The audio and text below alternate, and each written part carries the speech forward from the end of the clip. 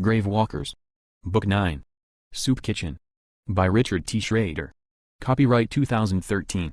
All rights reserved. Chapter 1. Jam Crackers. Carmen wore a white mech suit with gold trim that Alice had selected for her hologram to wear during their HUD game. That choice had only come after Alice had thumbed through examples of every sort of mech suit. She had seen everything from the first armatures right down to the latest innovations. Her study had taught her that mesh suits were generally all the same on the inside. It was in their external superficial styles that they actually differed widely. Even when it came to their stylish appearance, they usually conformed to a set of common unit codes. That made sense because only organizational brotherhoods were powerful and important enough to be deserving of the suits in the first place. Alice had almost selected the mech suit of the firefighter engineers for her. Those suits also had the golden trim, but it was on a brilliant red body befitting of that profession. The mesh suits were like the charioteer teams that Alice had seen in one of her games. Members had styles and colors associated with them that were generations old. There was room for personal taste in the mech suit armor configurations. A recognizable unit uniform did allow for different shoulder and back mounted pods, but the true personalization came in the custom variety of their helmets and gauntlets. Alice examined the records of many famous mesh-suited heroes whose helmet designs were unique to them and infinitely more recognized than their actual human faces that no one had ever seen in their action videos. For Carmen, Alice had selected a style called the Royal Guardians of the Marshal Chief Justice. According to the lists available for Alice to choose from, Carmen got one of the older styles, which meant that it was a uniform still in constant use going back nearly 5 generations. The style of Marshal Critias's armor was positively archaic. His mech suit was under the name Standard Martial Officer Specifications. Alice thought Critias's martial armor appeared a bit too sinister. To her eyes, the style made marshals too similar to those terrifying beta android death blow commandos. The only notable difference between the two was their height and weight, 2 factors engineered greatly in favor of the hulking battle androids. The style Alice had picked out for Carmen to wear virtually had more rigid refinement, being less organic in texture and rather chivalrous. It was certainly a display of romantic knightly dignity. Her mech suit had cleverly disguised thin mechanical arms that normally remained out of the way as underwire forms on Carmen's breastplate. The robotic hands could reach up to attach into the faceplate of her helmet, which then came off as a mask that split vertically in two. The halves retracted back with the little golden arms to end up with the mask sections fitting snugly out of the way by cupping the contours of her chest. From her games, Alice had experience with how the mesh-suited Praetorians escorted the governors in a ceremonial fashion. She understood that the Royal Guardians were much the same thing, only they escorted the Marshal Chief Justice. Since their battlefield was courtrooms and law libraries, the Royal Guardians had more cause to show their faces than would most any other mesh-suited hero. Alice told Carmen, "I have a few minutes. I'd like to try the driving again, only something better this time." Carmen turned about and as she did, the whole environment shifted to daytime outside in the city near King's Tower. There were no ghouls yet at that level of the game. Alice didn't bother to ready any weapons. "Sally Headshot's milk wagon," Carmen declared as she made the forager truck appear before them on the road. This forager vehicle represents a truly Epicurean smorgasbord of components greedily looted and lovingly maintained. With its secondary electrical drive system engaged, the milk wagon can stalk the streets virtually silent. It has unlimited gas in the game and you can even change the color. Carmen tossed Alice the virtual keys. "You will find the stereo plays the top 100 things I want to expose you to." Alice climbed into the truck which in the real world was the cargo van that Carmen had gassed up down in the warehouse's underground parking garage. To Alice's eyes and through the touch of her suit's traction gloves, it was indistinguishable from any other reality. The sound especially made it all too real for her. With the help of her HUD tutorials, she prepared to be the wheelman of the milk wagon on a timed run to pick up stranded foragers. The team only had minutes to live and they were across the city. Alice's helmet displayed info-framed explanations over anything she laid her visual attention on. It wouldn't take her long to figure out the function of every switch, lever, and button. One consequence that came from Alice having first to learn to drive in reverse was the kind of crashes she had. One of her common accidents was when she oversteered in moments of panic. It often resulted in her truck having a bootlegger spin out. Alice wrecked the milk wagon truck several times before Sheriff Clyde approached her parked van. Her enhanced hearing had picked him up and then identified him by name from a long distance off. The echo of his steps carried far underground. She said goodbye to Carmen and then turned off her game. Alice just sat there in the driver's seat as she waited for Clyde to get in on the other side. As he opened the passenger door, Clyde asked, "Do you trust me that much?" He wore his new gun and it showed as he climbed in to sit down. Alice and Clyde had lived in similar realities since they both had been slaves within dissolute communities.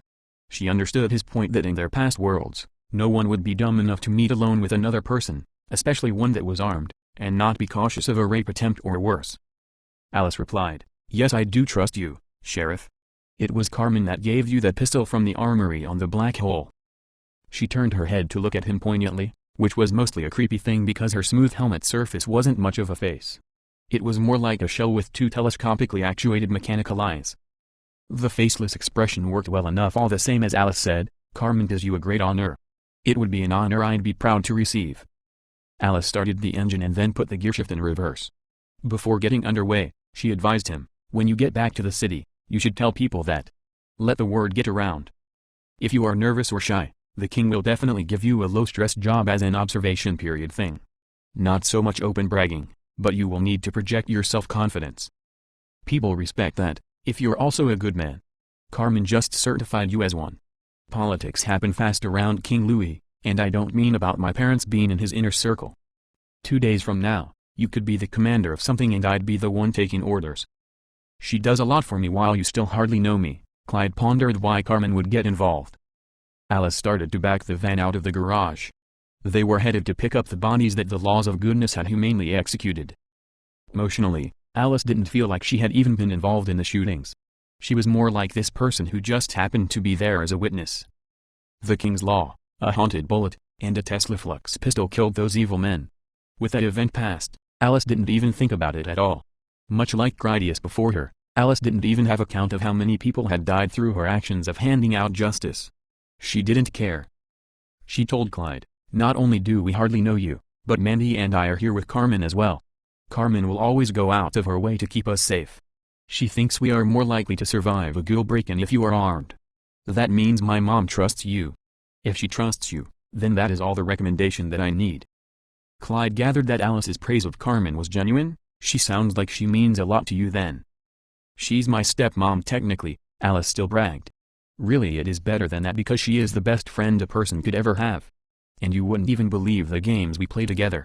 Carmen already has you too though. It's not a bad thing, you can just admit it." Clyde thought about Carmen a moment and then confessed. "She has charmed me with her act of trust. When she offered the pistol to me, she said, 'If I give this to you, it is saying you had lost your manhood that I might restore it by arming you with this mere tool. If I put it on the ground for you to pick up, that would make you my dog, and then I would not respect you.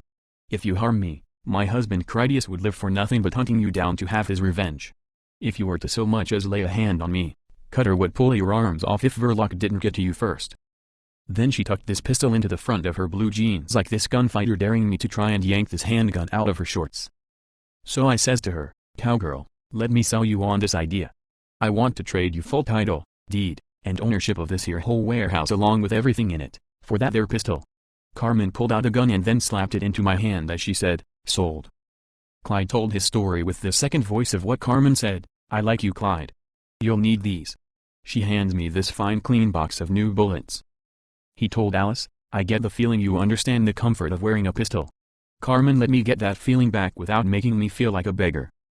Introducing himself to Alice hadn't been the reason that Clyde had volunteered to help remove the bodies from the prison execution site. Clyde had wanted an excuse to meet the unbelievably powerful and freakishly inexplicable giant who was part of the rescue team that had liberated him.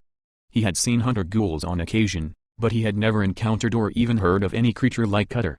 The sheriff didn't have any reasonable explanation for Cutter and he didn't have any unreasonable speculation either. Cutter remained utterly incomprehensible. Clyde thought it wise to have Alice nearby when he met with the giant. She could be near to perform an emergency intervention just in case Cutter didn't like him. Carmen had first repaired their van so that Grydius would have it available to transport the condemned slavers out into the Badlands.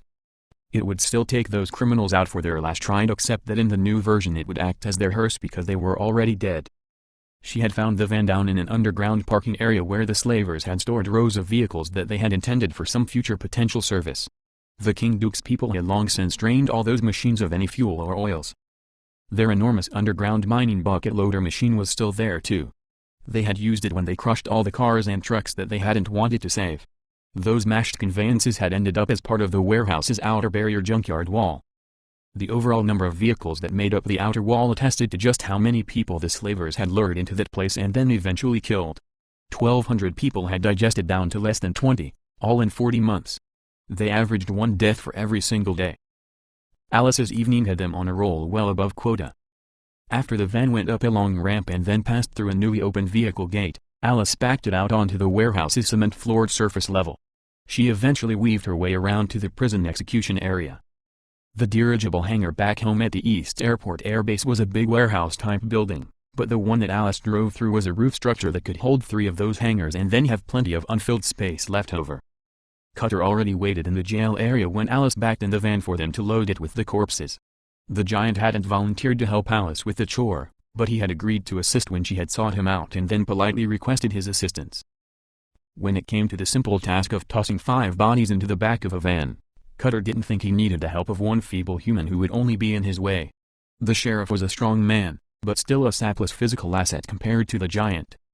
Clyde had learned some unorthodox job skills during his life as a prisoner among murderous slavers. He made himself useful by using a roll of duct tape to secure trash bags around the gunshot heads to contain any additional mess that hadn't already drained out. With one easy hand, Cutter picked up the first head-bag body and then propped it to sit upright in the back of Alice's van. Clyde noticed the trouble Cutter went through to get a dead slaver to sit upright. For the next body, the sheriff taped their wrists and ankles together to make them less inclined to spread out so much. Even after Cutter and Clyde finally did get all the bodies loaded with their heads tightly bundled, there would still be plenty of sticky mess on the floor. Alice had brought up a bucket of coal dirt and a shovel from down in the mine. She would use that to sop up the liquid mess before she shoveled it back into the bucket. Much like with Clyde, when it came to the convenient removal of bodies, Alice had learned a few expedient tricks during her time as a slave to murderers. One advantage to the cleanup was that the warehouse's especially thick concrete floors could casually withstand the weight of any truck any number of times for 1,000 years and beyond. The constant repetition of gritty foot traffic had also sand-polished the cement to a glossy finish. Even bloody dirt only balled up and collected loosely because the floor was too hard and smooth for the grime to properly adhere. Bobby Bean had originally come down from the Black Hole to get some cookout dinner with Alice. He had soon discovered that Alice remained at work. Bean continued his search until he found her as she busily shoveled up the brains of dead men she had given the death penalty. No one had bothered to tell Bean anything about the brief trial or the executions. After Bean spent a moment to survey the gory scene, he offered up a mood-lightening joke. Should we get ourselves a Bible to say some prayers over these poor misbegotten souls? If they had, it would have been the singular ceremonial gesture that the bodies received on their departure from the warehouse. You don't need to say any prayers for the souls of these fellas, said Cutter as he stuffed another body into the van. These fellas said they were all atheists. Alice commented, I don't care to label the life philosophies of perverts, pirates, and slavers. They don't get the honor of secondary titles. If I blamed anyone else for what they did, I would have shot those other people instead. Bean made another attempt at cheerful humor. You're not planning on eating them then, I take it? If you were, there is room on the grill. Cutter and Clyde glanced over at Bean at the same time since neither of them was certain whom Bean had intended as the recipient of his jibe. Still undecided, they next looked at each other. Cutter and Clyde both had reason to wonder if the other thought they had slipped so low that they would dine on human flesh. Don't look at me, Clyde responded to Cutter's accusatory glance.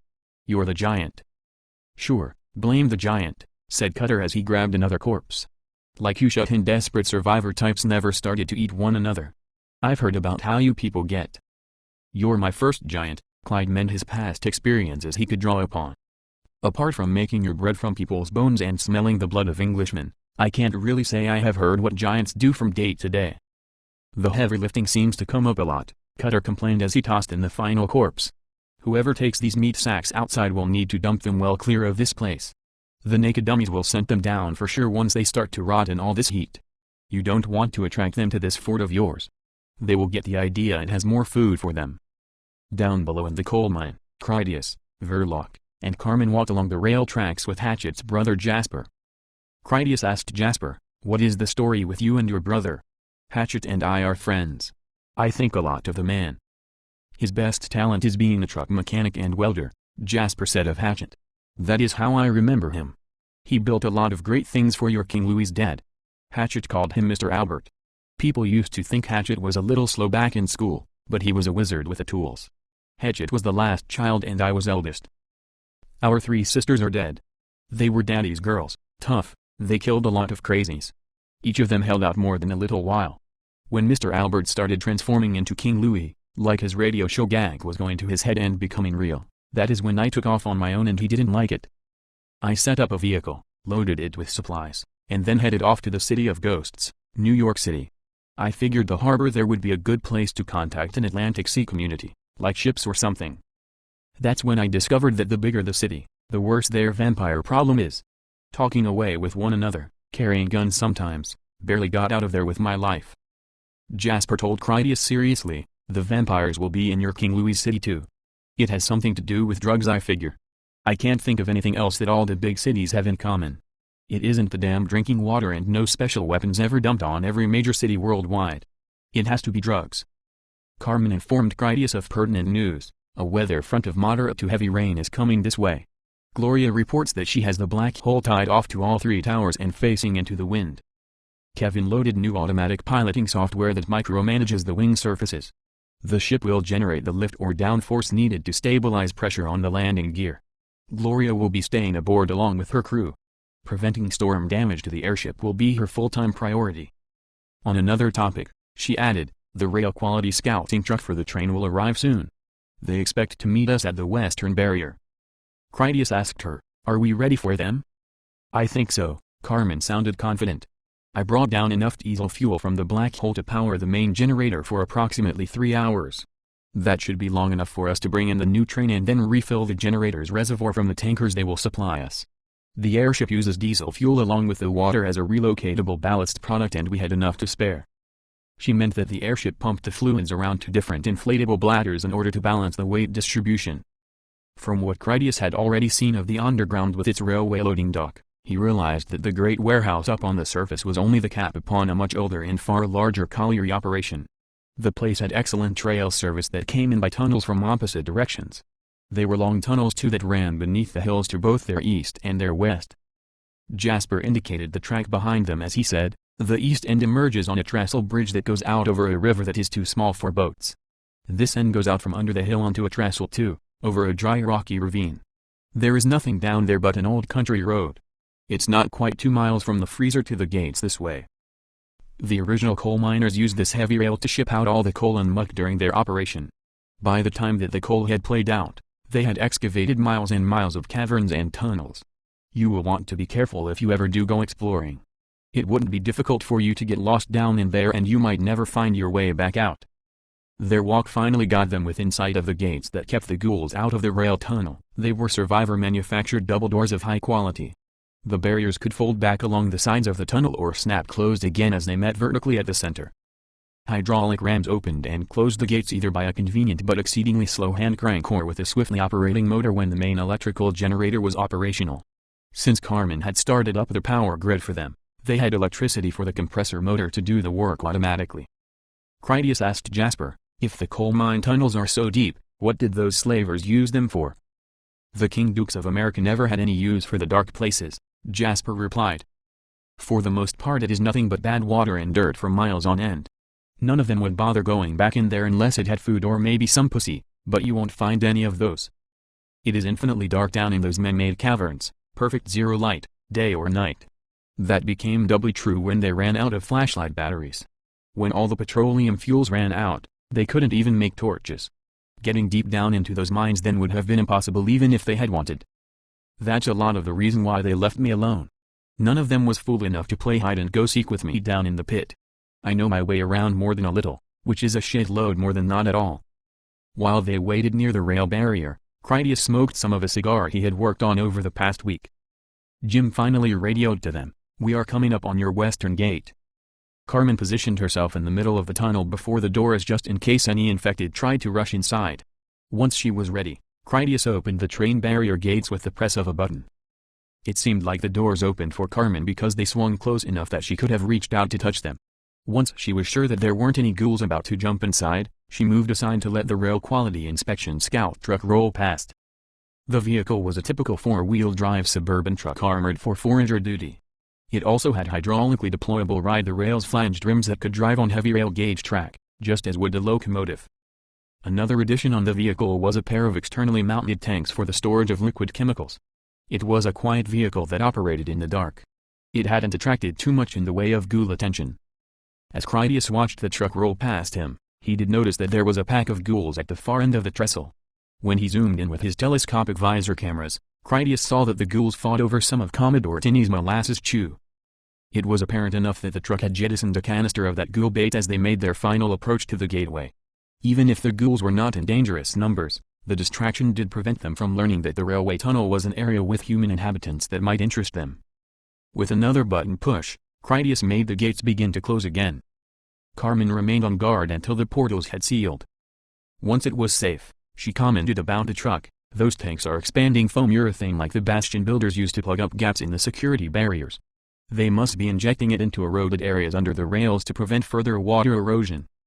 The rail-quality scout truck stopped nearby and then the doors opened. Jim, Jessica, and Hatchet climbed out grateful to stretch their legs. Once they were clear, the driver continued on alone. While Hatchet went over to introduce himself to his long-lost brother, Jim and Jessica walked forward to speak with Critias and Carmen. "This has the makings of a fine place," Jim praised the base Critias had captured. "More than fine, this is really incredible. We have been scratching our heads trying to solve our rail storage problems. If you consider the next few years, the amount of things we can salvage by rail is really staggering, only we didn't have anywhere to put it all. The castle doesn't have the loading dock we needed or the storage space. This new acquisition has all we need of both." With that in mind, Jim commanded, "This jam-up Sam Flash you have heard about will be arriving on the train. I am giving this new outpost over to the direct command of Commodore Tinny. He will have some living quarters here at the least I should think. What that means to you is that Colonel Flash will be the commanding officer of this base for the time being. I'm not here as king, so take any problems you have to Colonel Davis. If you manage to find a problem bigger than him or Jack, it can be one of them that tells me." "If you are not king," Critias asked, "why are you here?" "A bit of wife time," Jim explained. "Some exploring of a new base will be exciting, a little tomb raiding as it were. I am here for some vacation, but you know that I'm always on duty since that comes with the job. If at all possible, I would like a chance for a little rest and relaxation. I would like to film this place and take some rough measurements, which is not entirely unlike working. You have opened the door on a real treasure. It will be a mountain of new work, but this is definitely worth it. If this coal mine is as large as Kevin suggested, there is space for entire factories after we relocate all the heavy industry equipment. Forager's Castle never had the floor space for anything like that." Jessica informed Critias, "Everyone back home is really proud of all that you have accomplished since you left with the Black Hole." On that topic, Jim added, "Jessica and I will be going with Gloria on the Black Hole. I want you to ride home on the train when you leave. Now that the airship is officially crewed, the royal couple must attend a protocol cruise. It can be a little airborne honeymoon. I'm sure we'll enjoy it." "Once again, you did a perfect job. You were bold and insightful to have come up with this. You know how to seize a rare opportunity, one of the many things I really like about you." As Jim started to walk off, he said, "And I will need the honeymoon suite master bedroom that belonged to King Duke What's His Face. I'm entitled to it, but more than that, when you decided to marry Carmen, I gave you the precedence room to make it a special occasion. This is my chance to prove to you that I was being honest at the time. At the moment, I don't feel an obligation to assign you a nicer bed than my own. You do great things, but I still work more hours than you do." "There are other nice rooms in the guard tower," Carmen said to convey that it wouldn't be any hardship for them. "We will be comfortable there. Did you enjoy the drive? It did look exciting, a cross-country trip to get the train to the station on time." "It was exhilarating," Jim confessed. "We're going to go take showers and get some of this cookout I have heard about." Hatchet and Jasper followed as the king and queen walked away linked through the elbows. Jessica called back, "Please tell Alice that the king's law made the king very proud today."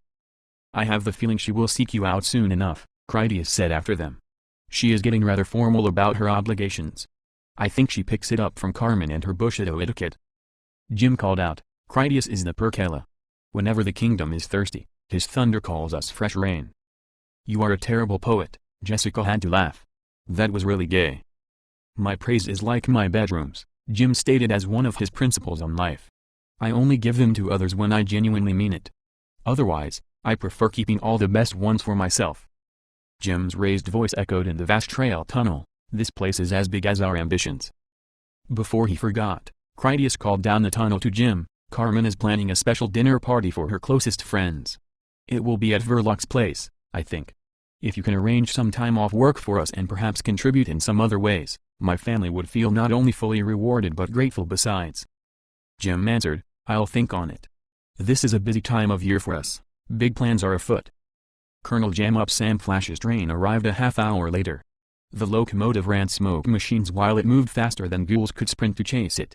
After Critias opened the gates, he stood by and then counted 80 cars as they passed. He started to close the doors after the caboose cleared the gateway. Its inactive smoke generator hung off the back. With so much heavy smoke on the trestle bridge, none of the infected even managed to get up so far. Those that tried, invariably lost their footing and fell from dashing about blindly with so many gaps beneath their feet. Whoever drove the train did a fine job as they stopped it just enough that Critias and Carmen could catch up and then climb aboard the caboose for a ride back to the loading dock. Carmen said, "Hello, little person, friend." She spoke to the masked and goggled dwarf on the caboose that waited to meet them. She introduced herself, "My name is Carmen." The dwarf challenged her as if she had offended him, "You have something against little people?" "I certainly do," Carmen replied snappily. "They stop fetching my beer when it isn't on the bottom shelf and they always have their nose in my business." The dwarf laughed, "I do have a nose for the business of beautiful ladies. I'm Ray Brakeman, but you should call me Ray. Jam is up in the engine. If you need a date for the party tonight, I happen to be free." "Thank you, but I'm married," Carmen declined though genuinely flattered. She liked the man already. He seemed to love old-world engineering as much as she did, and living large adventures with a cheerful heart at the same time. Their fuel tankers were near the back of the train. The rest of the locomotive had to continue on far ahead past the depot to put the diesel carriers near the dock. Ray disconnected his caboose so that the train could then back the fuel cars onto the reserved side rail that was specifically for them. Critias and Carmen left the caboose to walk over to the well-lit loading dock area. They found Mandy there where she had set up rows of wash buckets and laundry baskets as her field Stage 1 decontamination area. Decontamination Services had provided her with a ring blinder of laminated protocol sheets that instructed on the proper way to perform her duties. For all of her flippancy on her off hours, Mandy had good attention to detail while she worked. Both her biological parents were university-educated professionals important enough to have had passes into the elite Denver bunker. She had a sharp mind born of good genetics and her new life finally gave her an opportunity to demonstrate it. Since they still had work to do, Critias watched the train with some curiosity while Carmen went over to pet Wilma the bear. The enormous beast had never displayed urgency about anything. At the moment, Wilma relaxed on the dock with his head on his paws like some mega-sized house cat. The bear just watched the activity without any special interest, not even in Carmen. After Ray, the next crew member from Sam Flash's train to appear was a man with a long spear that he apparently used to dissuade ghouls as he walked along the roof of the cars. It had been weeks since he had the freedom to get away from his train without the need to fear for his life. When he saw Mandy's washing station, he seemed entirely grateful for it as he stripped off his bite-resistant leather work clothes to scrub down.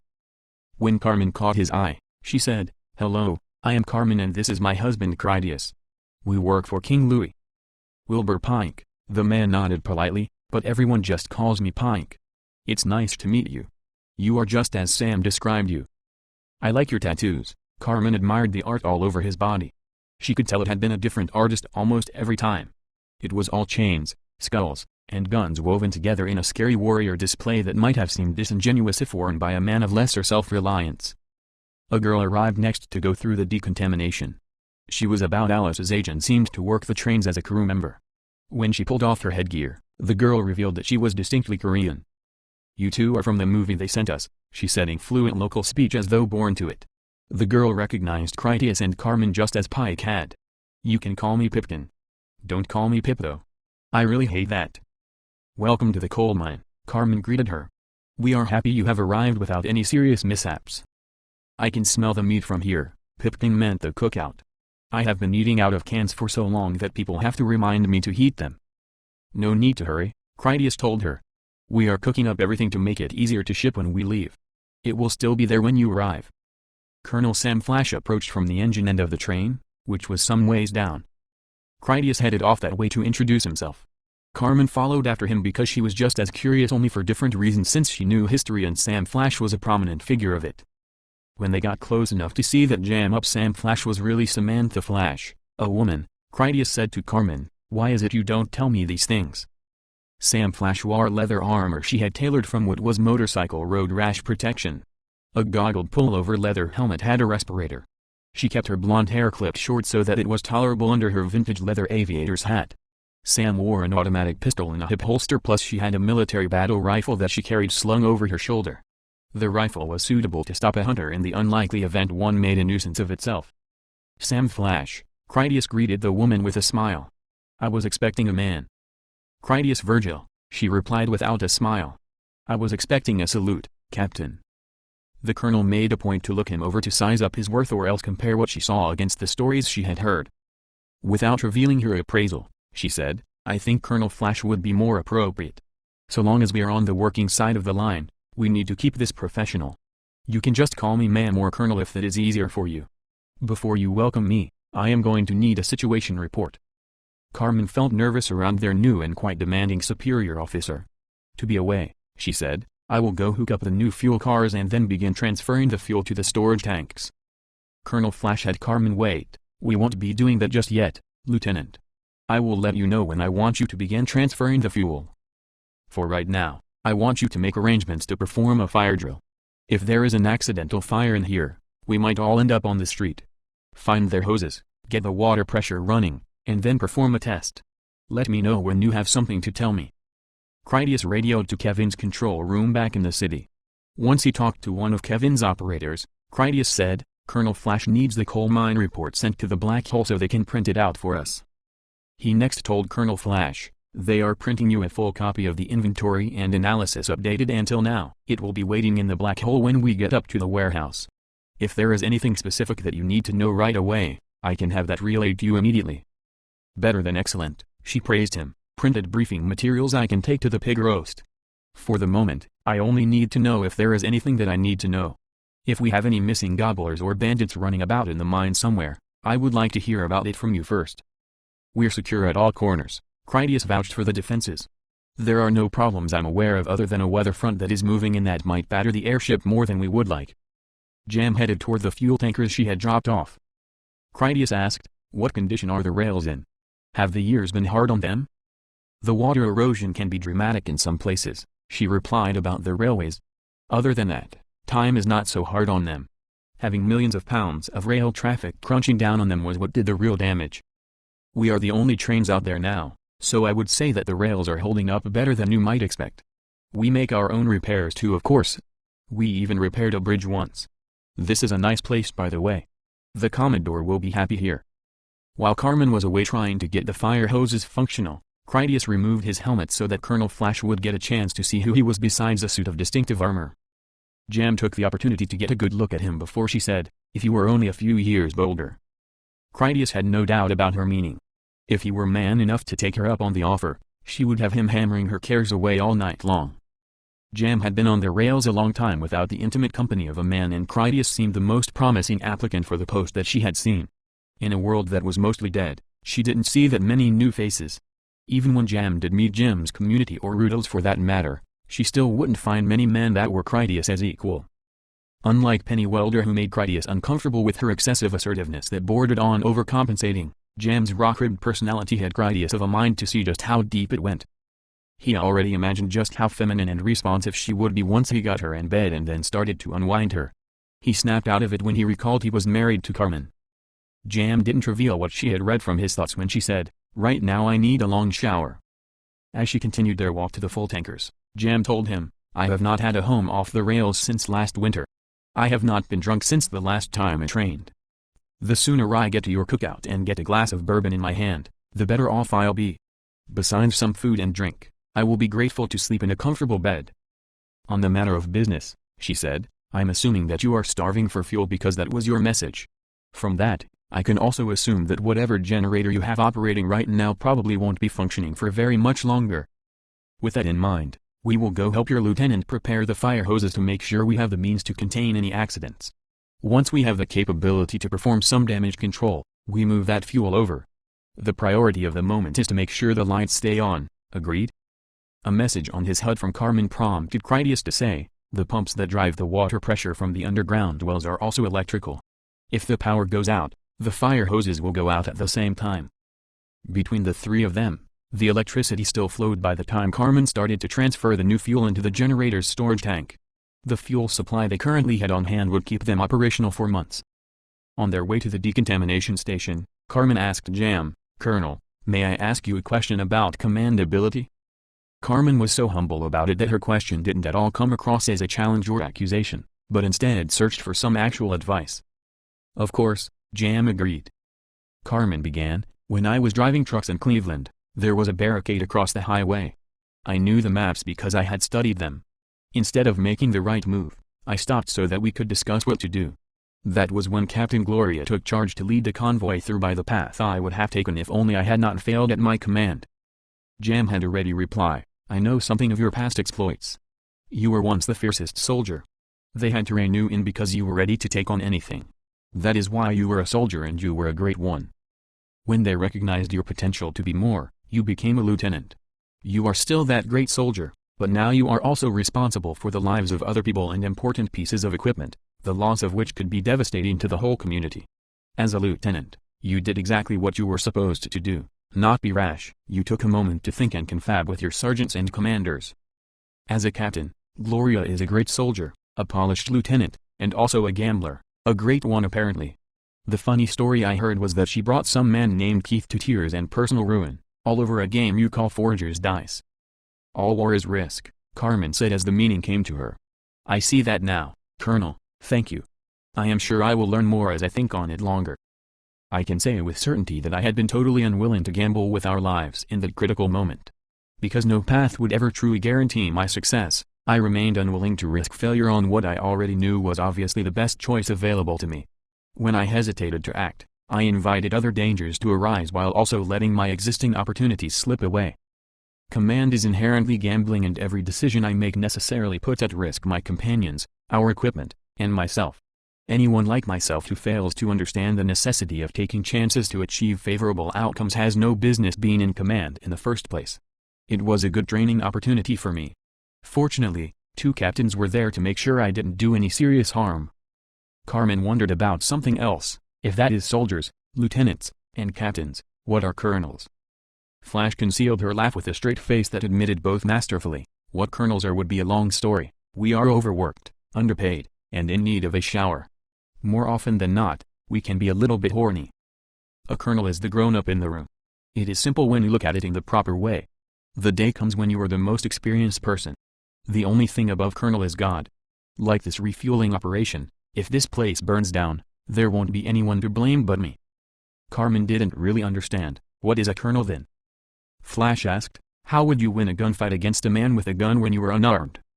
Carmen knew the answer to the riddle instantly. Masashi would say, load and strap on your gun first thing every morning. Never be caught unarmed. Always bring your sword, if in his day. Colonel Flash just moved on since Carmen understood, that is a colonel, never caught unarmed. A captain is the master of his moment. A colonel is always looking ahead into the future to control what is happening there. A colonel solves all those problems that never get a chance to arrive, which reminds me, we need an evacuation plan to these lower levels if some tornado comes along that rips down this warehouse of yours. I'll keep you updated with storm warning reports, Carmen pledged. Mandy had gone off on other business by the time that they stopped at her washing station. They removed their dirty equipment and then performed a preliminary decontamination. Everything they needed was there for them, which included a large box of cheap hospital bathrobes and shower sandals that decontamination services had supplied their mission in abundance. So prepared, they continued on to the jail area to take their full showers. The cement floors in the jail area were clean of the bodies by then and there were enough shower heads for everyone. With the electric generators running, they wouldn't have to pump any handle to make the water pressure. As warm as it was up in the warehouse, the cold showers would refresh them. It also wasn't contrary to the hot, humid, beach house cookout atmosphere for everyone to wear light clothing and share a cold communal shower. Critias arrived at the jail area gate to find Bean there with his back to the bars. It seemed suspicious enough that Critias had to ask, what is going on? I am standing guard, Bean replied with Carmen in mind because he feared her most. The showers are occupied at the moment, but I believe they are just about finished. Carmen and Amber had handed him a serious beating before over the girls, and that was before Carmen even had a deep personal concern. True to his estimation, Pipkin, Mandy, and Alice came from the showers wrapped in their towels. A wise and gentlemanly service, Carmen told Bean appreciatively because if he had come out with them instead, she would have disapproved. Critias still gave Bean a glance that he should tread carefully around his daughters. Once they were under the water, Colonel Flash scrubbed and soaped vigorously. It was as if she genuinely felt she had an outer crust that needed a merciless exfoliation. As she washed, Critias took the opportunity to evaluate her as a woman and not just as a fellow officer. Flash was Critias's age or perhaps a few years older. Samantha was delightfully lean, enticingly muscular, and on the whole more than a little appealing, especially to him. Colonel Jam-Up Samantha Flash was exceptionally attractive to a man like Critias who had a taste for women of potent capabilities, both mental and physical. When she felt refreshed, Colonel Flash sighed, "I would trade a train car of cigarettes for one good massage right about now." Carmen washed too, overhearing the Colonel's wish made her think about how a good captain had to be a confident gambler. She realized that she had done that when she trusted Sheriff Clyde with a pistol and made him a friend, all without any wound to the man's virile pride. With a scheme in mind, Carmen said, "I'll take that trade, Colonel Flash. I will get you the best massage in the world. It will be so good that anyone who heard about it will be green with jealousy." Based on her high flattery, Critias guessed, "Did I just volunteer?" Carmen had someone else in mind when she had said it. The way that Critias's gaze had lingered on Colonel Flash as she washed had not gone unnoticed by Carmen, not that she minded. That interest combined with the way he had said it, Carmen realized that the idea of massaging the Colonel appealed to her husband. Secure in her awareness of how much Critias valued her, Carmen didn't feel offended at all. Far from being jealous, Carmen kept a mental list of all the women that Critias secretly showed some interest in. She even liked his good taste because they were all women that Carmen admired too. Each of them had qualities that Carmen sought to cultivate in herself, and Colonel Sam Flash was no different. Whenever Critias was around Master Chief Emily from the GNP, Carmen saw the way that her husband's eyes wandered. Carmen felt totally secure in their relationship and she appreciated the gender differences between them. She valued her home and security, which she had in abundance, and he liked variety and the masculine pride of conquest, even if only as a sort of passing fantasy he would never act upon. With all that in mind, Carmen saw that she could advance her own ambitions by indulging his interest. Carmen said, "I'm going to want a massage too. You are free to place any hands upon our bodies that you wish. Who would you like it to be?" She went back to washing herself. "If you are too bashful to give Colonel Flash a massage, I can make other arrangements." It was no accident on her part to make a sly reference to Colonel Flash's own conclusion that he needed to be bolder for such a challenge. Carmen had eavesdropped on their discussion through his mech suit sensors, which was not unusual for her since her inattentiveness had allowed Cutter to sneak up on him at the spool yard. Critias knew Carmen well enough to penetrate much of what she thought was secret. He caught her bashful reference to realize that she had spied on his conversation with Jam. Colonel Flash had said he was not bold enough, so Carmen wanted to prod him to prove her wrong. It was her typical kind of crazy idea that Carmen liked to dig herself into only to then cry to him later that he should fix it. Her audacity had Critias half tempted to play a prank on Carmen to teach her a lesson. With that in mind, he accepted. "It would be my pleasure, if Colonel Flash is willing." "The hats are off now," the Colonel told them pleasantly. "Call me Jam. A time back, I lost a whole train of valuable cars in an unfortunate accident. I took a good ribbing about it and it sort of stuck. We all have new names for ourselves now, I suppose. Old world names don't tell enough about you. I accept your trade." Carmen asked, "Have you selected your quarters yet?" She had Pipkin in mind when she said, "Critias has 2 daughters that need a new room." It was an invitation that Alice, Mandy, and Pipkin should all get new quarters together out of a general interest for everyone involved. Jam replied, "How about we give the kids the lower floor of the furnished tower? From the preliminary report that your people sent me, I recall that there are 4 apartments there that once belonged to the King Duke of America's men. Your King Jim told me that his special agents Romeo and Verloc were to receive every possible indulgence.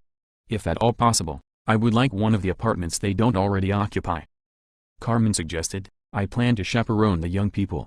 Giving us the lower floor together sounds like an excellent idea to me. We can all have fun together." Because of all the professionalism involved, no one had ever told Jam that Critias and Carmen were married. She only knew of Carmen as Critias's lieutenant. That was what she had in mind when she gave Critias a glance that read she thought Carmen was a young person, so it wasn't surprising that they would all play games together during their sleepover. Carmen continued, "We have Sheriff Clyde and his people. Cynthia and the other women need places to sleep. I suppose we could do more about the air conditioning." "I have a whole car of window air units," Jam told her. "Take as many of them as you need to get everyone comfortable. I hear that there is another tower we can fix up. It's going to be a long night and I'm not even drunk yet." Carmen slipped in her next tactical move innocently enough by suggesting, "If I am going to be sleeping downstairs, maybe you two should consider sharing an apartment. It wouldn't make any sense for you to each have a whole one all by yourselves. That could put other people out unnecessarily." Because she truly asked for it, Critias calmly agreed, "That all sounds perfect to me, but first we eat." They arrived at the cookout to find that Jim and Jessica were already in attendance. Hatchet conversed there with his long-lost brother. Clyde was there along with all his people, as was Cynthia with the 6 other female former house slaves. Cutter was in attendance, as was Verloc and Romeo. The strong alcohol that Jasper had mixed into the instant powder punch drink went a long way towards softening the mood. While reintroducing himself, Jasper had rashly decided to inform everyone that Jim was the new King Louis, and that he had been a close acquaintance of the old one. It generated enough of a hoopla that Jim had to inform everyone that he was only there to enjoy a brief vacation, not to make a royal nuisance of himself. Some time away from troubles was not that different from what the train crew also had in mind. Even if Jim wanted to relax, Cynthia and Clyde were both ambitious enough to seize the opportunity to bend his ear. Cynthia sat down near Jim so that she could tell him, "My name is Cynthia and I would like to request employment as your housemaid. You can trust in me to know exactly where to find things you will be looking for here. I won't be sneaking away a bite of pie you might have abandoned. Give me the chance to provide you this service while you are here at least." Jim accepted her offer on a trial basis. "You could assist me by going to tell Carmen that you will help relocate their things to their new quarters. Once you have her moved, I would like you to change all the sheets, freshen up the place, and make sure the swimming pool chemicals are in balance. We're on our honeymoon, so anything you can do to enliven the chambers would be wonderful." "I'll do it immediately." Cynthia went to see it done. As soon as she had gone, Clyde walked up to declare, "I'd like to work for you, King Louis, sir. Your friends rescued me. They are all the finest and most admirable people. I'd like to be one of them. The name is Clyde Walker, formerly Sheriff Clyde Walker." Jim wiped his mouth with a napkin before he asked, "Just exactly what is it that you would like to do for me?" Clyde pledged, "I can keep a promise when I give it and I can do what I'm told if it is honest work." Jim observed, "I notice that you are the only one of your people who is armed." "I bought this from Carmen," Clyde answered. That notion interested Jim since it would enlighten him as to Clyde's character. "What did it cost you?" "Everything," Clyde stated flatly. "I renounced any claim to this place for the general good of my new community. All I wanted in return was a pistol so that I knew I was one of the good and I could be ready to help defend it." Quite generous and refreshingly reasonable, Jim praised the decision. "Commodore Tinney will need a good man who knows about this place. Don't feel pressured to accept a position simply because it is the first thing that I offer. There are other jobs for you to consider, if you give me a few days or even a week to explore what is available. I can understand if the last thing you would want is to have to look at this place ever again. If you prefer to return to my city with the rest of us, I have many uses for a good man of mature reasoning. Carmen clearly thinks you can protect her daughters. My guess is that you really are this hero sheriff, an oath keeper of your kind. Sally Headshot would probably be interested in knowing that you're looking for work. That is on the edge, I must warn you. It is action-jumping food foraging. Sally is front line all the way." "Your wisdom compels me," Clyde decided. "Sally Headshot is the road for me. I have seen as much of this place as I care to, at least for some years. I would travel with you back to your great city. I give you my word to do my part without complaint, and I'll always make honest dealings." "I see you going far here, Sheriff Walker," Jim predicted honestly. "Now that we are all such good friends, I would like you to meet my wife, Queen Jessica. Her father is the distinguished Deputy Grand Marshal Colonel Hiram Davis, a man you will get to know very well." "Evening, Jessica ma'am," Clyde told her politely. Jam sat in a sort of wide booth that was a circular table between comfortable bench seats from the backs of cars. Herman Pike brought over a backpack that he dished out onto the table. He had bottles of whiskey, a large sack of hemp blossom, and some rare edible delicacies in jars and tins. Commander Flash opened a bottle of whiskey, which she started to dump into a pitcher against a high ratio of water. Her actions left Critias aghast. "You just murdered a nice bottle. Now you may as well use it to wash your feet." Jam told Critias, "I bet that you haven't been a captain for very long. You seem more like the newly appointed veteran lieutenant to me.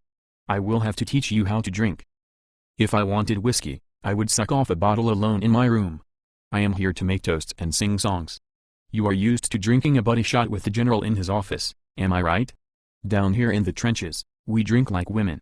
Your arm will be tired by the time we are finished raising our glasses." She used the pitcher to fill all the shot glasses on a tightly packed tray of them. People could just grab one more as they wanted it. While she worked, Jam looked over to Critias. "Would you be a dear and fix my plate for me?" He didn't believe her. "You have to be messing with me. You want me to fetch your dinner for you?" With plenty of barbecue, she requested quite seriously. The only outward sign of her mischievousness was a slight smirk to her nose, but she still wanted him to do it. Your king brought a case of something he calls Emperor Nick's Ultimate Barbecue and Dipping Sauce. Apparently his chef made it from fresh tomatoes and his secret recipe of ingredients. That sounds delicious. As Critias went off to fix them 2 plates, some part of him seriously wondered if he actually was a couple shades short of bold for being able to handle the woman, should it come to that, which he was sure it wouldn't. At least he hoped not, or maybe he did. She had him confused, which if nothing else made her that much more intriguing. Jam took being strong and hard to get all the way to the next level of getting one over on him first. Jam already had him on the defensive. Unlike with Penny Welder, Jam did it in a way where he honestly kind of liked it. Hardock came down from the black hole with the printed report for Colonel Flash. Kevin and his group monitored Critias' mission through their assorted technology to have lots of measurements and sensor readings. The report included maps and inventories of what materials they had already discovered. "This is fantastic," Jam said of the place. "One of the first things we need to do is bring in a cement factory. There is enough storage space down in the coal mine for all the construction materials we can lay our hands on, which is a lot, believe you me. By this time next year, this place will be a Camelot. We have our new name then," Critias decreed with a raised shot glass. "Camelot." When Jam gave him a jealous look that she should be the one to declare such things, Critias told her, "Naming things is man's work, like hunting animals, and lifting things." She raised another shot to drink to that as well, to men doing their masculine duties, like naming things. Jim got everyone's attention. He had a couple of vacation drinks in him and it had him in a mood to make a speech. It was a peculiarity of kings, philosophers, and comedians to have speech-making moods. He began, "I would like everyone to make a toast with me, more than that, I want us all to make a pledge. We will all promise to make some small sacrifice, each of us, for the idea of a greater community that we can all be part of and feel proud about it. I do mean a small sacrifice. With this drink, let us each forgive some grudge we hold against someone who mistreated us. Who here values a grudge more than their new family?" Jim had just a grudge in mind that he would genuinely forgive as a matter of an old past vendetta best left buried as the proverbial hatchet. Critias stood up with his next shot glass. "My grudge list starts fresh today. Life is good for me, so I won't wish less on another. A time for new grudges." Jasper raised his cup to the pledge that would bind him. Jim signaled that they should drink. "We are family." The overall reaction was not beyond what Jim had expected. Half-drunk people could hardly form more than one good thought, so each of them would think of that person that they hated most. He diffused some potential revenge killing or other mayhem while at the same time he gave them all an excuse to rethink their tribal loyalties. Any number of clans and chieftains, captains, and warlords, could come together around a single feast. Critias had named the place Camelot, and like that fabled castle, a round table was where many who might otherwise compete in rivalry could instead unite in common brotherhood. Jim felt that Temujin Genghis Khan had best exemplified the principle. They could be railroaders, foragers, tinny or Rudel, none of that really mattered and they could all keep it as fiercely as they pleased. So long as everyone recognized that they had a referee to keep score, lay down a few rules, they became the Great Brotherhood, a family.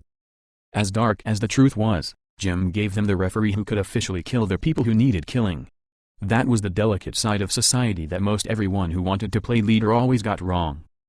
The incompetent politicians just murdered and imprisoned for their own personal gain, while the liberal philosophers showed excessive mercy to opportunistic simpletons who read their leniency as permission to steal and rape at their leisure.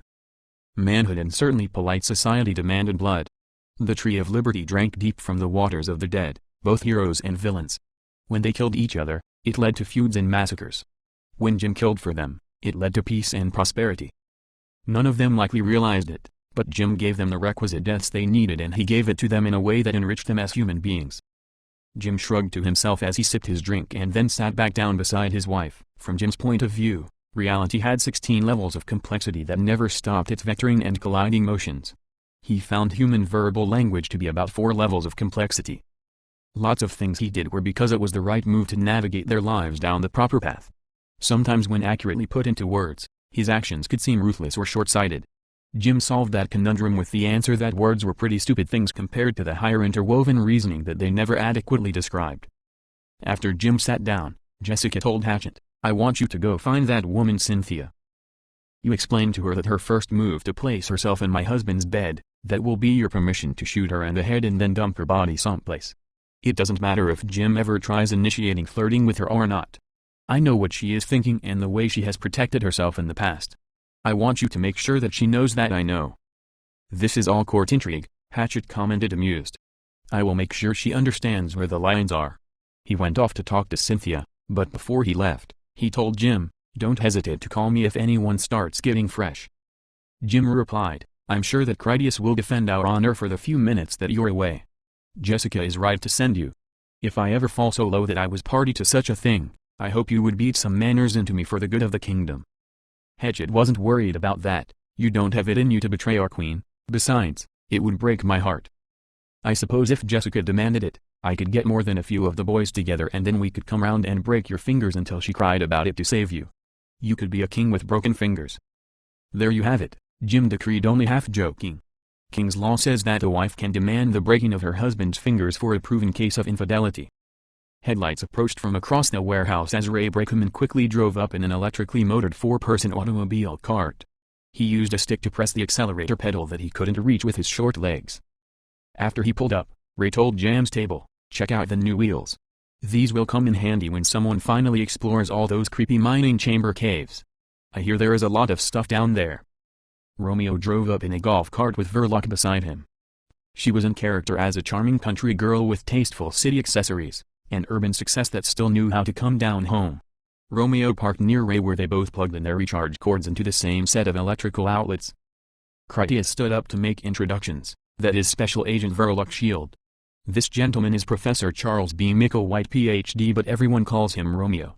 He is our resident literary intellectual and all-around connoisseur of many refined things, a very traveled and decorated man of action.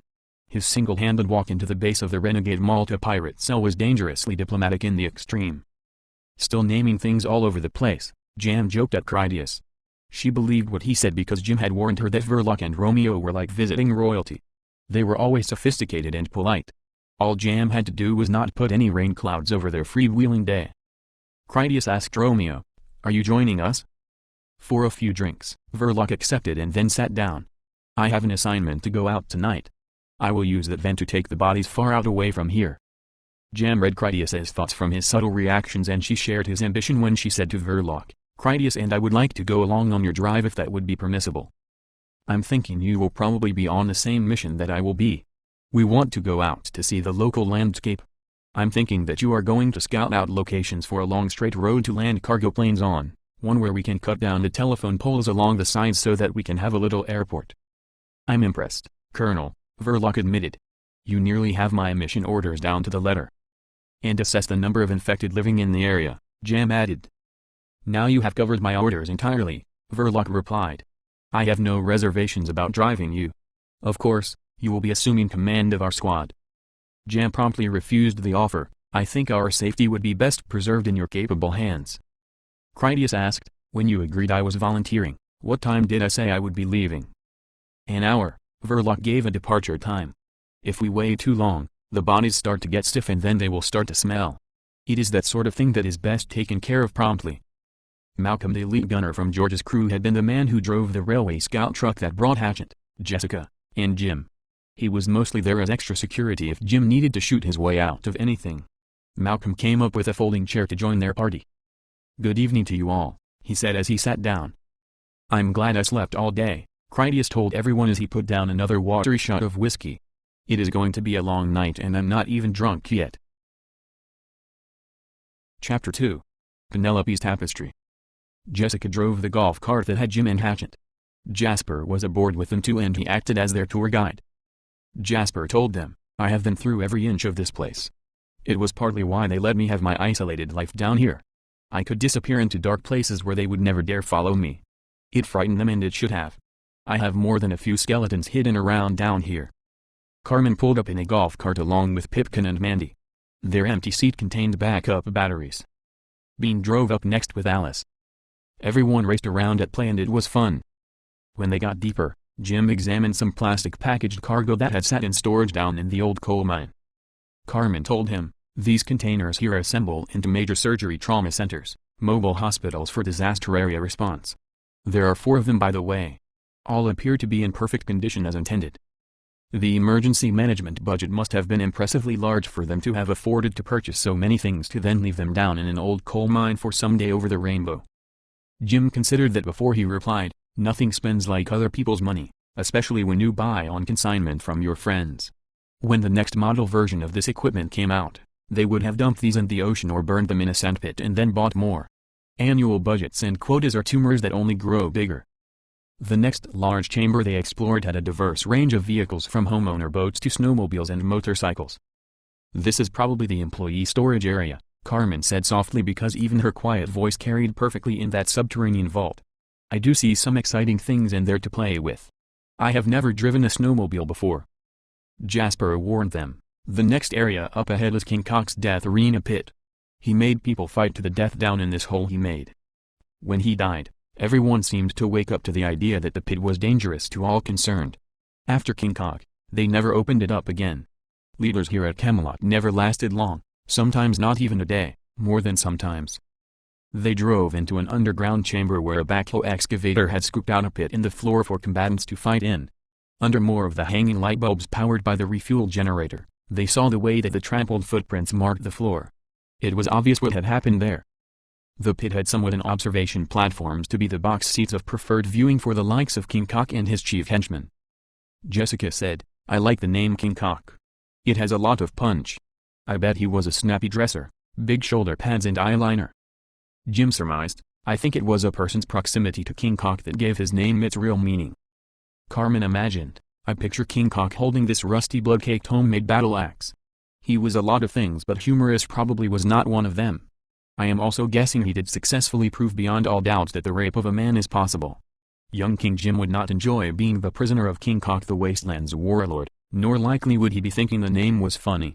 It would sound distinctly unappetizing. "I do prefer to laugh at the man from a distance," Jim admitted. "I've played the king game myself a bit.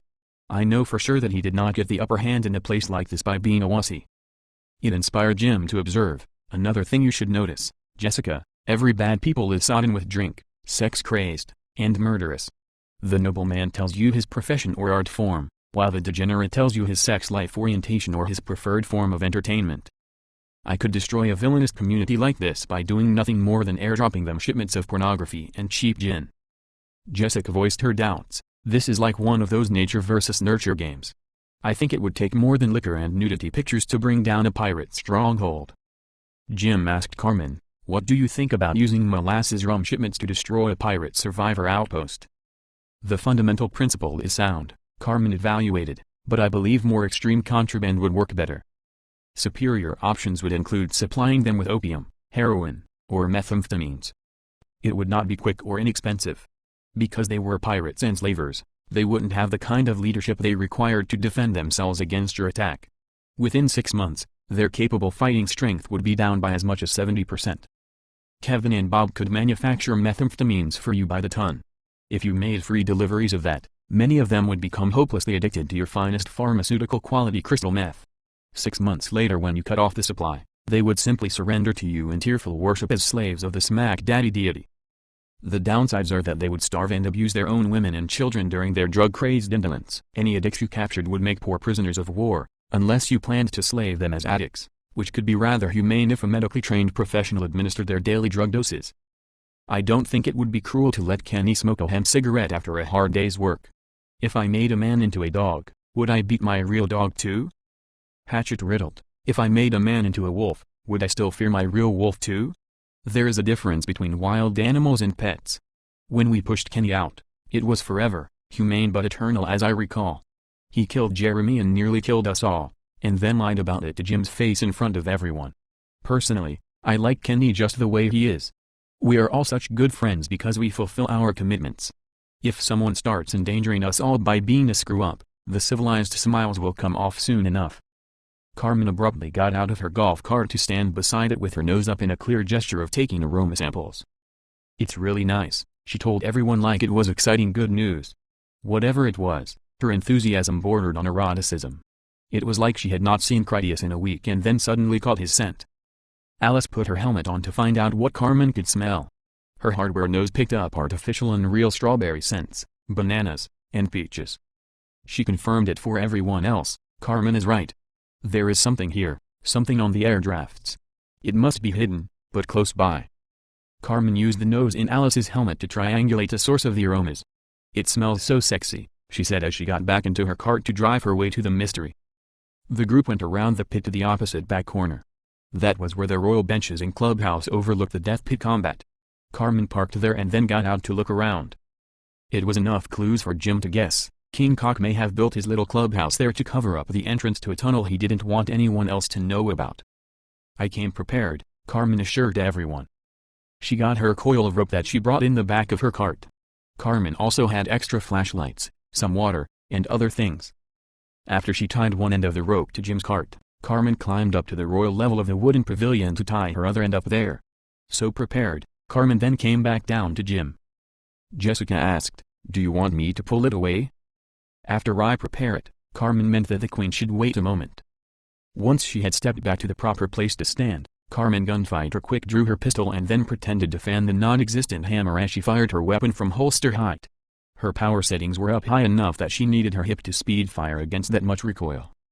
Transonic tungsten bullets blasted through all the main vertical supports throughout the front of the construction.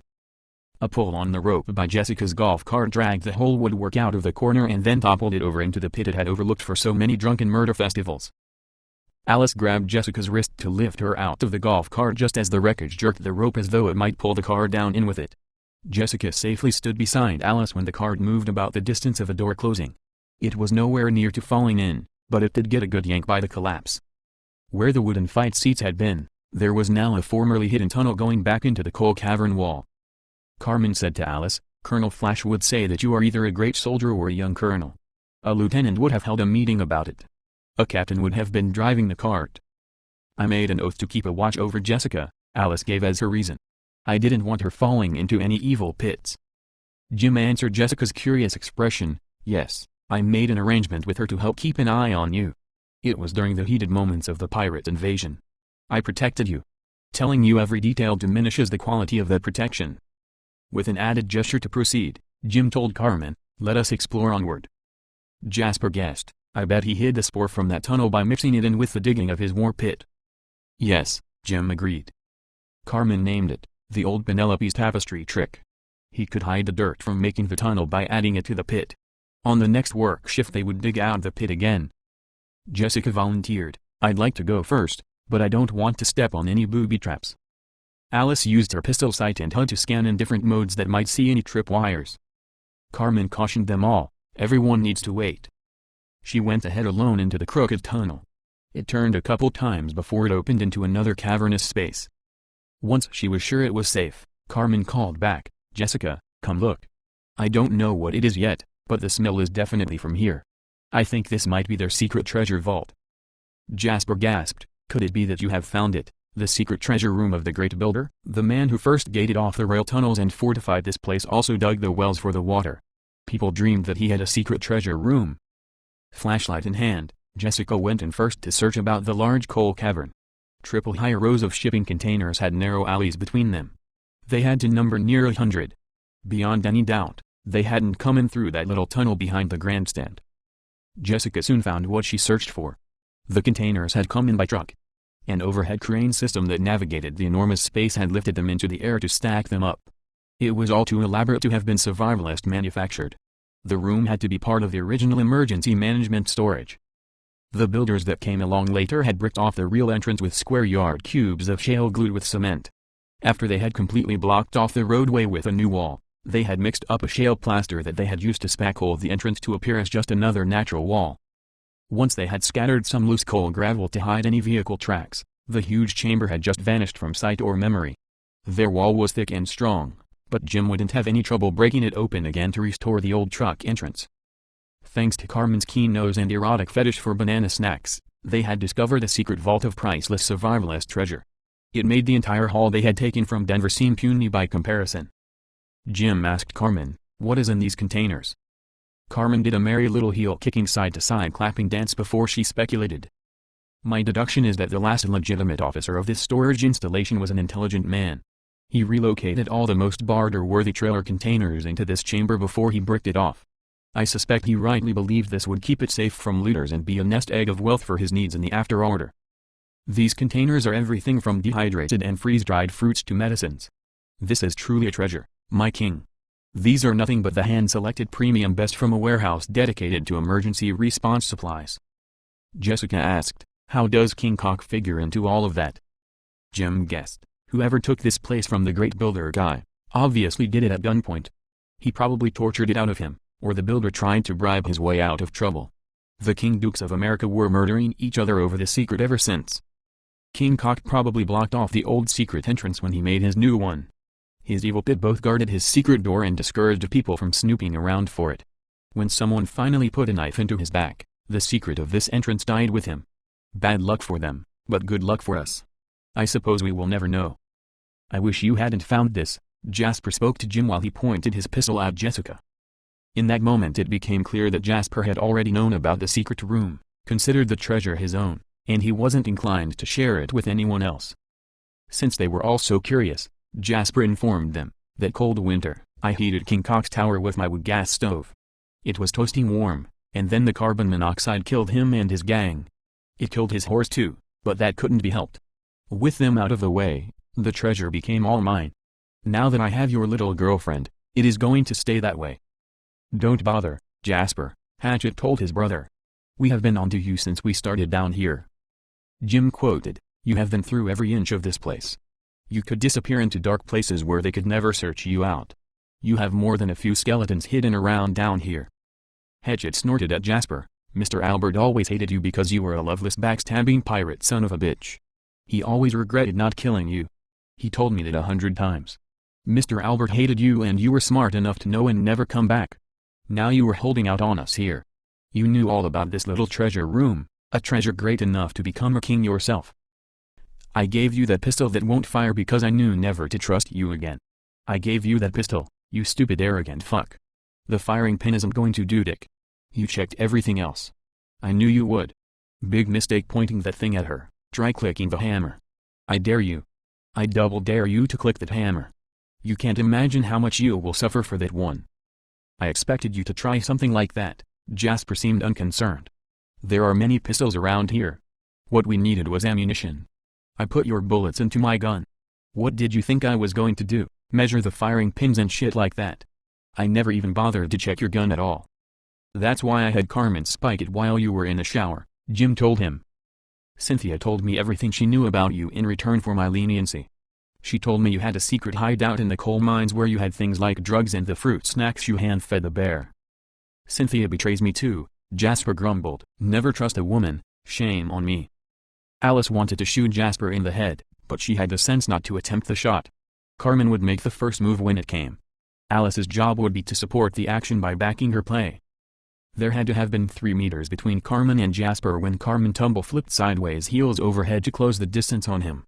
There was a quality of unnerving silence and uncertain motion within the irregular illumination of flashlights while deep underground in that secret chamber. The first sound was of Carmen's sword as it stabbed between the forearm bones that led to Jasper's pistol hand. Her thrust moved the pistol's aim away from Jessica. The way she twisted the blade generated a form of arm lock. Carmen toppled Jasper over backwards because he lost his balance in that rearward direction. She twisted the sword inside his arm again to make him open his hand to drop the pistol entirely. I haven't severed any arteries, Carmen told Jim. Some strong pressure bandage should be sufficient for tending his injury. Jessica took out her cell phone, but they were so deep underground that she couldn't get a signal.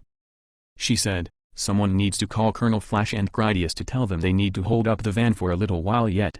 They will be having another passenger. I remember when you took off, Jim told Jasper. You loaded up the best truck, Sally's own Romper Stomper, with all the top premium supplies it could carry, and then you drove away like a thief in the night. Jasper challenged Jim, what did you think I was going to do?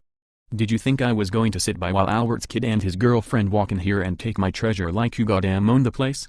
This was all my stuff, every box of it. What's mine is mine, isn't that it? You're thieves, and I was defending my property. Jasper, Jim told him, let's be reasonable for a moment. First, let's agree, whatever bad blood you have built up with your brother is what you need to worry about now. There won't be enough left of you for me to pass any judgments on.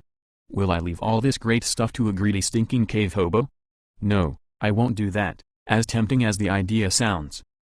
I am thinking that I can find a greater good I can serve by entering into other options than sponsoring your treachery and greed. We will open up that wall and then truck these boxes out of here. We can have housekeeping open up all this cargo here in Camelot and then I'll take it out by boxcar, as my needs demand it." Hatchet asked Carmen, "Did you really spike his gun while he was in the shower?" "No," she confessed to Jim's impromptu deception. "I believe he said that to make Jasper doubt in the reliability of his weapon and to inform me that I should perform a desperate act of intervention." Carmen apologized to Hatchet. "I'm sorry I wounded your brother. You asked me not to do any permanent damage if I could avoid it. I have given you the limit of the gambles I was willing to wager upon." "No, you did great," Hatchet praised her work. "The safety of Jim and Jessica was your priority. Poor old Jasper here can hold on a few more minutes with a little hole through his forearm." Alice spoke up. "I would like to beg for mercy on the life of Jasper. He was a troubled man living alone in the dark with his mind twisting treasure. I want him to teach me his skills on how he can walk and hunt in the wilds." Jim did consider that for a full second before he declared, "No, your appeal is denied." It was not an unreasonable request. "I already have people who know what he knows. If you seek a teacher, I can provide you with one. There is another law for you: the king must never run out of charity for furthering the educations of others. I grant Hatchet his right to kill Jasper in the name of my father whom Jasper lied to and burglarized. Hatchet also has permission to defend the honor of his queen that Jasper thought would make a good hostage, a wise choice, but one that bears frightful negative consequences should something go wrong, which unfortunately for Jasper, it has." There was duct tape in Carmen's golf cart. That was what she used to bind up Jasper's wound after she pulled her sword out. There was always the chance that Jasper would get the infection, and likely a natural infection too considering the dirty environment. Her sword had been clean at least, sterilized by decontamination services after every mission. Clyde's headlights announced his approach through the mine tunnels. He arrived in a diesel-powered pickup truck. Clyde had a new machine and pistol added to his personal armament, better safari-style summer clothes, and a cowboy-style sheriff's hat, which was his original from the before days, now rescued from the slavers who stole it. Carmen hurried off to follow her nose to the dehydrated banana chip snacks. She opened that trailer to remove one of the many hundreds of containers. Carmen uncapped the cylindrical cardboard casing and then removed the freshness-puffed bag. When she burst open the bag, the atmosphere inside released the aroma of banana that exploded outward so strong that even weak human noses could easily notice. She called out, "Wilma, come see what your mama has found for you. These are my total favorite and I am going to eat them all up." The bear was well acquainted with the secret food storage and had followed after Jasper in the hope of getting some snacks. When Carmen called, the bear galloped in to gorge itself on banana chips from Carmen's hand. If Wilma had any hard feelings about Jasper, they didn't show. Jim said, "Wilma will be living here for the foreseeable future. Commodore Tinney can make some peace with the beast. My guess is that the bear has a fondness for this place and the food. Maybe he won't mind much at all when poor old Jasper moves on from the magical forest." Clyde asked Jim, "Has Jasper fallen from favor?" From his wound and the pistol on the ground, I would say that he drew Anu and then Kung Fu Cowgirl disarmed him with her Chopsaki sword. Upon thinking about it, Clyde observed, "Now I can see why you are not all that gung-ho to be handing out weaponry." Hatchet told Clyde, "He was a fugitive from us before he ended up here. We found his hidden room full of Saturday morning cartoons kid cereal, so he pulled his pistol on us. We need to take him out to the trash trip van before they leave. Jasper is going on a little ride. If he ever gets another chance, he might figure out a way to kill us all." "We have time," Clyde assured Hatchet.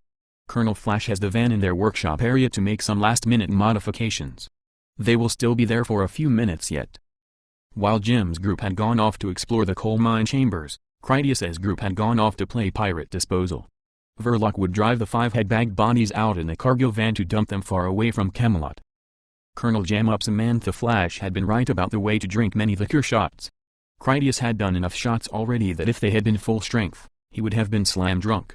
Instead, he drank the ones that Jam had watered down first, so overall he felt the party, but could still reliably function. Their adventure started off when Jam told Critias to help her steal the backseat car furniture from the cookout area. Jam made it out as if it was a hushed and dangerous adventure when in reality no one would ever tell them no anyway and that the bench was theirs to take. The old system of King Duke's dating back to the first had collected all the welding and building tools into one workshop cavern where they did their fabrications. Jam took their body-dumping van to the workshop along with the stolen bar bench seat. She cut holes in the roof of the van plus some more holes in the sides so that she could belt through wide canvas cargo straps that had their own lever-down cinches.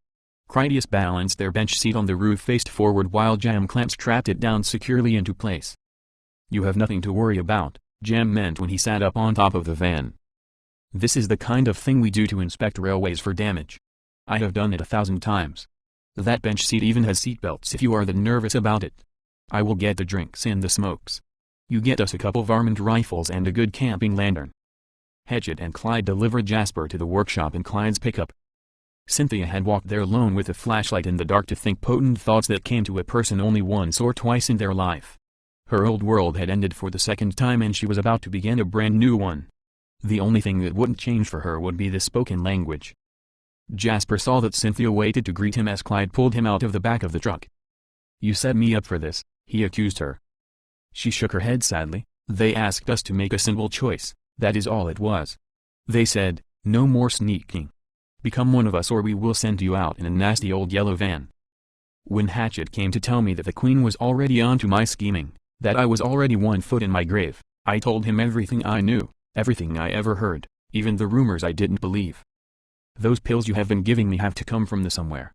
If I had tried to steal more rather than telling them what you addicted me to, I'd be going out with you right this minute. Goodbye, know that they really did give you a free chance, but you just couldn't take it." Hatchet told Cynthia, "It's not too late if you're changing your mind. The bus hasn't left the station yet." Cynthia straightened her dress and she did have a nice well-groomed hygienic appearance. She said, "Doing what King Louis wants me to do will pay 1,000 times better than my trying to outsmart him. I am a quick student and you are an excellent instructor. You should get back to the king. Clyde and I can see that Jasper gets his seat." Critias had new quarters in the guard tower adjacent to the gingerbread house. Carmen and Cynthia had moved all their stuff over. The apartment there was a posh place more than suitable for his needs. He filled a gear bag with his stock removed 10mm MP5, the 4.5mm carbine minus its wooden cutter grip, and his Tesla Flux rifle. Onto that, he added plenty of ammunition for all of them. Critias grabbed a propane camping lantern and more clips for his pistol that included some preferred specialty rounds. He doubted he would need much of what he took, but he would have it if their van broke down out in some bad place. A golf cart got Critias around with entertaining brevity. He returned to the workshop at the same time that Jam returned in a cart of her own. Clyde had Jasper duct-taped into a plastic schoolhouse cafeteria chair. There was so much tape to keep Jasper in place that they would have to load him into the van that way. Jam wore a clean suit of leather armor for outdoor work and she carried an ice chest that had all their refreshments. Critias asked Clyde, "What is the story with Jasper? He seemed like a nice guy." "He tried to take Jessica hostage," Clyde explained. "That cowgirl of yours stabbed him through his arm. He is lucky because his hand still works and the bleeding isn't all that bad." That wasn't luck. Critias knew that the results were exactly what Carmen had intended. Clyde continued, "Jasper had a secret stash down in a hidden cavern. When the others found it, Jasper decided to make his move." Jam asked, "What are we supposed to do with him?" "Frightful negative consequences," Clyde instructed. "You were supposed to fill in the blanks as I understand it." "I can work it into my evening," Jam said unperturbed. "Load him in the back with the other dead meat and then we can get out of here." Critias had a mixed bag of thoughts about Jasper. If nothing else, he had hoped that the darker side of his job had played out for the day. The best thing that he could think of to do about it was to go to Verloc. "Would you mind if Colonel Flash and I took the van out without you? I promise that we will collect all the observations you need." Verloc didn't require an explanation. 3 is a crowd. "You must have some things you would like to discuss. I'm sure you have good reasons." "I'd rather stay here anyway. I have no particular urge to go out tonight in the rain to dump a van load of corpses." She considered it a moment before she told him, "Clyde has that pickup truck running. Call if you have any engine trouble and I will come out to pick you up." Once Verloc drove off in Critias's golf cart, Jam said to him, "You don't look like you are having a good time." "Is it that obvious?" His sarcasm revealed his disgust. "What is it with Jasper? What is it with people and their small-time shitty lives?" As Jam carried the drink chest to the van, she said, "Most lives are small and shitty." It sounded like she meant her own life too and everyone else, not just people like Jasper. Jam loaded the cooler up front between the seats. As she came back, she said, "I know we just met, but I think I know you pretty well. You don't let anyone get too close. Everyone seems to think you are a good man but you. What business is it of yours if Jasper didn't get enough hugs growing up?" Another thought made her smile. "Maybe you are just anxious to get back to the apartment where you can relax. All the kids will be on the ground floor having their slumber party." Critias went over to Jasper where he put a strip of tape over his mouth. He then dragged the man on the back legs of his chair to stuff him in the rear of the van with the dead bodies. Critias shoved Jasper inside seated while also on his back. Once he shut the van's rear door, he said to Jam, "Carmen is not a kid. Your girl Pipkin recognized Carmen from the action videos. She is one of the best operators that the king has to offer. If you have complex problems to solve, she is the person to have by your side." Jam thought he had her all wrong. "All I am saying is that maybe Carmen wants to be a kid for a while. If you are as wound up as tight around her as you are with me, my guess is that she has a tough time getting you to have any fun at all." Just from his non-reaction, she knew it was true. When was the last time you let yourself loose to have some real fun doing anything? Her words did make Critias recall how many days had gone by without Carmen having slept. She had been busy since before they left for Cleveland. Just because Carmen didn't need to sleep didn't excuse the fact that she worked hard and didn't have much time for entertainment. All that Critias could think to say was, "Carmen and I work for the king. That is how we found this place. This van and Jasper turning rotten on us is my example of why not everything we do is fun and games. A cargo of dead bodies going out as ghoul food is not the makings of a proper date." Jam intimated that they were on a date. "Who said I was proper? She would have fun despite the corpses. From that armor you never seem to want to take off. I'm thinking I should drive. You wouldn't be comfortable in the seat." Critias hadn't seen that coming but felt as though he probably should have. "Why should I feel guilty for being the person with the proper suit of armor? I don't see you running out there bare butt naked." Jam's glance told him that she didn't need to take up that slip of speech because she would ride naked on the van's bench seat if he dared her to try. In fact, to do it as a drunken Lady Godiva stunt suited her just fine. "Instead," she said, "I have some leathers in your size in the back of my cart. I brought them along just in case you wanted the chance to feel the weather for a change." She sniffed at the humidity. "That storm is about to arrive. It's going to rain if we don't hurry up. I can feel it." For an instant, Critias considered mentioning that he had the satellite weather report from Kevin's control room available on his HUD, but that would have only proved her point, so he didn't go there. Critias glanced over at her cart to consider that instead. Still hesitant, he asked, "You're not planning on dressing me in the clothes of your dead boyfriend, are you?" It wasn't the thing to say because Critias thought for sure he saw her expression show a twinge of injury. Regretting it, he told her, "I'm sorry. I didn't mean it like that. The clothes belong to Pike," she explained as if she shouldn't have had to, even though it was a lie and he had been right. "I don't have any husband, living or dead, or any boyfriends since we are going there. Most men find me too hard to handle." In that she seemed so wrong about herself, Critias felt better. All that means is that you scare off the weak ones. A strong woman intimidates a man without the experience to know how to stay in the saddle. Jam came out from behind the van to find that Critias was about to change into the old-school leather armor that she had brought for him. Much like with Alice, Critias would keep his boots, gauntlets, and helmet with him out of necessity. In more than a small way, he liked the idea of wearing a mini-suit and seeing what it was like for everyone else. Because he was in the process of living the moment, it dawned on him that once he got home to the future, other marshals would ask if he had ever lived life in the old way. While he dressed, Jam asked, "Where did you find Carmen? It's easy to tell that she hasn't been surviving on her own." Critias didn't like to be dishonest, but Carmen had taught him that to reshape information into something palatable for people was a useful gap between the two. He warped the inexplicable truth for Jam's consumption. "I found Carmen in a government laboratory. They raised kids to be scientists, smart super soldiers so they could survive in this new world. That place is all gone now and I took Carmen away with me. That is where we got all the high-tech exotic equipment no one has seen before. I found her last winter and we have been surviving together ever since.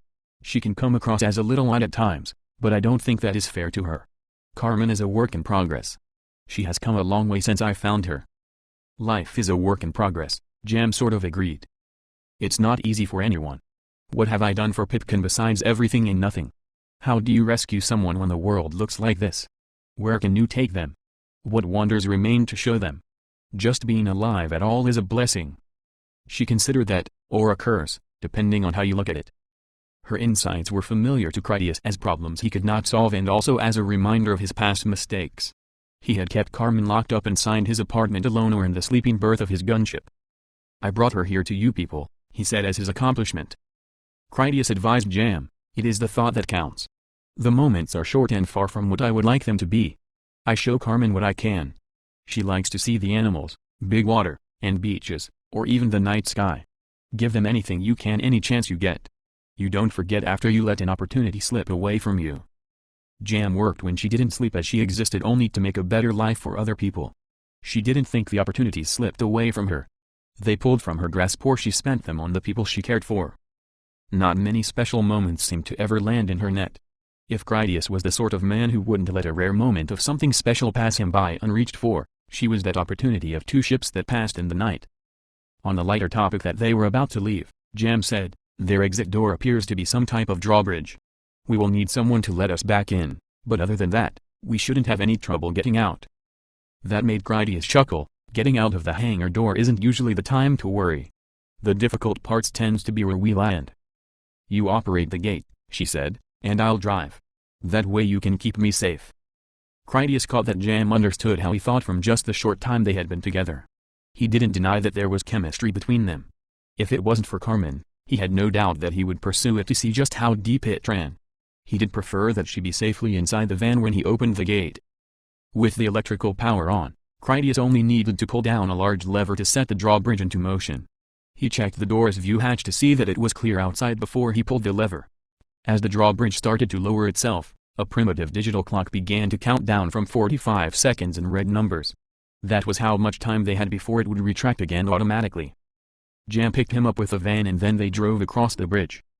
"I wonder what will happen," he started to ask. She finished the inquiry, "When the drawbridge breaks in the down position." Jam shrugged, "We get our chance to find out in about 20 seconds. I think we should write that one off to the drinking. It might have been better if we had some backup standing ready just in case." Even if it was the liquor that had pulled them out of the cautious current, that didn't stop Jam from opening their cooler. She took out a plastic drink jug that contained more watered whiskey, which she squirted into her mouth. "Neither of us knows anything about this area," Critias cautioned her against too much laxity. "About 10 kilometers should be far enough out that nothing will track back to the warehouse." Jam sped up, "Let's hope that Carmen has good taste in vehicles. If this pile of junk breaks down, that rain coming in might prove to be a blessing. It could give us some cover as we walk home." The local region was typical of the temperate band of the continent that Critias had experienced before. It was lightly forested grasslands, former farm country that had recovered to nature. Their warehouse outpost was near a cross-country interstate. A town occupied their immediate area, at least what was left of one. "Looks like hard times," Critias pointed out another building that was a burned-out shell and he saw a lot of them. Slash and burn, Jam guessed correctly. They wanted to make sure that none of their enemies found any shelter nearby from which to base their attacks. "It probably would have worked," Critias admitted. "If we hadn't arrived by air, it would have been hard to find a place to take shelter on the ground." A phone call from Jim came into Critias's helmet. "We're on the road," Critias answered the call. "Are you having problems back there? Do you want us to turn around?" Jim gave orders, "I want you to tell Colonel Flash that Jasper can't ever turn up again." The command told Critias that Jim didn't trust him to get the job done on his own. That realization came easily since Critias had thought about his alternatives. "I'll tell her," Critias confirmed his instructions. With the call over, Critias removed his helmet before he told Jam, "Jim just sent me a message that he wants you to make sure that Jasper never turns up again." Jam easily guessed the rest. Why doesn't he trust you to make sure of that? After a sigh, Critias spilled the truth. "By my thinking, Jasper has earned a better death than the one I'm going to give him. He has made an odyssey worthy of my respect. Now I am going to execute him for being as crazy and self-interested as he probably should be. We took all his great stuff he suffered for and protected for years and then we were going to make him spend the rest of his days doing this work shift life where someone was always telling him what to do. If I cut him loose and told him to run for it, how far could he get? I'm sure he has a hunting cabin out here somewhere and Jasper might make it a lot further than that. That's like the point in a way. He is so good at what we do that we could dump him naked out in the middle of nowhere and Jim worries he might not only come back, but also do it strong enough to burn us out of the warehouse. He is one hell of a man. Jim knows that I don't like killing people I have some respect for." Jam offered him the whiskey. "You look like you need a drink." After Critias took the liquor, she said, "Jim was right to call me. I have a couple things in me that I can teach you. Jasper is my problem now. You can quit thinking about it. Why don't you tell me something cheerful? I'm curious to know why it is that Carmen wanted us spending time together. I caught it when she said you should decide who had their hands on her when she brought up the massage." "Wow," Critias complained about that request. "You want me to explain Carmen? The easiest explanation is that Carmen is sillier than she looks. They made up the expression half-baked ideas to explain her. A third of what she thinks will make sense, another third is her inability to understand how things really work, and another third is that she is deliberately trying to stir up trouble for everyone involved. Carmen is a big fan of the creative chaos school. She thinks that one of the best ways to get something to change is for her to fire a cannonball through its complacency. I can tell you that you're at the core of it. Carmen must think you are some kind of hero of the world that she has an obligation to reinvigorate with enthusiasm for life. You should have seen all the trouble she whipped up trying to convince Fleet Admiral Rudel to recognize the romantic intentions of his personal aide. Jam wanted to know, did it work? It did actually, Critias admitted, despite all my complaining that she should mind her own business. She pressed for more now that she got Critias to indulge the topic. Why do you think she suggested we share an apartment? Is she just that interested in babysitting the kids and conserving living space? Yes and no, Critias replied. Carmen is cunning enough to weave in as much truth as possible when she is up to her scheming. She does care about the children that much, and she is right about having more heads than pillows. Her true goal is obvious enough. She is probably thinking she will prove her devotion to me. Carmen truly believes she no longer experiences jealousy. That is pure Carmen. She knows what she will do before stepping into the fire. Once she is feeling the heat, she will be kneeling on the floor and crying like a baby that she has ruined everything and I need to forgive her. Jam considered that, so she is more than just your lieutenant then. If you have a relationship, why would she push you into a bed with another woman and then ask you to forgive her for what you do? Because she is Carmen, Critias confirmed the absurdity. She is way more than just my lieutenant. We recently got married. Carmen is my wife. It's my responsibility to protect her, even from herself. She wanted the whiskey back. Your wife? Jam took a long drink so that she could compose herself, which was mostly to drown her disappointment. I should have guessed considering my luck and your gold ring. Maybe I hoped it was just to honor a memory from your past. After she said hoped, she thought to distance herself from the letdown.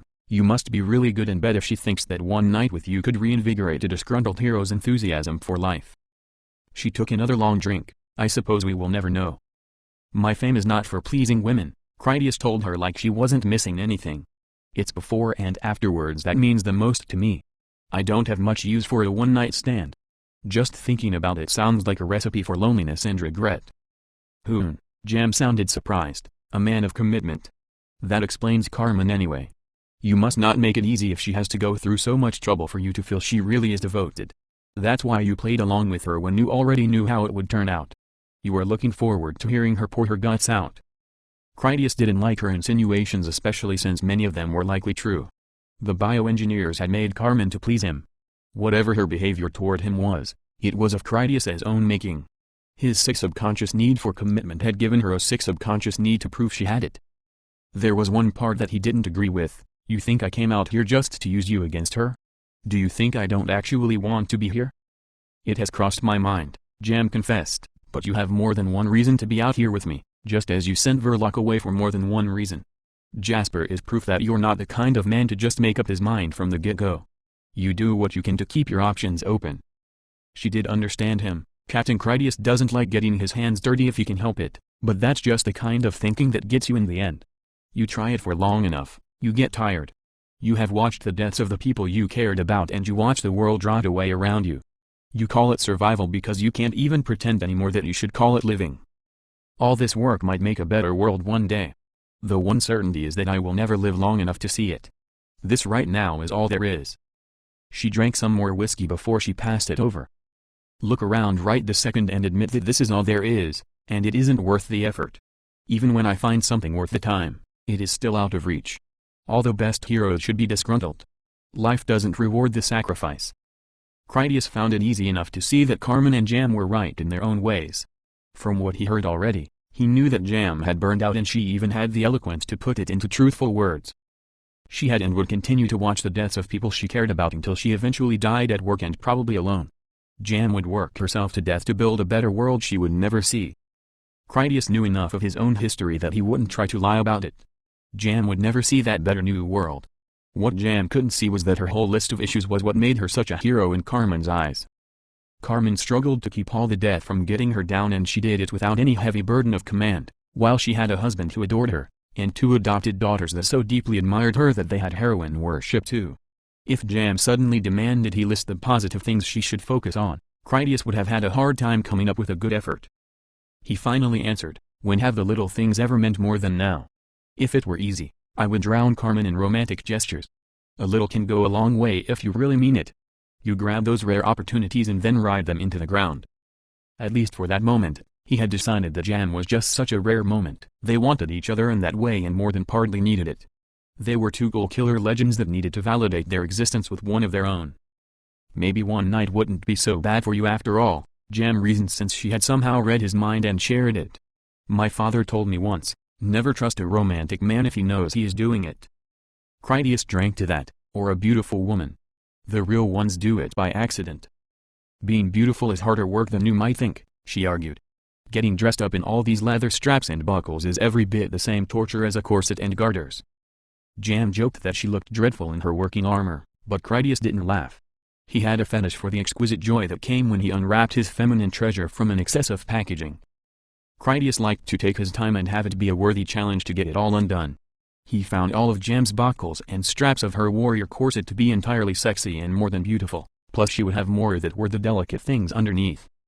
He sighed with anticipation, so long as getting it off of you proves to be a suitably bedeviling adventure. She glanced over because she knew he had just imagined what he would like to do to her. "Are you flirting with me, Captain? I'm not drunk enough yet to overlook it." Jam saw a promising place ahead where they could get rid of Jasper. She became every bit the colonel as she ordered, "Get in the back and dump out the first of the corpses. We will need the distraction if we ever want to get any privacy." After he stuffed his helmet back on, Critias clambered over the ice chest to get between the front seats to the back of the van. As he stepped over Jasper, Critias took a moment to pull the tape off the man's mouth. "Don't push me," Critias warned him. "If I have to shut your face, I won't use tape." It was simple for Critias to open the van's rear door and then push out one of the head-bagged corpses. The body did a comically unpleasant ragdoll flop along the leaf-littered roadway. A few local ghouls pursued the van, only they weren't altogether sure what it was that they chased because it was dark out and the van moved quickly. The body that hit the street made a welcome surrogate to hold their interest. The ghouls even started to do some of their celebratory hooting, which would attract others of their kind from nearby to keep those busy as well. A decrepit elementary school's playground served as Jam's dumping ground. She backed up the van onto an asphalt lot that once had been the happy stage for children at play on recess. In some places, they still saw the faded yellow paint that marked out the geometric figures of a hopscotch lane. "Let's make this quick," Jam said as she climbed into the back to help him. "You toss out the bag heads." She flicked out the blade of a pocket-lock knife. "I'll cut the tape off Jasper." Critias started to toss out the bodies. She had a way of getting what she wanted out of him even when he had greater concerns. He asked Jam, "Jasper can't go out while still on his little chair?"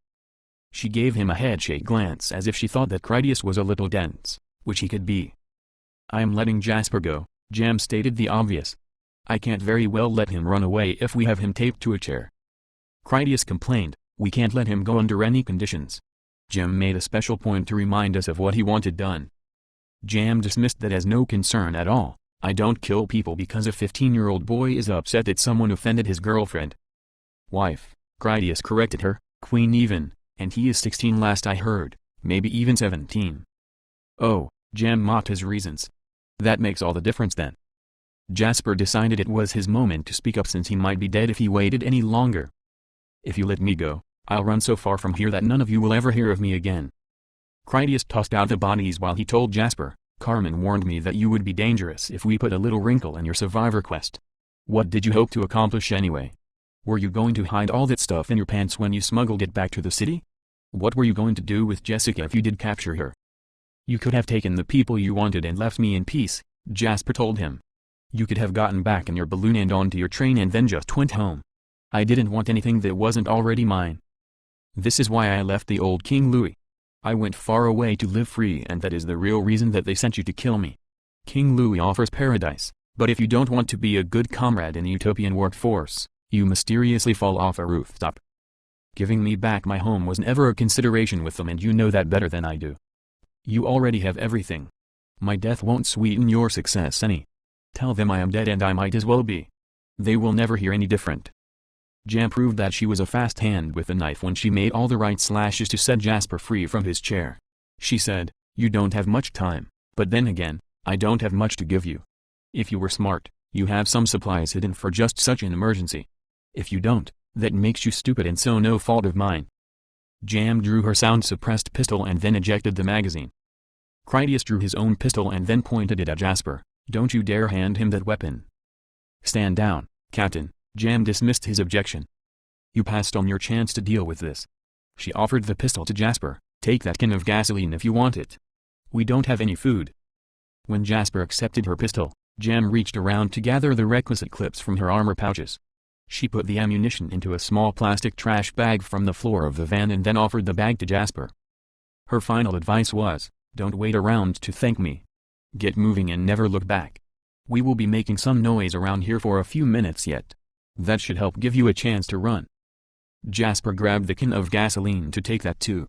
On his way out of the van, he told Critias, I wouldn't have harmed the girl. Who knows, maybe I will find some more people one day. If they are not eating each other, I may even tell them to give you a call. He ran off into the darkness to pass around the corner of the school building and then he was gone. I feel really stupid right now, Critias told Jam. Jim is going to bust my ass and Hatchet will probably never speak to me again. Jam headed for the driver's seat. I will handle Jim. If you see any gobblers, shoot them. I need to move the van. The fence around the schoolyard made it an inconvenient location for ghouls to wander through, which was partly why Jam had chosen the place. No ghouls had yet to appear by the time Jam started up the van to pull it forward. The irregular shape of the school let the classrooms have windows on both sides. That architecture made for several blind alleys, one of which she backed into so they could be out of sight from any direction but the front. Jam put Critias's bag of guns onto the lid of the cooler and then pushed both to the back of the van. Onto the roof, she told Critias. I'm going to give Jasper some time to get clear of here. We are supposed to make some kind of infected population assessment. This is as good a place as any. It took a minute for Critias to help Jam get onto the roof along with the cooler and gun bag. After that, he climbed up to join her. They sat together on the bench seat she had strapped up there. While Jam started to mix herself a fresh jug of drinks, Critias admired the horizon off in front of them where lightning flashes illuminated the storm clouds. Jam offered him the jug while admitting, it's beautiful. Carmen might not think so, he commented. She had a bit of a scare with lightning once. I don't think she liked the idea of getting struck even before her near miss. Jam had to chuckle, no one wants to get struck by lightning. I know what you mean though, like a phobia. I don't have one myself, at least I don't think so. Infected kids are horrible. I keep telling myself that it won't be so creepy the next time I see one, but it always is. That's not a phobia, Critias assured her from personal experience. Everyone feels that way unless they're crazy or just plain mean. That topic made Critias think about something else. If the time comes that Carmen comes after you, threatens to kill you or something like that, just let her run out of gas.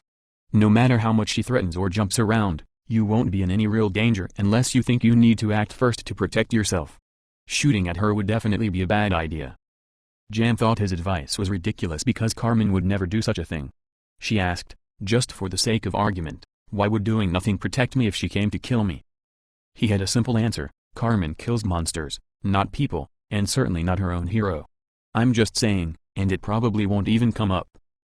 Jam listened to him, but she also took interest in his gun bag. This looks fun, she discovered the Tesla Flux rifle. Despite being unfamiliar future technology, Jam didn't seem to have any difficulty as she figured out how to make it work. She unfolded the stock and then switched off the secondary manual safety. He asked, You've seen one of those before? No, she answered. This little switch next to the trigger was either the safety or it activated the self-destruct. It seems that I've gotten lucky. She took the lantern from the bag and then gave that to Critias. You set this up. That should get us a little fun. After we take a head count, we can go find a good road for a runway and then go back to the warehouse. I miss my armor already, Critias said as he started to climb down from the roof of the van to place the lantern near the bodies. She assumed he wanted to be bulletproof. You worried about Jasper turning up and shooting you? Her tone suggested that she wasn't worried, or she wouldn't care very much if Jasper did want trouble. Critias didn't think Jasper stalked them for a bunch of different reasons. The best one was that he didn't think Jasper was the kind of man to shoot them in the back after they cut him a break. It wasn't like he and Jam had anything to do with what happened. Critias had been on friendly terms from the beginning.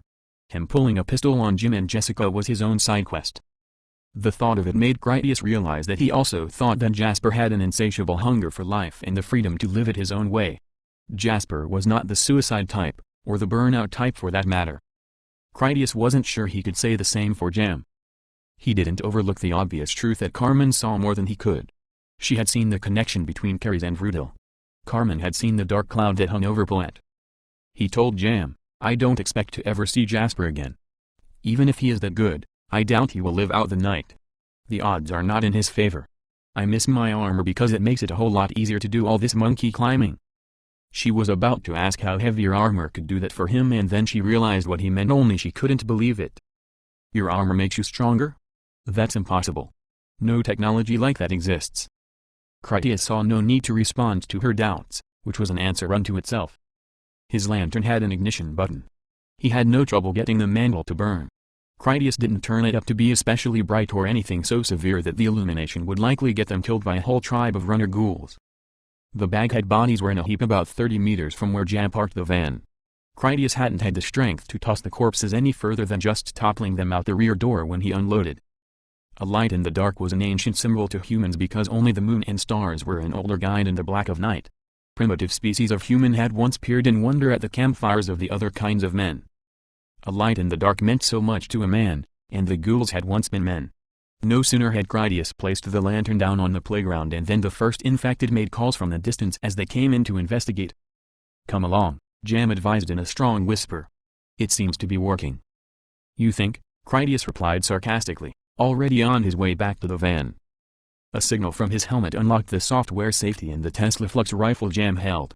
The weapon was traditional enough in concept and so full of user-friendly features that she would be able to handle it from there. Critias was back on the roof of the van by the time the first ghoul arrived. A legless crawler made an easy effort as it climbed the chain-link fence. It landed in a flop as it fell over the top to crash down on the other side. The nasty creature had once been an attractive young woman. Beauty was only skin-deep because that was a way to dismiss it while admitting how powerful real appearance could be. That was no less true as the crawler tore open the head bag on one of the bodies and then began to suck noisily on the bullet entry wound. "So they do eat brains," Jam joked before she took another drink, "and they do get excited about it." To further her humor, Jam used the most excellent British accent. "Will I need to pop off just to get a bit of snogging?" She must have spoken too loud because the ghoul raised its head to gaze in their direction. The wet blood on the crawler's face made for a grisly horror mask. When the creature began to drool bloody saliva and bits of brain, Jam scoped in with the Tesla Flux rifle and then fired a silent velocity round into the crawler's forehead. "I do like this," Jam said about the rifle. "The stock adjusts automatically and this scope has all sorts of busy graphics going on. I don't even know what most of it means, but I do like it." She told Critias, "I scored a point. You have to drink." Critias made a sinister chuckle. "You don't want to play that drinking game with me, Jam Crackers. I'll have to carry you home." She raised the rifle and then shot another ghoul as it clung to the fence. "Drink," she told him unworried. Jam watched him raise his helmet to take his penalties from the jug before she realized what he had called her, Jam Crackers. He clarified, "It is a popular treat you can find in the field rations back home." Critias gave her a thoughtful glance. "You can get them if you're lucky. No one likes the apple wafers. They don't taste right." She asked, "Why do they keep making them then?" "I never knew why until now," he replied. "If they stopped making apple wafers, the Jam Crackers would become boring." Critias looked up to see in thermal that they had company. "I hope you're thirsty." As if on cue, the lightning flashed overhead to illuminate their playground and also a hunting pack of ghouls who stood tall in the grass beyond the fence. Critias cheated more than a little when he tapped into the visual feed from Jam's rifle scope. Every time she selected a target, that was the one he shot with his pistol. Jam reacted quickly to shift to another, only to have Critias take that one down as well. He could have shot them all faster, but didn't since he teased her. There was an unmistakable timing to it all, where Critias deliberately made her watch his bullets hit magnified in her scope. She paused, "That's impossible. How did you do that?" "You should be careful using that word so much about me," Critias cautioned her. "You might start wondering what other impossible talents I have at my disposal." Jam knew what he meant and it was flirting again. Off in the distance they heard the feeding shriek of a ghoul that terminated in an abrupt fashion. Critias and Jam both understood that Jasper must have silenced the creature when it stumbled upon him. Jasper was still alive and judging by the distance to the sound, close enough for screams but too far for audible suppressed gunshots. He moved quickly out of the area in a direction further away from the warehouse. "Smart," Critias whispered. Weather like this might not come again for weeks. He will get far as he can while the cover is good. Jam was true to her word when she drank 7 swallows in honor of Critias's cool kills. In a way, it seemed like she drank along good luck to Jasper. If she toasted his fortunes, he would need it. The next lightning came from behind them. It flickered flashes that ended in an expectant silence. Jam and Critias hardly breathed as they mentally counted the seconds. They made it to 3 before the thunder detonated overhead so loud that the van trembled beneath them. "It doesn't seem too bad around here," Jam said about how many ghouls lurked about the area. She speculated, that might explain why the locals ran out of ammunition. Wandering gobblers tend to keep on wandering. The ones who lived here locally are mostly dead now. "All the better for us then," Critias agreed with her assessment. "I think we should go find that runway before the rain starts. I'm seeing a few drops already and it could get heavy." Jam wasn't in any hurry only because she felt comfortable. She leaned over against Critias and then relaxed as she watched the lightning. "I'm taking the day off tomorrow," Jam said with a contented sigh. "I will sleep till noon, swim in the pool, and then eat until I need to sleep again." Critias knew it was time to leave and didn't hesitate to act on his instincts. He left Jam where she was to keep a watch out while he moved their stuff back into the van. Once loaded, he helped her down so that they could get out of there. Rain pattered down by then. Critias shot only one more ghoul before they were in their seats. Jam started the engine and then drove them away from the school to head back toward the warehouse. The rain began to pour with strength on their drive back. Jam drove better while drunk, or perhaps she just took it more seriously. The age-cracked windshield wipers functioned only poorly. The van had no lights of any kind and Jam didn't wear her night vision goggles. She still successfully dodged infected when they scurried out of the dark into the roadway. Jam's tone was elusive about her intentions. "What will you do when we get back?" That question made Critias huff like the answer should have been obvious. "I'm going to stand at attention while Jim explains his displeasure over Jasper. He will be waiting for me when we pull into the garage. After that, I will take a cold shower. Hatchet will probably come looking for me about then to take his turn tearing into me. Since he can't kill me, I suspect he will let me know I won't get another chance to betray him. Once that is out of the way, Carmen will come looking for me, or she won't. If she does, it probably means trouble. If she doesn't, I'm going up to our room to get some sleep." "I should have noticed on the way out," Jam said as she watched out the window. They were on the road back to the warehouse and that is what she studied. This road is much too wide for the traffic it would carry. It's all concrete while the rest of the town is asphalt. He asked, "This would make a good runway." "This already is a runway," she answered. "They built it to be one in case the day came that they needed it." Their day came all right, only they wanted more bullets, not blankets, bacon, and beans. Chapter 3. Mother and Name. Critias radioed ahead to let the warehouse know that they were on the way back. He wanted guards to be ready for escorting them inside. Just as Critias expected, Jim waited in the garage for them to return from the stormy wilds in the van. Under cover of the rainstorm, the darkness of cloudy night, and Jam's evasive driving, the van reached the drawbridge and then rolled back in without any difficulties. Malcolm was there too and he checked under the van with a flashlight to make sure nothing clung underneath. After he confirmed that they were safe, Malcolm rapped on the side of the van for them to come out. As Critias and Jam exited the van, Jim closed the book he read and then walked over to hear their report. The first words out of Critias's mouth were, "I let Jasper make a run for it. The ghouls have gotten him or he is too good for them to catch. The last we heard he was heading north away from here. You got what you asked for, we won't ever be hearing from him again. He has no water, no food, and maybe 50 rounds for a pistol." No expression revealed Jim's thoughts when he asked, "You armed him as well? This isn't the first time that your honor quest got in the way of your instructions. From what you have said so far, you have fulfilled the letter of your orders while circumventing the intent." "You sent the order to me," Jam told Jim. "Jasper has my pistol and the ammunition I provided him. I also gave him a few gallons of gasoline. With any luck he will find a vehicle of some sort that will help him get clear of this dry county."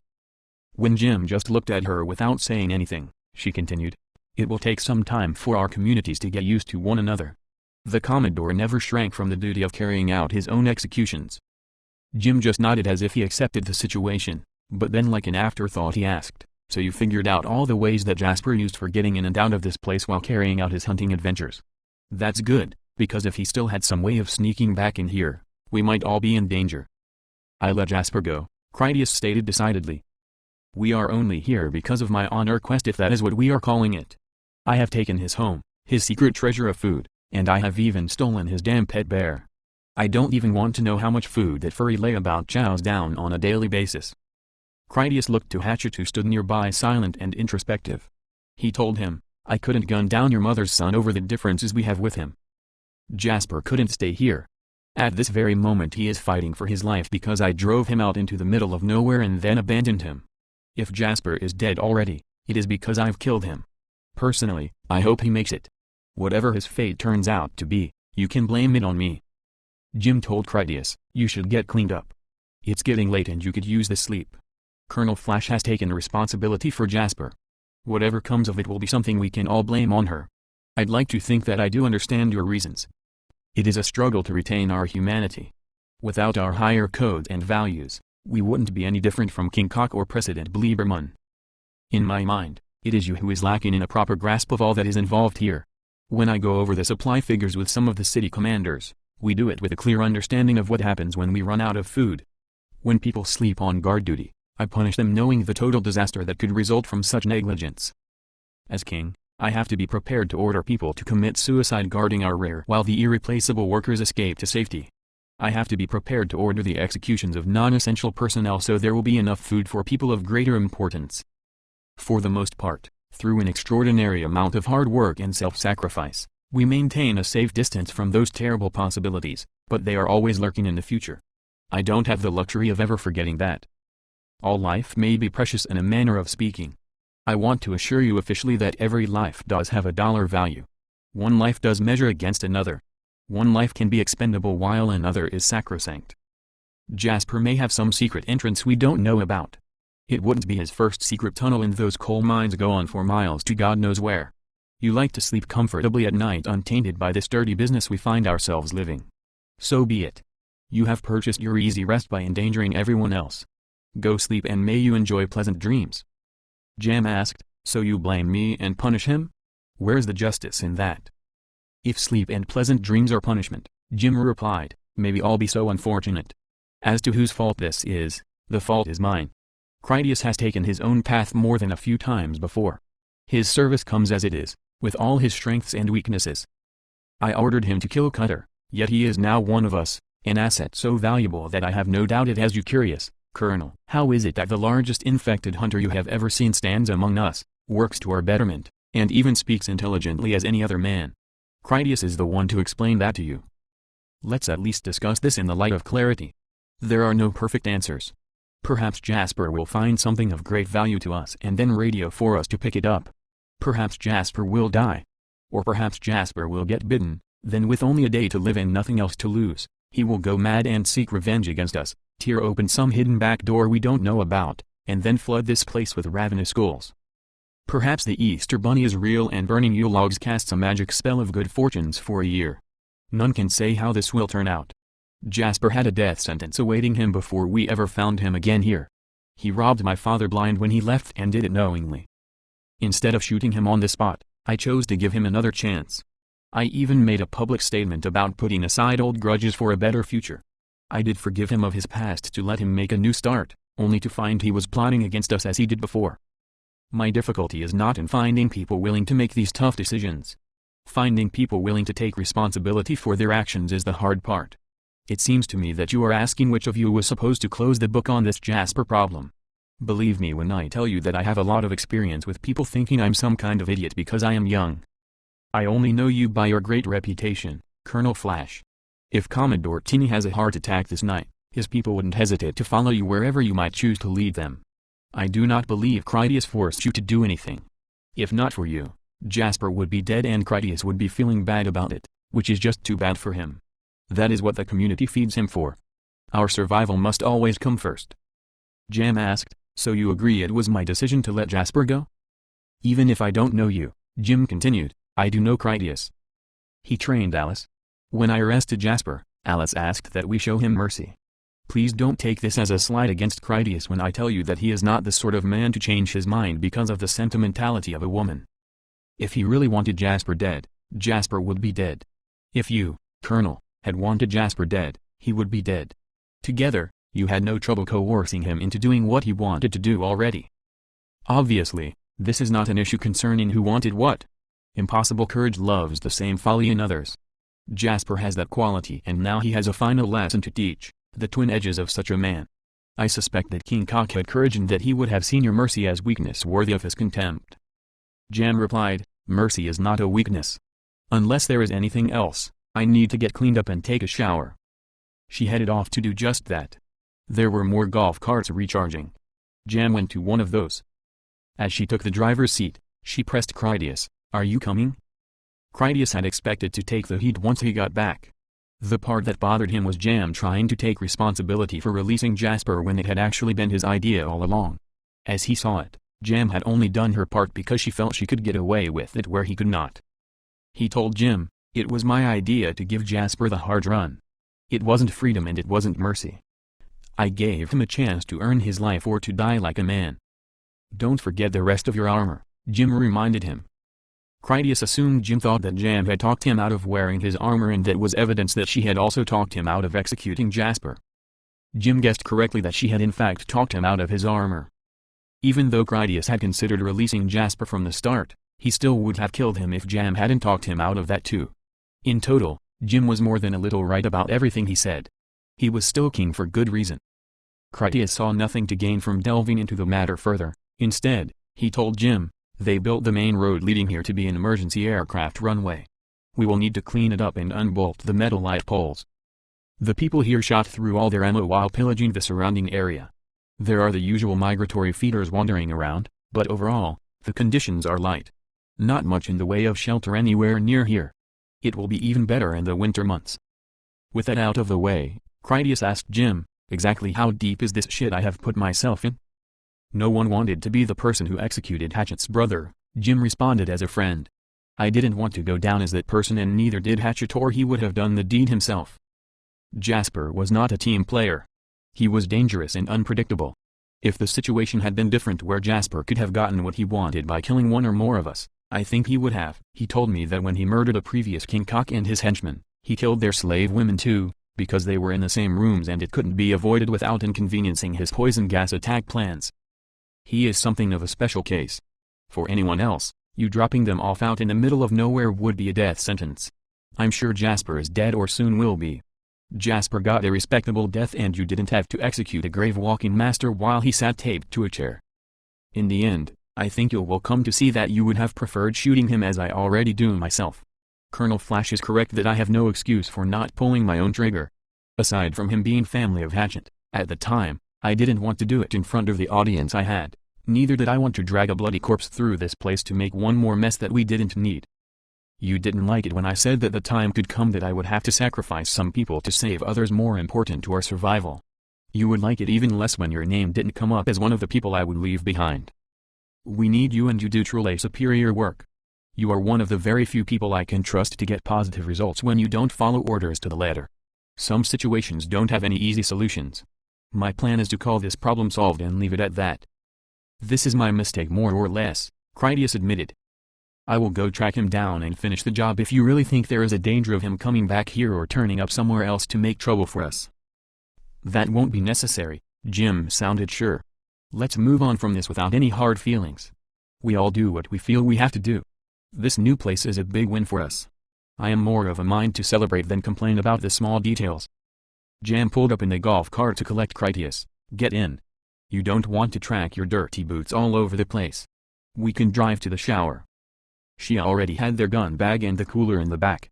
Critias added the other pieces of his armor to take those too, and then he got into the passenger seat. As they pulled away, Critias asked her, what happened to your fountain of wisdom that was going to teach me something? I'm going to tell you something, she warned him, and I definitely want you to take this the wrong way. I like you because you're not one of those bleeding heart wimps, and you're not one of those crying for help suicide pussies. You wanted to give Jasper a manly chance to run for it, and we gave him one. Don't start clutching your pearls at me now. And another thing, your lesson is that you don't like this king stuff any more than I do. No one just orders me to do things, especially not to kill people. I'm not anyone's dog.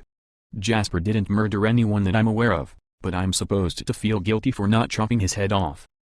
She stopped the cart so she could look at him seriously. If I even think you are moping about over this, I'm going to punch you right in the heart. Yes, ma'am, Critias certified that he had received her message. He even sat up straighter in his seat so that he didn't appear to be moping. Once she started moving again, he said, "Just the word king rubs me the wrong way. Commodore has a cheerful and friendly ring to it. Fleet Admiral has lots of respect, experience, and dignity. King sounds like some guy's kid, which Jim actually is, which only makes it worse. Jim does a good job and all that, don't get me wrong. The kid hardly sleeps and he is always keeping his mind on every sort of goings-on, work I would never want to do myself. Take the black hole for example. That is more than first-class transportation for what it does. We only got that because Jim was thinking a lot further ahead than I ever do. I'm not saying he does any kind of bad job, just having to say king makes me feel like a slave or something." He asked about another topic. "Do you think Jasper made it?" "No," Jam answered immediately, and she sounded certain only she didn't explain why. She just left it at that. Critias considered it. "Yeah, me either. That hole through his arm is going to get him infected. It would be one thing if he had some special trick up his sleeve. As it is, Jasper is just clever, and that will only take you so far. The world had plenty of clever people when this all started. It takes more than being clever to be around these days. No vehicle, no supplies, and no armor. Old Jasper would have a long way to go with nothing waiting when he got there." "More gobblers would be waiting when he got there," Jam corrected him. "Anywhere you go, there they are, like anywhere else." She offered a past experience. "I was in Arizona last summer. We were thinking that the drought and the desert heat would clear out the gobblers. You probably know what I mean. They would get thirsty and all that. Plus, there isn't much to eat in the desert unless you're clever about those kinds of things, Aborigine skills and whatnot. Anyway, we had the iron parked out a long way from nowhere. You would need a vehicle to reach the nearest drink of water. While we were unloading some boxcars, this gobbler came screaming at us. He was all this green leather, stringy thin muscles and bones. You could just look at him and see that he had not had a drink of water in weeks, but he was quick as ever and came right on wanting to bite one of us. Mickey was on watch because you never know and he was always sharp. You could always count on him. Mickey shot the critter in the heart to put it down for a headshot." Critias guessed, "It didn't fall?" "I have seen something like that back in the city. We called them elites, long story." "Oh no," she said, "it went down all right, but this greenish oil comes spurting out of the wound. It was blood, right, but it was this greenish oily stuff too. They are tough. Even iron wears out they say, but not them. Those things are just so hard to stop, keep on ticking. Sometimes I think how lucky they are. I imagine if," she just stopped there.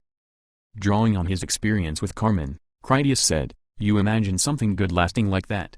Why can't something you care about be unbreakable, never wear down, never fade away? Did you have to do it yourself? When you lost Mickey, did you have to intervene?" "Intervene," Jam tested the word. "I have never heard it said in a nice way before. It's not nice. I just mean that is the nicest way I have ever heard it. No, I didn't have to intervene. Mickey broke his leg in a fall. It was last winter. He slipped on some ice and broke his leg." Just out of nowhere, she started to cry, but one strong sniffle got it under control. "A blood clot went to his brain I think, something like that. Maybe if we met you sooner, maybe your doctor could have done something."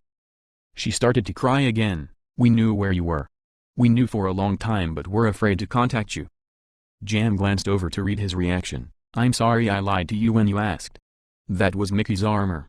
I thought you looked about the same size." "Can you stop a moment?" Critias told her. "When a woman cries, I'm supposed to give you a hug or something. It's a man thing. If I don't, it is like 7 years bad luck or even worse." Jam stopped the cart and then just sat there until Critias hugged her. Afterward, she said, "Breaking mirrors is the bad luck, but thank you anyway." "It is good armor," Critias told her. "When I was a kid growing up, pretty much everything I had was hand-me-down. It wasn't that the orphanage was poor or anything like that. It was very clean and we ate regular meals. The dean used to say that a sword that had seen 100 battles could be trusted to see one more without breaking. A new sword was prettier, but you couldn't really trust it. Old things have story in them. Old things have seen glory and hardship. It stays in them like determined ghosts. You wouldn't have been with Mickey if he weren't a good man. I'm sorry for your loss. You honored me with the gesture and I was rude about it." His words made her smile. "Honored? That is another of those man things." As she started to drive again to reach the showers in the jail area, Jam requested, "Explain it to me." "It's pretty much the same for women too," Critias defined it. "It just means a good reputation really. Kudos and Cleos, you don't lie, cheat, or steal. You keep your promises, not being a traitor or a coward, things like that. When you were gone, people remember you as being better than you were because at the time you were pretty damn good. Okay, she agreed, but that doesn't explain what you said. He had a ready answer for that. You wouldn't let just anybody wear that armor. Not to be presumptuous, but it would mean you saw some of his same qualities in me. It is a high compliment.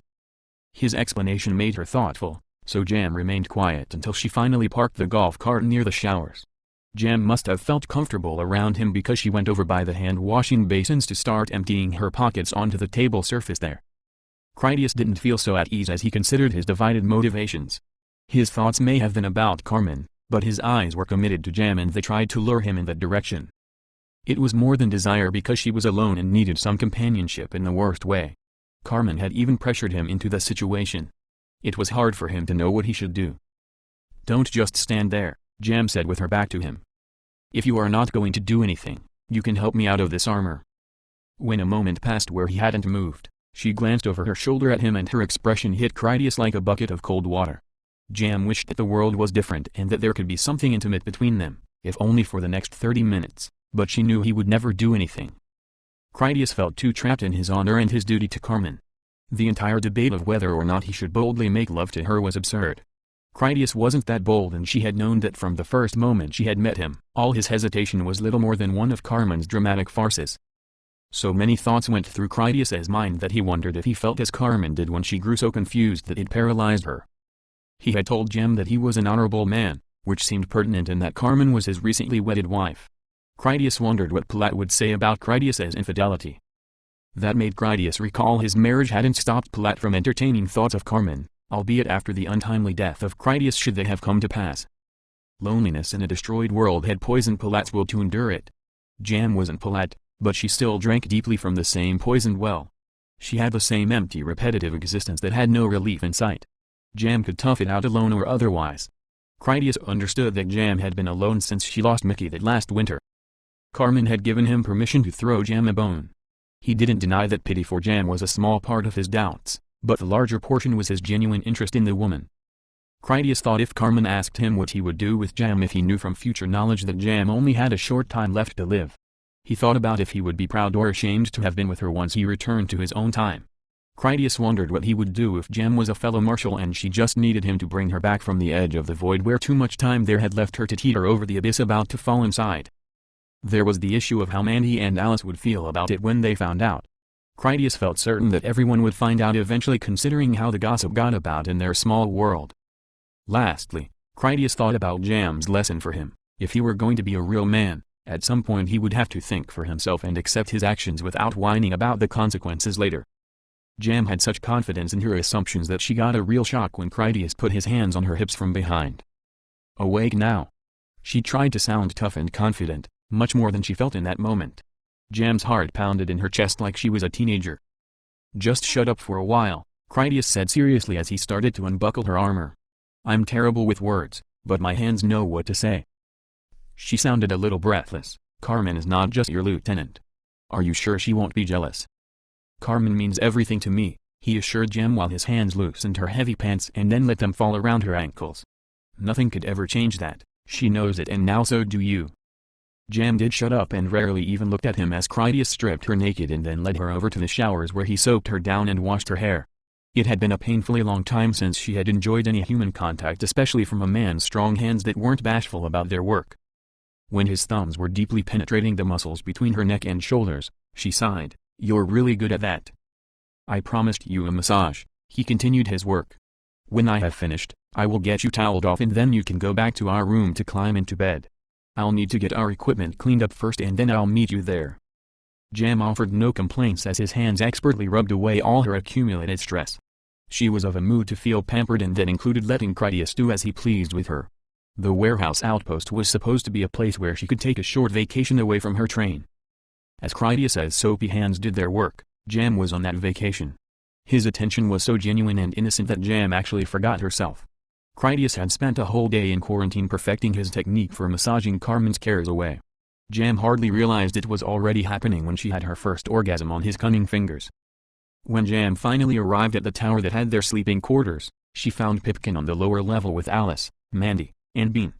They played video games on the large television that was there. Jam made a point to glance about for Carmen only to discover that Critias's wife wasn't around. Once inside the apartment, Jam went to the minibar to make herself another drink. It was full strength because she needed it to calm her nerves. Critias's practiced hands had made her whole body feel like it had uncoiled in her long-sought releases, and then he had reassembled her again. It had left her feeling both exhausted and energized at the same time. Once she had a glass in her hand and she relaxed on the couch, Jam's life would be close to bliss, as close to it as her life came anyway. Jam was about to take her first sip to sample the quality of the scotch when she noticed that something was terribly wrong. She didn't even move so much as to take the glass away from her lips as she just stared in worried confusion at her silenced pistol she had given to Jasper. It rested there on the countertop. Not only was her pistol there, so were all the ammunition clips that she had given to Jasper as well. Everything was in a neat little row. Because Critias and Carmen had moved their possessions to that apartment, there were other weapons, more dangerous ones available there. Jam's assumption was that after Jasper had somehow inexplicably gotten inside, he had put aside the pistol to arm himself with some kind of assault rifle instead. An overhead creak of wood underfoot alerted Jam to the fact that someone was above her in the tower. The only thing higher up was the guard post blister that went above the roof of the warehouse. From that, she guessed that Jasper had come in across the rooftop and then broken into the tower at the top. Jam hurriedly retrieved her pistol and then loaded it so that she would be ready when the man came down. With any luck, he would not know she was there and then she could get the drop on him. It took Jam a moment to find the door that opened onto the stairwell that went to the guard shack above. She had just gotten into an ambush position when the door creaked open. A person of lesser quality might have opened fire immediately, but Jam restrained herself until she was absolutely certain what it was that she shot at. It was Carmen who entered the apartment through the door. Her violet hair was still wet from the heavy rain that she had used to shower. Carmen wore her silk nightgown and carried a towel that she used to squeeze the water out of her hair. Whatever effort Jam had put into hiding to make an ambush proved to be a complete waste of time since Carmen's enhanced senses already knew she was there. "I didn't mean to alarm you," Carmen said somewhat bashfully without the confidence to look Jam in the eye. "I'm finished with my shower now. I will go back downstairs so that I'm not disturbing you. I understand that you don't want me here, while you're with Critias I mean." Jam had an intense moment of realizations. Carmen could only have brought back her pistol from Jasper if Carmen had gone outside, ran 7 or 8 miles without any guide, located Jasper, and then taken the pistol away from him, only to then run back the same distance. The unavoidable deductions beggared belief. It was only that Jam had seen Carmen's fight videos that made it even conceivable. Jam understood that Carmen was so incredible that she made Jasper seem like a pitiful incompetent by comparison. That was when Jam recalled that Critias had warned her not to overreact if Carmen threatened to kill her. Jam finally understood just how perfect a predator Carmen could be. The danger level seemed all the more severe in that Critias had given her an intimate shower massage only minutes earlier, a happy ending one several times over. When Jam said nothing and even seemed nervous, Carmen asked, "Are you all right, Colonel Flash?" The truth seemed obvious to her then. "Did I startle you when I came down from the roof? You must not have expected anyone. I didn't mean to take you unawares. I had hoped to be finished and then back downstairs before you arrived." "Yes, I'm fine." Jam slowly put the pistol down on a nearby table. "This apartment is for you and your husband. I'm the trespasser here. I should leave, not you." Carmen noticed the way Jam put down the pistol. "I brought back your weapon. I'm sure there is nothing wrong with it." Jam took a step further away from her pistol to demonstrate it was entirely out of her reach. "If I had understood that Critias was your husband and not just your commanding officer, I wouldn't have been so familiar with him." It took a long moment for Carmen to ponder the meaning of Jam's words. Her final interpretation was that Critias was not the problem, rather Carmen was the issue of contention. In conjunction with the pistol, Carmen explained, "Critias is a good man. He is gentle and courteous. Please don't think less of him because of my reputation. I am grateful for any kindness you might show him.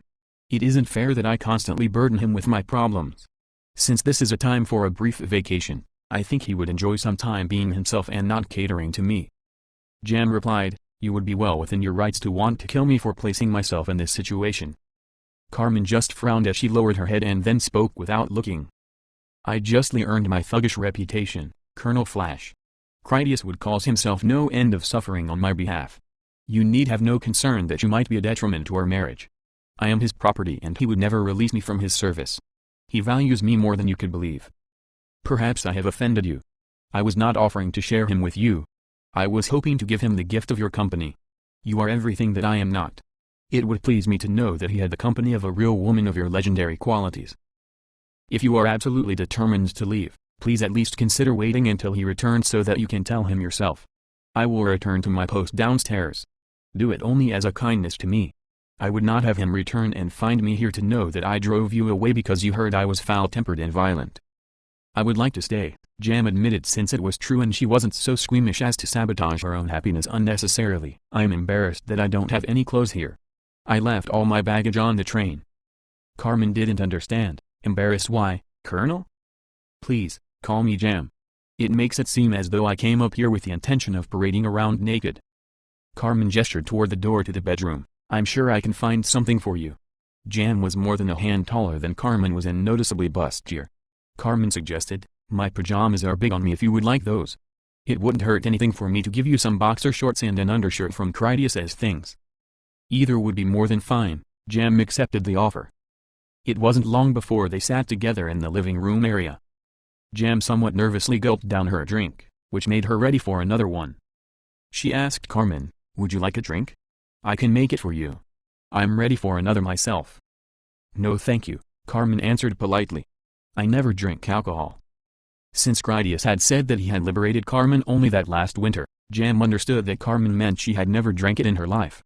That made Jam wonder how many other things Carmen had never done and just how isolated her life had been before Critias.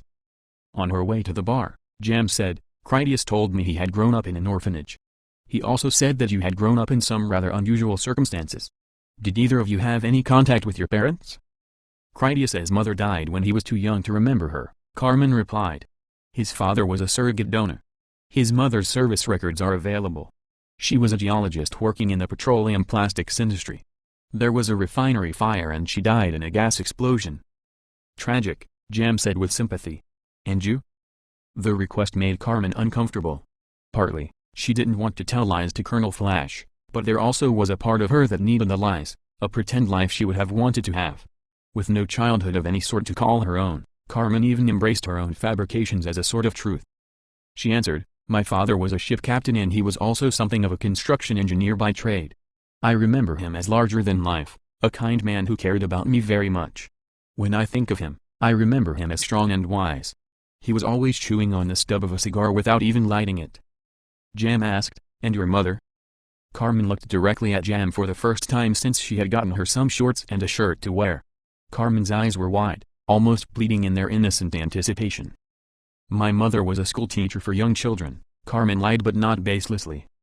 When she was younger, she had been in the Coastal Naval Guard. That wasn't her career or anything so permanent. It was just her way of paying for her higher education. My mother was a courageous woman, the kind of person everyone could count on to keep a clear head in an emergency. Such is the parentage of Carmen the bully. I became the son they always wanted. Yes, Jam agreed, and not in any evasive way. Carmen could hardly believe it. What? Jam told her, I don't really understand how you got my pistol back. That school of yours trained you well. No one could possibly deny that. You crossed 15 miles on foot in the rain, not to mention the gobblers you would have had to pass through. You couldn't have been gone for very long, so that has to be some kind of marathon record, and you don't even look tired. A marathon would have been 26 miles, Carmen corrected Jam tentatively, and 385 yards. I didn't know that, Jam confessed. You were clearly more than just a pretty face. How did you think I would react when I found my pistol on the counter over there? You wanted me to see what you were capable of, and you wanted it to be in a shocking manner. Well, it worked. I was waiting when you came down because I thought you were Jasper. Did you leave while Critias and I were still out there? You must have. Did you hide when you saw us driving back? You didn't call us for a ride, so I assume you didn't think our assistance would have been of any use to you. Innocent panic washed over Carmen's face. I never meant to threaten you, Colonel Flash. I wanted to surprise you, but in a good way. I thought that. Carmen paused to glance about as if she wanted to find some place to escape the spotlight. What happened with Jasper was not a story she could tell, but Carmen had to tell something, so it would have to be lies. Carmen did what Jam and Critias wanted. She had betrayed Jim doing it. In that she had lied to him too. Carmen didn't know what to say. Jam pressed, you thought what? Jim wanted Jasper's threat potential reduced to zero, Carmen pleaded in truth as she began her explanation. If something bad happened, It would have been Critias's fault and maybe your fault too. It is my duty to protect him and to do what the king tells me. I wanted to protect you too. I had to know that Jasper wasn't planning on harming us. Your daughter is here as are mine. I couldn't sit by and do nothing. I only left your pistol there because I wanted you to find it. I wanted you to be proud of me. I wanted you to see how clever I can be. If you saw how good I am at some things, I thought you might like me. I want you to teach me how to be more like you. I never wanted to frighten you. It was just bad timing that you came in before I finished my shower. I did hide when I saw you on the road. If Critias had seen me, he would have thought I was spying on him as I always do. I wasn't spying on you. I swear it. The only information I took from his helmet was your GPS location and some weather condition reports for the safety of the black hole. I still don't know what you did or talked about and I don't want to know. Unless you were in danger for your lives, it was all passive monitoring. Please don't be angry with me, Colonel Flash. Jam did her best to follow all of what Carmen said and she did comprehend most of it. Since you insist on bringing rank into this, tell me something, Lieutenant. Name someone your age or younger with responsibilities greater than your own. Carmen shook her head. Ma'am? Jam repeated the request. Name someone your age higher rank than you, more trusted than you. How old are you? 19, maybe? For as much as you continually depreciate yourself, clearly you have someone in mind that you envy, someone on a faster track than your own. Who is this person? With empty hands, Carmen pleaded for an escape. Other than Jim and Jessica, no one younger than me outranks me, Colonel. Even if I don't deserve it, I should make Forager captain by Christmas. Jam asked, so you are saying that Jim promotes people who don't deserve it, or you are belittling yourself again? Carmen gestured over toward the minibar. It's like your pistol. I try and do things right only it comes back to bite me. I make too many mistakes. You can't be a captain when you make too many mistakes. You would be surprised, Jam assured her. The ability to swallow mistakes is a fine quality in a captain. How you react to your mistakes is more of a factor than the fact that you made them.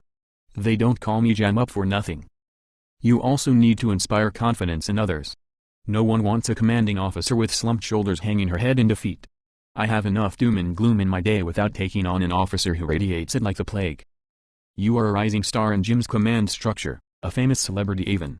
It is time for you to grow up and take responsibility for yourself. Do you understand me, Lieutenant?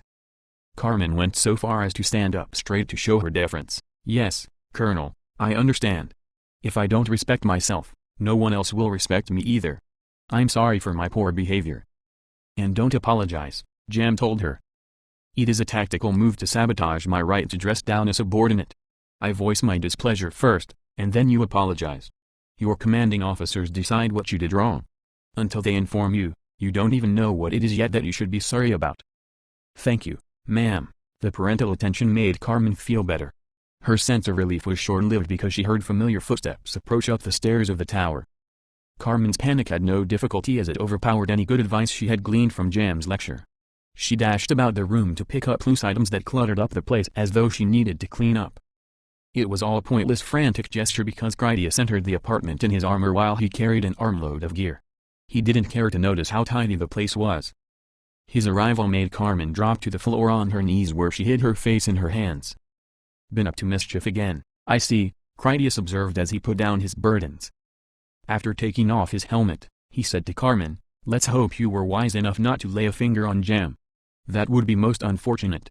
I've warned you enough times about your threats and bad temper. No, Master, she said muffled through her hands without looking up. When Jam made as though she would go over to pick Carmen up, Critias gestured for her to stop. Leave her be. She has enough problems without you interfering. He removed his armor that he had only put on to avoid having to carry it. So, Critias asked Jam, did she bite? Jam made a bewildered expression. No, not at all.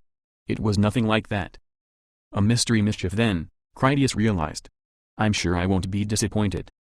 He told Carmen, don't move a centimeter, my pet. I need to get some clothes and I'll only be a moment. When he returned in trousers and a pullover shirt, Critias sat on the couch before he told Carmen, come here and tell me what you have done now. Carmen must have been more worried than usual because she only raised an arm to point a silent finger at Jam. He looked that way. Apparently you know something pertinent to the case. Jam could only shrug. We were just talking pleasantly enough. We were talking about your parents. Your mother was a geologist of a sort. Her father was a ship captain and civil engineer. Critias cut her off with an explanation. Yes, Fat Jack. He gave Carmen away at our wedding. Jack promised me that he would take care of Carmen if anything happened to me. I'm glad she holds him in such high esteem. Jam sort of blinked as she realized the meaning of what Carmen had told her. It was too moving for her to speak about, so she brought up something else. When I came back to the apartment, I found the pistol that I gave to Jasper. It was on the counter over there. That was enough to make Critias cock his head and take a deep breath through his nose. It was his effort to contain himself before he became too angry. He asked, "Are you allowed to execute people, Carmen? Do I allow you to execute people that I went out of my way not to execute myself? If you went out there and murdered that man, you will finally discover what I am like when you have made me angry." "No, master," Carmen answered tremulously. She had both her hands to hide her face again. That much at least was the truth. He asked, "What am I going to do to you if you tell me that you murdered that man?" "Be ashamed of me," she whimpered. "How can it be murder if Jim ordered me to go out there to make certain that Jasper was dead according to his express wishes?" "Because king is such a small word compared to husband," he replied with her own phrase. "Jim doesn't tell you what is right and wrong. I tell you what is acceptable and what isn't. Are you saying that Jim ordered you to go out there?" "Yes," she replied. "He told me that you wouldn't do the right thing and that we would all be in danger if Jasper went away alive so that he could come back to take his revenge on us. He wanted more, so Jim told you to make sure I fulfilled my orders even if you had to do it yourself, and then you went out there to kill Jasper." "Yes," she peeped. Carmen's emotion was real, only her story wasn't. She had gone out there to protect Critias and Jam from Jim. Even Alice had pleaded to spare Jasper's life, and Alice would be the legendary Marshal Chief Justice of the Marshal Service. No one was more qualified than Alice wished to pardon the man for his crimes that stemmed from his difficult life and complex situation. She continued, "I went out there to see what Jasper's fate would be. It was no difficulty at all to find him. For some silly reason he was carrying a can of gasoline. The stink of it was readily noticeable and easy to follow." If Carmen had told the truth, she would have explained how she had used his gasoline to lay a false trail that lured the ghouls away in the wrong direction. Critias urged her to continue. What happened next? Carmen lied. The ghouls had already found Jasper and bitten him by the time I reached him. Jasper was inside the mixing drum of a cement truck. He had lost 2 of his fingers. The injuries wouldn't stop bleeding. I don't think he cared since he was definitely infected. Jasper was just hiding there in the dark waiting to die alone and afraid. He was a man who grave-walked New York City and then returned to tell of his adventure, and that was the sad end to him. He pressed her, and then I asked if I could help him, she continued with lies. He said he would shoot me if I showed my face. I told him it was better to let me in because he didn't really want to die alone. That was when he told me to suit myself, so I climbed in after him and did what I could to give him some comfort. I held him for a while. He said he was sorry about how things turned out. Jasper thought his problems stemmed from him staying drunk all the time. When he relaxed, I opened my first aid kit to give him a morphine injection for the pain. He lost consciousness soon after, so I gave him a second injection to stop his heart. Once he was gone, I put a time delay detonator cap in his mouth and then ran back here. In truth, Carmen had given Jasper a large backpack of food and supplies along with a submachine gun with plenty of ammunition. She helped him get to his secret hunting cabin that was in a cave up in the hills. To the best of Carmen's knowledge, Jasper was safe and alive. After he recovered his strength, he would go off on his next adventure. He would live or die, but it would be by his own terms. That is what the people Carmen loved had wanted to see, so she made it happen. Critias glanced over at Jam. "You don't seem surprised. Did you know that gasoline was going to get Jasper into trouble?" In the future time of Critias, gasoline wasn't something he ever had to deal with. It was no more prevalent than would be spermaceti lamp oil. Jam gave him a half-dangerous look. "Of course I knew. A hot drain stinks up an area like a hog farm. The gobblers can smell petroleum fumes from a mile away. It isn't the sort of thing that comes up on its own. They know the smell means people, especially around here where all the local man-eaters are accustomed to chasing fuel-siphoning teams." That wasn't what Jam had on her mind when she told Critias, "I have had more than enough of this." Jam went over to Carmen to lift her up. "Come here, honey, you didn't do anything wrong." The smugness that Critias felt about his control over Carmen vanished from his face when Carmen promptly got up from the floor and then offered herself gladly into Jam's compassionate embrace. Jam took Carmen over to the other couch that faced Critias. Once Jam sat comfortably, Carmen snuggled up into Jam's arms as if it was her heaven. "It won't work," Critias told Jam. Carmen won't sleep for anyone but me. Jam disregarded Critias's commentary. Instead, she stroked Carmen's hair while she spoke to her sweetly. Are you comfortable? Love. Critias and I should never have put you into that position where you needed to protect us. It's our fault. You did the right thing. Women are so soft, Carmen purred as she shamelessly nuzzled in tight, and you smell so nice. I was in the Coast Guard when I got out of high school, Jam told Carmen. Did you know that? When Carmen didn't reply, Jam added, after I graduated from college, I was a kindergarten teacher. Doesn't that sound just like your mom? Isn't that a special coincidence? It's as if I had a special destiny to find you and take care of you. Would you like that? Carmen made an affirmative murmur and then sniffled as if she might cry out of pure happiness. Jam gave her a few pats on her back. It's all right now. That's all it took to make Carmen bury her face against Jam and then fall fast asleep. I'm impressed, Critias admitted honestly. I couldn't have done better myself. She has taken to you in a big way. Just looking at the two of you, it will be a long time before I can say again that Carmen never looked more beautiful. The two of you together is something else. His semi-intoxicated honesty was an accidental poetry that caused Jam's eyes to narrow into a predatory Rubicon. She made the instant deliberation on whether or not she would make love with him that night. It had a confidence behind it that assured she would make her decision happen. Critias would simply be her hapless victim. Thankfully, she decided no. Jam knew he knew and liked it too. Her coy smile at him was deeply bonding. They were friends now and always would be, but nothing more. Critias moved to get up. Would you like a drink? I've had enough for one night, Jam declined. She stayed silent while she listened to all the sounds of him like clink the neck of the bourbon bottle against the rim of the glass. On his way back, Jam asked, this place where you found Carmen, was it like in one of those dystopian movies? Critias shrugged unsure. I don't even know what dystopian means. I don't know, she tried to explain. Was it a place where people had numbers instead of names and no one ever got to play, like brainwashing military school stare straight ahead kind of stuff? Yeah, he said and then instantly came to his senses. No, Carmen has no dark childhood memories she is trying to run away from. Carmen has never suffered any real misfortune in her life. Her idea of a terrible tragedy would be making her sleep on the couch for a night. No one can do what she does, Jam said in admission that she knew something unbelievable was the truth. Like Dr. Clara, Jam was sophisticated enough of an intelligence to recognize that Carmen wasn't any kind of natural-born human. The hair was obviously real under close inspection and only the regenerators had the flawless skin. Carmen had not so much as a single freckle. It was Cutter most of all that opened Jam's mind to the possibilities. Cutter was a human being that had attained superhuman powers. It wasn't much of a stretch to realize that Carmen was another superhuman being, only of a different sort. Jam continued, Carmen ran 15 miles at a sprint through the rain and gobblers. She tracked down Jasper in the rain for God's sake.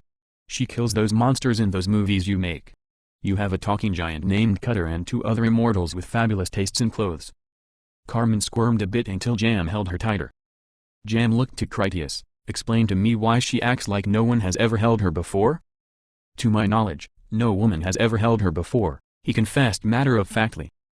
The simple truth is that Carmen is not human either, not strictly speaking anyway. She is like Romeo and Verloc, and in a way, she is like my armature armor, and in a way, she is like that fancy scope you were trying out. Scientists grew Carmen in a laboratory. Where I come from, the slang for it is stewing. The eggheads stewed her up in a lab as they say. When I said I found her last winter, that was sort of a lie. I didn't find her. They custom-made her for me. Last winter was when she was born, awoke, whatever you want to call it. I was there when she awoke and she became mine. We have never been apart since. I fell in love with her and I married her. I know the floor thing seems a little unorthodox, but it really is more of a yoga stress thing with her. If I force her to stop, she can't control her anxiety and it just gets worse. Jam adjusted Carmen just to feed her the attention. I have seen it before when I taught school. It is a mild autistic response. I think it has to do with sensory overload. When they get excited, too much sights and sounds make them have a sort of panic attack. If she has her temper outbursts under control, I think the defensive posturing will soon follow. I knew it calmed her down, was Critias's diagnosis. That's why I didn't want you picking her up when I came in. She was as wound up as I wanted her. Jam asked, and her mother? Was that just a story she made up? How did she know those things about me? Did she guess? He told her, no, she didn't guess. Carmen must have searched her data records to look up your background. I think this was her plan from the beginning. Carmen must have thought if she brought us together, she would have access to you. If you loved me, she could love you. Jam rubbed Carmen's back. I've seen too much to think you are lying, not about something like this. If Cutter is possible, what you are telling me certainly is. He said, I want to warn you about what you have gotten yourself into. If you change your mind later and push her away, it will rip Carmen apart. We keep what she is a secret between us. Only a handful of people know about Carmen. Jim and Jack know, of course. Dr. Clara, George, and Gloria know, maybe a few other people, Bob and Kevin obviously. I'm sort of angry with you that you had your way with this innocent young woman, Jam scolded him. If you awoke her last winter, you didn't waste any time taking her to bed. You are lucky you married her. If I had come here like this and learned you hadn't, I'd have Ship Captain Gloria marry you within the hour while I held a shotgun on you. She adores you and is happy. I think it would be cruel if she had to be alone. I would not wish on her what has happened to me. When Jam noticed he stared, she said, This has been an extraordinary day. There is hope for better things. I can see that now. From what Jim told me, I assumed that Romeo and Verloc were like Cutter in that they can go outside and move among the gobblers without fear. You don't need to worry, Critias assured her. Dr. Kine has a neutronization procedure to make Watchers not infectious anymore. He could tell that Jam didn't understand his term. Watchers are what I call Jasper's vampires. They are infected people who didn't lose their minds, not most of their mind anyway. All of them can be a little touchy if you step on their personal issues. If you are polite and give them some space, they are handy people to have around. When Jam asked, So Carmen is a Watcher? The name made Carmen stir in her sleep, but a gentle rub on her back from Jam put her back to rest. No, Critias replied. Carmen is a cyborg. I think that is the word for it, a genetically tailored clone with surgically implanted hardware. As Bob explained it to me, Carmen is human. She is flesh and bone like you and me, if our bones were titanium. Carmen has a belly button. Maybe they grew her in an artificial womb or something like that. I have never actually seen it done. My only experience is with the final results. The poor thing, Jam said with sympathy. I can't even imagine how hard it must be, no parents, no family, and having to live in a world like this. She has taken to you readily enough, Critias commented. Carmen has good taste. She has a gift for reading people. Anyway, I think we're ready for bed. He went over to pick up Carmen so that he could carry her to the bedroom. After he lifted her up, he noticed Jam's expression. Critias told her, Don't even think about leaving. You're staying here. The couch seems comfortable enough, she meant she would sleep there. Critias cautioned her, Don't be stupid. You can come willingly or I'll come back to carry you too. Jam made a pleased humming sound. Is that a promise or a threat? Carmen awoke as he picked her up and then she beseeched Critias, Can't I stay just a little bit longer? Hush now, Critias whispered to her. Jam is getting into bed right beside you. Carmen reached out for Jam to take her hand so she would come too. Jam got up and then took Carmen's hand to follow along. On the way she sighed, I am officially on vacation. Chapter 4. Bare Necessities. Carmen didn't need to apply any special driving skills as she spent the morning on a pleasant cruise outside of Camelot. She steered the electric golf cart as they rolled along slow and quiet. It was a lovely day after the heavy rains that night before. The flowers were in bloom and the birds sang. Carmen thoroughly enjoyed herself on the mostly peaceful adventure. Her husband stood in the back of the cart and complained overly much. Malcolm repeatedly stole Critias's fun as George's legendary gunner pistol shot all the ghouls before they could get close enough to their golf cart for Critias to spear them through the head. Critias had armed himself with one of Pike's long namesake lances that the man routinely used when he cleared determined infected off of Jam's train. Goddamn, son, Critias asked Malcolm, where did you learn to shoot like that? It was true that Malcolm was one of the finest pistol shots that Critias had ever witnessed. The man could exhibition shoot coins from the air and do it reliably. Currently, Malcolm shot Critias's ghouls and he did it by placing a bullet into their chest from his casual instinctive aim. Malcolm used one of his preferred .22 Magnum suppressed automatics. The trick to his show was how he severed the spinal cord to leave the ghouls paralyzed from the neck down. The pinhole impact wounds released only a minimal amount of blood and their heads remained unharmed. The bodies went limp on the instant one of his bullets struck them. It's all in the reflexes, Malcolm answered facetiously as he shot another ghoul just before Critias could get in range to harpoon it. Ray Brakeman came alongside their cart as he rode on Cutter's head literally as a hat. He had a round cushion for a seat that used a chin strap cord to keep it in place. Since Ray was a dwarf and Cutter was a giant, the perch was surprisingly comfortable for both of them. For Ray it was as though he rode up high upon an elephant. Carmen told Ray, "You look like a great king of the Hindu Kush." She spoke fluently in his native favela Portuguese. Ray answered in kind. "It is a fine view as well." He carried a customized rifle that fit his particular stature as he rode along to the rhythm of the giant's long strides. Much like the elephant-mounted safari hunters, Ray was on the lookout for fresh game. Medium range, Carmen alerted Ray about an upcoming target.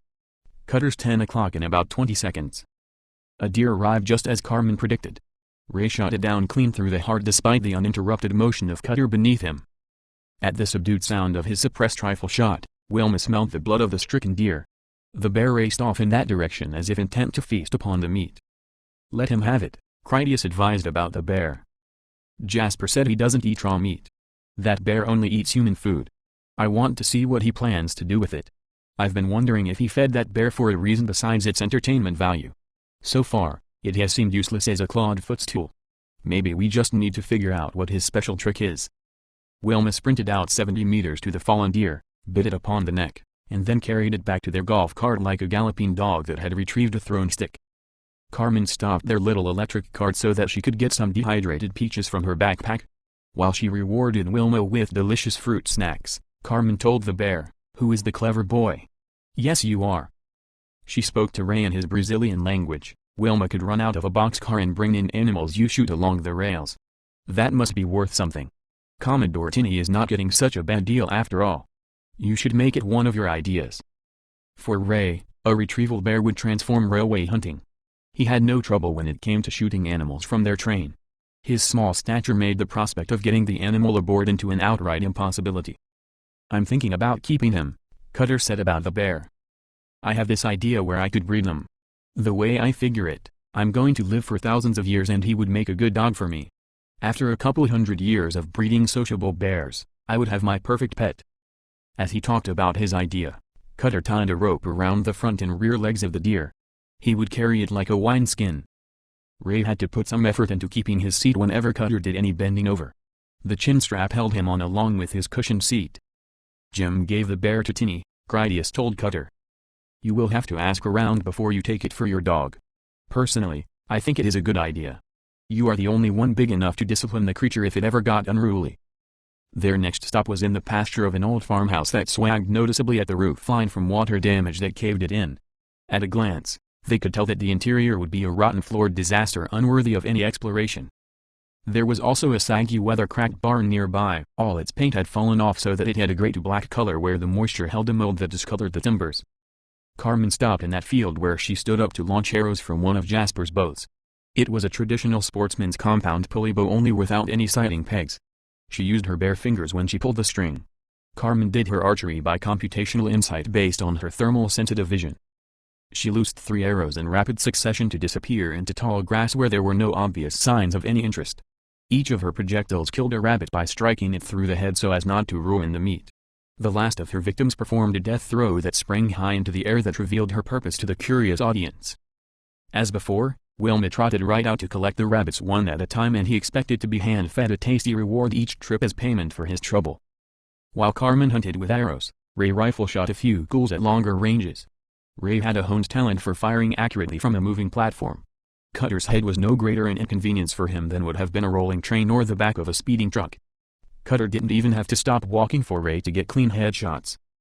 Carmen told Ray in English so that Cutter would hear too, "You make a good team. Not just the bear, I mean. I'm talking about Cutter." Cutter joked, "All I need now is the armor. I would be a walking turret. Ray could fire an RPG from up there." Carmen ran the possible scenarios through her combat computer. Her processors currently operated at near zero, which meant she was at peace. The endearing sleepover she had shared with Jam overnight had opened Carmen's mind to a whole trove of art and literature that she had never comprehended before. She had explored motherhood as she nurtured Alice and Mandy or breastfed Jack's baby John, but to be on the receiving end of such love had given her a new provenience on life. The concept of a mother permeated all forms of culture and an opportunity to experience it as a recipient had been like an explosion through Carmen's mind. She never understood a lot of what she knew by description alone. Carmen still needed to experience life to appreciate all her vast knowledge. She told Cutter, "Your strategy at the Basilica was remarkably intuitive. I didn't know you before your transformation, but I do believe that your increased brain size has dramatically improved your intelligence. That shield you made for yourself was an ideal solution for defending against bullets. That clever armor was an effective innovation too. With a new shield and armor that we could engineer for you, I believe you would be decisively successful in pitched battle against Maltese pirates. Properly equipped, you could withstand a lot of minor injuries without suffering any permanent harm." "I suffer permanent harm," Ray observed. "I'd rather ride on his back where the armor is than be on his head where the bullets are." On their return trip to the warehouse, Carmen shot down a duck in flight with one of her arrows and Ray got another of the plentiful deer with his rifle. Cutter continued to carry their hunted meat as no inconvenience since he had done the same thing for Jingle Bells on hundreds of occasions. They found the burned-out shell of a building with an open concrete floor where Cutter led them in skinning the animals. They didn't want to take the offal back with them to the Camelot warehouse. The butchering went smoothly apart from Malcolm and Critias having to exterminate a few ghouls that had smelled the pungent entrails and then came in to investigate. Back at Camelot, they found the place abuzz with activity. A pair of rail-riding interstate buses had come in that morning through the western train gate. Commodore Tinney had come to visit and he had brought a small army of workers with him. A lot of them were personnel from Jim's community. Tinney already appreciated the dramatic increase in the resources he had available for his operations as their new reclamation general. He had people that used forklifts to load non-perishable food onto the train cars. Other workers began the demolition required for the extensive remodeling of Camelot. They would tear down most everything but the 3 towers and the gingerbread house, which they would upgrade instead. Commodore Tinney told Critias, "It is good to see you again, my friend. This is very nice, a remarkable find that you have made.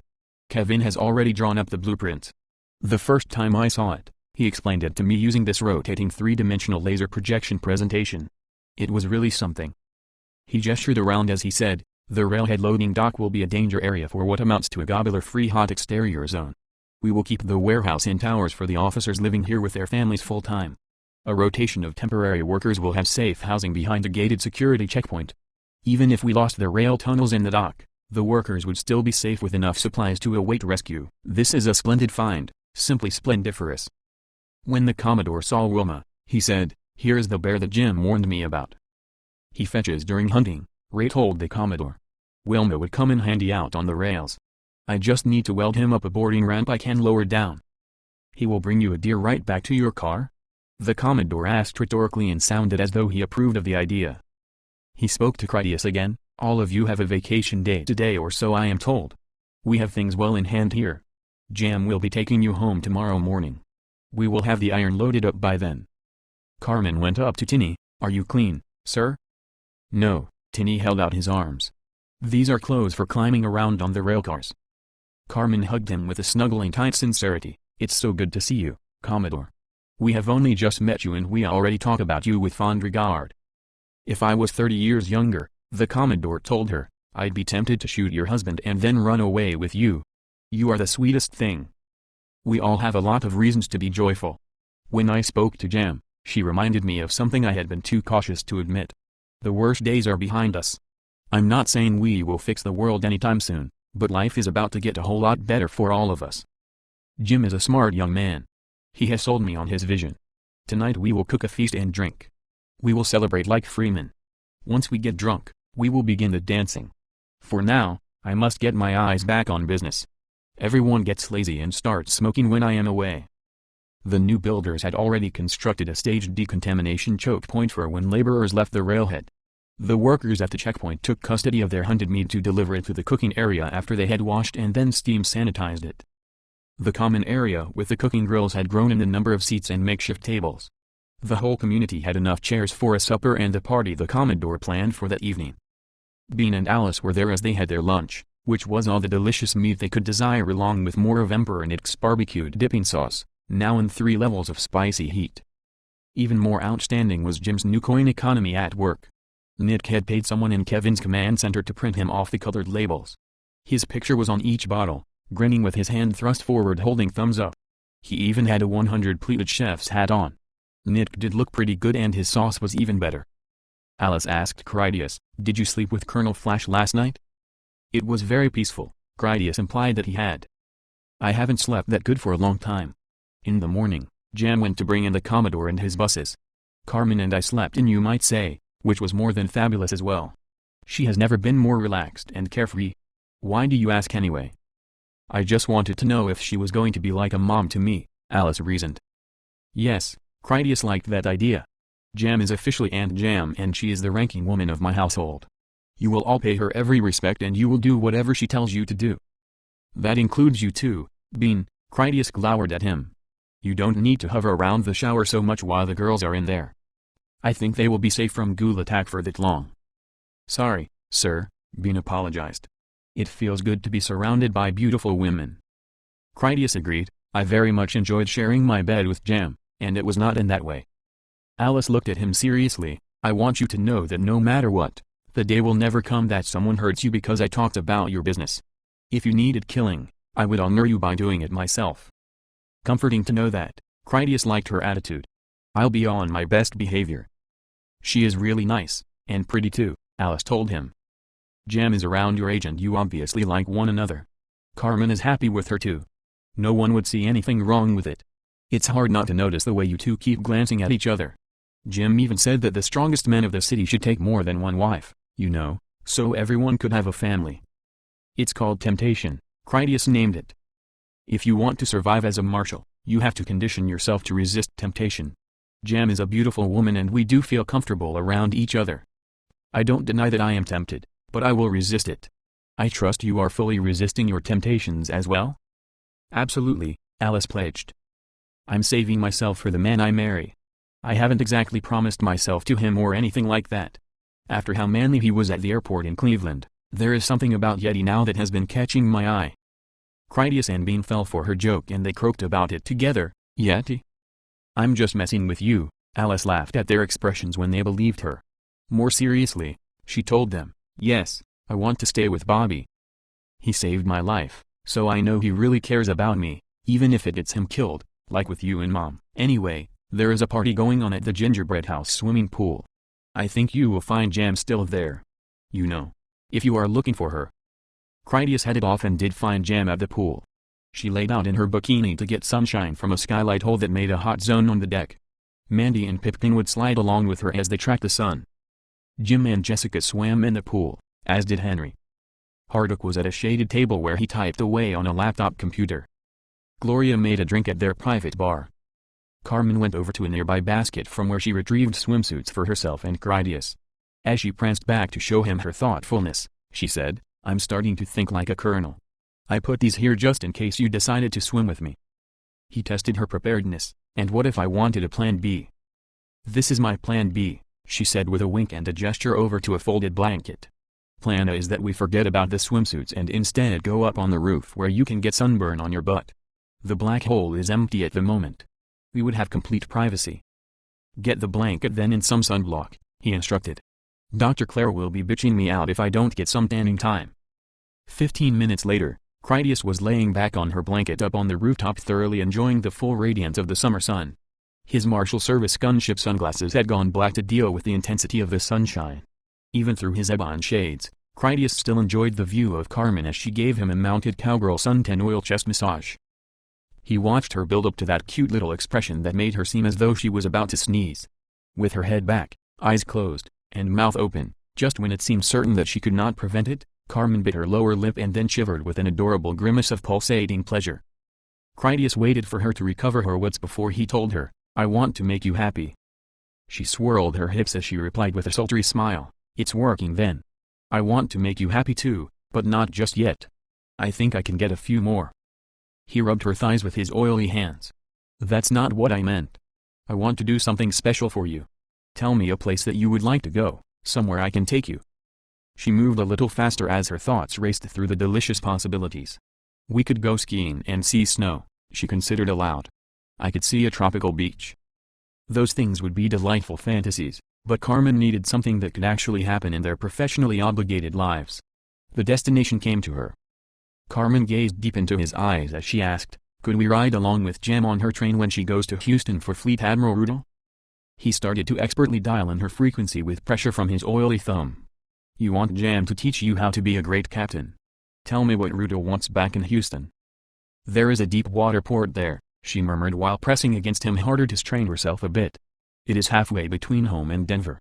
Rudel wants to reopen Denver. He needs a port to unload his ships onto the Commodore's trains. Critias read her signal and complied by aggressively rolling her onto her back for some forceful interrogation. He asked her, "When we are on our train ride, do you want me to handcuff you to the crazy dangerous engine while I pirate Travis you?" She considered the pleasure of it, like a train-robbing bandit on an innocent city girl. She liked the fantasy of it, but then regretting her confession of being willing, Carmen denied it. "I'm a good girl. I just want Colonel Flash to teach me how to be a better captain." He kept it up. "When we go to Houston, what if pirates attack you like this?" Critias gave her a vigorous demonstration of pretend pirate ravishment. He knew it worked because her hands feebly pushed him away while her wrapped legs pulled him closer. Carmen mumbled incoherent gibberish in assorted unknown languages, but only during the brief gaps in her repeated ecstatic culminations. The crescendo rhythm of her bandit attack climaxed with the Pirate King evidencing his undeniable conquest and her subjugation. The perfect moment gloriously wiped her mind of all conscious reality. When Jim heard the idea an hour later, he was more than a little bit skeptical. "You want to do this Houston thing?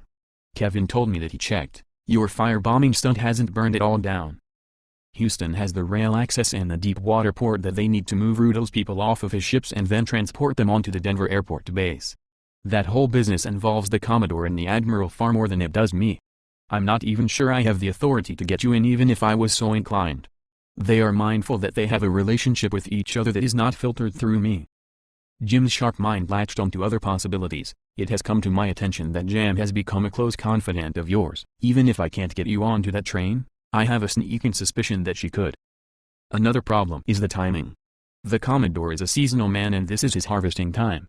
They are not the sort to sit around rusting. You're still committed to this ozone deal and we have the main operation coming up soon. We need you here. It looks bad just having you away from home. A lot of people sleep better at night because you are there ready to lay down your effective crisis response. So this is my deal. If I get what I want, I will reward you with what you want. That means you go to Houston any way you please. You can just take her train or you can take along the Black Hole too, with Captain Gloria and her crew. You can assemble whatever assault team you want, with all the supplies and satellite support. You can have Bob customize whatever new gear you require. We are committed to helping them anyway. I just hadn't promised to lend them my most versatile operator and leaving myself in the lurch. I had to finish my ozone work already anyway, Critias said, knowing there had to be more of a catch. I want to hijack Carmen's dinner party, Jim told him. The timing will coincide with the train grinding operation. It will be a perfect opportunity for me to spend the dinner resources for 2 ceremonial occasions. She will get a 5-star party and so will I. Sounds a bit dark to me, Critias said about Carmen's dinner party having to coincide with Jim's mass roundup of ghouls for their hideous painful slaughter. Yes, Jim agreed. It is dickish of me too, to ruin this party your wife was planning. It was important to her and now I am trampling all over it. I'd appreciate it if you admitted that fact aloud. This isn't happening in a roundabout way. Critias remembered that Jim had told him that he would fiddle while zombies burned. Jim didn't want future historians trashing the names of Fat Jack or the Commodore as if they were in any way accountable for the singularly dehumanizing event. To that, Critias said, "It's very dickish of you to schedule Carmen's party on the night you grind up a million screaming people and that's the view going on out the window. To be perfectly honest, I don't even know if she invited you. It was a gathering of her closest friends only. Nothing personal, but I don't think the two of you swap a lot of intimate stories." "There it is," Jim said about the decision being final. "Perhaps she will enjoy Houston as a compromise." As Pike came into the pool area, he carried a large plastic tackle box. He approached Carmen to say, "People tell me you have some talent as an artist. I was wondering if you would be willing to give me a new tattoo. It doesn't have to be anything in particular. Whatever you feel inspired about. I trust you not to make girly stuff." Oddly enough, Carmen replied, "I don't have any experience with the powered equipment. It shouldn't be too difficult for me to figure it out, unless you would prefer a hand-tapped tattoo. That would be my preferred method where quality is concerned." After Pike agreed to that, she went into the kitchen to gather wood and cooking utensils. Carmen found a number of large spoons that she would be able to adapt to her needs. Critias told Carmen, "I'm going to get something to eat. Catch up with me when you are done with Pike."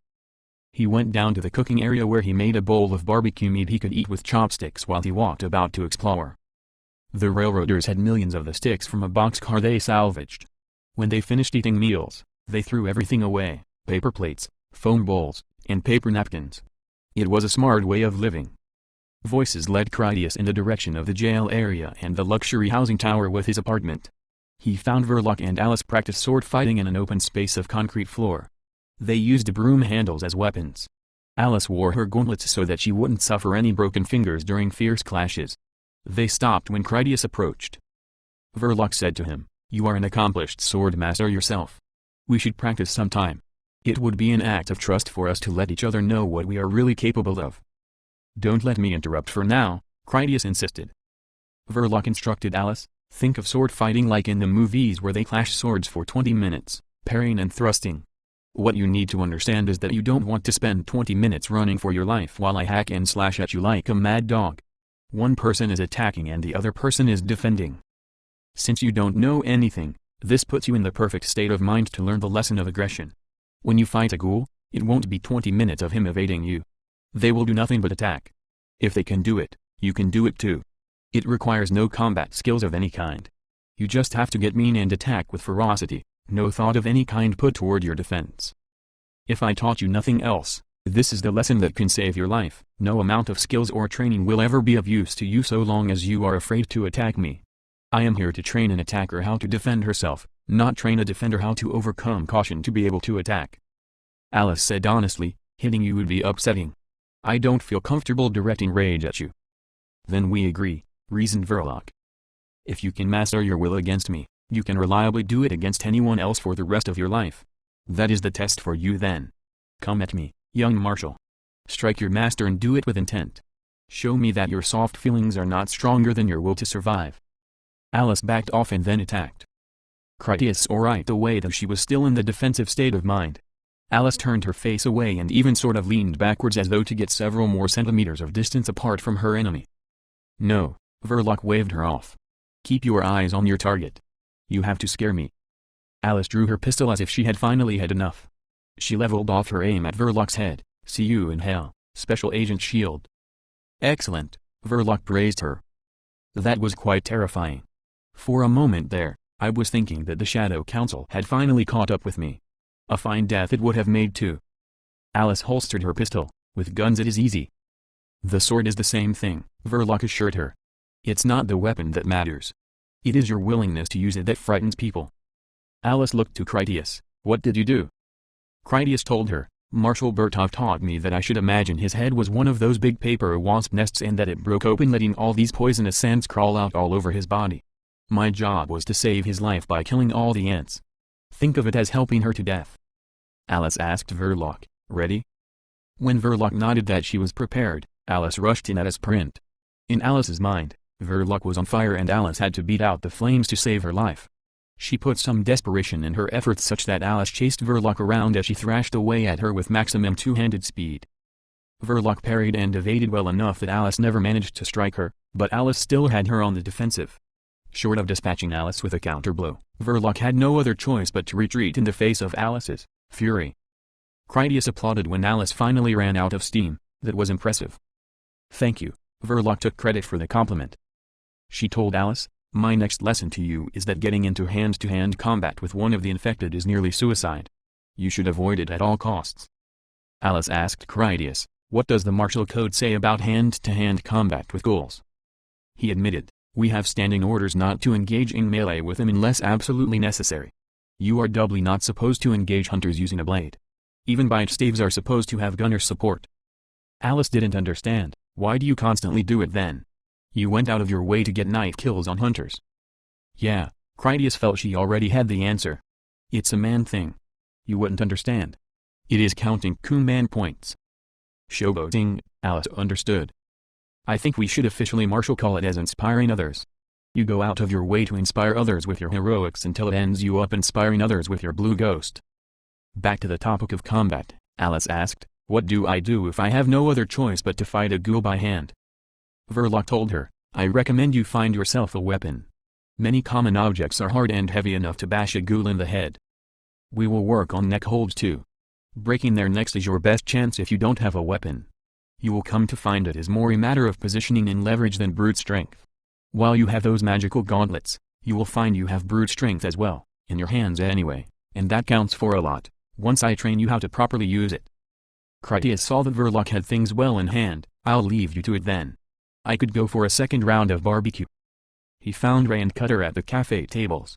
Cutter sat on the floor while Ray assembled some sort of helmet seat visor gadget.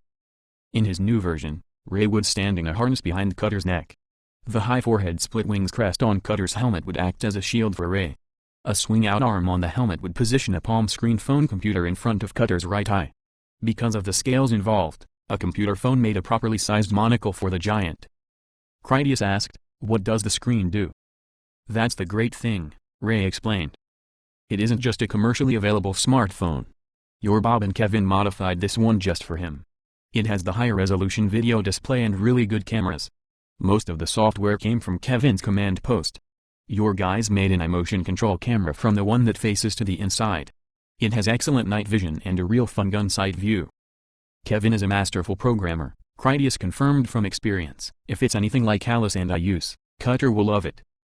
When Cutter scratched at his arm as if one of his imaginary worms bothered him, Critias suggested, "You should go up by the pool and ask Carmen about tattooing the itch for you. An organized needle attack seems like just the thing to scratch it." Cutter thought that was a great idea. He got up to head that way. Ray asked, "What is this thing I heard about you wanting to go to Houston?" Critias informed him, "Fleet Admiral Rudel has all his rusting ships full of civilians. He wants to turn President Lieberman's underground city in Denver into his new capital community. I've been there. The place is big enough for it. To get to Denver, the Admiral needs a port deep enough for his heavy ships. They plan to board your Commodore's trains and then you guys take them to Denver. If you are interested in getting more details, you should use your new phone and call Kevin." Ray used Cutter's helmet eye screen to voice dial. Critias stood close enough to the phone to tell the android, "Carmen and I are going back to Houston for this relocation gig. Jim told me that you have done some more satellite research on the place. He said that fire I set last time didn't burn the whole city to ashes. I want you to get some coastal population figures, maybe some migration patterns, the major traffic arteries, all the usual stuff." Kevin replied, "I have also been monitoring the local wildlife. By studying the predation patterns, I hope to locate any name-worthy hunters or possibly even some of the local watchers. That city is large enough to have both. Do you have any special equipment that you will need?" "Tranquilizer pistol ammunition," Critias requested. "That chemical shows a lot of potential. If I do bump into more watchers, I may want to take one or more of them alive, depending on their dispositions. It's a potluck kind of thing. No way of guessing what color of crazy they are until you talk to them." Kevin told him about something else of interest. "I have done some analysis on the data you collected while experimenting with the blackout mode in your mech suit. I believe it was your Tesla Flux weaponry that primarily spoiled your disguise. You may want to experiment with carrying only their gunpowder firearms." "I can try that out," Critias accepted the suggestion. "Whatever you can throw together for me about Houston would be great. Maybe while I am out there, I will bring back Howard's body. He is probably tired of being ahead and you can experiment with some creepy attachment surgery. From what I have seen, putting them back on is clearly possible." Kevin understood that Critias referred to the operation where Bob and Carmen had reassembled him. "In the case you are familiar with, the removal involved advanced microsurgical devices and regeneration-inhibiting enzyme cataplasm. I agree with your proposal. Feel free to bring back the body if you find it convenient. The attempt at restoration would be scientifically enlightening even if it is not entirely successful." While Ray talked to Kevin and tinkered with Cutter's new helmet, Critias went off to make himself a fresh bowl of barbecue. So prepared, he headed back to witness Carmen's tattooing operation. Critias admired her work to see that Carmen drew a huge mechanical horse that formed from a clockwork of bulky gears and steam train engine parts. It was on Pike's abdomen and it really did stand out as fantastic considering Carmen's boundless talent. She tapped in the ink using 2 sticks, one of which had a row of affixed needles. Carmen rapped upon her needle stick using another spoon as her hammer. Each strike made the points prick into the skin and thus permanently embed the color. "This is my shaman spell of the Iron Horse," Carmen said of her work. "It will give Pike strength, endurance, and virility. It will give him iron skin that protects him from harm while he is working on trains." A lot of ritual went into the ceremony when Critias got his martial lineage tattoo. He didn't fault Carmen as she gave Pike some pain-induced hypnotic suggestion. That extra confidence could make all the difference while the man worked the rolling iron. Jim eventually arrived to watch Carmen put the finishing touches on her artwork. While he observed, he told Critias, "I can't accept Commodore Tinney declining his position as a governor. When he gets drunk tonight, try and talk him into changing his mind. Carmen can be wonderfully charming. You could even set her to the task. Feel free to manipulate him in whatever way will accomplish the objective. This is too important to let his feelings get in the way of everyone else surviving. Critias nodded to that. I agree that the Commodore has a duty to stand as one of the governors. I will talk him into the sense of it. Jim asked Cutter, are you thinking about getting something done? The giant also stood there watching, more attentively than most. I'm not interested in pictures, Cutter confided in him. I want something like the one Critias has on his shoulder. I want a badge of honor, something that says I belong to the community. Sometimes I get the feeling that people see me as just this mutant giant vampire that talks and does all the heavy lifting. Jim was more than agreeable to that. As a gesture, it was both rightly deserved and easily accomplished. I think I can provide something like that, he told the giant. The king asked Carmen, would you mind? Not at all, Carmen readily agreed. What did you have in mind? He wants something like Critias has, Jim explained. Have it say, Lord Cutter, Special Agent of King Louis. Hero to men and man of the king. Beyond that, I have no doubt that two of you will design some imagery he will find appealing. While wearing that, everyone will know that he is one of us and to be treated accordingly. Lord Cutter, the giant said it as only a giant could. Hero to men and man of the king. Congratulations, Critias told Cutter. You're officially not a vampire mutant now. I sense some extravagant living quarters are on the way. You deserve it. I have to admit, you are handy for all the heavy lifting too. Jim told them, Cutter doesn't need sleep and he is going to have a mobile lifestyle with a lot of time outdoors. I will have to put some thought into where he would want to be staying. I want to be close to Carmen and Verloc, Cutter requested. Something on the ground floor of Radio City would be to my liking. I would need a gate I could use for getting in and out from the streets. A scaled-up decontamination bathroom would be appropriate, Jim added since he could picture it. I will make all the arrangements. Queen Jessica came up to admire the work. She said, I do like the trained horse. Now that I see how good Carmen is at that, I think I want something too. After a pause she added, I have the feeling that Jim will object. A tattoo worthy of a queen, Jim said as his condition. People respect your accomplishments as a grave walker. I'd like you to start teaching Alice some of your tricks. When you think she is as good as you are, you can take her to someone else, perhaps eventually even your father. Jessica thought a moment. During the life she had spent in Denver, exiled on the surface with her father and his loyal troopers, Jessica had spent much of her time reading. Her father coached her into it, but she had soon learned to love it. It was the kind of immersive yet totally silent entertainment that was ideal for her circumstances. The queen told Jim, it seems to me, for a queen, tattoos would be like medals. It would be proper for me to bestow them, while never to wear them decoratively. Cutter offered up a suggestion, I have a lot of canvas to cover. You could suggest another one for me. Jessica considered that and then said, I don't mind if I do. How about having Carmen add on, champion of the queen? I don't want anyone ever mistreating you when you go about on your adventures. When you show them that, they will know to treat you with respect if they know what is good for them. We will hotly avenge any harm they do to the special agents of the people.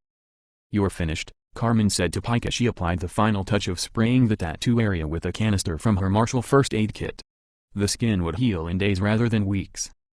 When she went to work on Cutter, Carmen used the same needles from Pike. It wasn't possible for Cutter to catch a human disease. Cutter's skin had the quality of being significantly thicker and the giant didn't readily bleed either. Those attributes and the large surface area made him an ideal canvas convenient for her work. Cutter's regeneration even prevented him from getting any tender inflammation. Critias waited for Carmen to make some progress before he judged her work. After she wiped her latest pass clean, he saw that she had masterfully created an in-depth optical illusion. It appeared that a razor had cut the words into Cutter's flesh. In the places occupied by her letters, she had drawn in muscle fiber as though she had permanently removed the overlying skin. The effect was all an illusion of her ink since Cutter's skin obviously remained fully intact. If the needles caused Cutter any pain, he didn't show it, and if anything, the giant felt it more as pleasure, as if she scratched an itch that had nagged at him for years. It felt good for him to feel a psychological worm die as it choked on her needles. Critias noticed that Alice had arrived after finishing her practice with Special Agent S.H.I.E.L.D. Alice paid close attention to him, so he did his best to read her thoughts. Because he had a neutronized ghoul at home for her latest ceremony, Critias guessed that Alice thought about her martial tattoo again. Alice responded with the quirky smile that let him know he had no clue what she thought. What she did think wasn't about her tattoo. Come swimming at least once, Alice insisted. I want a picture of it for my webpage. The video at the power cable yard has so many hits. I think everyone in the world has seen it at least once. Critias well understood public computer identities. As a mesh-suited marshal, his whole life was a matter of open review by his commanding officers. If he had ever done it in his armor, the praetor could have called up the recordings to see it. He went over to find the bathing suit that Carmen had laid out for him. On his way out to put it on, Critias asked Alice, "Do I have a webpage on Kevin's network?" Alice really did think he joked. "Are you kidding me? The one Carmen made for you is the best. You've got so many great clips. I really like the one where all these thousands of killcam shots flash by to the music of Beethoven. You should check it out. Everyone knows who you are. You're super famous."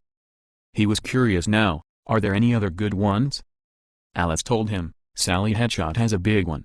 She is also planning a live show from the Milk Wagon during missions. Once she gets her full crew ready, we will be filming everything. Carmen and Verloc each have one and they also have one together. They call themselves, Sword and Shield, Watcher Elimination Service. They do a funny skit where Special Agent Shield throws up her badge. It made Alice wonder, you don't think they're serious, do you? About eliminating Watchers, I mean. They're serious enough, Critias assured her. Joke or not, their deadly reputations will get around at least as fast as their humor. When the Commodore does encounter something like that, or Fleet Admiral Rudel, who else would they call to eliminate a hostile Watcher? They would call Verloc and Carmen, the apparent experts. That didn't sit well with Alice. How dangerous is that? Critias evaluated it easily enough. With Carmen by her side, Verloc is close to being invincible. Those two together could cause trouble on a scale you couldn't imagine. I feel sorry for any kooky Watchers out there when those two make an agency adventure out of them. Cutter told me about the time they chased him. He said it wasn't something he recommended. It was why we could trust him to never turn on us. The Sword and Shield Watcher Elimination Service would be after him again. Mandy had come over to watch too. She finally worked up the courage to ask, "What about me? Could I get something pretty, maybe to cover up my back?" Critias wasn't shy about battle scars. He told her, "Turn around and show me." In her bikini top, he could clearly see where the President had done a professional job of beating on her. It would have been difficult for him to leave such detailed marks by accident. They were not so much raised scar tissue as just lines and shades of white and brown that were unmistakable as caning stripes. There were 7 prominent ones with 4 or 5 smaller strips. Critias suspected that the man had done it out of sick perversion as opposed to just being an evil tyrant beating his unruly slaves. "No," Critias told her as a quick and final decision. "You are already so grown up and beautiful a young lady, that it is hardly appropriate for you to be living under my roof. What you do to yourself when you move out is your business. While you do what I say, I won't have it. You are more than fine just the way you are." She liked his answer even though it was a refusal. It meant that the marks did not make her appear deformed or anything. Mandy asked him, "Can I make you something to drink?" "Iced tea," he accepted. Cutter was too big for the pool unless he only stood in it. If he was alone, he could soak in deeper without overflowing the water. Even then, he would displace it all the way to the rim. Hardock set up a camera so that Alice could get her vacation photos. Beautiful women surrounded Critias on all sides, which included the bikini-clad Verloc and Carmen as they sat on the raised palms of Cutter's hands. Later, while Alice made a video of Carmen as she tried to teach her ballet again, Jam summoned Critias over to her lounger. She offered him some hand lotion as she told him, "Give me another massage while you tell me about your plan for going to Houston." Critias knelt down on a towel and then started to massage her back. He enjoyed the moment in silence while he reflected on the massage he had given her in the showers the night before. After Jam cleared her throat to get his attention, Critias said, "I only just heard about the mission a little while ago from Carmen. I can't really say I have anything in the way of actual plans. Now that I think about it, I suppose my idea would involve some powerful engines or electrical generators. We should use high-pressure water hoses, just spray the meatheads right off the edge of the pier. We would have all the seawater that we need for the spraying, and it does not matter to us how many of them end up bobbing about in the ocean. The freaks would make it back to shore eventually, so they are not any kind of long-term contamination disaster we made. So long as your gobblers can't get near us, we unload his ships onto your train." Jam told him, "A train car can hold any kind of fuel or generators you could want. You could make a dedicated car for the pumping equipment and to carry the hoses too. I think you should tell your idea to Rudel. When I was in the Coast Guard, we had lots of different fireboats that did what you are talking about. The Admiral probably already has one. I can't imagine he gets along with the fleets without having a fireboat available for safety. He would definitely know about those kinds of water cannons and could help you get more. She did have a concern he needed to consider: how many days would it take to unload his ships? I have no doubts that it will be far more than just one trip. It would take more than one train just to relocate all their baggage. The first train would need to be all the people he requires to get the home fires burning. They would want to get the base up and running before he started dumping off trainloads of civilians. You also need to worry about where the railhead is on the Denver side. How close can I get to the airport for dropping them off? Critias replied, whatever we did, I would want it to happen in under 24 hours at a time. I don't want to build a beachhead permanent base there on the dock. I prefer to use the right people to get it done, not have crew rotations or anything like that. We would roll in, take on a full load, and then get back out again. Instead of gathering the whole city in one place to attack us, we could even lure them out into the country when the trains depart. Jam estimated, I figure that there are about 800 miles of track between Gem City and Houston. It would be around another 1,000 miles from Houston to Denver. All of that rail needs to be cleared of old iron and inspected for damage. That alone will be a lot of work. Critias added more, they will also want to open a direct line from Forager's Castle to Denver too. He tried to crunch the numbers in his head, but in all honesty, Critias had no clue how much work that might be. He just made a minimal guess to make the point. It could be a couple months hard work just readying the tracks alone. Jam sighed and stretched under his massage. Critias had stopped paying attention, so thoughtlessly did as good a job as he would have on Carmen, while in public anyway. The pleasure made Jam think, 2 months of listening to you two going at it like rabbits. That might be more than I could take and keep my sanity. Getting back on topic, Jam continued, Jim told me that Colonel Davis was willing to return to Denver. He is the best of the on-site experts and he also wanted to learn firsthand how we manage trains. The best way to get so much work done is to divide it up. I could send Ray and Pike. They could take Hiram and his people, start clearing the way to Denver. So you will need a crew then, Critias said, meaning that there would be a vacancy for Carmen and himself. Jam was Colonel Flash when it came to that topic. While she was on the rails, it always had to be business first. She said, I'll see what you're capable of on our ride back to Jim's place. In that they would definitely be making the trip together was already a settled matter. On the way, there is plenty of work to do. You can bring along Alice and Mandy. I'm sure you don't want to leave them behind and Pipkin stays with me anyway. Here, Houston, or Denver, this is just Pipkin's normal life. Critias asked her, how many more people does the Commodore have out there? Not quite 200, she replied pleasantly while rolling over for him to start on her front. The main caravan will pass us on our way out. Their train will be taking our place here in the morning. We won't even recognize this warehouse by the time we get back here again. They know how to throw up a winter camp. It will be a lot nicer than it already is. Carmen brought over her phone to show Critias the swimming pool picture of them all together. She put it close so he could look at it. These are good times, she told him as if he should discover the concept. You don't want to look at this picture one day and then think back how you didn't fully enjoy it. Make an extra effort to be happy, my love. Carmen kissed him with approval for his new friendship with Jam. She understood it was a joy to him to have a new confidant. Critias had explained to her how important it was for people to say things to friends that were actually a kind of friend truth. Such talk when heard by the eavesdropping of unintended ears would not be understood and often wrongly taken as a hidden dislike or being insulting. Critias and Jam were free to speak honestly with one another without Carmen getting jealous. She was happy and at peace as she sang softly to herself. Carmen went off on her own way with plenty to keep her entertained. That evening, the Commodore summoned everyone to attend a common dinner to take place at sundown. He called in all the work crews, ensuring that everyone would get a chance to be equals at table and see all the new faces. After everyone had gathered, Commodore Tinney climbed a short step ladder so that he was visible to all when he spoke. The first thing we normally do before starting a feast is figure out who has to clean up the mess when we're done. That responsibility falls upon that person or persons who made the day's biggest blunder. When no one volunteered a suggestion, the Commodore asked, anyone? No? Well, how about from yesterday then? Critias thought to stand up and say that he was the official asshole of the previous day because he had let Jasper run free. In hindsight, Critias did agree that it would have been possible for Jasper to return to Camelot and then take his merciless revenge on them. Jim had been right about that. Since he believed Carmen's story about Jasper being dead, Critias no longer had any worry about it actually happening. Before Critias could speak, Alice called out in a loud voice, I will clean up after dinner. For the Freeman, cleaning up after dinner was a good-natured affair, not a public shaming over some actual offense. Tiny was well aware that Critias was the reason that his people had Camelot at all. He also saw that Critias was honorable to a fault, so much so that he had just about stood up to yoke himself to sanitation duty without proper cause. Alice realized all the same things and proved she was a true-hearted daughter by volunteering in his place. The Commodore didn't hesitate to pick Alice. He told her, a generous offer gratefully accepted. With that out of the way, Tiny told everyone else, there is no fighting unless it is with knives.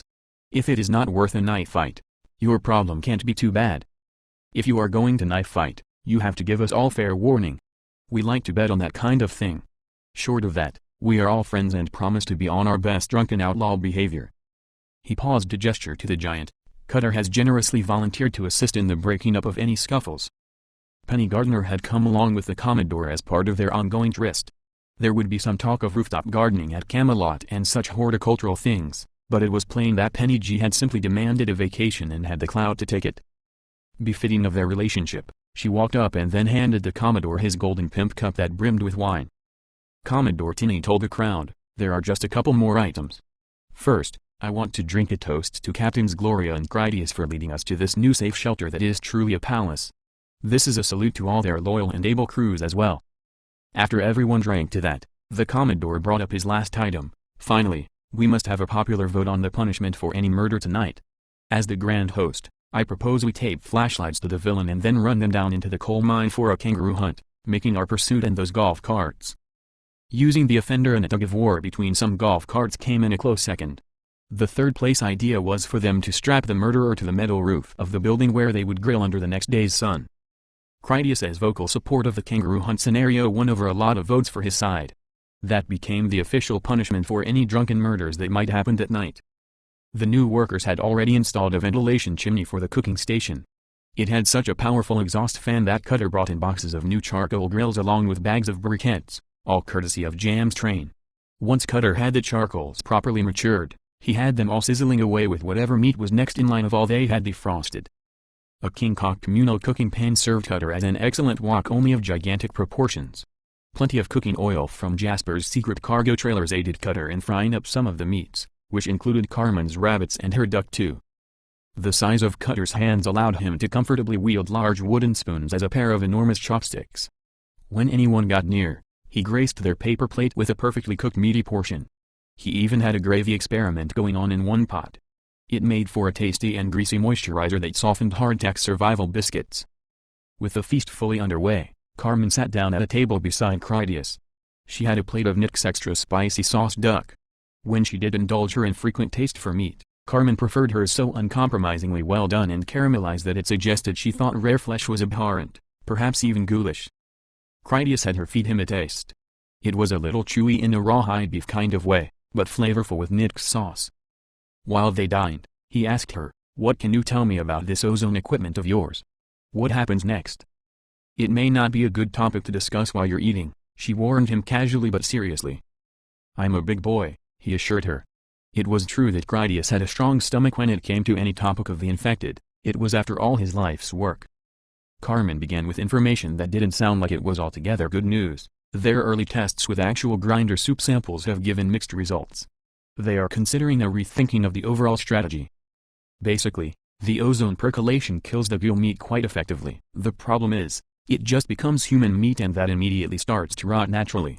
We can make so much of it so fast, we don't really know what to do with it all.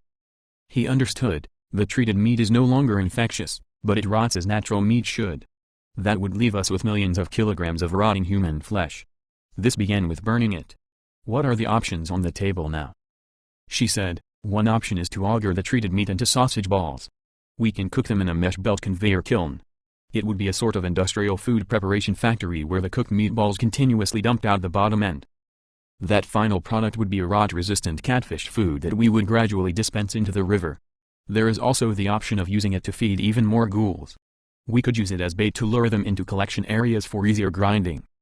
Critias knew her so well that her tone alone told him that there was something better still on the way. He was interested. What is the more effective option? Carmen continued, ozone exposure is more detrimental to some types of infected cells than it is on others. Kevin's analysis indicated that the storage tank of mixed flesh will gradually digest and absorb the dead cellular parts of itself. If we control the conditions accurately enough, The final product becomes a giant meatloaf. It is still infectious, but it would presumably stay that way more or less indefinitely. This method requires that we discontinue the ozone attack before the point of actually killing it. If we kill it entirely, it starts to rot again. The rot is not only a smelly awful mess, it also encourages the culturing of human tissue bacterial strains, which is not a good idea. Critias thought it still sounded like good news. The machines work and we are still going to use them, but instead of killing the meat entirely, we can make meat blobs. Since your machines make it devour a lot of itself anyway, most of it simply goes away like magic. That sounds like pure profit to me. The remainder can sit there like a giant meat pie for all time. What do we care? One day when they move away from this city, they could just nuke it or something. Carmen didn't disagree with him. It isn't like the blob would grow legs and then start attacking Tokyo. It wouldn't have any bones, musculature, or cardiac pressure circulatory systems. The final organism would be like a giant boob. Since Jim didn't want anything left behind at all, it is still a matter of contention. There isn't any final decision yet. On another topic, he told her, Jam says that we need to take a rail rider skills test on the way back to the city. What do you think that will be? Carmen instantly ran the idea through her deep analysis before she answered, Jam wants to know that she can trust us not to touch things that would make the train explode or crash. She also wants to know that we won't fall off the roof of a train or freeze up from a fear of doing something dangerous and train-related. Jam wants to know if you can remember that you need to duck sometimes if you don't want your head taken off by a tunnel or an overpass. Carmen considered her responses to such a challenge. You have the balance to walk on a train, but you can be a little dense, so you have to think about low-hanging objects the train may be passing under. No one is cutting back the trees anymore. One low branch could really wallop you, knock you right off probably. I will give you HUD tutorials on train mechanicals so you know what they do and how they function. When she tells us to do something, we do it, hold fast or hop to it. Verloc came up to their table. She had added a tasteful sarong to her revealing swimsuit. A beach party vacation motif suited her just as nicely as being an Italian heiress. Coming over to Jim's side had proved to be a tremendous upgrade to her many flexible but ever extravagant lifestyles. Critias asked Verloc, how do you feel about trains? I plan on seeing as much as I can, she answered as though she had already thought about it. I want to see that Denver place. I would like to see those Pirates of Malta and Fleet Admiral Rudel's aircraft carrier. When the agency gets around to sending a delegation over to the Russians, I plan on going along. If you need assistance going to Houston or clearing track to get there, Romeo and I would enjoy going there too. We welcome any chance to see the country in summertime, or any season for that matter. Critias realized that since Verloc never slept, she had to do double duty just to occupy her time. An around-the-world adventure could provide her with a round-the-clock activity schedule to keep her entertained. The lavish eating gradually turned into the equally libidinous drinking. Cutter seemed a libacious deity worthy of Dionysus as he drank his rum from a plastic water pitcher that served as a cup in his mighty hand. Thor himself would have been hard-pressed to swill as much and still show so little in the way of adverse effects. Having heard tell of it, Commodore Tinney started up a game of Forager's Dice. He began playing with Gloria, but soon it had grown to include a dozen other players. People could wager anything so long as the other players found the items and their relative value acceptable. Forager's Dice was simple enough and similar to poker. The highest numbers in straight or pairs on 3 dice would eliminate an opponent. A triple 1 demanded an immediate re-roll while a triple 6 was both a win and a free re-roll the player could call upon at any time in future rounds. If more than one player rolled a triple 6 against each other, it counted as a draw and they both got their future re-rolls, but they also had to match the existing pot to stay in the game. Where a player got their loot was not a matter of the rules, so borrowing from friends was an all too common occurrence.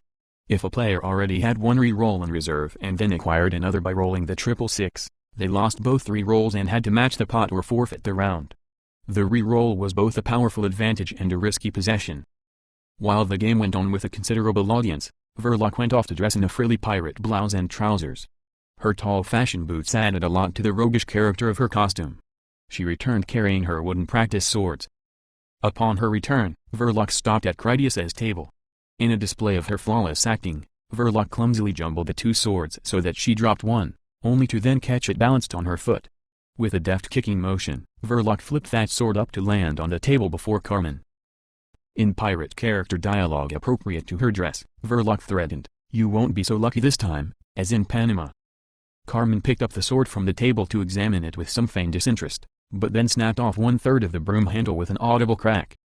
"The sword is not for a traitor," Carmen stage-acted for Verloc with another line from an Errol Flynn film. With the short end of a stick in her hand as a blunt stabbing weapon, Carmen sprang up from her seat as she cried out, "You die by the knife." With that, the battle was on and Carmen Playhouse attacked her. That was Critias's cue to get involved in the dice game. When he went over to watch, Critias understood how Henry had found himself indebted to Jeremy for a can of tapioca, a can that Henry had lost while he gambled. It was easy to sympathize with the need to ask a friend to cover your barter on the promise you would pay them back later, which assumed they didn't die first. It wasn't like Critias carried around a suitcase of canned food and disposable razors to gamble with. Amid their bout of acrobatic dodges and pretend slashes, Carmen swept past Critias during her duel with Verloc. At an opportunely sly moment, Carmen handed Critias her coin purse that contained all their gilded work credits.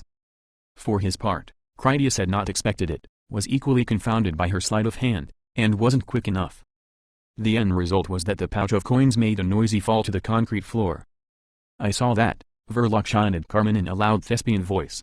"Are you saying that the man is such a sluggard that he must gamble away a lady's purse? How debauched is that?" "As the purse is emptied my heart is filled," Carmen retorted.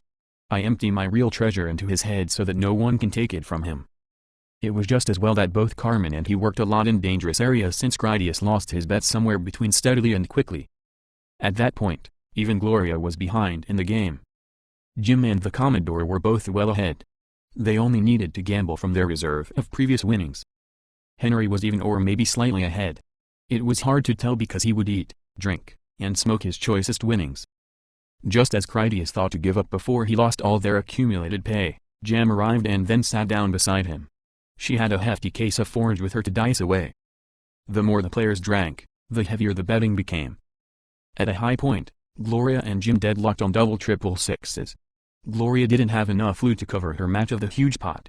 If Gloria couldn't cover her penalty, she would have to forfeit the round to Jim. For his part, Jim had no trouble matching it since he had a considerable stockpile of prior winnings plus his original stake. Gloria turned to Critias, "Give me everything you have.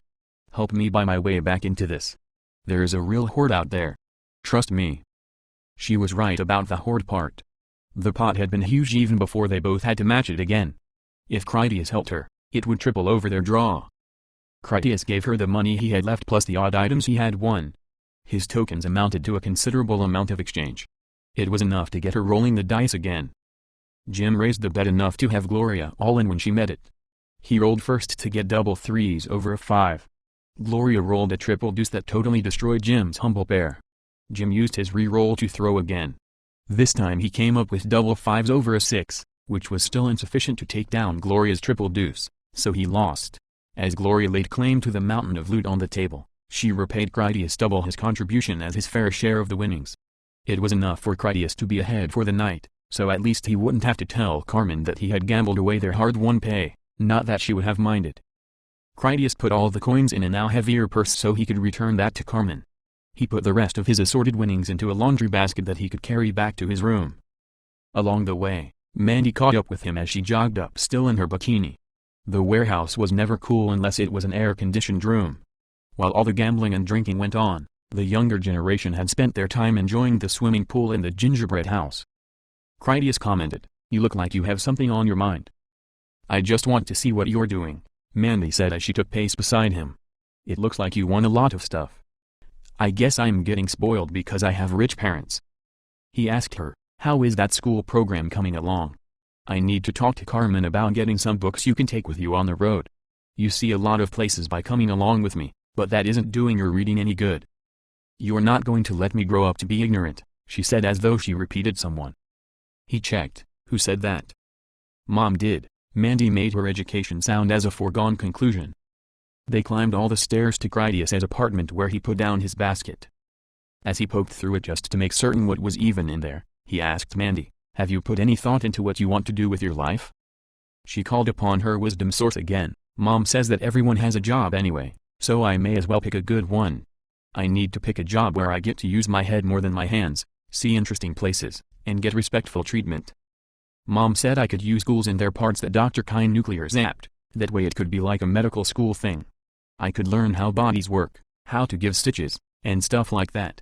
I want you to teach me those kinds of books." "I'll get right on it," Critias pledged.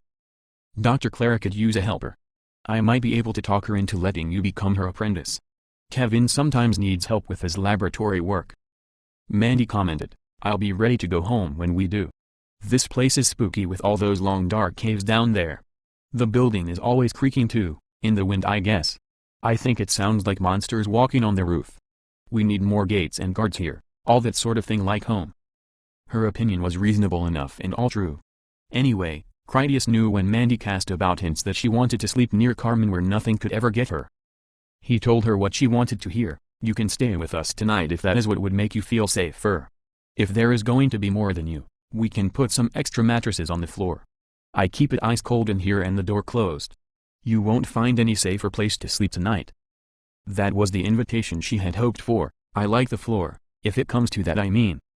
Critias checked his pistol as a self-reassuring gesture of his own.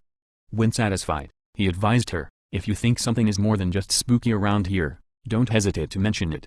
This is a new place and infection always gets in. We have to stay on our toes." He added, "As to that other thing, yes, I think you would make an excellent doctor. There won't be any shortage of neutronized cadavers for you to practice on. The airbase is littered with them already. You can keep working in decontamination, start learning first aid, and then start teaching others for gym.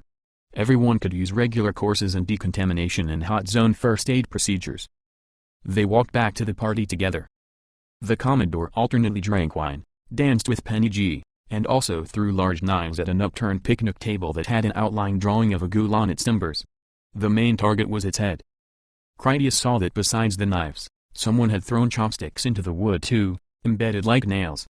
The chopsticks were not only stuck deeply into the wood, they also clustered about the head and heart areas.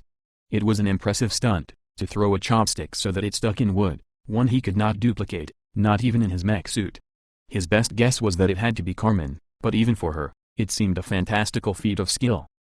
On his way to get a drink, Critias located his wife. She performed a Freeman dance with Pike. It involved them employing 2 wooden chairs while they did Russian acrobatics, ballet lifts, and close erotic gyrations. Carmen undoubtedly had a most wonderful time because she loved to dance and show off her many athletic talents.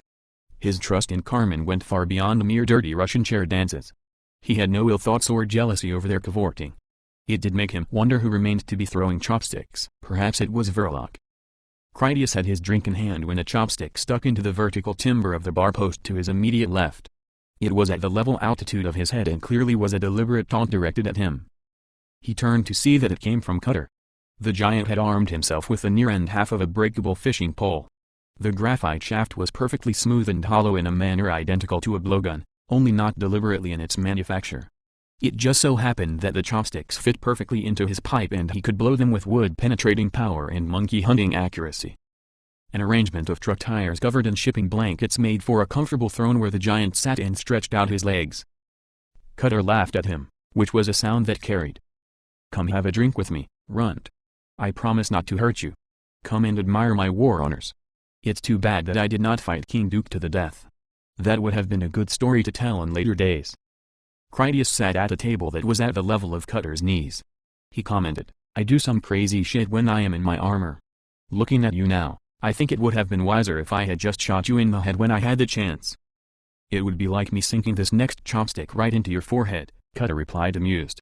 "Sure, it would be good for a laugh in the moment, but we would feel bad about it later." Critias told him, "I need to talk the Commodore into accepting a position as one of the governors." That was all the incentive Cutter needed to call the Commodore over to them. People could see and hear the giant watcher readily enough when he wished it or not. When Tinny arrived, Critias said to him, "Now that you have your own place, many of us are hoping you will reconsider taking that position as a governor. There are a lot of people who don't like the idea of having a king and they are also not partial to a rigid life in the Navy. You are the voice of people who want their extra share of personal freedom. It could be as simple as recognizing the Commodore means the governor of the rails." "Yes," the Commodore accepted in a word. "Jam has been telling me much the same thing. She was willing to accept this colonel business, but she also wanted a buffer between herself and Jim. If I don't stand for them as their governor, they will find their independence all that much more difficult to maintain. Since I have your ear, I want you to know that there will be a small change-up with you going out in the morning. You will be taking on some passengers from our community train. It won't be any particular inconvenience to you. Jam might get out a little later than she planned is all. I have every expectation that you will be back in Forager's castle well before sundown. As it was getting late and the party was over, a group of them moved up onto the roof of the warehouse, which was bright with moonlight.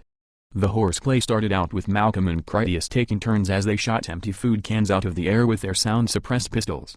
The contest was mostly about who could hit their can the most times before it fell down. Critias managed 4 hits to Malcolm's 6, and that made Critias feel proud of his skill, handicapped as he was without his mech suit. Malcolm was simply that masterful a pistolier that to compete with him at all was a real statement. Carmen put a spent shell casing into a food can before she straightened its lid to keep the brass inside. She told Critias, "Stand behind me and cover my eyes. I want Malcolm to throw this one for me." The men did as she asked. While Critias blindfolded her with his fingers, Malcolm hurled the rattling can up into the air. At the first audible clink of the shell casing inside the flying can, Carmen drew her pistol to deliver an accurate shot on it. Her computer-augmented skill was so extraordinary that she also tracked the can's descent by computational insight. Her auditory sonar was comparable to a bat that could capture insects in flight. The can rattled enough for her to shoot it twice more. It finally landed on their rooftop some distance away with 3 clean hits through it. Malcolm believed that Critias acted as a conspirator, such that Carmen could actually see. That in no way diminished the fact that she could repeatedly pistol shoot a can from the air. That she could perform the feat by sound alone was clearly impossible by any human standard. When Carmen started to yawn about a drink later, Critias knew that to be a medical diagnosis that he had drank enough liquor and was tired besides. They had a busy morning ahead. He made his rounds of goodbyes, gathered up his entourage, and then headed home to his apartment for a long comfortable sleep. Chapter 5. Rail Rider. Commodore Tinny's passenger train rolled into the Camelot coal mine just before sunrise. Their own people got the locomotive inside after they first switched Jam's train onto a side rail and then brought it back for departure after the new train was on an out-of-the-way switch-over sideline. Carmen was the first person in the apartment aware of the arrival. She got up early to make them all coffee and breakfast. Mandy, Alice, and Pipkin cleaned up their beds from the floor before they joined her. Jam had no problem climbing out of bed to get ready for work. She left Critias behind alone to snooze another 20 minutes. After breakfast, they packed up everything of theirs and then headed out to Jam's train that would take them home. On first impression, the community caravan train was a rusted-out ramshackle. It took closer inspection to see that it was in fact a camouflage scheme to help it blend into the environment. Many of the rail cars were custom homes. They had supply storage cars, fresh water, and fuel tankers. It made for a long train and it carried a considerable host of people. If judged by their smiles, they were glad to get off the rails. Many of the rail cars that had come in on Jam's train would stay behind at Camelot while new cars that had just arrived had joined this string behind her engine. Jam's train would depart considerably shorter and of a size that could fit inside the secure tunnel at Forager's castle. Commodore Tinny escorted the passengers that would continue on with Jam to Jim's city. It was a colorful group even from a distance. A rabbi, Verloc said about the old bearded man in black who was with Tinny. And kids, Carmen informed them of the obvious. There were 12 of those in ages from 6 to 11. "This is Rabbi," Tinny began to introduce the man when they arrived. "Just, Rabbi," the man cut Tinny off. "I'm an old man without any children. My name will die with me. Make it a small courtesy to me and also your contribution to reminding me to stay on the right path." Tinny introduced the woman bringing up the last of the children. "This is Anne. Everyone has taken to calling her Ms. Schoolhouse. We try and teach the children to be polite. A little politeness to one's elders was never a fault in anyone." Anne led the children in their group lesson. "What are your rules?" The children answered together in a strong whisper, "Stay together. Stay quiet. Stay calm. The adults will always protect us." Anne projected commanding personality when she silently gestured that the adults should also join along. On her timing, the adults said, "And the adults will always protect you." Critias greeted the rabbi with a small nod, since to shake hands was well out of decontamination fashion when in a hot area, and not everyone was in gloves. He told the man, "I want to warn you, my wife speaks a lot of languages. A lot of men I know take to a habit of cursing in a language they think no one is listening in on, things he wouldn't otherwise say in front of a young woman. Not that I am suggesting you curse or anything." The rabbi looked to Carmen with his bushy expecting eyebrows that were inviting her to speak for herself. "If I may, sir," Carmen began, "from your accent, I think your preferred language would be Farsi, but I also speak Yiddish, or even Hebrew if you like. From the touch to your accent, I believe you speak Russian too, do you not? You are married, I see," the rabbi praised her. An educated woman can be a troublesome thing if vanity gets the better of her. You should always do as your husband says, and don't be a bother to him. A man is not safe at work when his wife makes him unhappy. His good health depends on you taking proper care of him. The well-being of everyone depends on strong, reliable wives like you. Have you taken any children into your home? 2 girls, Carmen admitted proudly. Both are talented and well-behaved. They go to work in the same places that I do. The rabbi looked to Critias. It is a lot of responsibility caring for a wife and 2 daughters. Women have hard and demanding lives. If she is not good to you, remember to be gentle with her. They never forget the time you were cruel to them, even if they deserved it. I had something on my mind, Critias confessed. You have cleared it up for me. He had considered that Jam would make an ideal second wife, but he realized that he already had as much commitment as he could handle. Just caring for the family he already had required all his available energy. Carmen and I are in this for the long haul, Critias pledged. I can't indulge the moment too much. Carmen is something of a moral philosopher. You might want to debate her on the issues. Debate is for younger men, the rabbi declined. I have just enough years left for putting my words into practice. If she is interested, I would like to hear my mother's language spoken again. Together we might discuss how best to accomplish our worldly objectives by reasonable argument. It won't be a long trip, Jam assured everyone to get the show on the move. I have comfortable passenger cars where you can shower and make something to eat. We have a lot of meat from last night's cookout. Most of you have seen my train before. Just make yourselves at home. Carmen took the time to learn each of the children's names and introduce herself to them as Aunt Carmen. And told her, they will all get a medical inspection from your doctors. After that, I'm hoping to get permission to set up their permanent school and orphanage at Foreigners Castle. I heard that your king was supportive of any ambitious educational projects, especially for children. Here, Carmen offered Anne her coin purse that included the extra winnings Critias had earned that night playing dice. I want you to spend this getting your school started. My husband Critias insisted that you take this with his admiration for your work. He also wanted you to know that you should not hesitate to use him as an example during your negotiations with the king. You could say that one of his own finest captains was so moved that he wanted you to have this. I'll put it to good use, Anne promised. Tell him, thank you, thanks to both of you. Jam ushered everyone onto her train and then she got the locomotive on the way back to Jim's community. They had experience on the track they would take, which was that it was clear and reliable. She had them underway while it was still in the morning, and even then, they could tell it was going to be a hot sunny day. After Critias and Carmen got aboard the train, took decontamination showers, and then dressed in disposable jumpsuits, Jam gave them a tour of the engine. I've been living in this one for a few years now, Jam told them about her locomotive. We make repairs or upgrades at every good opportunity. Ray has installed a lot of redundant systems. Continuous customization is my rule. The interior was spotlessly clean and security comfortable. The engine had climate control, tight sleeping areas, and a small kitchen.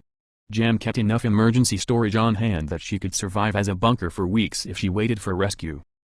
Maybe it will help if you think of it as a spaceship, Jam suggested without knowing that concept was familiar to them.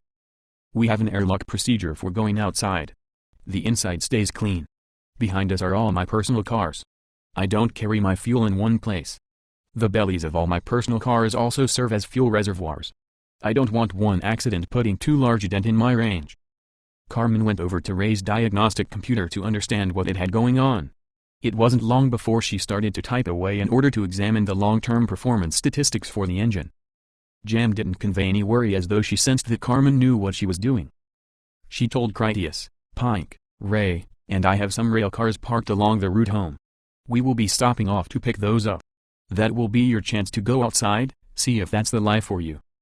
Critias asked Carmen, what do you think? She typed a few more things and then abandoned the project. Turning his way, she said, I see potential in different models of locomotive than this one. This particular engine is running as efficiently as its designer ever meant it to operate. There is only so much juice to squeeze from the lemon. Ray has this one all bottled up. This way, Jam gestured for them to follow. I have tubes between my cars. They jump around a little, but are perfectly safe. Jam's second car contained living quarters for herself and Pipkin. The next car contained her kitchen, pantry, and shower. The car after that contained a guest sleeping car where Anne currently had all the children. Jam didn't interrupt the routine of the smaller kids as they passed on through to the next car, which was the executive lounge where the adults did most of their drinking. The rabbi was there along with Verloc and Romeo, Mandy and Alice, Pike and Pipkin. Ray was at the back of the train where he minded the emergency brakes. Carmen asked, "Will you be staying in the city too, Rabbi?" "Only so long as to conclude my business," he replied. "The moral implications of Jim's grinders concern me. I may counsel some corrupted young people back onto the dignified path. There is always useful work available for a wise man if he knows how to advertise." Critias asked him, "Do you carry?" "No," the old man answered. "My eyesight is poor and my aim was never that sharp. I would do more harm than good. I shout for help very well and my hearing is still keen. I like to think that I make those decisions that render all the gunplay unnecessary." Pike came over to ask, "What time are we going out?" Jam checked her watch. "It will be a couple hours yet. Let's plan for noon. Talk to Ray, ask him if he wants to go alone or with Cutter. Critias and Carmen can go along as banditos." She told Critias and Carmen, "Ray is in charge unless he is away and then I want you to listen to Pike. You are new, so you will have the urge to want to know why things work the way they do. We won't have time to explain everything to you. Being told don't ever stand on something is all the reason you ever need to never stand that way ever." Jam gestured that they should continue on. "The next car has our luggage and a lot of the dry storage. Cutter is out on the flat car. You can reach him from there." Once they knew the way, Jam turned back. "I'll be in the engine. Call if you need me. There are wall intercoms all over the place." Critias and Carmen went on alone to the next car where they dressed in their work gear to go outside. While getting ready, Carmen teasingly stretched and bent over while she opened crates as an invitation for him to give her a playful hand as she changed her clothes. When they finally did get outside through the rear exit of the car, they found Cutter out there where he relaxed in an open-topped boxcar. He had the side doors open too, which let in a nice breeze. Cutter charcoal grilled some steaks and a dog for Wilma. The bear slept over in one of the open doorways where the wind could ruffle his muzzle. Critias jokingly asked the giant, "Do you miss the Colosseum?" "Like you miss sucking another man's dick," Cutter replied to assure that he didn't. The giant's ambitions were oriented toward a new and better life than the one he endured as a henchman of Jingle Bells. Cutter told him, "You can tell that no one has ever been immortal before or they would have sayings about hot showers. Forever is a long time to live without a place to shower. My new place needs more than a shower. I need a steam room hot bath where I can relax and pay those working girls to rub more than just my back. I don't need to sleep, easy enough to stay busy so I can pay for it." Carmen told Cutter, "Ray needs to go out and check the brakes on some cars we are picking up. Jam wants to know if you are interested in carrying him." "Get one of those footlockers from the other room," Cutter advised. "I will carry him anywhere he wants to go. No naked dummy can chew through an armor-tight suitcase." "Did she tell you what is in these cars?" "No," Critias admitted. "I have no idea. How bad could it be? It might be ammunition and cigarettes. Maybe it is drugs or wine. If it is money-related, that wouldn't surprise me." "It won't be anything so sinister," Carmen said for Jam's good character. "Whatever it is, it won't be anything selfish." While they waited for that mission to begin, Carmen occupied herself trying to feed the bear some of the grilled dog meat. The overfed lazy behemoth would only glance at her with disinterest and then go back to yawning out the open door. Jam arrived with Pike when the time neared for her little detour. She told Critias, "Pike will show you what to do. The four of you walk back to where Ray is. He will explain what he needs help with. Take this." Critias handed his Tesla Flux pistol to Jam. "Kevin thinks the vibration this gives off antagonizes the ghouls. He suggested I try going around without it. I'd like you to keep it safe for me." She offered him her suppressed pistol in return. "This is .22 long rifle and whisper quiet. Use it at close range, the hollow point will take out their skull." Critias was taking his 10mm MP5 as his primary weapon. The pistol wouldn't be any severe handicap. He gratefully accepted her personal weapon since it could come in handy inside a car. Close range to the head was well within his chosen style. Pike led the way as they climbed onto the top of the next car back and then walked down to the end of the train. Carmen and Critias had the balance that they hardly noticed the motion. Cutter ducked a lot, but managed to keep up easily enough. The giant had to stay on the roof while the others climbed down. "Hold tight," Ray warned them before he pulled the lever that disconnected his last caboose car. The train continued on without them. Once everyone had a secure hold, Ray pulled the lever that applied the brakes and brought them to a complete stop.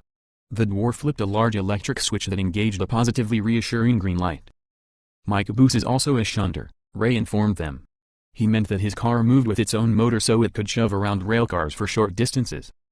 His caboose began to roll back in the other direction under engine power. There is a switch coming up, Ray told Critias. Someone needs to go out there to flip the shunt. The solution was easy enough. Critias asked Carmen, would you like to switch a train track? It can be your little taste of the rail outlaw life. I'll go out there and be back so quick you will never know I was gone, she pledged. I would like to see how it works. Ray watched the video screens that showed his exterior cameras. When the time was right, he sent Carmen on her mission. Once the train car slowed down, Carmen hopped off and then shambled over to the clearly marked trail switch. Not a single ghoul was in sight as she hefted over the Freeman-installed manual lever that would allow Ray to drive off onto a sidetrack. Her work complete, Carmen ran back to the caboose without incident. Ray drove them on ahead using that new track. 6 connected boxcars made up Jam's special collection. She had parked them on a high trestle over a nasty fall. Ray taught them all his plan. I will hook up to that string of cars. Once I have the air hoses connected, we should be good to roll. The couplings automatically joined when Ray impacted his caboose into the string of cars. After that, he only needed a few minutes to connect the air hoses between the two. Their trouble revealed itself when Ray tried to pull out. One of the cars had its brakes still clamped on. That was enough to prevent them from going anywhere. Ray knew what was wrong and how to fix it. He went to his locker that held a climbing harness and some rope that he had used before. As he dressed himself to do some rappelling, Ray told them, Cutter will lower me down the side from the top. I will just disable the brakes on that bad car. There is no need for me to take the time to fix them. We will be totally fine without one set of brakes. The rest of the train is in good condition and there are no steep down slopes anywhere along our route to the King City anyway. Cutter pulled Ray up to the roof and then easily stepped over onto the line of new cars. It was nothing for Cutter to dangle Ray down the side by his rope and then position him wherever he wanted to go. Ray had barely started his work when everyone heard ghouls in the ravine below the trestle. A pack of them started to howl at their little train. There was the audible snaps of dry branches breaking underfoot as those ghouls ran for the side of the valley. They would eventually climb up to attack them. It was a small pack that would never be a significant threat no matter what they did. Critias and Carmen climbed the ladder back onto the roof of Ray's shunder caboose from where they would provide an armed defense against the onrushing ghouls. Once in position, they watched the 9 infected noisily climb their way up through the brambles and dry leaf litter. When Carmen noticed that Critias seemed uncertain about the small caliber pistol that he carried, she offered her husband the zombie hunter slingshot she had found in the Cleveland Airmail. Here, you can play with this if you want. Carmen intended to use Jasper's pulley bow that she had hunted rabbits with the other morning. Her android strength was so great that the poundage of the draw was effortless for her. Her accuracy with it was more than up to the modest challenge. Overall, she saw the ghouls as being only a minor nuisance unworthy of actual concern. I'll pass. Critias declined using her slingshot. He saw it as more of a toy than as an actual weapon suitable for ghoul killing. Much like when Critias had used one of Pike's lances while they screwed around out on the golf carts, he would not willingly resort to using primitive devices such as archery for any reason other than playtime or genuine necessity born of actual desperation. He told her, besides, I want to try out this new pistol I borrowed from Jam. I gave up my pistol because Kevin thinks that might improve the quality of my blackout. Critias had a clear line of sight on a ghoul. He took a pistol shot at it with all his mech suit enhancements powered down. The range was right at 44 meters when his bullet entered at the ghoul's ear to dispatch it instantly. While the pistol was admirably silent, not even as loud as a dropped book hitting a floor, the disabled ghoul tumbling down the hillside was anything but quiet. Carmen shot her arrow and it missed terribly. Her hunting shaft ended up stuck in a tree between what had been 2 easy targets. Both of those infected were large males of impressive weight. They were not the kind of infected that Alice would want to melee against. The noise had startled them enough that both ghouls moved in closer to inspect the arrow. On the instant that they crossed in Carmen's line of sight, she sent her next arrow through both their heads simultaneously. The nearest ghoul lost all function immediately. The second lingered on while pinned to his undead limp companion. A gold coin says that he can last a whole minute, Critias wagered. Not even 10 seconds. Carmen declined to bet even as she disagreed with his belief that the creature could weather the grievous injury for so long. Since she had already given away all of their mutual coinage, neither of them would be able to pay off such a wager anyway. Just as Carmen had predicted, the dead weight of the disabled ghoul combined with the struggling of the live one until it wrenched around the arrow in his brain. Within 8 seconds, the arrow damaged something important enough that the second infected dropped flat. The two of them together noisily tumbled down the slope, snapping dry branches along their way. The next 6 ghouls were up high enough that they went around part of the hill that put them out of sight. In a moment, they would reappear coming down the tracks behind the train. "We don't want bodies on the tracks," he cautioned her. "Wait for them to get out onto the trestle so that they have somewhere to fall." As he watched them get closer, Critias added, "The contest is who can get the most hilarious kill." Carmen no longer found killing the ghouls to be humorous, but her same philosophical growth left her aware that such dispassionate levity was a defense mechanism against demoralization, so she didn't discourage it in her husband. Her neutral position was to gesture toward her double arrow kill. "I think I won your contest already." "Then I suppose it doesn't really matter," Critias agreed as he raised his pistol and then shot the nearest infected in the hip socket. The ghoul toppled sideways, struck its head on the opposing rail, and then tumbled down through the framework. Critias's next bullet blew apart the shin bone of another ghoul. As it fell, the crippled runner grabbed onto the healthy one closest at hand. Critias shot the healthy one in the head so that the dead weight would take both of them down into the ravine. For his fourth one, Critias turned the pistol on its side so his arm was in that bench press alignment for maximum recoil resistance. As a rule, it was a poor posture when target shooting. When bent over running while other people were shooting back, it was more than a little useful. He rapid-fired a bunch of rounds by instinct. First he shot off a piece of an ear and then part of the nose when the ghoul flinched from the pain. His third bullet struck the ghoul in the chin. His fourth shot was off as it blew a major bone wound into the neck. After that, he just clustered his remaining bullets into the head. It was already on dead limp before it fell from sight. Carmen got a nice brainstem arrow kill on a remaining ghoul after first putting the shaft into its open howling mouth. For the last infected, she sank an arrow right into its eye. Ray radioed, "I've got this fixed. As soon as he reels me in, we can roll." The dwarf's powered railcar was a heavy beast in its own right because the batteries alone were a tremendous encumbrance. For the short trips that he took detached from the locomotive, his Shunder caboose made for an essentially useful and conveniently silent transport. It wasn't long before Ray got them on the move towards the rail junction lever that Carmen had thrown earlier. She went out again to switch them to the east in the direction of the Camelot warehouse. Carmen had time to wait as Ray got his train into position. It was long enough for her to study the shifting mechanics that operated the rail shunt. A Freeman engineer had added the large lever she used because the original radio-controlled automation no longer functioned.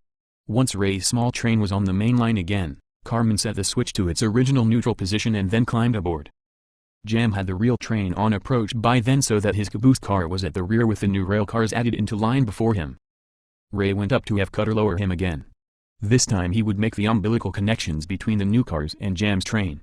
A few minutes later, Jam had them on their way to Jim's city. The train's shower car had a rooftop airlock that they could use to get back inside to wash up. Carmen just stripped off her disposable decontamination suit and then cast it away in the wind. Critias showered in his armor before he removed it and then he showered again. It was much faster than all the fuss they went through back home. Jam waited for them to come out from their shower because she felt pleased with how well they had worked with Ray. She took them to her apartment car for something to drink. "We are going a little slower than I expected," Jam explained their modest progress. "There are a lot of cattle on the rails. It's safer for us to slow down a bit. We have radar detection that activates a horn that usually scares them before we hit. I know the track is all good. Your people went over the whole route in that erosion repair scout truck. I also have a fresh set of satellite maps from your command center." Critias had to ask, "What is in those cars?" "Winter stockpiles," she answered like it should have been obvious. "You put away your harvest in summer so you can eat in winter kind of thing. I wouldn't go through so much trouble if it wasn't valuable." Jam glanced over at Carmen who seemed childishly mesmerized as she blew on her hot chocolate. She told her, "I still owe you for that world's greatest massage. One of those cars has all your cigarettes." Carmen came to her senses. "Your vacation isn't finished yet. Everything so far has just been to get you relaxed and comfortable with us. The exciting parts are yet to come." During the remainder of their trip, Carmen went to the car with the orphans where she used Critias's helmet to make schoolroom projections on the wall for their entertainment. She had used the telemetry lasers in her pistol scope when she made the hologram of Achilles appear in the mirror at the nightclub. His helmet had even better emitters and more of them. When Critias passed through, he saw that Carmen showed cartoon zombies that carried words. The children had to read the signs to make them explode from a headshot. It was all quite laughably amusing. The rabbi intercepted Critias in the lounging car. He invited him to sit down with him across one of the comfortable booths. Critias wanted a drink first so he offered, "Coffee?"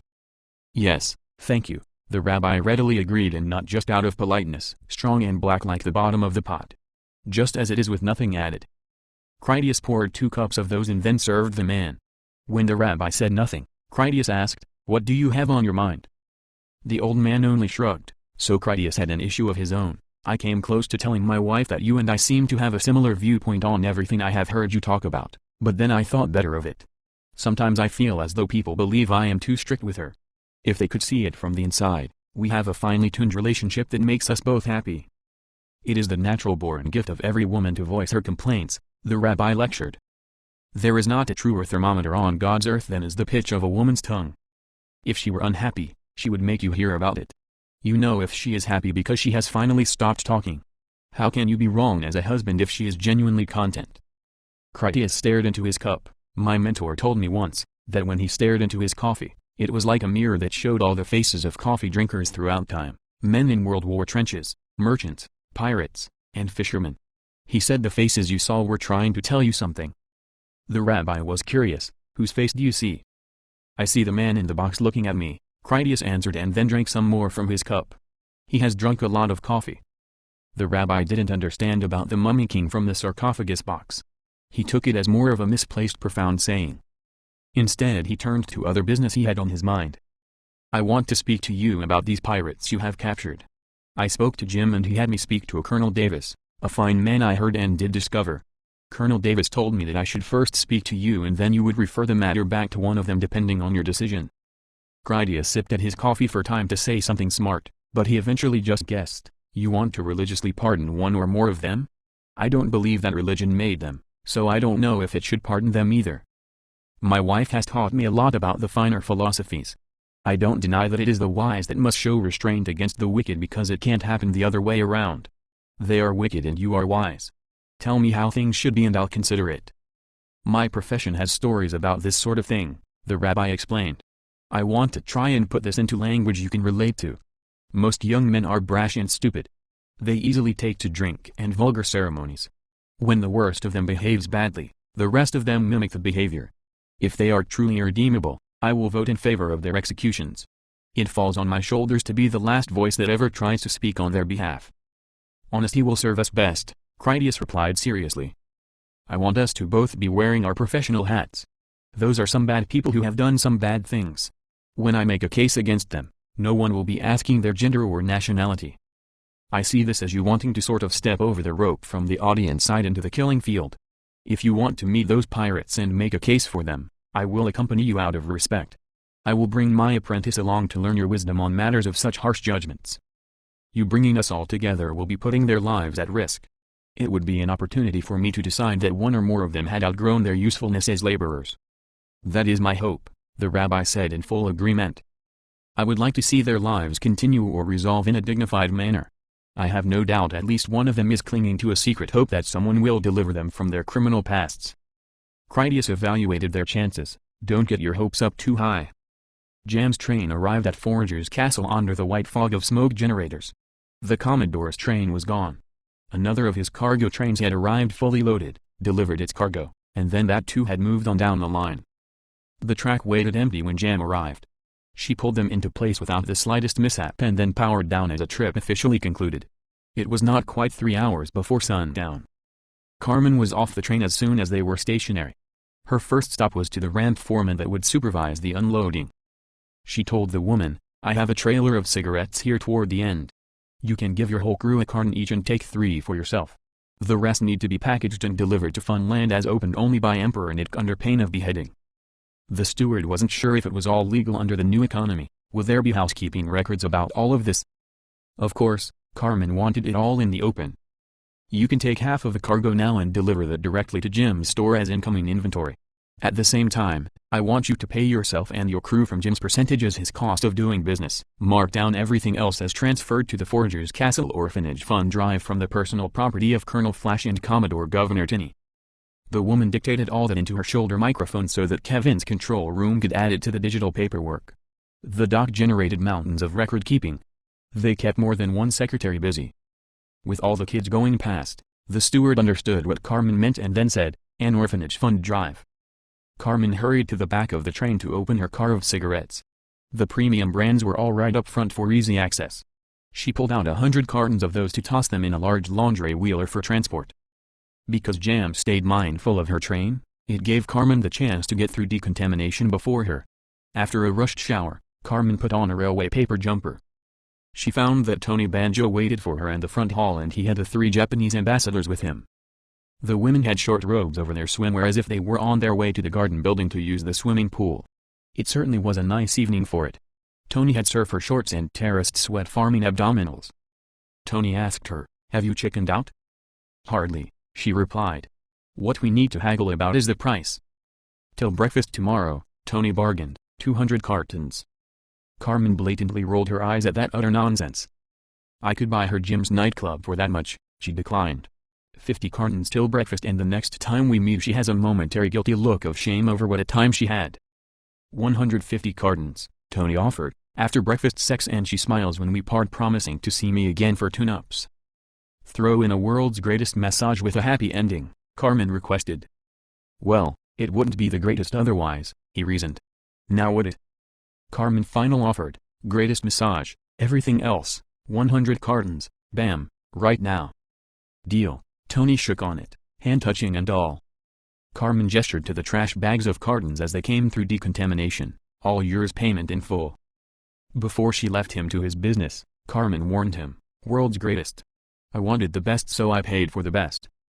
"Women have surprisingly low expectations in men," Tony said about his technique. "I'm an awesome guy and we all know it. She will have a great time. You have my promise. Have you checked out my abs? Tell me you didn't check them out." "I checked them out," Carmen confessed.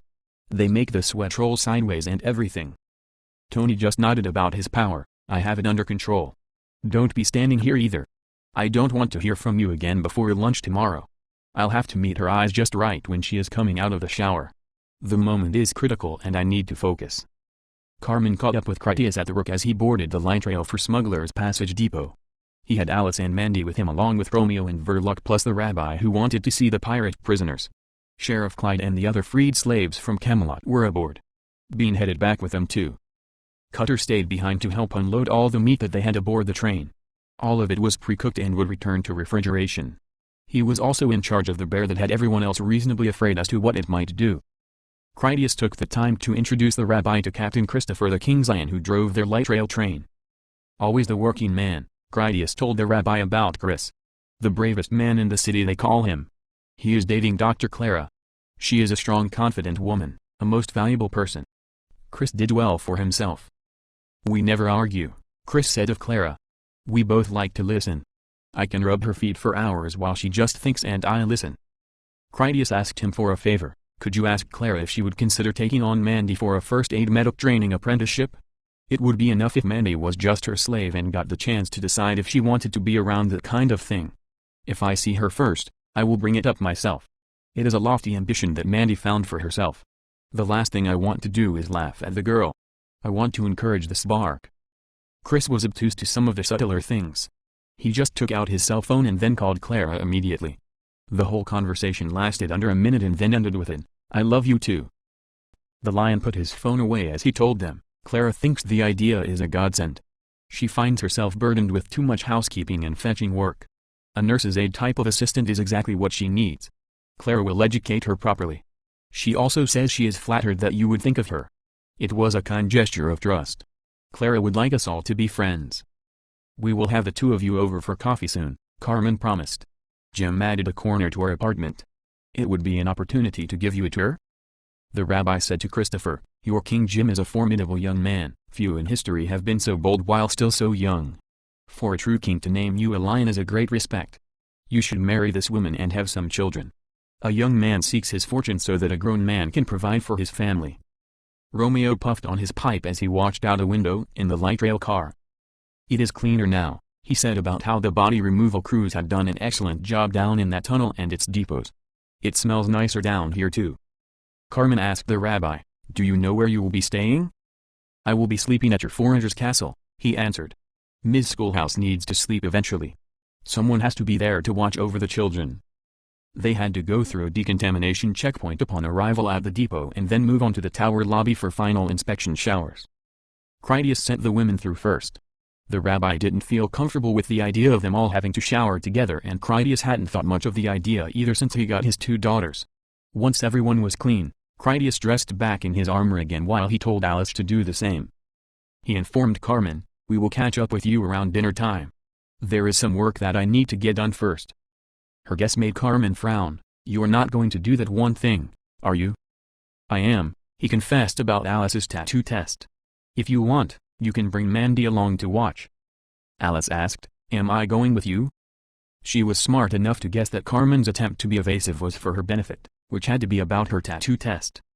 Critias gave Alice an uncompromising stare as he warned her, every word you say, every thought you think from this moment forward is going to count against you. There is a time for work and a time for play. You need to attune yourself to keeping a clear distinction. This is all work from here on out, so keep quiet and learn from your betters. The Commodore's man Juke came up to join them. He wore a black pullover shirt that had the word Marshall on it in reflector yellow. Juke asked, are you doing anything I can get in on, or is this father-daughter time? He gave a polite nod to Critias that was one of those gestures that dangerous people shared. It kind of officially said that they would do their best not to disrespect one another because it would result in a serious fight. Critias told Juke, we are escorting the rabbi to see the pirates. He wants to talk to them, as I understand it. Another way of looking at it is that we're going to reevaluate the necessity of feeding them. They walked to the jailhouse to find that Keith and his cleaning staff had done a superb job as they decontaminated the place. Keith had power blasted every surface to shining freshness. The man must have pulled long hours and had plenty of help besides. The female guard at the jailhouse door noticed how impressed Critias was, so she said, there is talk of opening the Federal Legal Building now. If they can get the electric, water, and sewer working, that could be new apartments for a lot of people. I can see why. Critias admired how spotless the floors were. The Eagle is already clean compared to what this place used to be. Whatever is over there, Keith would have it cleaned up pretty quick. Are the pirates still in here? She pointed around to the stairs, one floor up, there is another guard there. You can't miss it.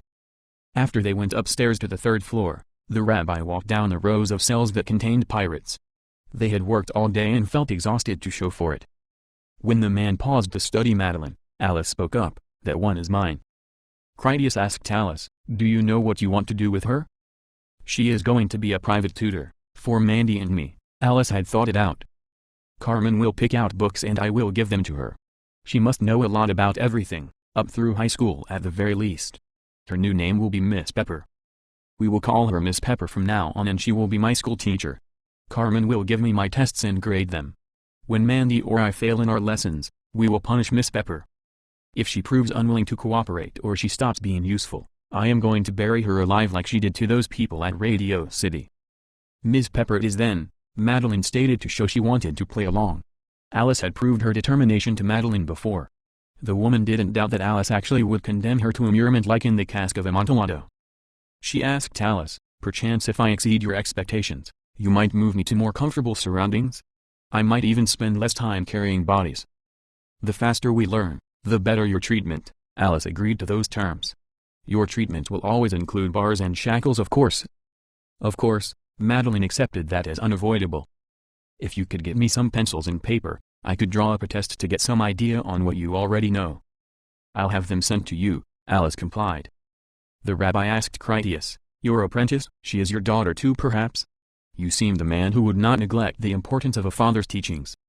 You see a lot better than you said you did, Critias acknowledged the old man's insight.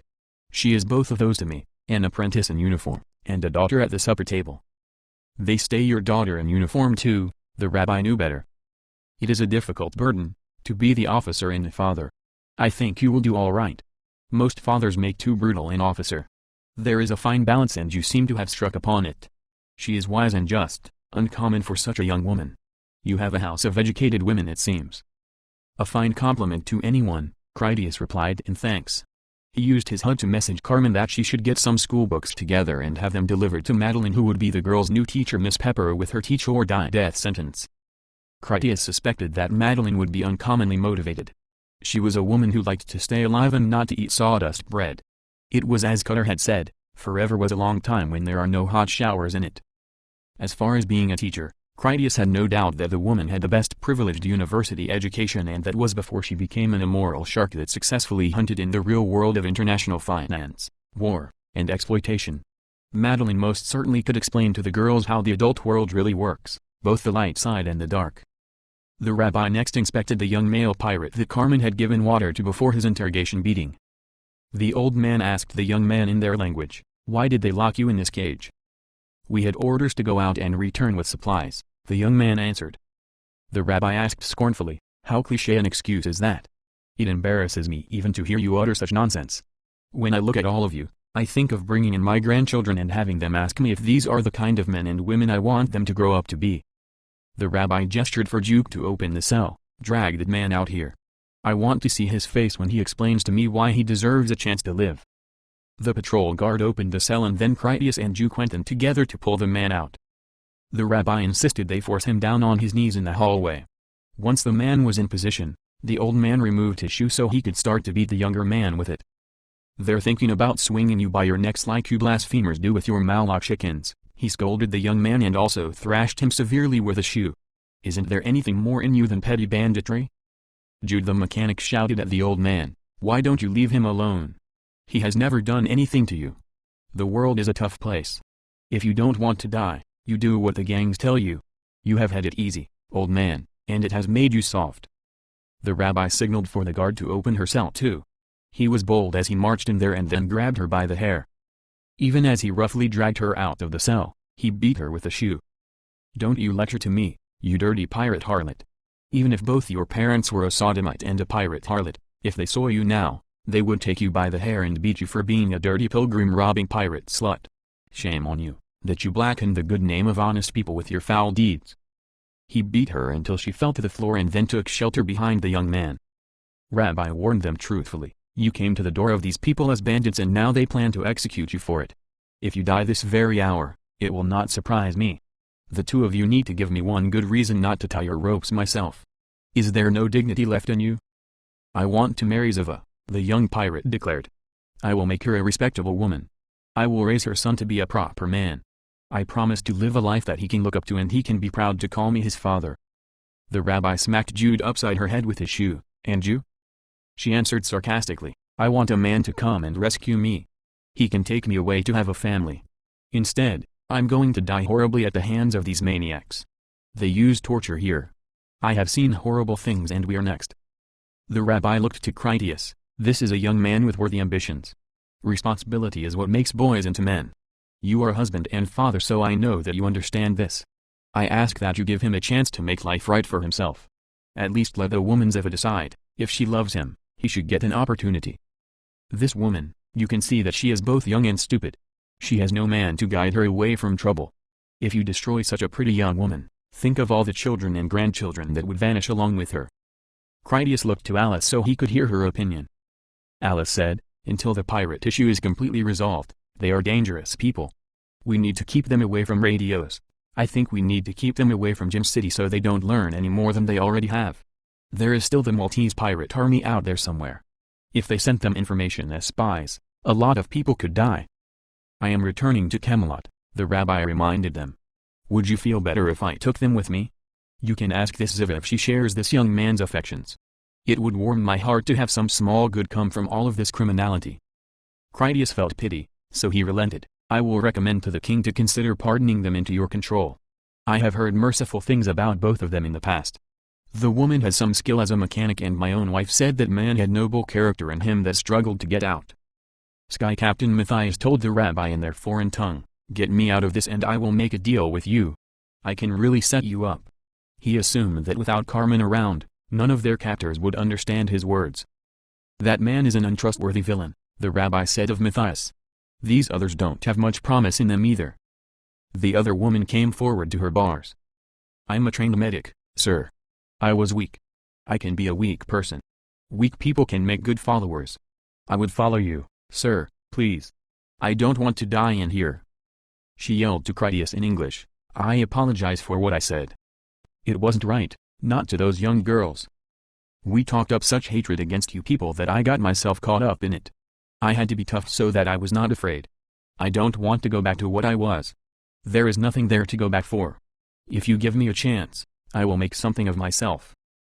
The three crewmen from the Black Hole called out that they wanted to be free. None of them had any intelligent reasoning as to why apart from their promises not to hurt anybody. Critias asked the rabbi, "What is your advice on killing other men? Both Alice and I have been fighting the question recently. When different factors pull you tightly in many directions, which virtue do you give priority?" The rabbi answered, because you are a grown man, an important man, my answer to you would not be the same answer that I would have for this wonderful girl. For her, my advice to her is for a soldier. At all costs, she must follow her heart. If you kill and you are ashamed of it, then you have done an evil thing and you know it. If you only follow orders, and blindly obey what your elders tell you, you can never be an elder yourself one day because you have already made yourself too stupid. For you, he told Critias, you are not some hot-blooded boy desperate to prove that he can pull a trigger on other men. You do not kill out of anger. You take the lives of other men because the people under your protection will live or die if you don't. The day could come that you order your whole family to die by your own hands rather than watch them starve to death. God forbid that day ever come. I hope my advice confuses you because that means you understand compassion. If you see one of these faces and you can't find any clear reason to kill them, then I think you should seek other alternatives. If they must die for you to keep your community safe, that is your duty and I respect that. Critias admitted, those four are not altogether bad. They work hard and they don't harass the jailers. If they were dock workers or something like that, I believe they would stay out of trouble. The rabbi asked Alice, do you listen to your father? I do, Alice replied. He asked, he is not your real father, is he? No, Alice said without feeling. Let me tell you something, the rabbi advised her. One day, many years from now, you will sit in a chair and you will pick up an old picture of Captain Critias. Your granddaughter will ask you who that is. You will have a tear in your eye and feel such pride when you say to her, that's your great-grandfather. That's my dad. Very few men in this world will ever hug you without thinking about breasts. Don't waste these opportunities because they don't last forever. Yes, he is my father, Alice changed her answer to match her belief. The rabbi asked Critias, it feels good, doesn't it? First you must recognize the relationships in your life as the man and then you must assert yourself into the role of each one of them. It is the most important role in the family, the pole that holds up the tabernacle. It does feel good, Critias admitted. Alice means a lot to me.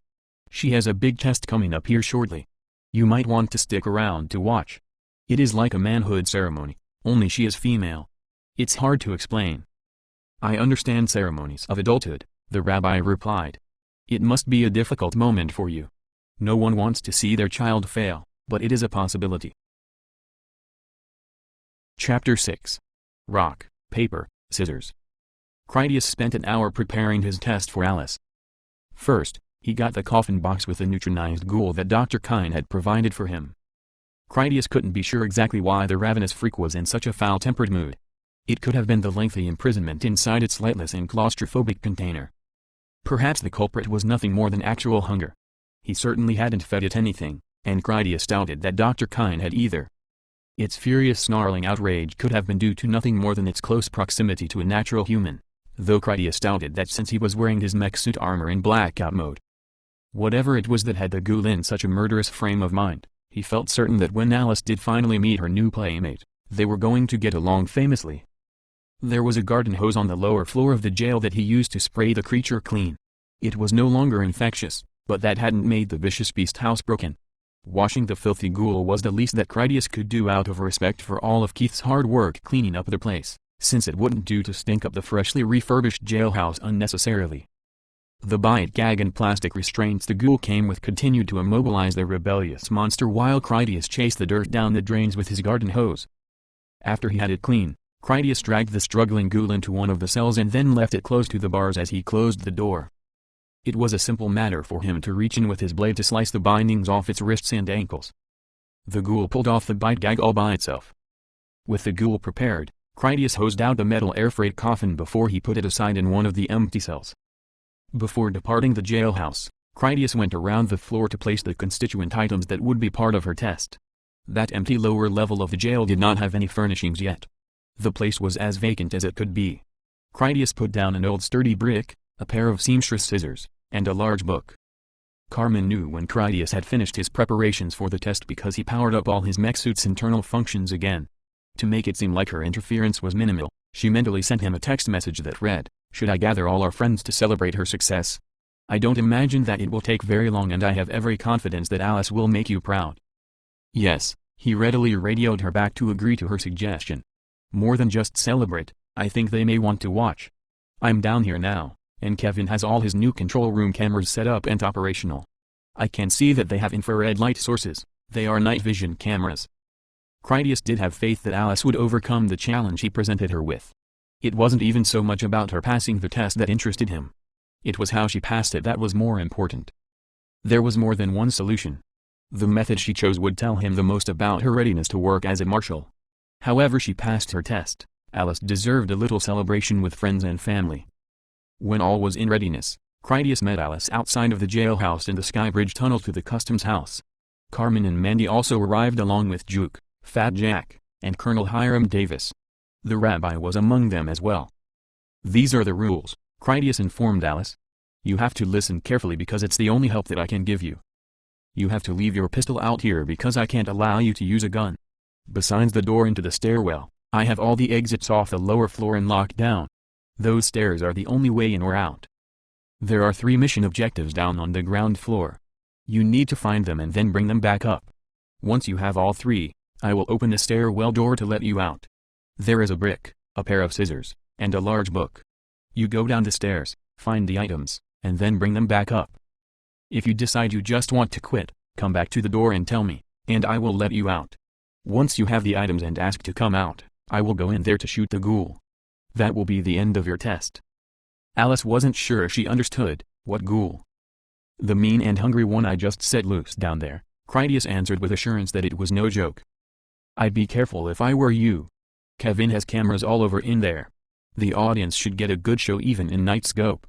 Lights will stay off and they blacked out all the windows to keep the ghouls outside from taking any interest in the new building. You have the advantage that the ghoul can't see." Alice still had her gauntlets and her helmet. She would be able to see perfectly fine in darkness, and her enhanced hearing with software applications would have no trouble letting her track the exact position of one ghoul. Alice didn't think it would be all that difficult for her to evade one blind infected in a circular hallway. She asked Critias, "Are those all the clues you can give me?" He shrugged at that. "Clues? This is supposed to be a tough game," Alice reasoned. "There has to be some trick to it. To be a good marshal, I have to think about what my real objectives are. You taught me that. You have told me 100 times that we don't play games when we are working. If you have a live hungry ghoul in there, this is definitely work, not play. I have to know when to break the rules. Carmen taught me that my end results are more important than the rules while I am working. I don't want to ask you to let me out again. From the clues you gave me, you said you would go back in and then shoot it yourself. That means the ghoul does not have to remain alive." Alice got more than a little excited, and she felt fear at the same time in near equal proportions. "If I kill the ghoul, I can turn on the lights and walk the items here." Then she thought aloud, "I could also get bitten and become infected, then you would come in and shoot us both." "That's the chance you want to take every day," Critias reminded her. Juke asked Alice, "You know more about this than I do. What are marshals supposed to do? Are we to hunt gobblers or enforce the city rules? Which comes first?" Alice gave Critias her pistol, but she kept the ammunition clips just in case they could be tools in her upcoming game. So prepared, Alice turned to Juke. "Our first duty is to hunt one another. You don't need to be morally strong to do this job. If you go rotten, we will come find you and then kill you. Beat your women, stay drunk all the time, take money for special favors, and I'll shoot you myself. I'll even feel a proud spiritual moment of duty with a little bit of sorrow. I know because I've felt it before. It is kind of a warm romantic feeling. That must always be our first rule. While we keep it, we are invincible. The day that marshals start breaking that rule, we will be mercenaries for anyone who feeds us. When the day comes that I cover up one of your crimes, I will do it with dirt because it will be your grave." Juke told Critias, "I was about to warn you about some of your bad habits that might get you killed by Alice, but I don't think you have any. We should work out sometime, some boxing maybe. We would know where each other stand on taking a punch. If we wear heavy gloves and headgear," Critias accepted on condition. "Carmen will be upset if I went home with my face bashed to a pulp." "That would be best." Juke preferred gloves. "I'd like to still have both my eyes when you were finished." Critias sent a message to Kevin telling him to remotely open the electric cell door that contained the neutronized ghoul. Once that was out of the way, he gestured for Alice to proceed. "Whenever you're ready." Alice went to the end of the pedestrian bridge and then opened the door into the jailhouse. Critias followed her through and then onto the door into the stairwell. He let her in and then locked it again behind her. Critias gave her some final words. "I will be right here. Come back with the 3 items or just come back to say you have had enough." When Kevin unlocked the door, The ghoul had immediately exited from its cell and then started to search for Critias. The creature was still wet from the cold hosing and hadn't forgotten who had inflicted it. Genuinely hungry as it was, the ghoul was also well aware that humans were nearby. The need to exact a violent revenge transcended every act of Shakespeare combined. The ambition was more murderous for being utterly baseless. The need was an inexhaustible necessity. Alice was mindful that she didn't want the ghoul to find her inside the stairwell. It would not be possible for her to evade the creature in that confined space. She quietly crept down to the next door and then peeked through its narrow window. Alice could not see the ghoul, but she heard it moving around at some goodly distance. It made quite audible snarling sounds that left no doubt that it was both real and already in a malevolent mood. After she took a deep breath to focus her confidence, Alice delicately opened the door from the stairwell and then walked out onto the jailhouse floor. Her first mistake was a costly one. Try as she might to close the door quietly, the metal latch made an audible clunk as it sprang back into the socket. The ghoul screamed and it was terrifyingly loud in the confines of the building. It had already been right at the far corner, close enough to reach and feel its way around. Quickly realizing the new hallway direction, the ghoul sprinted right for Alice, its wet feet rapidly clapping out an approaching Doppler effect of imminent horror. She had a moment's hesitation where she thought to retreat back into the stairwell. Alice realized that if she did, the ghoul would never leave the door and her game would be forfeit. Even worse, if it managed to open the door, it might even kill her before she could noisily stomp up the stairs ahead of it. Instead, Alice hurried as much as stealth allowed, continuing down the away corridor direction. The ghoul not only crashed blindly into the stairwell door, it didn't even care. It was already that angry that the pain went unnoticed. The creature was too stupid to comprehend the door handle, but it still seemed to understand that it was indeed a door, so it beat on the portal furiously. After Keith and his cleanup crew had washed all the windows on that floor of the jailhouse, they had covered them over with thick black paint. Their intention was to prevent ghouls on the street from noticing any lights or activity inside the jail. Even if it were noontime outside, the interior of the building would have been dark as the coal mine caverns. Alice was frightfully aware that she needed to remain perfectly silent if she wanted to stay away from the ghoul. She believed that the only other way that it would locate her was through her intense anxiety, which could lure it onto her like a directional beacon. Alice did her best to stay calm and she would definitely keep her distance. Once it figured out that someone was on the floor with it, the ghoul would begin to search with their customary thirst for misanthropic malice. It proved easy enough for her to sneak away from the ghoul by following the circuit layout of the floor. The place was so clean that she didn't have to worry about kicking over any rubbish underfoot. Alice found the book she needed. It was on the floor at that next corner. The book made her think that the brick or the scissors would make a better weapon if she had to fight. For the moment, it was all she had, so Alice picked the book up to take it with her. That was when she noticed that the ghoul stopped its argument with the distant door. In fact, it had stopped doing anything at all. Alice paused to listen with the enhanced auditory microphones of her Delta helmet. She heard the ghoul sniffing at the air, taking the scent as though it had noticed something irrelevant.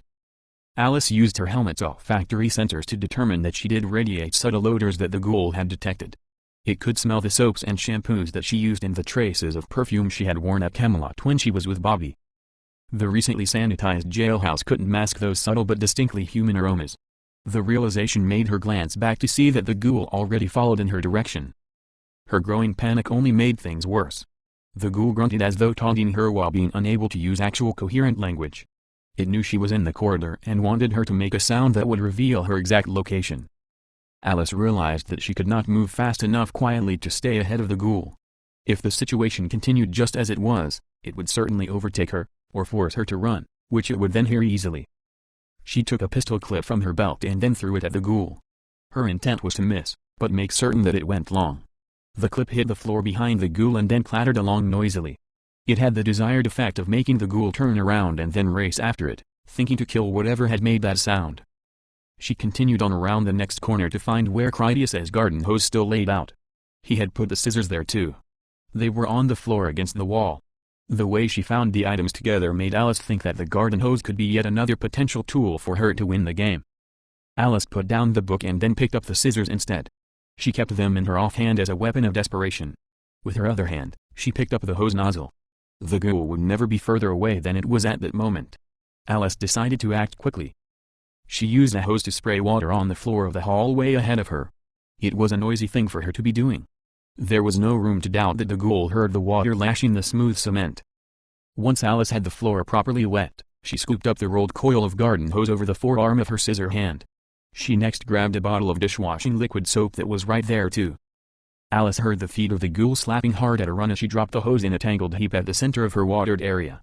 After removing the cap on the soap bottle, Alice dumped all its contents into her wet stumble trap to make it extra slippery. The ghoul was certain of her presence then and ran hard to overtake her. It couldn't see where the hallway turned, so it kept on in a straight line just as before until it crashed face first into the cement wall. Still oblivious to pain, the ghoul righted itself and then felt along the wall to determine a new direction toward Alice. The clumsy fall provided time enough for Alice to be ready. She had a plan, but it was not without risk. The last thing she wanted was the ghoul to use any creeping caution. To prevent it, Alice turned on her electric helmet lamps to illuminate the hallway in a sort of momentary flash. Her light lasted just long enough to make certain that the ghoul caught clear sight of her. Just as she planned, the infected made a wild howl of kill frenzy as it sprinted right for her. The ghoul rushed heedlessly down the hallway until it reached her trap in the dark. As the ghoul's feet tangled up in all the loose garden hose, it could not keep any traction on the slippery soap floor. Moving fast and tripped up, the ghoul spun about as it flailed. The furious freak went over backward and its skull made an audible walloping sound as it bounced hard off the unforgiving floor. In that moment when the ghoul rolled about in a daze, Alice took out her pocket flashlight and then switched it on. She kept it pressed against the palm of her hand to hide the light until she tossed it in through the doorway of the open cell across from her. The ghoul quickly recovered only to seem lost. Rather than give it a chance to recover what little wits it had, Alice tossed the scissors into the cell too. They banged and clanged when they hit the wall and then the floor. The ghoul scrambled forward on all fours in a rush to attack the only visible light source. Once it crossed into that unfurnished prisoner and transition cell, Alice reached back and then pulled the control system handle. The door slammed shut, trapping the infected inside. To celebrate her victory, Alice walked up to the door so she could admire her prize. As the carnivorous devil shrieked at her with unbridled hatred, she replied, "I've done better than kill you, my stupid stinky friend. I captured you alive." All the lights came on at once. Critias opened the stairwell door and then led everyone down the stairs to congratulate Alice. There wasn't any need for her to bother to collect the test items anymore. Carmen went up to hug Alice as a relief to her anxiety. "I'm so glad it's over," she sighed. "I expected you to make us all proud." Critias asked Alice, "What did you learn?" Alice replied, "My goal was not to find the easy way out of my situation. I had to solve the problem and make myself the master of it. I didn't feel trapped in here with that ghoul. You trapped that ghoul in here with a marshal. I thought that stabbing it in the head with the scissors or hitting it with the brick wouldn't do anything for Dr. Kyne. It would be a mean thing for me to do to one of his pets. I don't think that housekeeping would have appreciated it very much either if I got blood all over the place. By taking him alive, no one had to clean up any messes or hard feelings." Critias inquired, "How did you know about Dr. Kyne?" "This has to be a ghoul that he gave his special treatment," she reasoned. "It would be irresponsible of you otherwise. You say that infection always gets in, so I don't believe you would bring it in yourself just to give me a test. It wouldn't have changed anything anyway. Having him tackle me and then start to bite me all over was still every bit as frightening as you intended. I still had more ammo clips that I could have thrown to make noise to lure him away, that book too. He didn't have me cornered yet." Kevin and Bob came in to congratulate Alice on her clever solution. When the initial excitement subsided, Critias suggested, "We should all go to Funland for a formal reception. There are too many people for us to contain this anywhere else." Funland was busy, and not only because dinner was about to begin. All the cooked meat that came in from Camelot headed straight to the menu. Tomatoes were the bumper crop of the season. They had them by the ton. Many found their way into Emperor Nick's barbecue sauce. Taste trials of his samples had eliminated one flavor. The sweet and tangy was equally in demand against his original recipe spicy heat. Since everything came out of the public supplies, Nick didn't sell anything aside from his own fame. Carmen's mountain of cigarettes had arrived in Funland. She had paid handsomely for it to be so, and the results hadn't disappointed her. The cigarettes didn't have a disguise in any way. There was only a handwritten sign that read that no one was to touch them. When he first saw them, Critias asked his wife about the display. "What is with all those cigarettes? I assume they are the ones you took from Jam." "I am going to have an auction of sorts," Carmen explained her plans. "The orphans need coins to make a new life for themselves. With those coins, Miss Anne can employ carpenters and plumbers. She can get little shoes and school supplies. I already gave her all of our money. I told her it was your idea. You will hear about it sooner or later." Critias sounded doubtful. It would take you a long time to trade off all those packs of tobacco and no one could afford to buy them. I think of myself more as a bartering agent for the orphans, Carmen told him sincerely. The orphans are wholesale suppliers who are looking for a retail agent. Jim can afford their services. I'm sure that the Madam of the Red Door could afford it as well. She would be very clique supplying her clients with fine tobacco. She whispered in his ear, can't you imagine sitting in your favorite chair, enjoying a good smoke, while I thoughtfully hum the stress right out of you? To me that sounds like a man really living, but what would I know? I'll find out later tonight, he pledged with a swat to her behind. Just promise me you are not smuggling contraband or anything. Jim on video will be at the auction, she assured him in all honesty. On another thought, he asked, where is Jam? Carmen answered directly while she returned his gaze, she is having an expensive private dinner in the apartment of Tony Banjo.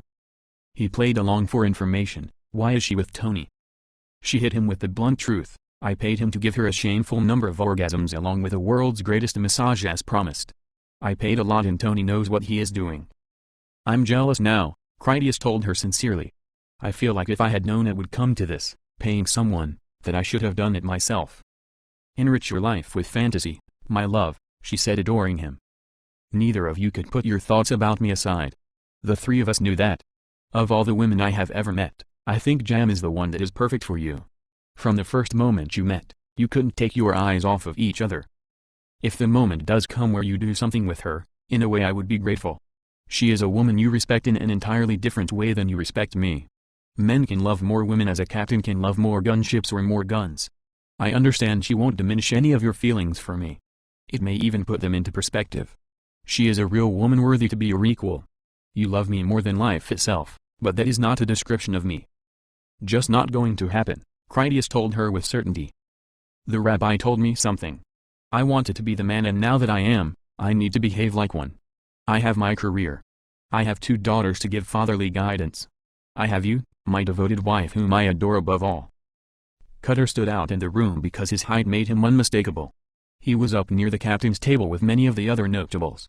Bob and Kevin were there to unveil one of their new creations. Fat Jack hosted the officers' dinner in Jim's absence because the king was away on the Black Hole. When everyone took their seats, Fat Jack stood to make a speech. Tonight we will celebrate Alice facing her fears in the dark, and emerging victorious. It is truly a special thing at this proud table when our young women accomplish great things. All the men look deeper into their courage, and know they can be as brave as a girl.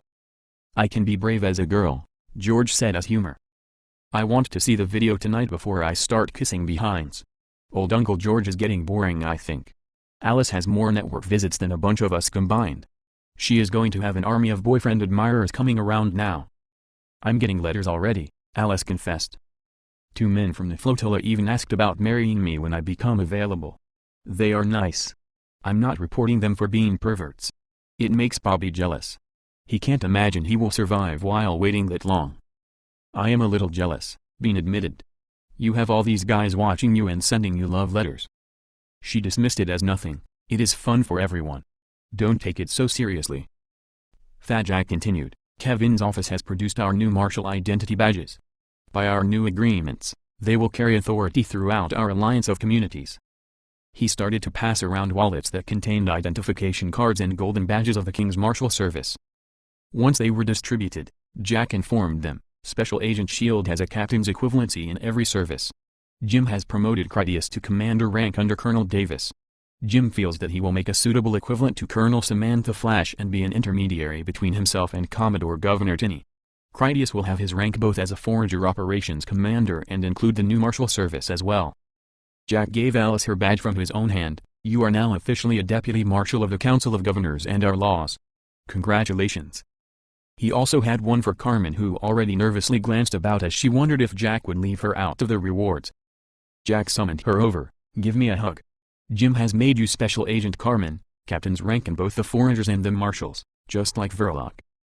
When Carmen hugged him, Jack said, it is only the respect that you deserve.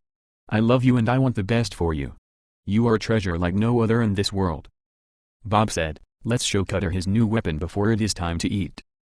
Fat Jack had one more thing, it was a wallet for Romeo. He told the Watcher, this is your official identification as Royal Advisor and Chief Barrister of King Louis II. You have access to the Great Library at the top of the tower whenever it should please you. One of the guards rolled a video display up to the table and then Jim's face appeared on conference from the black hole where he currently pleasure boated about the skies. Jim said, "I am in need of my lawyer at the moment." His cameras had positioned so that his image turned to gaze at Carmen. "What are you doing with all those cigarettes?" "Those belong to the sad little orphans of Annie Schoolhouse," Carmen answered without a flinch to her cause. "The orphans wished to sell them in one lump sum to an enterprising investor.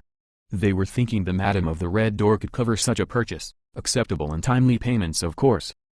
Jim looked the other way to speak to the old man at the table. "Rabbi, I need to speak to you first so that she will understand something.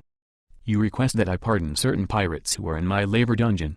I want to know if you are asking me as a favor of respect. I would be inclined to grant you most any favor if you requested it in the name of my honoring your office in life, but I don't give many of those. You may want to save your big favor for a harder time when it could really make all the difference. I recommend that you appeal to me as a fellow judge. I may or may not agree with you, but at least it won't be any sort of favor." "I ask only as a fellow judge," the rabbi stated specifically. He didn't seek to burn a one-time ever boon from a king, though he knew it could come to that if the final outcome was unpalatable to him. Jim finished with, "I'll need to take time to think about it, debate the matter with some of my advisors.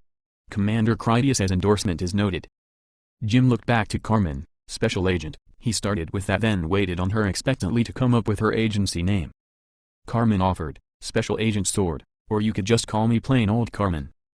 In Jim's mind, nothing could be any worse than Nick the Emperor. Carmen was free to choose any nom de guerre she liked.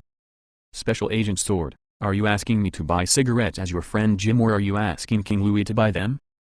"Jim can't afford to buy them. King Louis thinks you tread on dangerous ground. It is not the custom of the king to buy goods from his own foragers who used the king's resources to forage in the first place."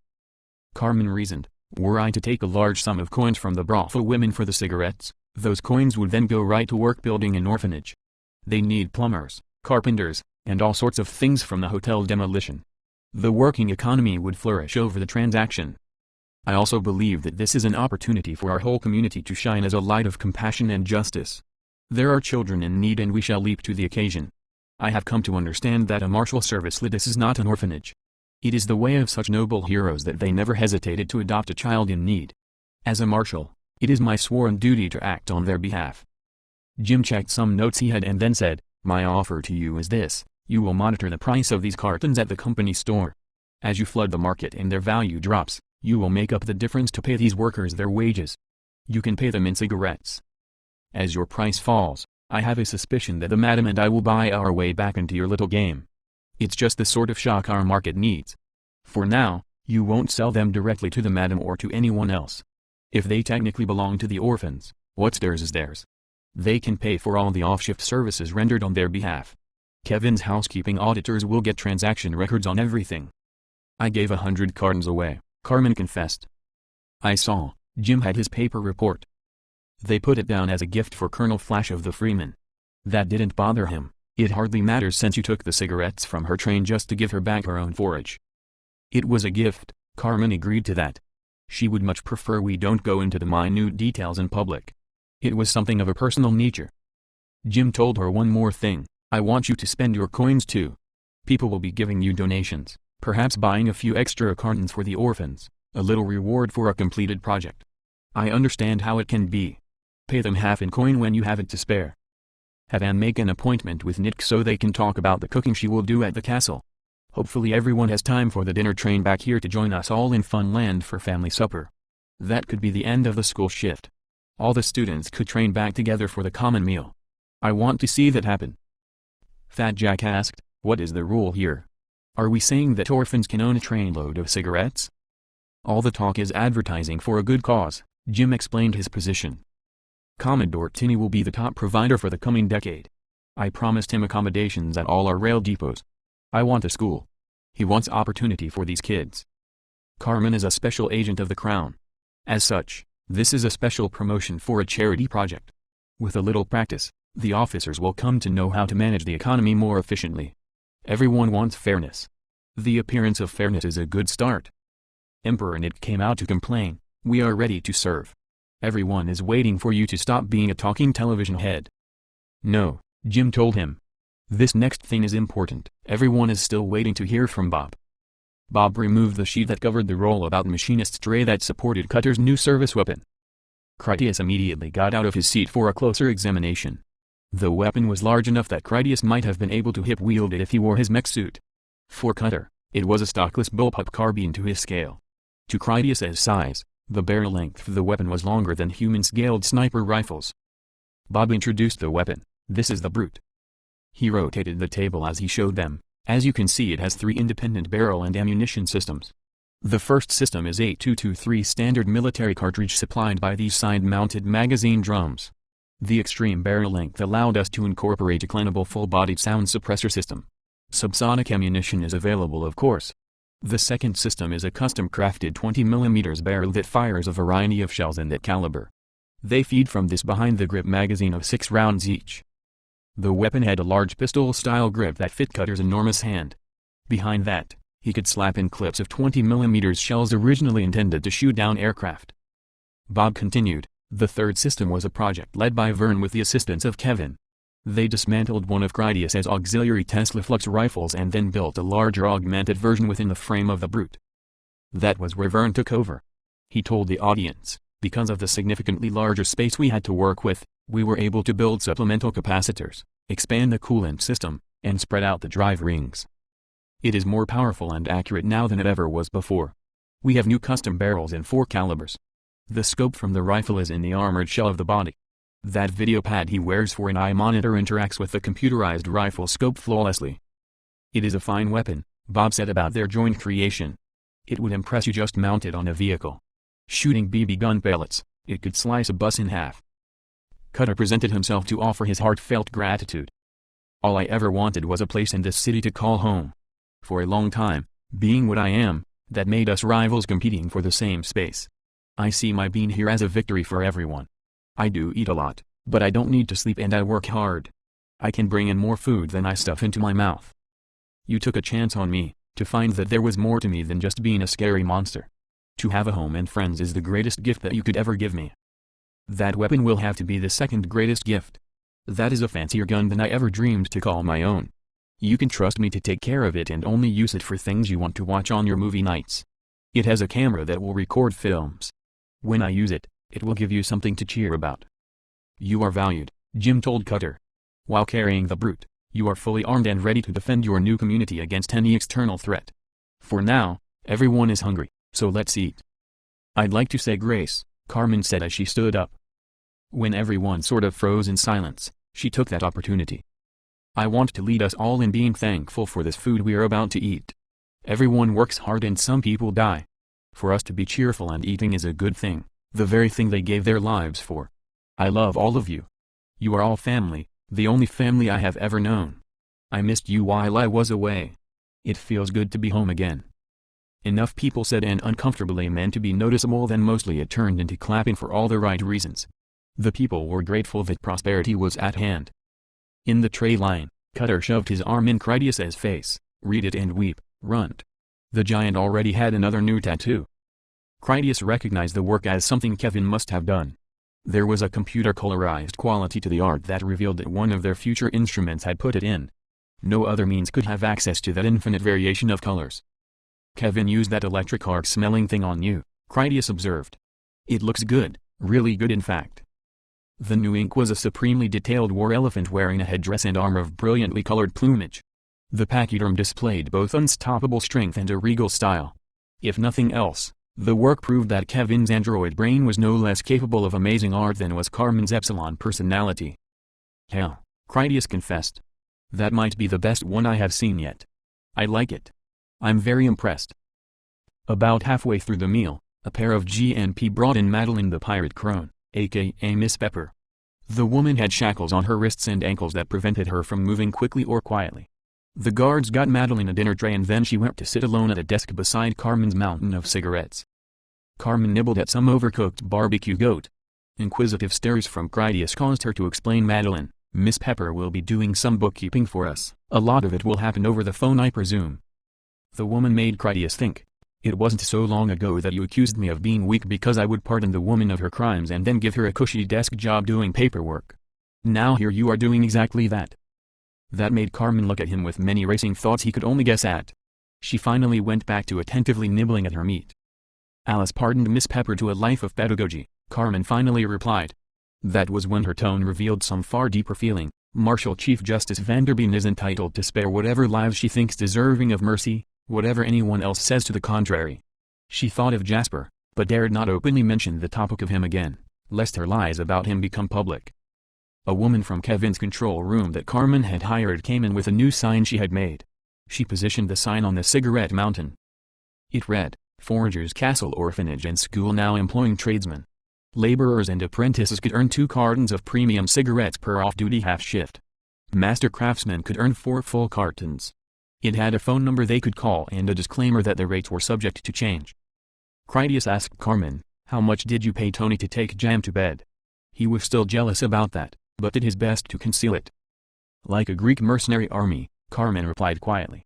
The answer implied that she paid a lot, and it also suggested the kind of sex Jam would be getting. The Leonidas Spartan 300 would be drowning her in their oiled Olympian man flesh until her orgasms made her head explode.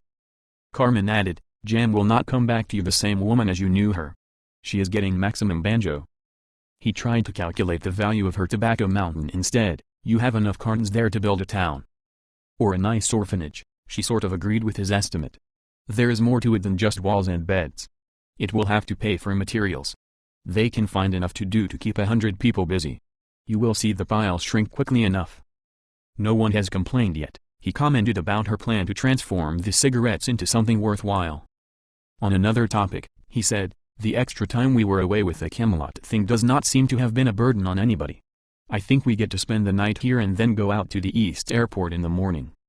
Carmen told him, Fleet Admiral Rudel has plenty to keep himself entertained. He has a lot of aircraft out there at the airbase for him to pick off parts from. His mechanics will be getting whole aircraft operational too. She had something else on her mind. What about Alice? Do you want me to give her that tattoo? What do you want it to say? He felt confident that she would tattoo the right brand. History repeats itself, does it not? I am proud of Alice. She has a bright future. With Verloc now training her too, Alice will be able to take care of herself when she grows up. Carmen ate for a while and then got thoughtful. What about Matthias? I don't think the rabbi wants to ask for his pardon. I considered testing my ghoul on him, Critias confessed. She guessed, you thought better of it once you considered all the mess you would make. You would also have to get the ghoul off of him after Rit chewed on his face. Some things are worth a little mess, he replied, having second thoughts. Alice did capture the ghoul alive and I still have Matthias. The freak is hungry. You could send Juke in there, Carmen suggested. If Alice can handle the test, he should be able to as well. It might even do him some good. He can feel like he got a little respect. Juke is too old for kids' games, he declined her idea.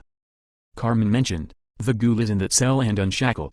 One way or another, someone is going to have to open the door and get him back in his container.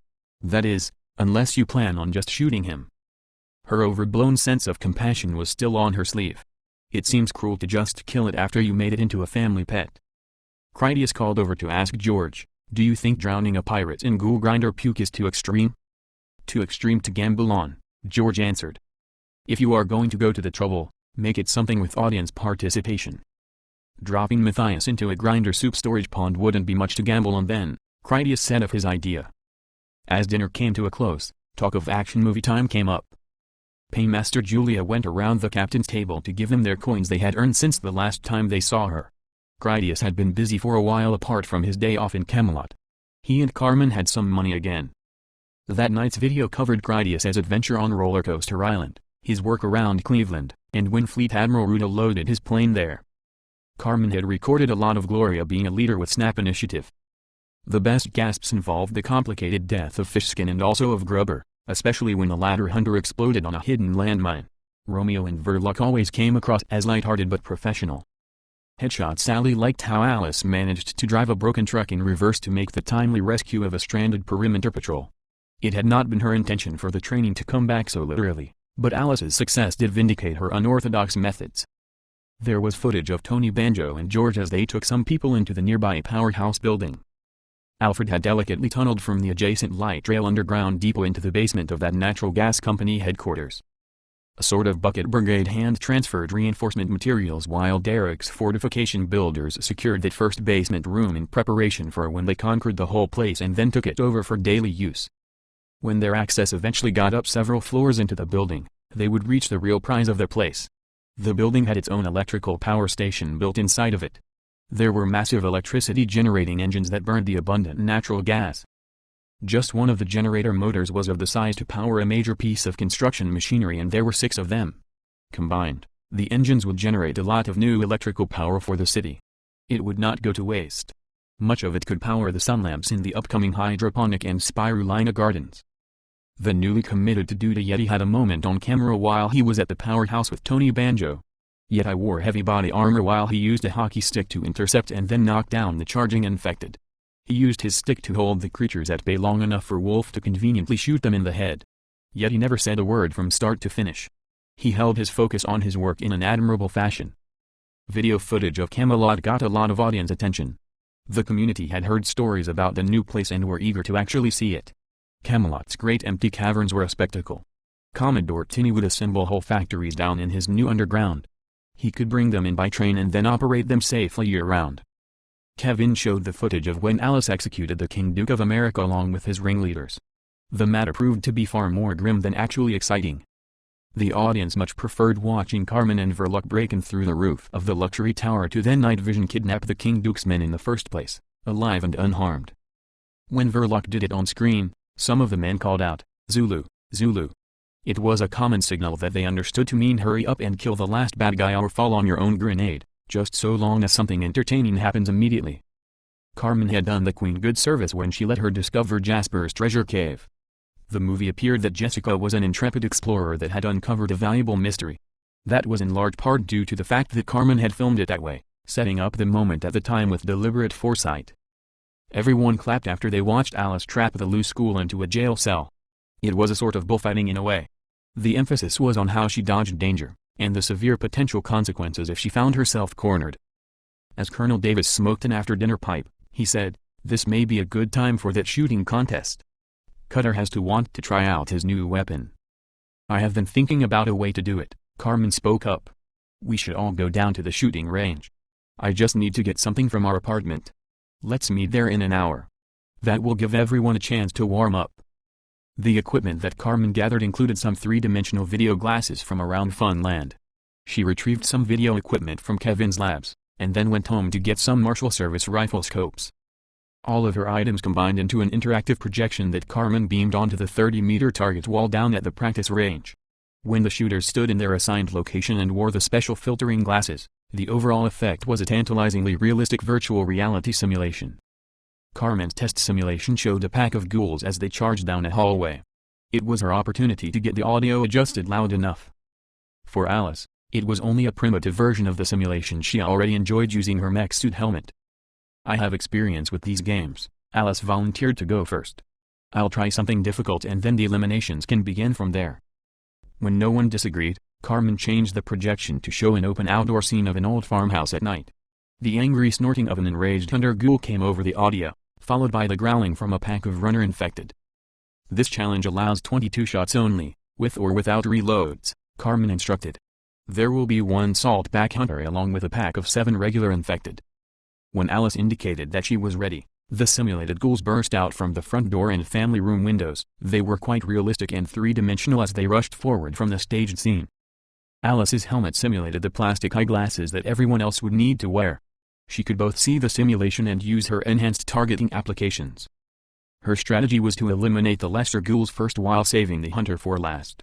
Alice got a headshot straight away, but with so many of them on the move simultaneously, the rest of the pack already closed in on her position. In her rushed attempt to drop the second, Alice got a non-terminal wound through that ghoul's throat. Unperturbed by that setback, Alice dropped the next 5 ghouls with target-locked single hits. A quick reload to a fresh magazine was just in time for her to begin blazing away into the snarling face of the hunter. She needed 9 bullets to stop that mighty beast. Her final shot killed the remaining wounded ghoul that kept crawling toward her. Critias went up next to try his skill. He had his Tesla Flux pistol that had returned from decontamination. He asked, "Am I doing this with or without my helmet?" Critias wondered because Alice had used all of her advanced gear, but she absolutely needed it to even play at their level. Without computerized self-firing, Alice would not have been able to keep up. "With," Malcolm insisted. "When I win, I don't want anyone having doubts or saying that I handicapped them unfairly." Critias put on his helmet and gauntlets. After he signaled that he was ready, his game was over in less than 2 seconds. Once Carmen started the ghouls in that same scenario, Critias effortlessly swept his pistol across the farmhouse porch from left to right and then back again. His pistol made erratic automatic fire on both passes. It only went off when the alignment was right, and his masterful eye-locking skills had all the targets properly flagged simultaneously. The hunter took multiple head hits on each pass. No one had seen such a display of intended skill combined with good luck since Tony Banjo scored multiple headshots from the snap using his Kalashnikov at the barge dock. On second thought, Malcolm changed his mind. All that gadgetry is damn near cheating. That was goddamn ridiculous. Let's not blame the contestants, Verloc said, having no problem with Critias' technological advantages. Everyone here has some exceptional talent that they would like to demonstrate. Instead of hamstringing the players, let's just make this game a little more challenging. Carmen mentally programmed a suitable simulation to test Special Agent Shield's enhanced reflexes. For her new game, Carmen projected a straight corridor that could have been anywhere underground. She explained, "The only light in this match will come from your own muzzle flashes. This passage will be completely in the dark otherwise. You are free to expend as much ammunition as you require. The actual flashes in the presentation will be simulation, so everyone is equal in that regard." That game would have been difficult if not nearly impossible for most anyone else. It proved to be only a moderate challenge for Verloc. She fired a steady 2 rounds per second from her compact automatic pistol. That was exactly enough time for her to headshot a ghoul and also use the flash to take a new mental picture of where all her other moving targets would be the next time she fired again. Verloc's overall performance made it seem quite easy. A line of people took their turn trying to hunt ghouls by the light of their own gunfire. The level of spatial awareness and self-confidence required made it too great a challenge for most players. They managed to kill a few and wound many with their excessive spray of bullets. It was not enough to stop the surviving infected from overrunning their position to end the simulation. Carmen's next game involved a view that was supposed to be from the back of a speeding truck. A hidden character tossed out sticks of old sweaty dynamite to land on the roadway. The player was supposed to shoot the sticks and thereby detonate them. Not only did they have to hit the small targets at a difficult distance, they were also supposed to time their opportunity so that the dynamite destroyed as many of the pursuing ghoul horde as possible. The total number of kills would calculate the final score. After considerably more gameplay, it became clear who had the most accurate and versatile shooting skills. Critias withdrew from the contest once he realized that he could only continue to compete by relying heavily upon his technology to augment his considerable natural abilities. With Critias out of the way, it came down to a contest between Malcolm and Verloc. Special Agent Shield was immune to fatigue, notions of doubt, or any discouragement. That boundless reservoir of self-confidence had measurable dividends. As for Cutter, he frequently found it difficult to move about in the city underground because of his size. Some of the larger chambers like the Tower Lobby and Funland were tall enough for him to stand up in. Many of the connecting passages were a tight fit. The giant had to kneel down to comfortably test his new brood weapon. Though he refrained from using the 20mm cannon, he tested the other 2 systems and they displayed impressive firepower. Cutter wasn't a master marksman as such, but he did produce satisfactory results, especially when he demonstrated automatic fire from 2 barrels simultaneously. When attentions turned to Carmen that she should take a turn to prove her skill, Critias readily noticed her lack of enthusiasm for the challenge. To spare her their insistence, Critias said, "Carmen is a soldier only out of necessity. She takes no pleasure from the reputation. I'd prefer to leave her out of this." As the contest continued without her active participation, Carmen told Critias, "I would like to attend to some other business before we retire for the evening." When his expression displayed his displeasure over her departure, her eyes promised that he would have other entertainments once she had him alone in their apartment that night. Carmen explained, "They are calling for someone to see about Wilma. No one knows what to do with the bear or how to feed him. While I am at the castle, I can check in on Miss Schoolhouse and the orphans again. I would like to know if they are in need of anything. This is all new to them and I want them to feel at home." Her good reasons made her absence tolerable for him. Before she left, Critias added, "Check on Mandy and Pipkin while you're out. With Jam away, someone needs to see what they are doing. When you get back here, I'll be ready to go home." Even while she was away, Carmen continued to remotely operate the shooting range. She personally generated the graphics, so it couldn't go on without her input. The players experimented with higher recoil handguns against virtual hunters. They also tested some experimental silencers with especially silent subsonic ammunition. A phone call to Colonel Hiram Davis took him away from the entertainment. Once he finished with it, He went to Critias to tell him, "You need to go out to the East Airport in the morning. Those ozone generators are going to the burn yard. Your end is mostly concerned with providing security during the transportation and setup. Beyond that, you always make yourself useful in whatever way comes along. As far as the airbase and airport are concerned, Fleet Admiral Ruda will be in charge for whatever happens to come up." Critias had already expected as much. He asked, "Is anything else going on tomorrow?" "Well," Hiram showed a little discomfort. "There is something about Carmen that I need to talk to you about. As I am sure you know, her reputation is picking up momentum. As of dinner this evening, Carmen is an acting captain now. She could recruit her own road crew if she requested it. Even without that, I have other work teams that are asking about her availability. She not only has a handle on the ghoul stomping end, Carmen is aces with all the technology stuff as well. To be perfectly honest, keeping the two of you together all the time is not always the best decision for everyone involved. A lot of people are going back into the powerhouse building tomorrow. Her name came up as the ideal person to lead that operation. There is a lot of high-risk bastion building construction work to do in there. There are also a lot of engineering concerns with the natural gas pipes in that generator room. It is a touchy situation, a lot of carpenters and mechanics in a building that isn't secure. Carmen is one of the few people we have that is knowledgeable on all the issues." Critias shrugged in that he was powerless to complain. "Are you asking me if I expect you to exclude us from duty assignments?" Carmen accepted her new rank and everything that goes along with it. She did it with a smile. "I have always encouraged her to be a responsible officer. This is the bed we chose and we have to sleep in it. If you decided that she needs to be somewhere to do the work you need done, then that is the way it is." Hiram nodded to that. "Yes, we were concerned you would object and insist that she stay with you." "I'm not saying it doesn't occur to me," Critias admitted. "I would be a fool to not want Carmen by my side no matter what I was doing. We go where you send us." Carmen being away did inspire Critias to ask, "Who will be the chief engineer out at the burn yard?" "There will be a lot going on out there too," Hiram said of that operation. "The pipe fitters have to install the transfer plumbing for unloading the railcars of grinder mess. They will have a large security contingent to watch their backs. A team of engineers will install your ozone generators. There will be some fire hazard issues too because of all the petroleum around that place. Most of the materials and some of the workers will arrive by train. The rest will go in by road and helicopter from the East Airport. All the decisions are not finalized yet. Your input is always welcome. This isn't really about who is best for the job of chief engineer. It has to be someone who can work in a combat zone. Jim considers Bob too valuable to get himself killed. I suppose we could try and talk him into it if you think you can keep him safe." Critias considered it before he stated his position. "That is the safe side of the river. I would like to take the flying purple grinder if you were not planning that already when you mentioned the helicopter. There is always the risk of some accident. Bob could just scratch himself on a scrap of metal, of which there will be plenty of that in an industrial park. Everyone would need to be careful," Critias realized. Sharp spurs that stick out to scratch somebody were already sticking out to scratch every filthy biter that ever wandered past to stumble into it. If Carmen will not be there to supervise the engineering, I think Kevin would be the best choice. Swift progress will serve our cause best. The ghouls always get worse over time. I see it as a race against the clock. The more time we spend out there in the heat, people will get dehydrated, lose focus, and then start making fatal mistakes. Be in the lobby before sunrise, Hiram instructed. The mission will be moving out with the dawn. You will get your final briefing then. The final shootout game was between Malcolm and Verloc.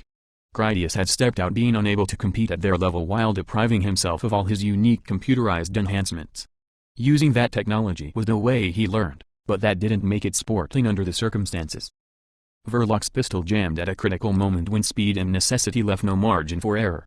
Without missing a beat, she pulled out her backup weapon with her offhand and then successfully finished the challenge.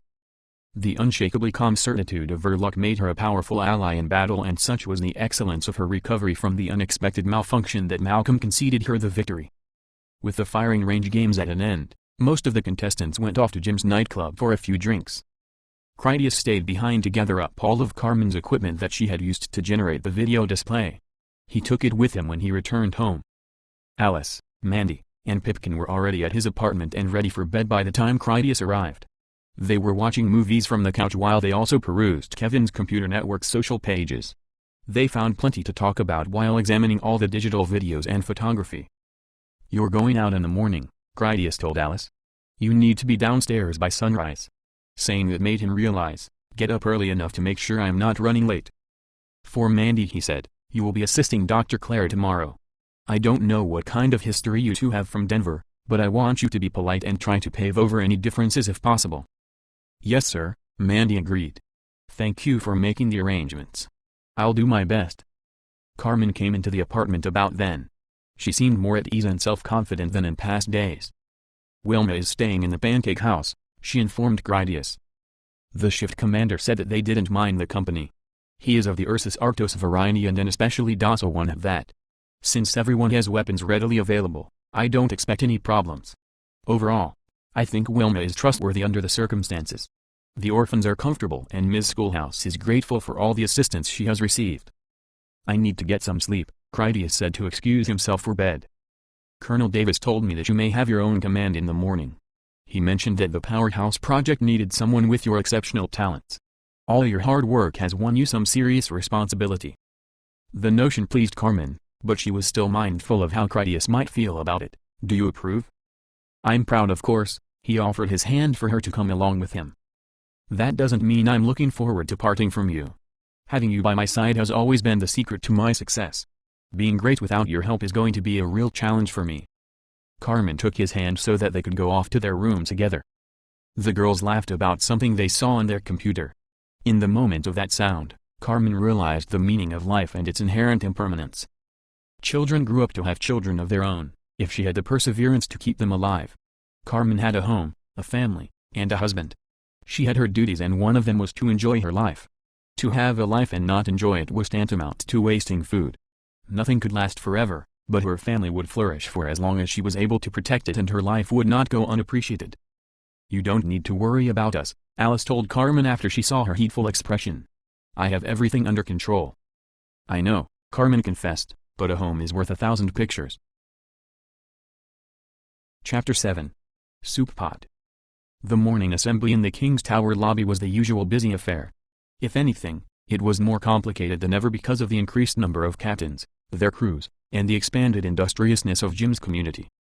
Mandy stayed at Dr. Clary's side as post-shower inspections took place. Claire worked with her usual icy demeanor that in no way lacked in professional capacity. The exception was in her detailed explanations to Mandy about what she examined people for and why. The mixing of these new communities is of special concern, Clara explained to her new apprentice. Flu or another contagious virus could spread rapidly and put half the city in sick beds. Your patients will normally be content to endure a minor symptom on the assumption that it will just go away. We do not tolerate such stupidity. Prevention is more important than cures. An ounce of one is worth a pound of the other, Mandy said, familiar with the old saying. Yes, Clara agreed. Now shut up and pay attention. Fat Jack went around the lobby providing operational details about the command assignments. He stopped at Carmen while she worked with Alice at a temporary folding table they used for armament preparation. Carmen instructed Alice in the use of some of their Teslaflux specialty rounds. Jack told Carmen, you are leading the security contingent into the powerhouse today. Kevin's control room will give you a full outline on our objectives. Basically, we want you to secure the entire building and protect the construction teams. You can requisition whatever people you need to make it happen. Critias will be going to the East Airport and then on out to the Burnyard. The powerhouse building will be your responsibility. Carmen strategized aloud, informing Jack about her concerns. I can't be everywhere at once. I will need people I can trust to stay where I put them. I need the Lion for that kind of reliability. The biggest risk for the engineers you will have working on the generators will be their own guards. Colonel Davis has the best close quarters combat people, but they will be busy somewhere else. Get me Yeti and the Starlight Squad. Yeti understands the real danger of that job. Besides those specialists, I require enough GNP to have escorts for every construction crew and a partner patrol team for every floor. If Stig doesn't have the people to spare, I can make do with less, but the odds of disaster control are going to compensate for it. The two prime probabilities are a totally boring day that ends with my brilliant success or an unpredictable catastrophe that I need to be ready to mitigate when it happens. I can arrange all of that, Jack placated her requests. Critias came over. What is on my plate this morning? Jack gave him his instructions. You're going out to the Burnyard to make sure that no one dies. Critias had expected something more elaborate. Anything else? Jack did have one more thing. Take Matthias out there with you. We are giving him over to Fleet Admiral Rudel. They will get whatever information he has about the Maltese pirates. Ruda will be going after them when he thinks the time is right. Critias chuckled. Sucks to be him then, meaning Matthias. The pirate was about to get some elaborate torture if he didn't fully cooperate, and maybe would get it anyway even if he did. He reasoned on the matter. Since Ruda isn't going home in the immediate future, he wouldn't have asked for Matthias today to take him anywhere but behind the woodshed. That made sense to Jack. I think the Admiral got concerned that Matthias might end up dead or pardoned before he got a chance to question him. Ruda doesn't make a habit of asking me for information, but he still seems to know what we have going on all the time. I think he was either worried that you or Hatchet would execute him or that the rabbi would get him a pardon. Yeti came up to see what his orders would be. G&P Radio had summoned him to report to the lobby, but he didn't know who had asked for him. Yeti assumed that it had been Critias. He asked the newly promoted commander of field operations, "What do you need me to do?" "I don't know." Critias looked to Carmen. "What do I need Yeti to do?" "I requested Yeti to help me," Carmen informed them both. She looked to Yeti. "You are in charge of security for Vern and his engineers while they work on the generators in the powerhouse. I want you to stay out of their way, while at the same time you have to prevent them from doing anything stupid. I anticipate an uneventful day for all of my guards except that it is going to be hot and tedious. If there is some unlikely emergency, it will probably happen fast and get highly stressed. You know what it is like having to fire weapons in tight quarters while no one is sure what is happening around them." Yeti didn't let the recognition go to his head because he had purchased his understanding with a legendary act of incompetence that had nearly killed Palat Sircon. When he accidentally shot the flotilla captain, it had taught Yeti an essential lesson. "I won't let the boredom make me lazy, Captain," Yeti promised Carmen. His mistakes with the Hunter's Saltback and Growler had taught him that he had to stay mentally prepared for when the wearisome Total Calm erupted explosively into deadly chaos. "Everyone must set the example," Carmen coached him. "Professionalism is just as contagious as negligence." With that said, Carmen turned to Critias. "I don't want you doing any showboating out there today. If I hear you were chasing hunters with your sword or any other gratuitous heroics, I'll be giving you an earful when you get back home. Jam and Alice are going to help me do it. We will leave you so henpecked that you will need to see Dr. Clara for treatment." "I'll behave myself," Critias confirmed the message. The old general impression that Carmen had been some sort of browbeaten slave had faded away easily enough. Everyone knew that Carmen got her way if she felt strongly enough about something. Critias knew it was wise to listen to her, so he submitted to her wishes. He would restrain himself rather than suffer her well-deserved rebuke when he got home. Housekeeping personnel and cooking staff had a breakfast cart in the lobby. They handed out disposable cups of powdered eggs that had bits of bacon and sausage in them. Everyone would eat on the run to get them out the door that much sooner. Sea Captain Esteban Marino geared up to take out the Thunder Child that morning. He would take his own sailors plus many of Fat Jack's experienced paddleboat crew. The paddle wheeler would support the Burneyard operation. In particular, they would serve as an emergency evacuation resource should anything go seriously wrong. Colonel Hiram Davis and his Grave Walkers platoon would go out on the light trail along with Critias, the substantial complement of builders, and their guards. The Grave Walkers were a close-knit family and rather standoffish as they geared up their new blue-faced leather armor. While they got their game on, they didn't like to talk to anyone that they didn't measure up as a fellow professional ghoul killer of first order. Because state of mind was so essential to the grave walking art form, they didn't need any irksome outsider burdening them with extraneous emotions. As Manny Giles hopped in place to make certain that he didn't jingle in all his weapons and tactical harness, he called over to Critias. "You up for this, Perkella? When Supergirl told you to keep your sword in your pants, I thought you might start to cry. We know how you like to run through the buildings trying to ass-poke every hunter you can find." "Hell no, I don't know what I'm doing," Critias confessed. "I'm going to babysit a pirate to hand over to Governor Rudel and that's all anybody told me. I think I'm going to be water boy today. We need a water boy because it's going to be hot as hell's balls out there." Hiram walked over to tell Critias, "We know Carmen can handle her end. She isn't the hothead that she used to be. People learn from what they do, but when it comes down to it, some people are just born for this. I'll handle the job leaders. All I want from you is that you do whatever you feel we need. It's like Jim says, you are going to do whatever you think is best anyway, right?" Critias had never heard that from him. "Jim says that about me?" Upon a moment's reflection, he had heard that in so many words. Jim had even said it himself on more than a few occasions. "I trust Carmen," he told Hiram, which was the thing that actually weighed on his mind. To that, he turned to Carmen to tell her, "You need to understand that someone might get hurt or killed. You don't have the luxury of crying about it until you get back home. When it is all over, You can explore the philosophical depths of what happened to you out there. While you are working, you have to be ready to cut your losses and then keep going after things are a mess. All the people under your command are trusting in you to bring them back alive. After you lose one of them, the rest still need you. I didn't want Palat to come home full of holes, but that is the risk we all take. Carmen reflected on that advice and found truth in it. It was in her nature to make sense of things as they happened. If someone did get hurt on her watch, she was going to have to roll with it. She pledged, I will be mindful of my training and not let adversity become a distraction. Blue and Danny the Ear came in with Christopher the King's lion. The lion had a heavy expression as if he had just endured some emotional hardship. All three of the men already knew that Carmen had requested them. They headed that way. Critias asked them as a group, why the long face? He figured that if Chris felt hesitant to say, one of the other two men would explain it for him. We are stress training those new puppies, Blue answered.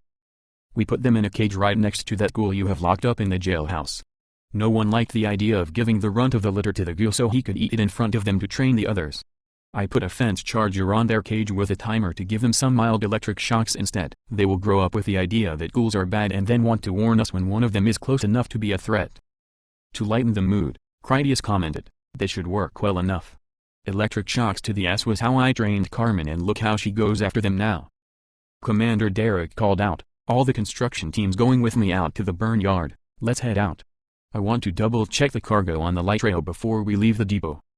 Commander Alfred of Demolitions and Tunneling shouted, everyone else coming with me to the powerhouse, it's time to earn your hazard pay. As Vern and his group of electricians grabbed their bags to follow Alfred, Carmen told Yeti, take Blue and Danny with you. Stay with Vern and his team at all times. If they give you any grief, call me immediately. Engineers are not always as smart as they think they are.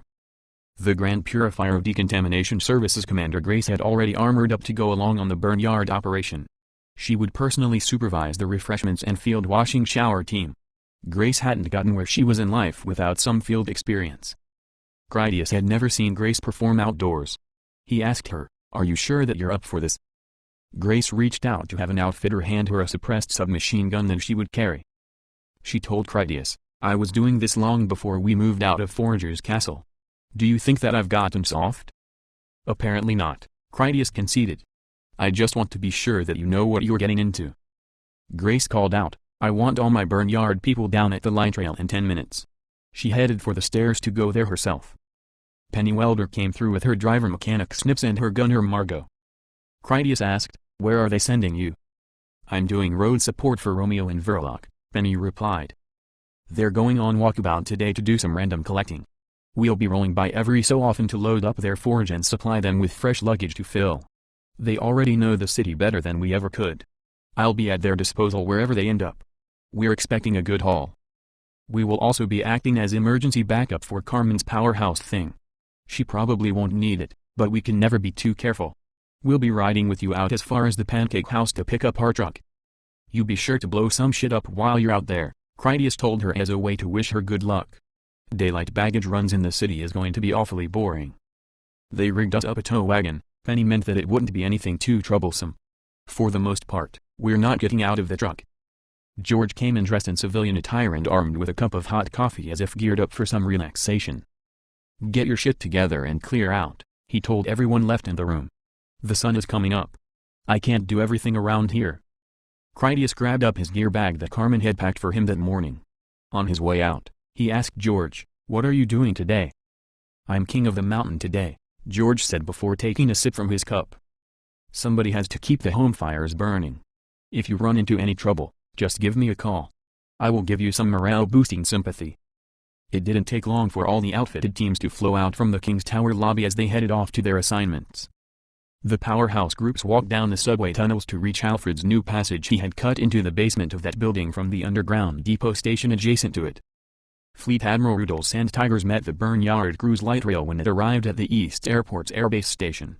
Their cheerful dispositions indicated that everything went well at their end of the survival war. Critias had been intent on being first out of the train except that Cutter held out a massive arm to block his way. Cutter couldn't stand up inside the train. For him at least, it wasn't a comfortable conveyance even if it was expedient. The giant watcher told him, wait your turn, Pee-wee. How is anybody supposed to move while I'm wedged up in here like a damn sardine? The floor creaked under his weight as he pulled himself to the doorway and then squeezed out to where he could finally stand up straight with a satisfied stretch. Cutter only wore his shirtless bibbed overalls because of the heat they would have to endure all day. Commander Rosner and his men stepped back to give Cutter some space, especially after they also took account of the giant's brute battle rifle. As Critias came out, he told Rosner, "I'm sure we have some runners following in behind the train. I'll take a couple shooters with me to intercept them. Mr. Big will help provide security here while everyone relocates into the transport." When Alice came up, Critias told her, "Have Cutter put you up onto the train. Keep your eyes open and put down any ghouls you see making a line for us. It is better that they see you than having them sneaking around trying to jump someone. We won't be here long." Before he moved off, Critias told Rosner, "We have that pirate leader tied up in the train. They told me that Fleet Admiral Rudo wanted him as a pet monkey. He is all yours." The Governor Admiral is in the hangar stripping aircraft parts, Rosner informed Critias in case he wanted to speak to the man himself. "We'll hand over your prisoner." He sent one of his men into the train to collect Matthias. A tractor-trailer transport waited to receive all the pipe fitters, welders, and mechanics that Critias had brought. Colonel Davis got everyone on the move in that direction. Critias sent most of the GNP he had brought along to support the Sand Tigers as they provided general security. He took a couple of them with him toward the back of the train where they would clean up any ghouls that chased them in along the tracks. The train moved too quickly for the infected to keep up during the ride out east from the city, but some ghouls started their pursuit locally and could follow the train track easily enough even after they lost sight of their objective. When Critias and his two guards arrived at the back of the train, he radioed on the general mission frequency. "There are 3 of us at the back of the train, so watch your fire in our direction." A few determined ghouls were several hundred meters down the track where it remained straight as it ran between overgrown feral fields that flanked either side. Critias didn't even raise his weapon because he would let the 2 guards make those easy kills. His main concern was to watch out for any infected that managed to sneak in close enough to charge at them. There was plenty of tall grass and weedy areas nearby for enterprising aggressors to take cover in, which could allow them to get close enough to attempt an ambush rush against the unwary. The female guard asked, "Do we take them now?" She had a suppressed assault rifle of standard Continental military issue. "Let them come into us," Critias instructed calmly. "We will have to move the bodies off the tracks, so spare us the walk. Don't stare at them. Let them think we are ghouls. Just act as if you're interested in something at your feet, that usually works." The ghouls came on fast at a sprint. It remained uncertain if they thought the guards were human or not. Critias as hunter persona likely gave them some doubts since they didn't scream for blood. When they were within 100 meters, 2 new ghouls leaped out of the nearby weeds in the direction away from the airbase. The 2 GNP had more concern about the unexpected attack than they did about the ghouls that charged along the tracks. Both of them raised their rifles in a rush to defend themselves, only they never got the chance to fire. Alice stood at the back of the train's roof where she kept an eye on what transpired. A single shot from her carbine blew apart the face on one of the ambushers. That ghoul went down to begin spastic brain-damaged convulsions. Her second shot caught the other sneaky infected solid in the side of its head. That one dropped outright without any fuss. The male guard uselessly sprayed bullets into the spasmodic body as if perhaps he worried that it would get up again. For those more experienced with the infected, it was readily apparent that it wouldn't have got up to attack anytime soon. Bone fragments had caused severe hemorrhaging in the brain, leaving the creature totally insentient despite that it did thrash somewhat. Even if it had needed more bullets, all the shots he put into its limbs and torso wouldn't have made any extra difference. His female partner had combat sense enough to redirect her attention away from the downed meat. She understood that the tangible urgency was to deal with the active threat, those runners that still came at them down the rails. The fight with the 2 ambush ghouls had alerted the 3 runners that it was humans ahead of them. They dashed in with real enthusiasm.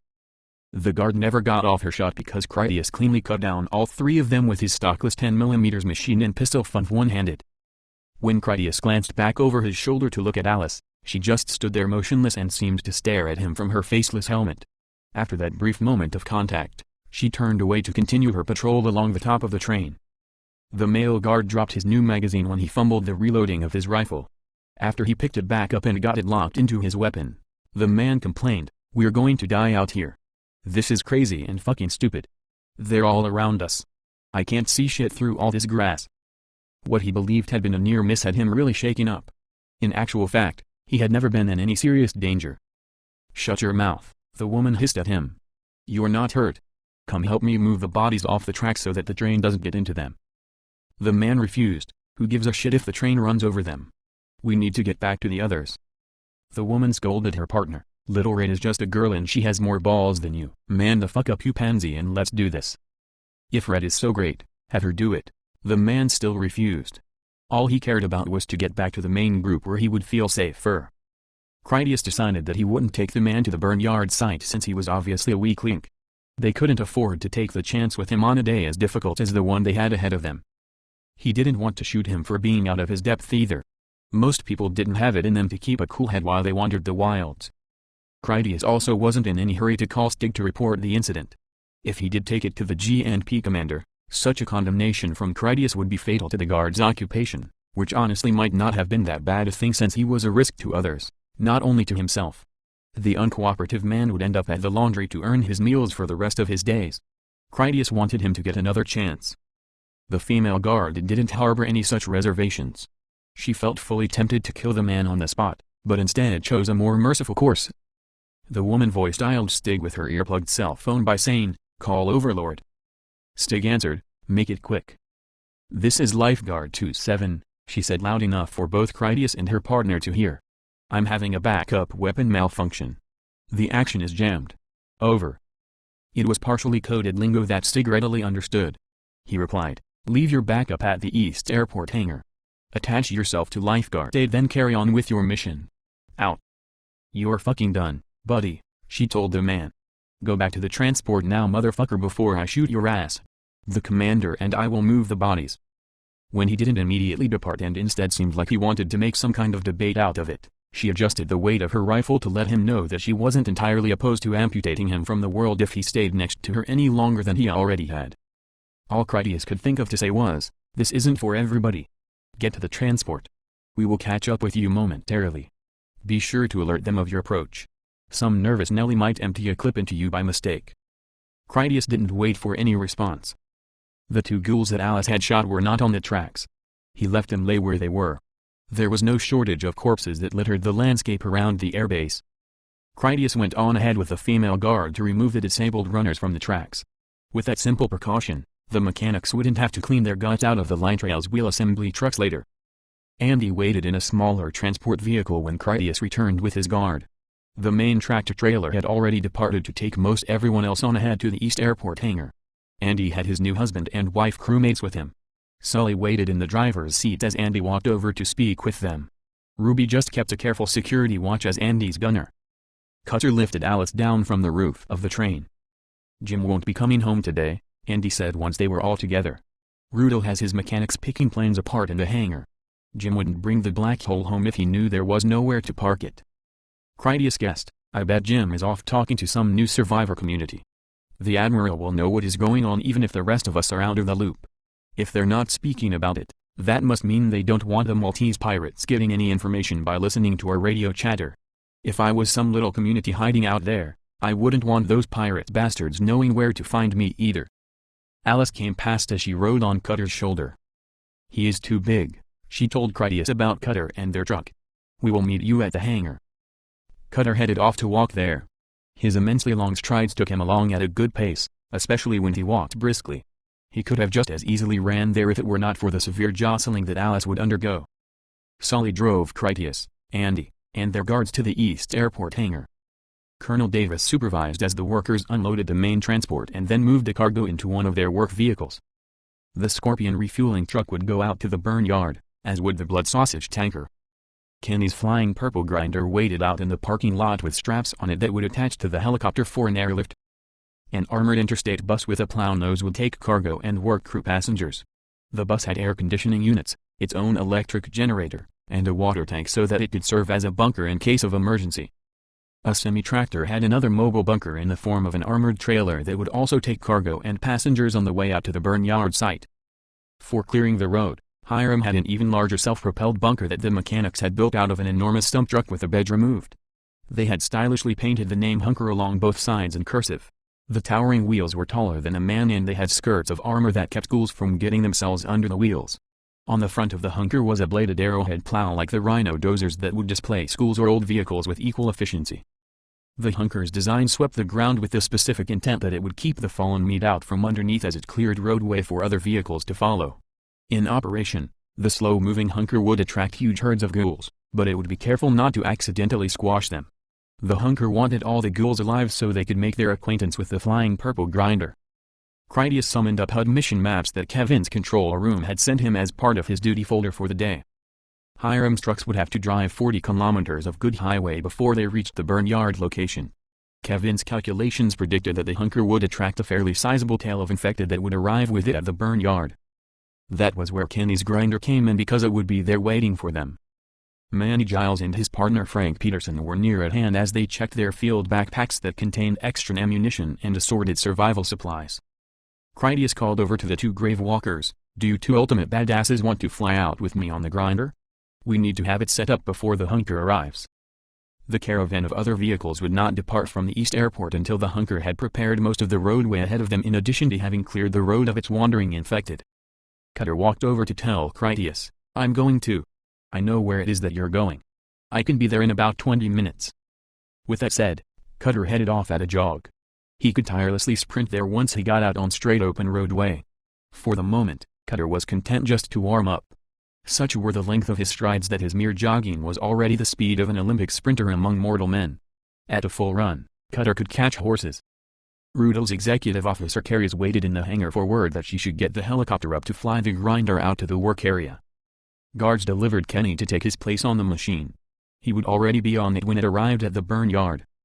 As Critias made sure that Kenny had properly buckled on his safety belt, he told the disgraced guardsman, "You have the control box to operate the grinder. When the machine touches down, unbuckle the cable. They will be coming at you fast and hard by then. Be ready." Kenny made a lot of clumsy sign language. The HUD translation came from Carmen. Some subconscious part in her hardware mind always paid attention to her husband and the computer and his mech suit especially. Kenny had said, "Who is going to hook up the draining hose? We don't want ghoul juice to splash all over the place."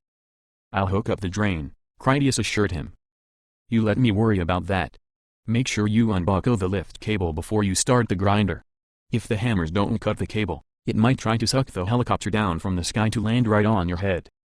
Manny, Critias, and Peterson flew aboard the helicopter as Carries took them up. The Burnyard was an enormous petroleum refinery along the east bank of the Paddleboat River north of Gems City. The place was the size of a town, only its standing structures were dirty white cylindrical storage tanks the size of multi-story buildings that were all in rows by the dozen. Several promisingly large and habitable buildings were in there too. There was extensive rail access throughout the site with numerous side rail shunts. Critias saw that the Burnyard had a lot of potential. Kevin sent Critias a map update while the android told him by voice, "I have marked the most promising locations. I used a thermal satellite study to predict which of the storage tanks are empty enough for our purposes." The android meant that the storage tanks with a lot of liquid still in them showed noticeably different surface temperature changes compared to those that stood empty. Critias radioed to Carries, "There is a storage tank on the west side, one with a dead body sprawled out on it. I want to put him down there. After he cuts loose, I will fast trope down to get him started. Once I'm clear, put the grave walkers down on that tank just east of where the grinder will be. There are no maintenance stairs on that one. The ghouls will never have a way up there no matter what they do." Commander Carries did a masterful job as she navigated to their destination. She sat the flying purple grinder down onto the roof of a 3-story high white steel cylinder that could hold thousands of barrels of crude oil or its derivatives. It would serve equally well as a container for ground-up ghoul juice. As Carries made the final touchdown with the grinder, Peterson said, "There must be a lot of fuel here. I think we need to be extra careful. There is enough gasoline and diesel in these tanks to meet all our needs for a long time." Critias half-joked, "Not if we accidentally set it all on fire. It will really be a hot day when this place explodes. Let's all agree to be on our best behavior and not shoot holes in these petrol storage tanks." Kenny disengaged the cable from the helicopter, which was Critias' cue to slide down a rope to join him. Once he was down, Critias pulled the long discharge hose off the flying purple so that he could hook up the drainage system. The HUD in Critias' helmet received a video call from Cutter's cellular phone monocle. The live image showed that Cutter was at the base of the maintenance stairway that trapped down the side of that storage tank. Cutter blocked the stairs so that none of the infected attracted to the helicopter could get up the steps to make an attack on the grinder. The giant watcher's weapon was a compact car tire that he held in his right hand like a rubber-treaded knuckles bopper fist. He didn't want to kill the ghouls, only dissuade them from their ascent. The infected would all get their chance to swim in the grinder. Cutter acted like the doorman at the club of the century as he thumped them hard enough to keep them back. Kevin Hud highlighted a location where Critias should cut his hole through the roof of the storage tank. After Critias locked down the Spacer's zero-gravity magnets in his right boot, which clamped his foot down onto the steel plate, he used his electron stripper pocket tool to plasma slice a circle around his foot. Once he made the cut all the way around, Critias removed the circular pizza ring of metal with his foot and then cast it aside. By the time Kenny had cleared his machine of its lifting harness, Manny and Frank were down on the next tank over. It was only about 25 meters away, a modest distance for their skilled marksmanship if they needed to offer support. Critias got the grinder's drainage tube shoved down into the hole he made. With everything good to go, he radioed for Carries to swing by and lift him up on the fast rope. She could put him back down again on the other tank with the grave walkers. Kenny switched on his flasher emergency light, started the engine on his grinder, and then began to play the loud ice cream truck music. "You can let them go," Critias told Cutter. "Kenny is ready to make sashimi." Cutter forced his way out from the base of the stairs, which let the 50 gathered ghouls there begin their frenetic ascent. The giant watcher swatted at the naked dummies with his car tire, sweeping them aside as he made his way over to Critias's island tower that was the adjacent storage vat. Kenny got the Flying Purple's hydraulic anchor legs down just before the wave of ghouls hit him. He revved up the throttle as the infected maniacs swarmed around him on all sides. First they climbed up onto the machine and then they slipped down into the tub where their flesh fed the insatiable rotary hammers. When Kenny poured on the horsepower, the eddy of metal molars chewed down the hapless swimmers like so many screaming sweetmeats. The loud and highly visible helicopter combined with the Flying Purple's noisy spectacle to lure in more infected from throughout the local area. Ghouls charged in from every direction to rush up the stairs and then take their turn riding down the throat of the hammer mill. The Flying Purple filled its onboard storage reservoir for the added ballast and then the pumps automatically sent the overflow down into the storage tank that could safely hold them by the hundreds of thousands in liquefied form. One of the Commodore's heavy rail trains delivered the first workers to arrive at the burnyard site. The train made the proper turn thanks to some timely assistance from Cutter who went over to throw the track change switch. When the locomotive came to rest, it was only 50 meters from the grinder's storage tank. The rail cars carried the pipe and pumps the builders required to get their transfer system installed. Flatbeds transported the two trailer-sized generators that would supply the electric power. A tanker rail car of diesel would keep it all fueled for many days to come.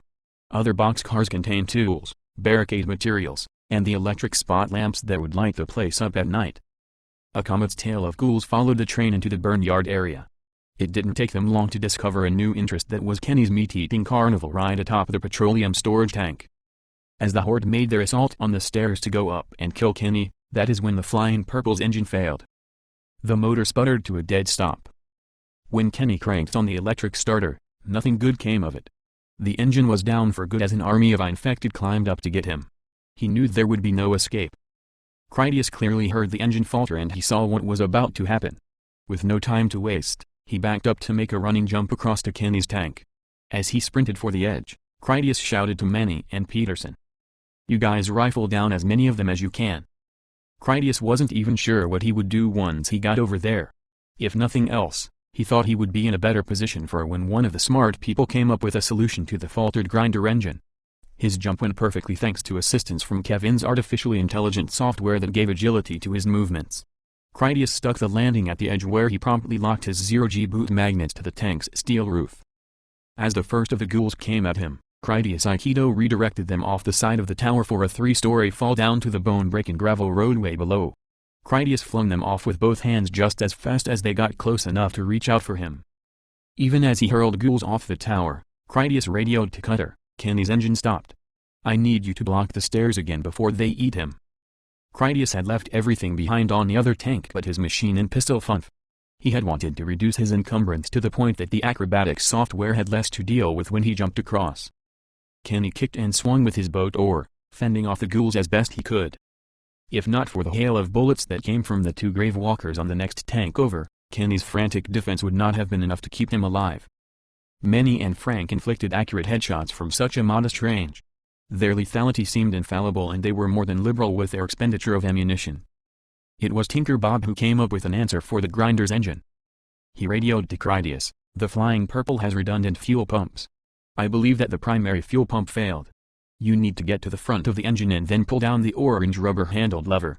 It is clearly marked. That should solve the problem." Bullets from the Gravewalkers zipped around Critias like hornets. Many protected Kenny while Peterson protected Critias. Neither marksman had any hesitation about making kills off the nearest of margins as would befit their partners in a circus knife-throwing act. As the ghouls started to thin out because Cutter had reached the bottom of the stairs, Critias powered down his mech suit into its minimum feature blackout mode. Since he only had gunpowder weaponry with him, he expected to be able to gravewalk among the infected as a fellow ghoul. The only other thing he could add to his disguise was to control his thoughts.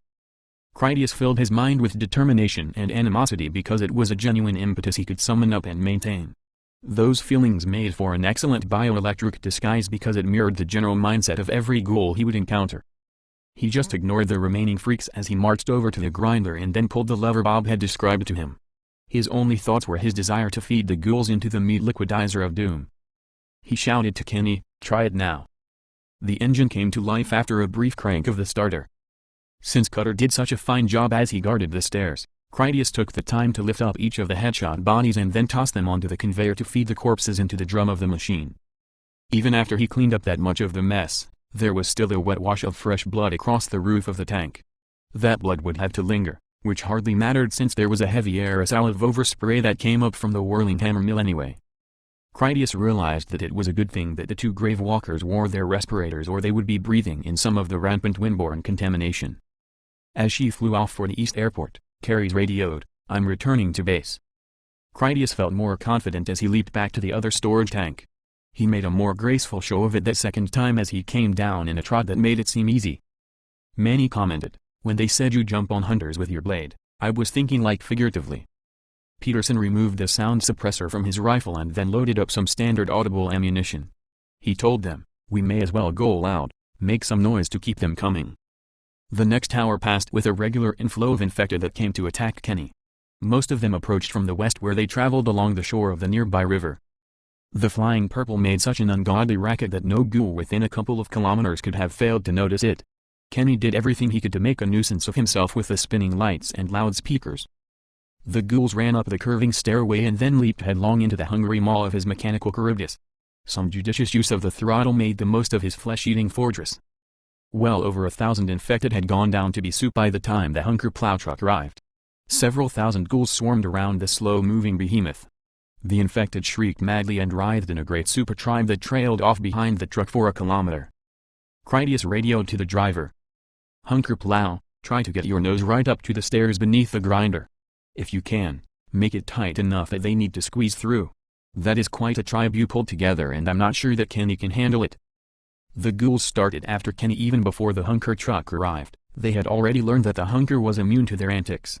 When the infected saw Kenny, he seemed a preferable alternative. So many ghouls assaulted the Flying Purple simultaneously that Kenny lost his footing as the shockwave of them shook his machine. There were enough infected to fill the tub to the brim. One enterprising ghoul managed to scramble right over the top of them to get a grip onto Kenny's safety line. Before Kenny could get back on his feet, the ghoul was on him. He used the wooden oar to keep the teeth at bay for just long enough that Peterson shot a bullet through the ghoul's head. The limp body then toppled down into the meat grinder. Kenny scrambled up and then aggressively went to full throttle. He gave more attention to his engine power after that second near catastrophe. With greater caution, he might never repeat so close an encounter. It took less than 20 minutes for the Flying Purple to reduce the tribe of ghouls down into soup for the vat. The main caravan of other vehicles began to arrive about that time. The bunker bus parked close enough to Critias' storage tank that he and the Gravewalkers were able to rope down to its roof and then reach the grounds from there. Colonel Davis came out of the bus along with his other Gravewalkers and Alice, who had her bite staff ready for up-close and personal zombie control. Critias had his mech suit back at full services. He planned to use his paralyzing dart Tesla Flux rifle when he had to shoot any of the infected. When they woke up later, they would still get an opportunity to join the others in the Flying Purple's hammer mill. "We need to go to the train," the colonel instructed. "We are going to put up a security fence to isolate our work area. Everything we need is in the boxcars." Tony Banjo, Wolf, and Bobby Bean waited at the door of an open boxcar when Hiram's group arrived. Jam undoubtedly drove the locomotive since Herman Pike was on patrol along the top of the train armed with one of his namesake lances. Tony asked, "What do you think of this?" He referred to the cutter-sized hammer that he balanced upright by its long steel handle. The hammer's head had once been a blacksmith's anvil. With the handle attached, The anvil made for a giant-sized sledgehammer that was so heavy that only Cutter could even hope to swing it. Cutter stepped up and then took the hammer one-handed. "You hold the stakes for me, Sunshine," the giant told Critias. "Don't worry, I hardly ever miss." Critias gave his dart rifle over to Alice. Thusly armed, she could paralyze any stray infected that came along to attack them. The railcar had a full load of chain-link fencing rolls and steel vertical poles to keep it in place. The ground where they needed to work was all asphalt and packed gravel that wasn't hard enough to resist the chisel-tipped poles that Cutter hammered into the ground with 2 blows each. His first strike anchored a fence post socket into the ground, and then for his second swing, Cutter really laid into it. His hammer set the tubular spikes down deep and tight. By working together, Critias and Cutter made swift progress. Not even their quick efficiency was enough for them to set 200 poles in less than several hours of hard labor. Other workers followed to install the taller post poles into the anchor sockets, and then they hung up the chain-link fencing. The final enclosed area included the open ground between the train and the storage vats. The fence ran adjacent to their parking area so that they had access to the hunker and their bunker bus. Ghouls that prowled around outside their barrier could still find their way up to Kenny and his grinder. A thoughtfully provided corridor led to his vat's maintenance staircase. If any ghouls happened to fall off the top of Kenny's storage tank, they wouldn't land inside the fence perimeter. By noon, the pipe fitters had installed a refueling line up to the Flying Purple. They had also run up a high-pressure water line that armed Kenny with a water spray wand that he could use to clean up his work environment and also keep himself cool by wetting down the hot machine. They next began to install larger pipes that would transfer liquefied goo from rail tankers into the storage vat. To protect the new ozone generator equipment, some of the construction teams assembled an air-conditioned sheet metal shed from materials they unloaded from the train. Welders assembled a stronger sheet metal wall that went up against the new fence. Their materials also came from boxcars that Jack had loaded up back at Forager's Castle the night before. Grace and her decontamination workers set up a large tent inside the barrier. They provided the workers with cold showers and iced drinks. The train had 2 tanker rail cars of fresh water with more on the way when they needed it. Grace and her people stayed busy as they cared for the workers. The heat of the day increased well into the realm of being a brutal test of human endurance. Not only was it exceptionally hot on that summer day, everyone wore full decontamination gear and frequently body armor as well. Keeping everyone hydrated and functional required considerable diligence on the part of her team. Alice used Critias as dart rifle to paralyze 70 infected during the fence construction phase, only not all of them would get up again. On more than one occasion, Alice had shot them in the head in her haste. The venomous darts were as good as bullets when she blasted them into a ghoul's brain. As the peak heat of early afternoon hit, Critias and Cutter took their lunch breaks. They took cold showers, guzzled down icy drinks, and then ate some squeeze paste type of food that the cooks had made from honey, bodybuilder's mass gain nutrition powder, and some other ingredients. The paste tasted better than tolerable, and it had the intended benefit that no one would eat any aerosol ghoul contamination that floated down from the grinder. None of the area around the barnyard site would ever be close to clean. The whole site was maximally contaminated, stiflingly hot, and supremely dangerous for a host of reasons. When Critias and Cutter went back to work, they installed the new electric lights on the stairway up to Kenny. The local ghoul population had thinned out by then such that it approached pleasantly quiet. Such a welcome lull in hostile activity made it a suitable occasion for them to take Kenny a change of decontamination suits and a squeeze jug of power porridge. Cutter guarded a team of welders as they hastily cut away the hand railing at the lowest part of the vat's maintenance stairs. The builders installed a resilient fence and cattle gate there that they could drop close to restrict access to the top of the vat. A garage door motor with a handy push-button transmitter made their new barrier operate by remote control. Carries made 2 return trips in the helicopter. On each pass she delivered a newly fabricated bridge that would connect the 3 storage tanks that would take part in the ghoul destruction operation. Cutter helped guide the cumbrous loads into position while the construction teams fixed them into place. They used suspension cable support piers on each end that took up the weight from the vulnerable centers of those long walkways. The finished catwalks were safe and sturdy enough for regular use, and they had gates on their ends for a measure of security. Kenny got to take a long and welcome rest break while the construction crews anchored the bridges into permanent place. After the builders had finished, Critias got Kenny back to his grinder. He left Kenny free to move around the roof of the vat where he used his water pressure wand to clean the place up a bit. Kenny hosed all the bloody floor mess over to Critias' sewage hole where it went down to join the putrid soup. After he put the wand back into its holster, Kenny signed to Critias, "Do you think the king will ever let me go if I tough it out for long enough?" Because Critias knew that a video record of the event would make its way back to Jim, He chose his words carefully. No one laments the discomforts of the justly punished. Take the pain and live long enough to make them regret it. Critias went back to making his visual inspection of the hammer mill for Kevin and Bob, who wanted to evaluate what kind of abuse the replaceable masticators had suffered thus far. Kenny took some small comfort from Critias's belief that there was hope for him yet. That was when Kenny noticed that a truck approached from off in the distance. He got Critias's attention and then pointed off in that direction. Critias looked and then guessed, that must be some of Admiral Rudel's people from the airbase. They would have called first if it was anything serious. The truck arrived with Palat Serkan and Major Li Feng aboard. They exited from the roof of their vehicle and then took a cable winch basket up to the top of a tank vat. Critias told Kenny, "Stay here with the machine. Perhaps our visitors would like to see a little demonstration."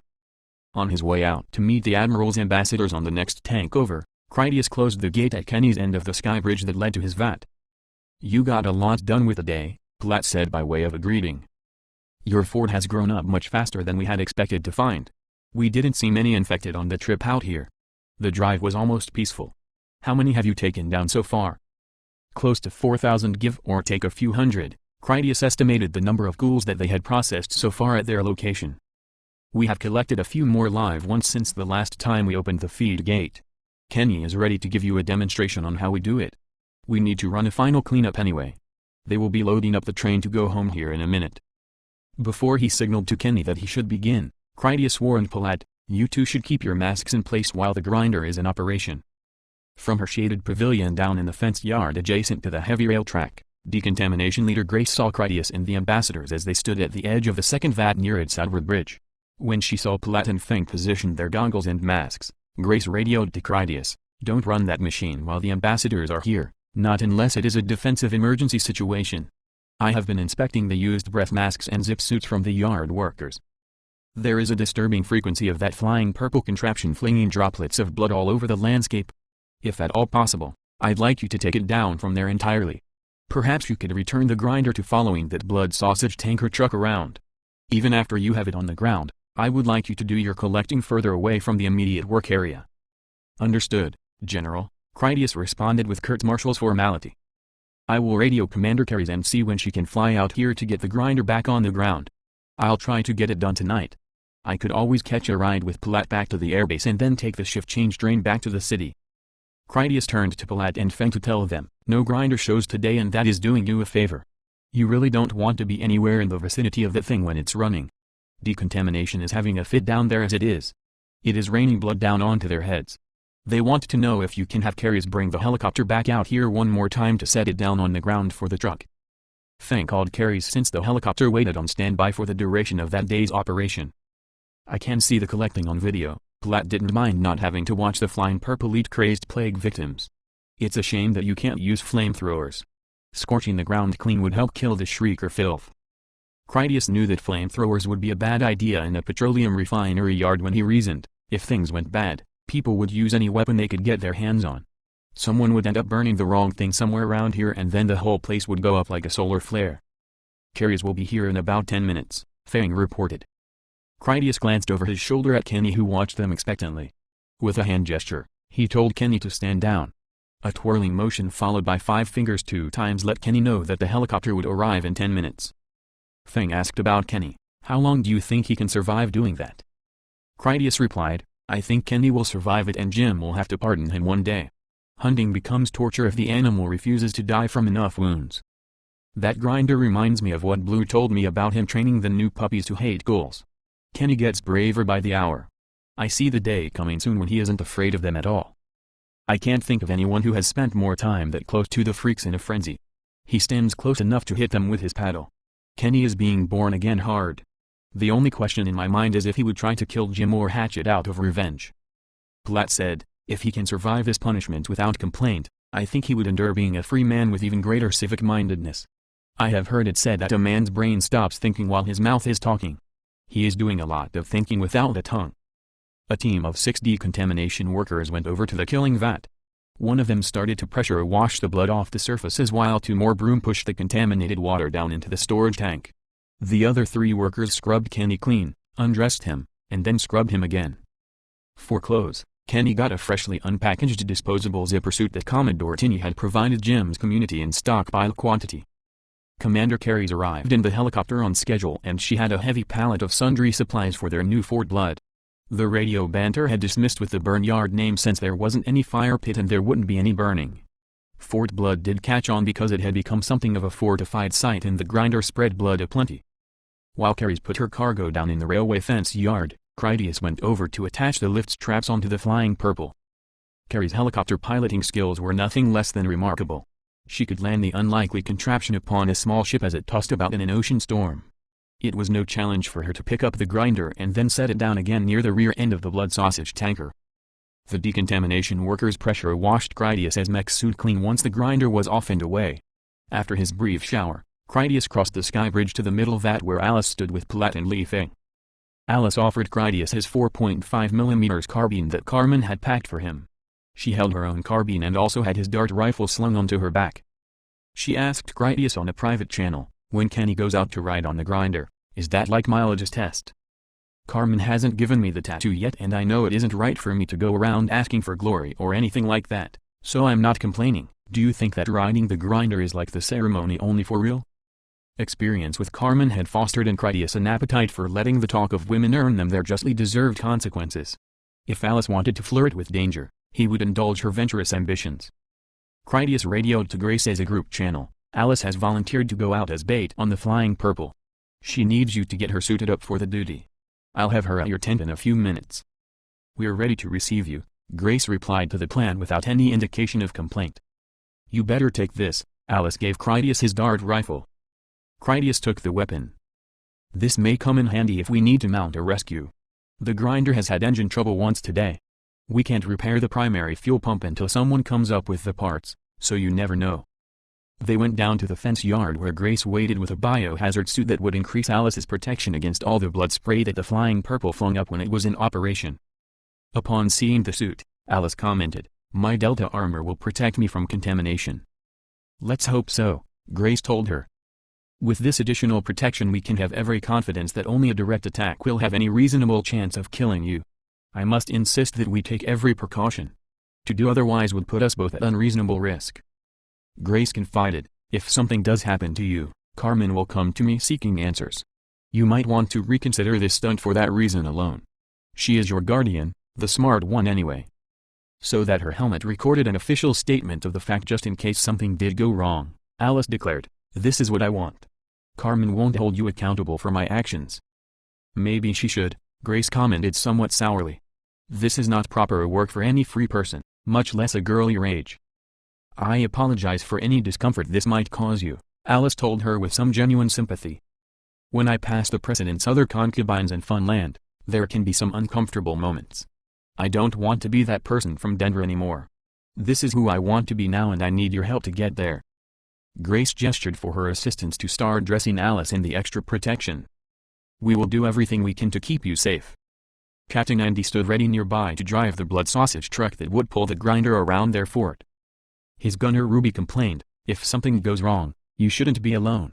I need to be with you at all times." "This is a low population area," Andy replied, unconcerned about any danger. "The veterans will see to my security should I have need of any. I appreciate your commitment, but you still have a lot to learn about how we do things around here. It has to be me who drives the truck." Ruby asked, "And the girl?" "I'll keep an eye on her," Cutter said as he planted his hammer down in the gravel with a thump. "I'm one of the few people who will survive this even after it works." The giant gave Critias a telling glance that said that they both already knew that Carmen might be more than a little angry over Alice going on to the grinder. "Nothing will go wrong," Critias assured everyone. "We are on a timetable and Kenny has been baking like a ham on the thing all day. Alice is the best we have for the next generation. She can't go through life sweating the little stuff. Fear belongs to the devil and she is going for a ride on his back. Let's get this done so we can get our people home." As Cutter carried Andy out to the blood sausage truck to put him inside the cab, he held the forager aloft with one hand so that Andy stayed above the reach of the common ghouls as they rushed in to investigate the activity. Cutter's other hand held his hammer that batted away those infected stupid enough to get within range of his reach. In ghoul politics, Cutter was a destroyer armed with a battle hammer. Most of the lesser infected instinctively understood that they should not attempt to get between an overgrown hunter and his captured human meat. After Cutter had Andy safely inside the truck, he went to the back to make all the simple connections between the blood sausage and the grinder trailer. His second trip from the fort carried Alice out to the Flying Purple. She had her bite staff to use as a defensive weapon in much the same proven tradition as Kenny's bow tore.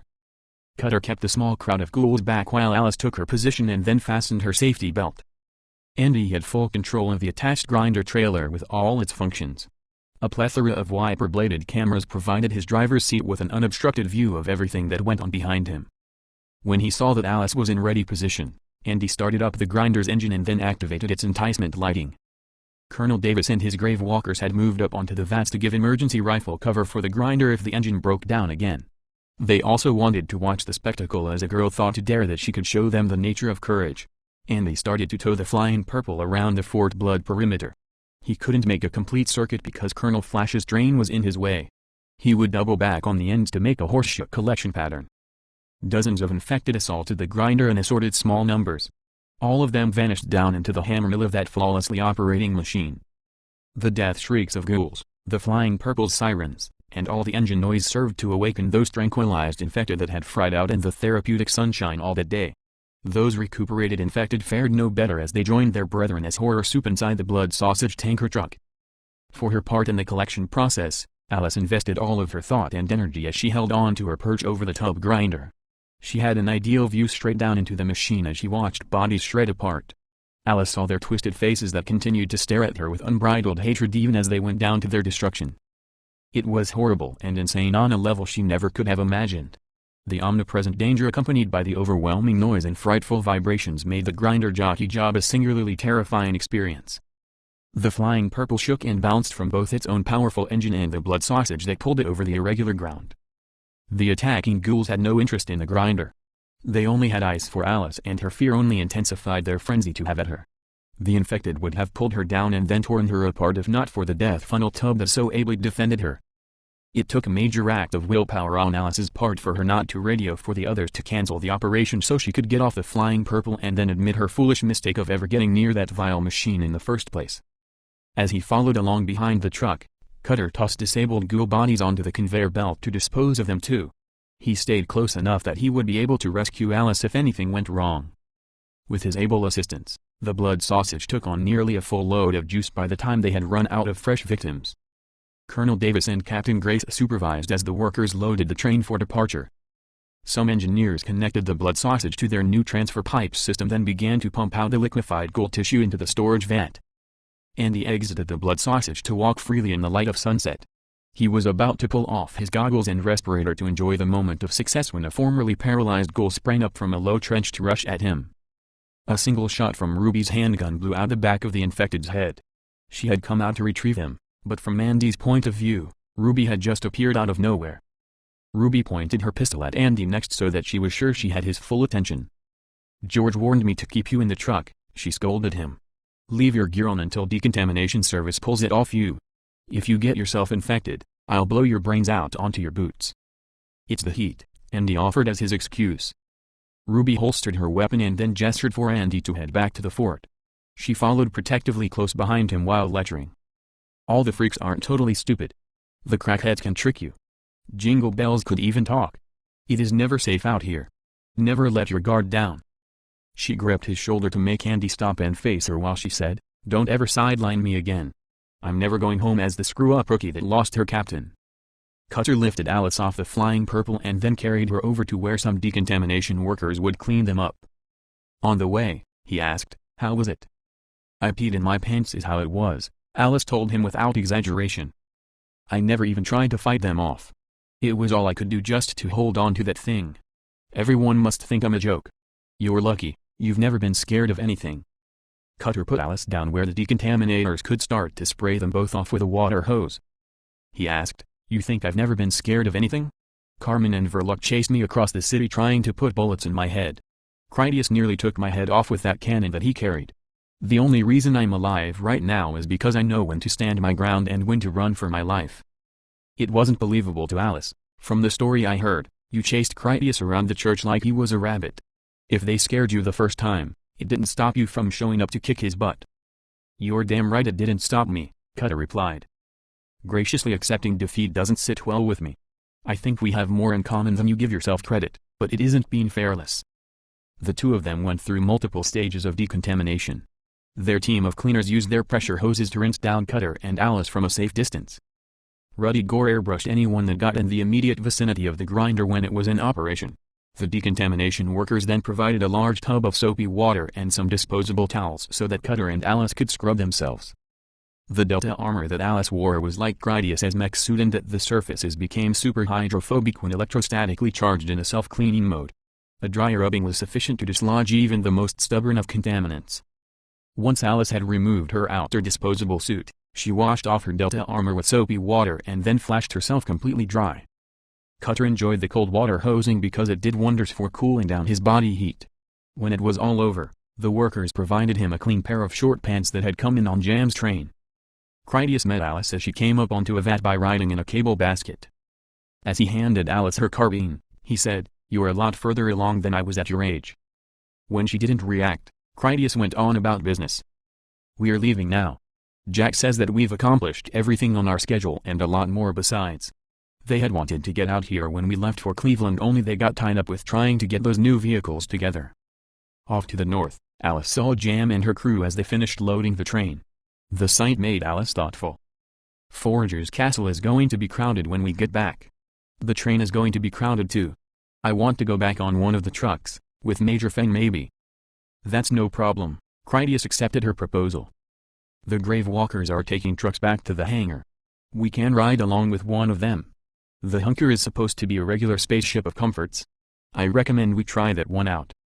After some general radio chatter announced their imminent departure, Jam's train started back for Forager's Castle. Deputy Grand Marshal Colonel Hiram Davis and his Grave Walkers platoon remained behind. Other than them, the only other people left at Fort Blood was Critias with Alice, Li Feng with Paulette, and Captain Andy with his 2 retainers. Cutter remained behind as he waited for everyone to get safely into their vehicles. He had loaded his hammer onto the train to carry his Brute rifle instead. As he jogged back to the East Airport, he would do some opportunity food hunting along the way. Everyone gathered in the fence yard of the fort before they headed out. Colonel Davis approached Alice to speak with her. "I'm sorry I didn't save you back in Denver." "We won, sir," Alice replied about Denver. "We stuck it out and killed as many as we could." "We did at that," Hiram agreed with a comfortable thought. Perhaps Alice's new proof of her courage and talent made the colonel wonder if he shouldn't have taken her along with Jessica to live on the surface. Amber stepped forward, anxious to leave. "Let's not all start blowing each other. I need air conditioning and a beer." Roland asked her, "What was that first option again? Something about you blowing me." "I'll blow you away if that gets us moving," Peterson told Roland. "If it wasn't for eating baby food, I would be puking from all this heat. The trucks are air-conditioned. Let's roll out of here." Andy said, "I'll take the blood sausage back. The mechanics need to replace the faulty primary fuel pump on the grinder. Ruby will ride with me. Sully will drive the bunker bus and take anyone who wants to ride along." "I'll drive the Hunker," Colonel Davis spoke of the Fortress Road plow. "This isn't a race. Save the engines for the day we really need them." Critias exited the yard first and Cutter followed along. 4 new ghouls had wandered into the area. The nearby river forced infected to travel north or south along its bank for want of a convenient alternative. That natural migration corridor guaranteed that some ghouls would always lurk in the vicinity of Fort Blood. Cutter bent down to select some properly sized rocks from the ground. He snapped the first one off right away in a fastball throw that buried the stone in a ghoul's face like it had been a bullet. His next 2 throws only wounded the ghouls that he pelted. Critias executed those with shots from his pistol. Cutter's 4th stone administered a skull-crushing fatality. "You damn near killed me with a fire extinguisher," Critias said about their past battles. "Where did you learn to throw like that? You've been practicing with your purse, haven't you?" "I like to eat," Cutter replied. "You don't want to miss your dinner." Critias went over to drag the bodies out of the way where no one would drive over them as they got the hell out of there. Chapter 8. Battle Shock. The Hunker truck had an airlock-style mudroom shower where passengers washed up before they entered the clean living area. Hiram went through first to get the truck on the road. Critias and Alice went along with the colonel as their ride home. Once Alice got herself comfortably seated on one of the Hunker's plastic-shrouded couches in the rear comfort room, she immersed herself in the virtual realm of her Delta helmet and gauntlets. Alice began by sending Carmen an invitation to come speak with her. The environment went black and then opened as an iris diaphragm that revealed a distant light at the far end of a rail tunnel. Her view rushed ahead as she flew into the brightly lit powerhouse light rail depot, which was a modest walk north from the Smuggler's Passage depot that they used to access the city. The Powerhouse subway station had its recently excavated tunnel that went off from the northeast corner of the room.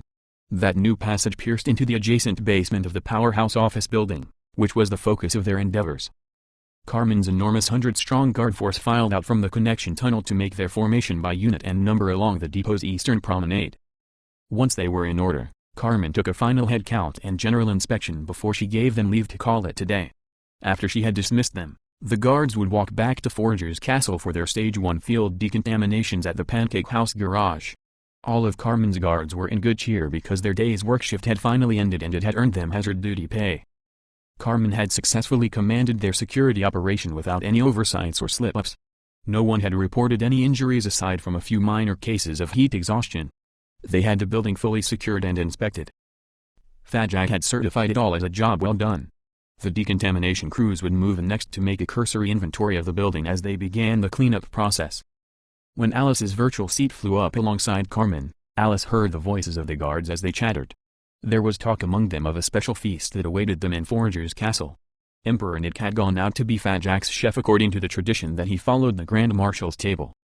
"I am finished for the day," Carmen told Alice, such that the behavior and commentary of her virtual self remained unseen by her real-world companions. "We cleared and secured 31 floors, along with all the connected structures and basement areas. The engineers have gotten all the generators inspected and ready for service. Fat Jack has installed the new power cable down the light rail tunnel to the garden building." Alice asked, "Does the garden building really need so much electricity?" Interlink with Kevin informed Carmen of the current plans that she related to Alice. For various reasons of convenience, the dark interior rooms of the garden building will house the new hydroponic gardens that use sun lamps. Jim decided that we will continue to use Dr. Kind's gardens under the airbase. His beta voltaic generator creates such a surplus of energy that all of the grow lamps are something of a necessity in terms of its long-term healthy operation. Radio City and the jailhouse will have the only new apartments until both of those buildings are entirely in service. Alice wondered, what is the Powerhouse building good for then? Carmen replied, the Powerhouse is somewhat isolated from the rest of the community. Getting back and forth has decontamination issues that make it poorly suited for apartment living. Now that Keith has the jailhouse cleaned up, the federal legal building is the next logical step for development. For the time being, the Powerhouse will be just that, valuable for generating electricity that we need. It would be a pain to cross a decontamination zone to get to the Powerhouse every day, Alice agreed with the decision. She didn't think anyone would be living in there anytime soon. The light rail tunnels were definitely dirty. Even the trains were far from sterile. At best, they were more like the garages, safe as reasonably possible, but still a hot zone. It sounds like a big building though, Alice commented, bigger than King's Tower even. 5 meters taller, Carmen said of the new Powerhouse, and a lot more living space. The King's Tower doesn't have nearly as many floors because of all its high ornamental ceilings. If no other purpose arises, the Powerhouse will be useful for storage and manufacturing workspace. It will be some time before the remodelers finish converting Radio City and the jailhouse into apartments. Alice was curious, did you find anything interesting while you were in there? I'd like to see what the new building looks like. Carmen generated a 3-dimensional wireframe model to explain the Powerhouse building. A green figure represented Carmen while blue icons showed the positions of the guards she had employed. Yellow markers indicated builders and decontamination workers. She detailed her day. I first explored the basement levels. I mostly relied upon my sense of smell as being the most convenient way to locate active infected by their body odor. Carmen highlighted a basement location where she found a machine. In this area I discovered a small engine that still operated on the abundant natural gas. From clues I pieced together, I learned that a group of first winter squatters had installed a small generator to power heating radiator devices that warmed their camping area within the ground floor lobby. 3 of the heaters still functioned even after years of continuous use. The heat in the lobby made the environment intolerable to ghouls on such a hot summer's day. I had the place to myself, but from the mess on the floors, I could tell that they nested in there during cold winter months when the heat was a benefit to them. I walked through and closed off the open street entrances with plywood. The carpenters followed behind me under guard to reinforce those barriers. They will install permanent barricades over the next few days. You made it look easy, Alice complimented her and then changed the topic to what weighed on her mind. You haven't asked me about riding on the grinder. It had broken down once already. Looking back, it could have ended with people getting hurt, not just me I mean. Carmen said, I promised Critias that I would complete all my work duties before I explored my feelings about how the day went. I can tell you that I have some conflicted thoughts on the matter. I will have to thank Cutter for enduring the unpleasant shower that came off that grinder while he stayed close enough to keep watch over you. But I failed, right? Alice assumed that she had because during most of her ride on the grinder her HUD had told her that she had gone into battle shock. It recommended that she hold on for dear life and concentrate on breathing so that she didn't pass out. Battle shock, Alice said it aloud for Carmen who already knew all about it. That is like what happened with Salt back by the river. It means I froze up again. Perhaps, Carmen tentatively agreed at least in part. Your helmet amplified the sensory experience. It is your pride that you wounded and a marshal should not have too much woundable pride. I don't want to seem unsupportive, but I can't say that I'm all that surprised. It is arrogant of you to think that it would be easy for you to surpass the intrepidity of the bravest foragers that you know. It is also unrealistic for you to believe that you can simply decide that you are no longer susceptible to the inherent frailties of humanity. For you to defend yourself against your limitations, you must first come to recognize them. You are not immune to fear. Perhaps if you watch the recordings again and reflect upon them, you may come to some greater understanding. When you're ready, you may want to ride the machine again, or you will realize that you no longer need to prove anything by doing so. You usually replay your games again until you get them right. I won't be surprised if you can't leave this behind with a dissatisfactory ending. I have to try again, Alice pledged, already sure. She wanted to be the master of her thoughts and emotions while under overwhelming stress and distraction. Cutter told me that you and Verloc gave him quite a scare when you chased him across the city trying to kill him. He said he had to keep coming back until he got it right. Is that what it's like for you?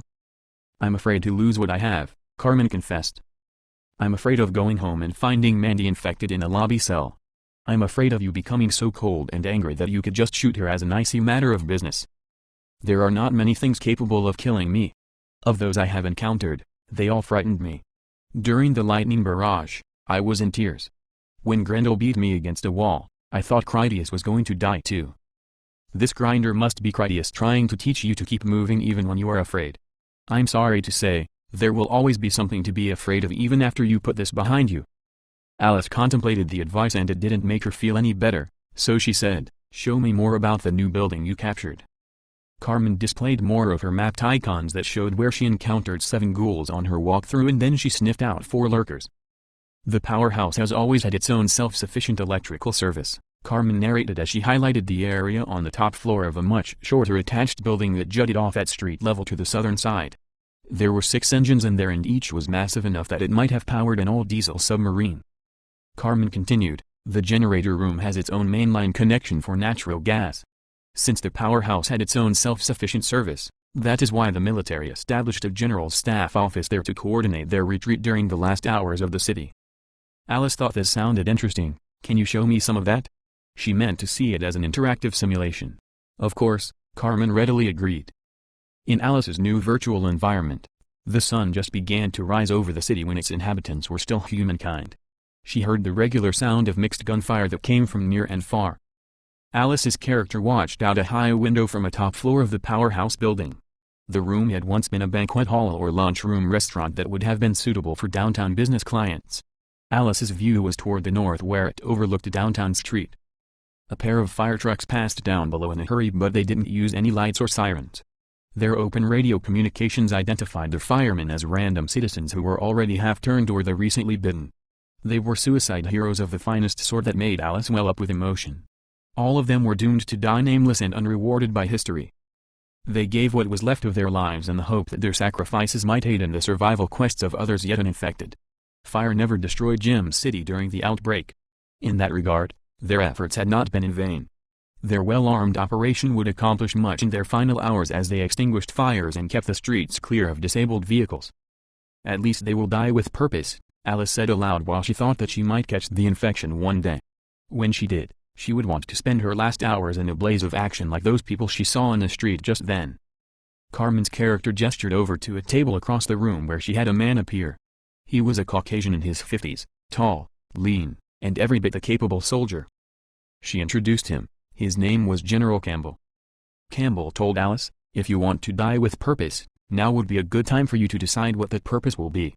My advice is that you take whoever is left and get out of here while you can. I will announce our retreat within the hour.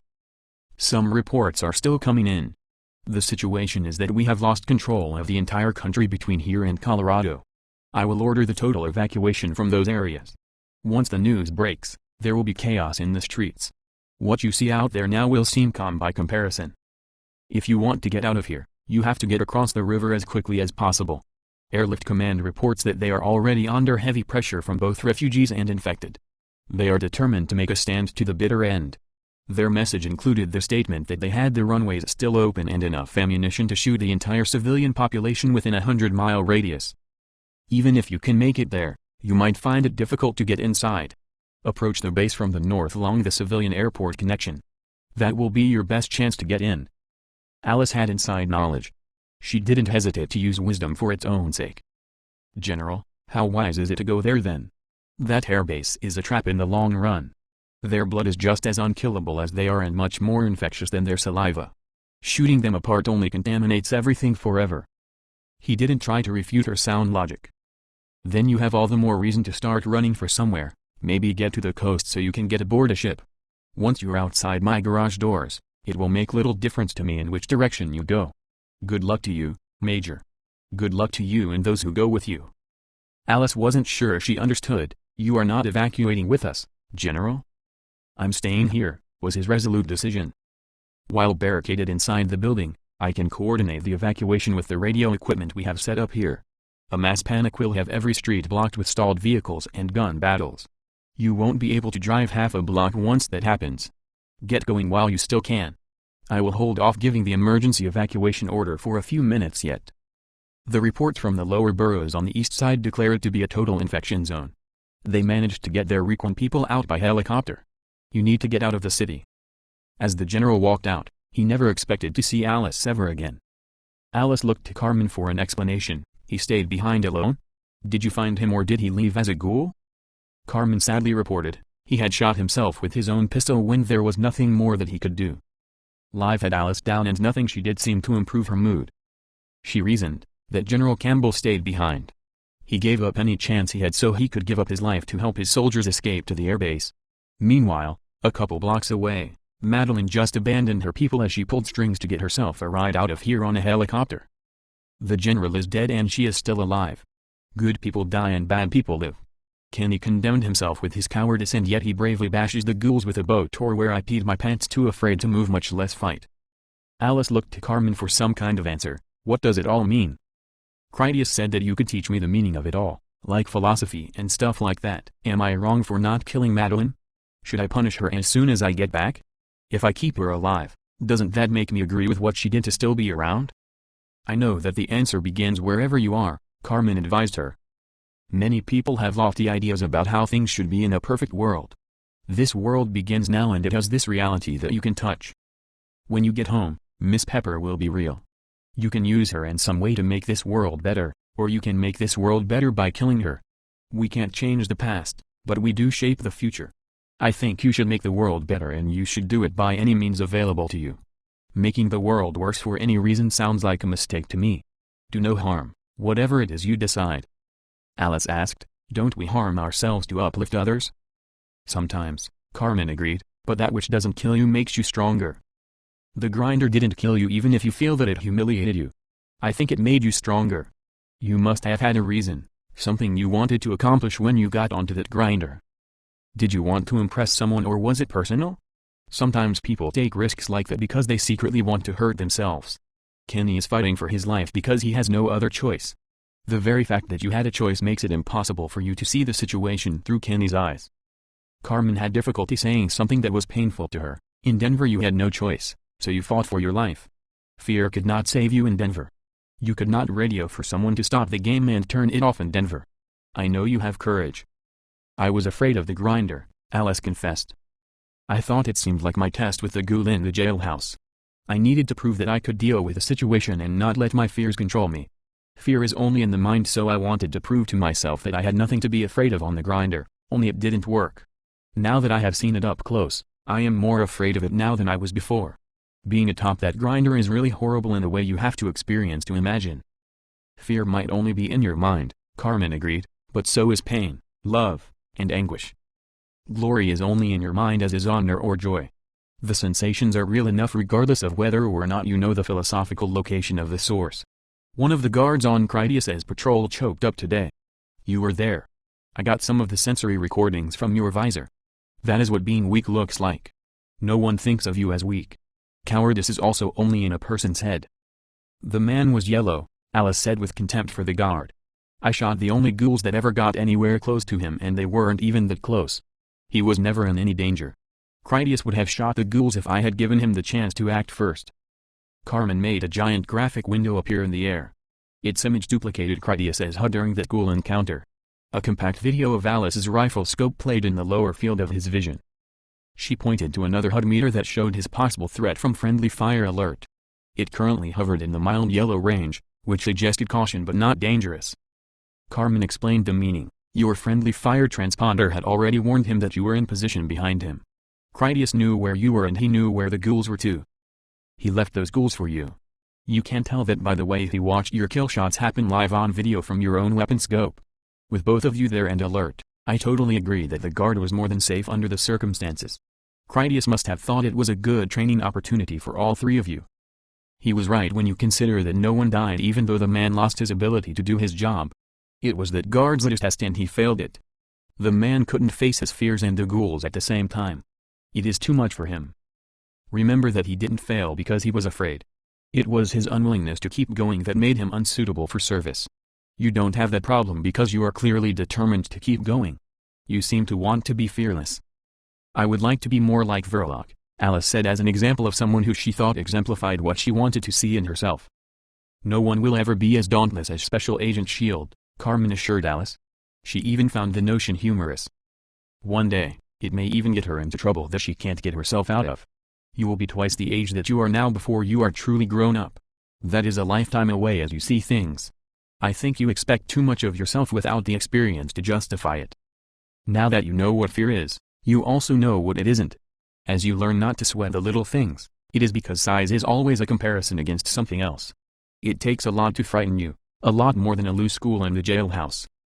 Alice didn't really understand. What's the difference if I know what scared is? I still choke up when the pressure is really on. Strictly speaking, Carmen reasoned, your distress made you better bait for bringing ghouls into the grinder. For everyone concerned, you accomplished your job magnificently.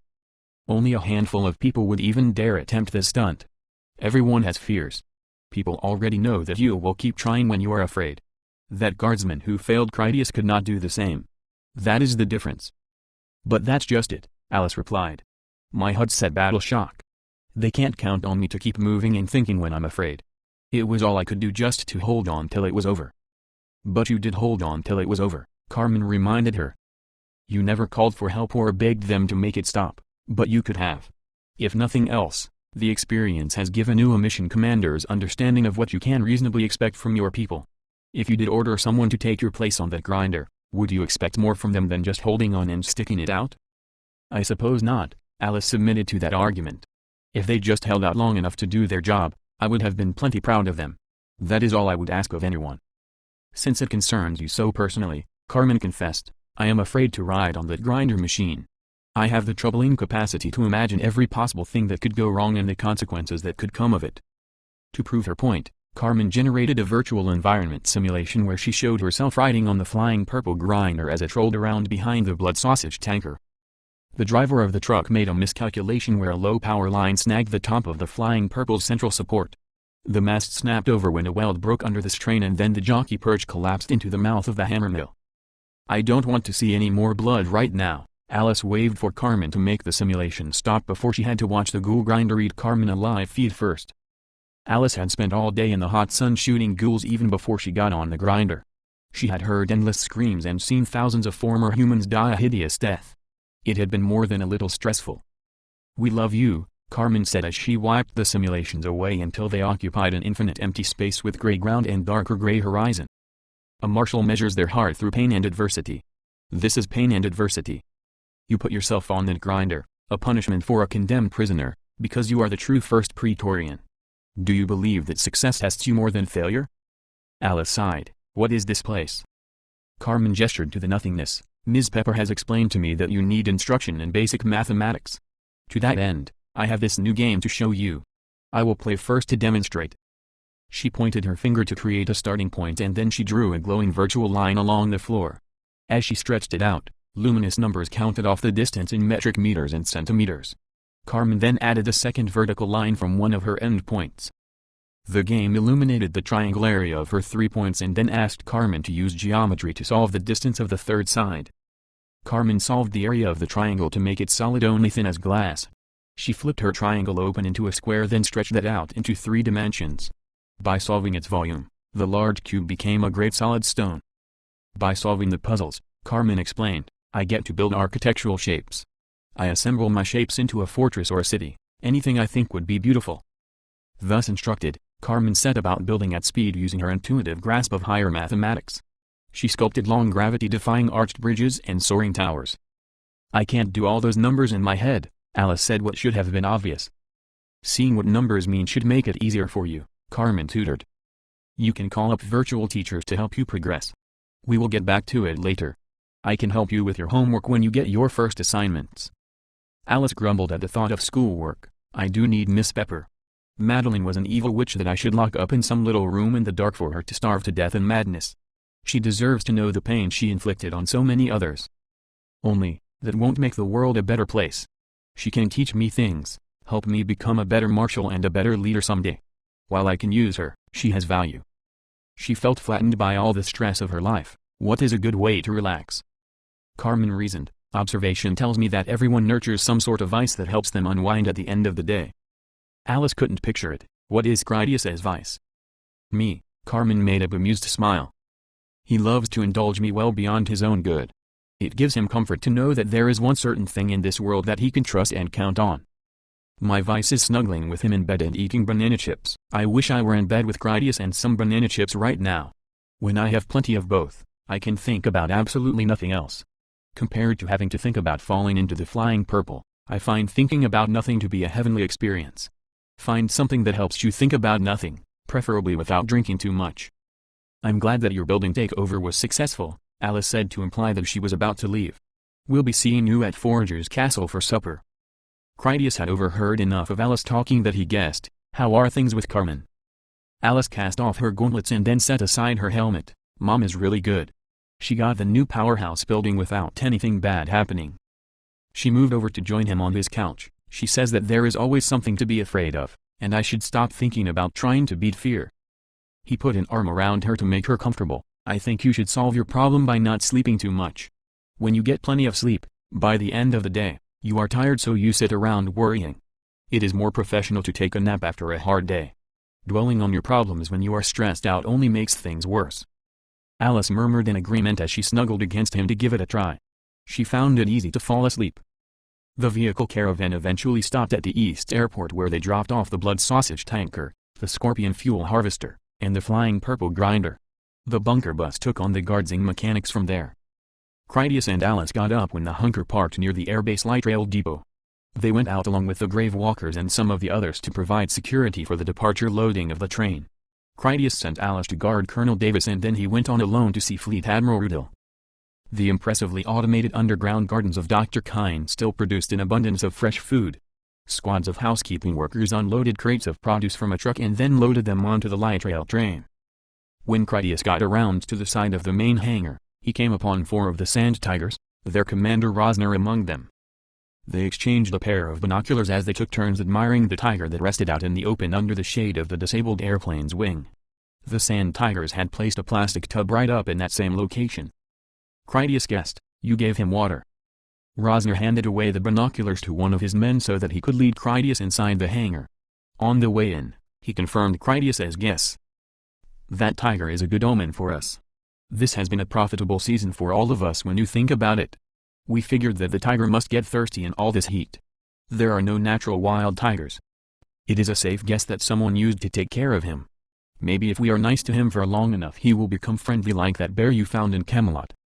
Fleet Admiral Rudel made a final inspection of the hangar before he would lock it up for the day on their way out. They had crated up a considerable cargo of engines, avionics, and assorted parts that they would take back to their fleet. Rudel had towed some of the cannibalized aircraft shells back out into the graveyard. Other airframes still awaited their disassembly. Critias observed through Alice's helmet that the last of the food produced was going aboard the train. He told the Admiral, They have the groceries on board, sir. These engines will get back to the fleet by going down the river. Rudel gestured toward his heavy crates. You'll be glad to know that your King Jim is doing well and will be coming home in a couple of days. He has made something of a mystery of the whole thing, Critias said about Jim's absence. We proved we can work a hard day without him around. Jim has all the big ideas. I'm interested in hearing what he has planned next. You should provide him with better security, Commander Carys said as she came in. Commander, Critias greeted her at attention. Jim wins the battles he is interested in fighting. If he wanted more guards, he would have taken them. Rudel commented, his intervention in Denver was the bold necessity of a gentleman, not the rash ambitions of a boy. I agree with Commander Critias, Jim is attentive to his own security. We have battened down the helicopter, Admiral, Carys reported. The train is ready to depart for their community. Andy pulled the bunker bus up outside the flight line door that people used the most. His gunner Ruby was her usual commando self, on the alert with an unnerving intensity as she waited on the tarmac outside the open hatch into the bus. A crafty ghoul used concealment among the landing gear as it moved close enough to the hangar to make a rush.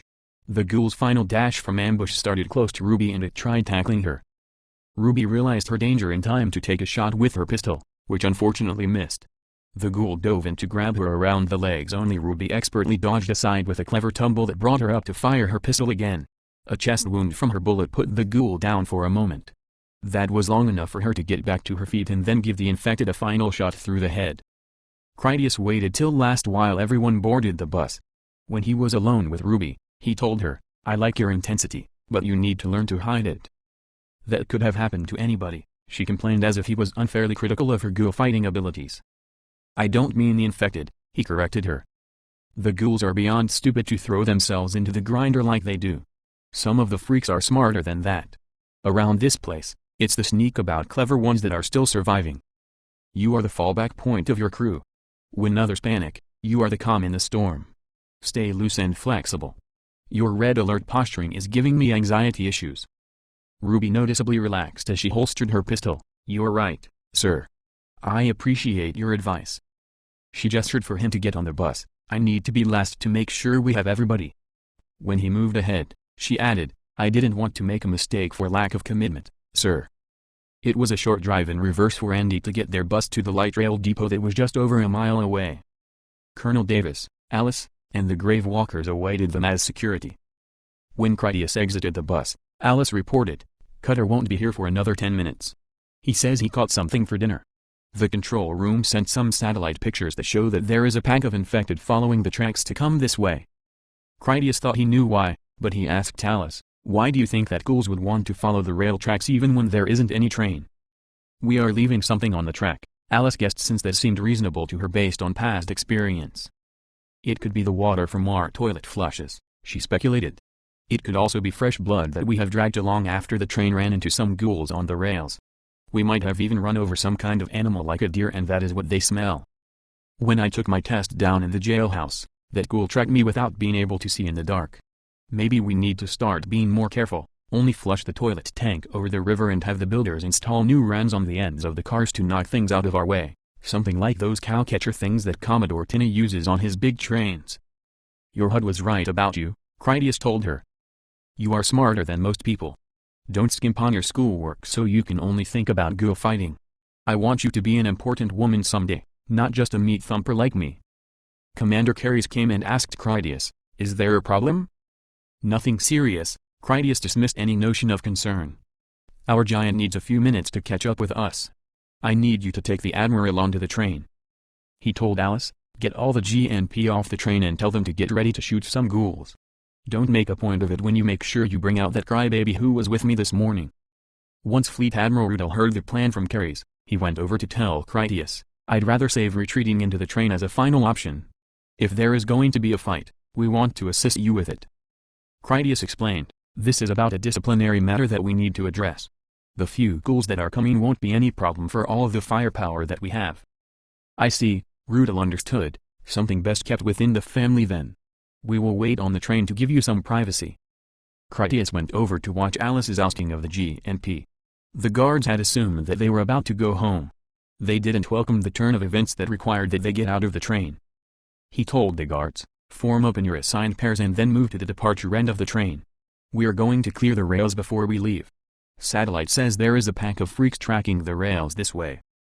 As the guards moved past him, Critias waited to see the woman that had helped him clear rails that morning. Since her former partner was the odd man out, the cowardly guard had no choice but to join up with her again. Critias told her, "Take him 30 meters down rail, then tell him to hold his position there. While the rest of you shoot the ghouls, he will clear the bodies off the rails for you. We should see their leaders any minute now." Alice based her information off fresh satellite intelligence she got from Kevin's control room team. The malfunctioning guard didn't waste any time as he started to complain. "You want me to go stand up there alone as bait?" Critias corrected him, "I want you to go up there alone and move the bodies. The ghouls are already coming if you are standing there or not. We don't need bait. You can feel free to shoot them first if you want. Just remember that the further away the bodies are, you will still have to walk down there to move them. It would be easier on you if they just fell at your feet. You have nothing to worry about. Everyone else has bullets enough to keep you safe. You trust none of them to shoot you on purpose, don't you? If you can't trust the people you are with, you don't really want to be out here at all." "I have a right to talk to Jim," the man insisted. "I have a right to a trial or something. You can't just murder me out here and then leave my body in a ditch." "We don't have time for this," Alice warned them. "Everyone is waiting in the heat to go home. Kenny could do this with his paddle." Critias told the man, "You won't be in any danger, just don't run. Move a few bodies to show everyone that they can count on you to do your job." He compassionately gave the guard a last chance to redeem himself before he really ruined his life with his crybaby bullshit. "Everyone can count on me to do my job," the man whined. "I didn't sign on to get myself killed doing 400 jackass stunts. You're hazing me. This isn't work. This is an ass raping. You are trying to murder me and make it look like an accident. When you get home, you will even tell them I volunteered for this shit. I'm not doing it. I want to see Jim." Critias gave up on the man. Instead, he turned to the GNP field commander that was Master Chief Emily. He told her, "Form up your perimeter, Chief. We have incoming." She was the same woman he knew from the night that Hatchet tortured the pirates. Critias had also teased her when she had lobby duty during the time that he and Carmen were in cell quarantine over her bullet wound. Emily also had some movie night fame by being one of the first guards to support the King's Lion during his gate confrontation with Grendel. Critias knew her to be one of Stig's best people, which is why he had made her his second in command. Emily assembled the guards into 3 firing lines that boxed in the nose of the light rail train. Birds flapped up out of the grass to indicate that ghouls had disturbed them as they ran through the tall weeds. The sounds of dry branches as they cracked gave further indication as the infected approached. Alice removed her helmet and then held it in her offhand as she drew an automatic pistol with an intricate snub-nosed suppressor. Critias asked her, "Where did you get that?" She answered, "Colonel Davis gave it to me. He said I should always carry a reliable backup weapon and to be careful not to shoot myself." Emily thought that Alice planned to shoot her uncooperative teammate, so she stepped up to tell Critias, "You command the operation, sir, but only I discipline the GNP.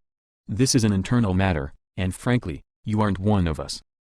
She turned her assault rifle against the useless guardsman before she ordered him, "Walk 15 paces past the forward firing line and then stand there as bait for the infected. After we shoot them all, you will help move the bodies away from the rails." "I resign," the man declared. "I don't work for the GNP anymore." "You can't resign from duty in the field," Emily replied with little patience. "Get to work immediately or I am going to execute you here and now. Choose wisely." The man marched off as Emily demanded because it was his only option other than death. He had advanced 5 paces past the forward rifles when the first 3 infected came into view. They were still far off down the tracks just where it began to curve out of sight. The infected stood silently for a moment as they observed the crowd of figures ahead of them. The ghouls promptly resolved their minds into their habitual conclusion that was that they should run forward and then attack whatever they could find. Emily commanded, "Keep walking, Clark. Keep your arms in and don't make any sudden movements. Let our guns do the work." Those first ghouls made feeding shrieks during their final charge at the quivering bait guard. All 3 of them went down as Emily ordered a forward volley that ripped them up with a generous redundancy of bullets. 20 more infected came around the far curve of the track and then rushed in to answer the cries of those that went before them. Their hooting voices helped conceal even more of their comrades as they raced through the long grass from either side. The simultaneous flanking attacks by ghouls that leaped from the concealment of the nearby grass would have succeeded in taking down the bait guard were it not for the concentrated firepower of the patrol guards. The mob of infected that came straight down the tracks all went down in a single sustained barrage. A final 5 arrived late as stragglers and then went down from multiple headshots. Cutter radioed his approach by then. "I'm just about there. I shot a fat heifer, filled my pockets with mushrooms, and I even found the time to shake down a tarp of ripe pears." Critias stayed busy as he helped move the headshot ghouls off the rails where they would otherwise squish into the train's wheel trucks. He told Cutter, "Have the food cargo guys bag up your groceries. We will be there in a minute."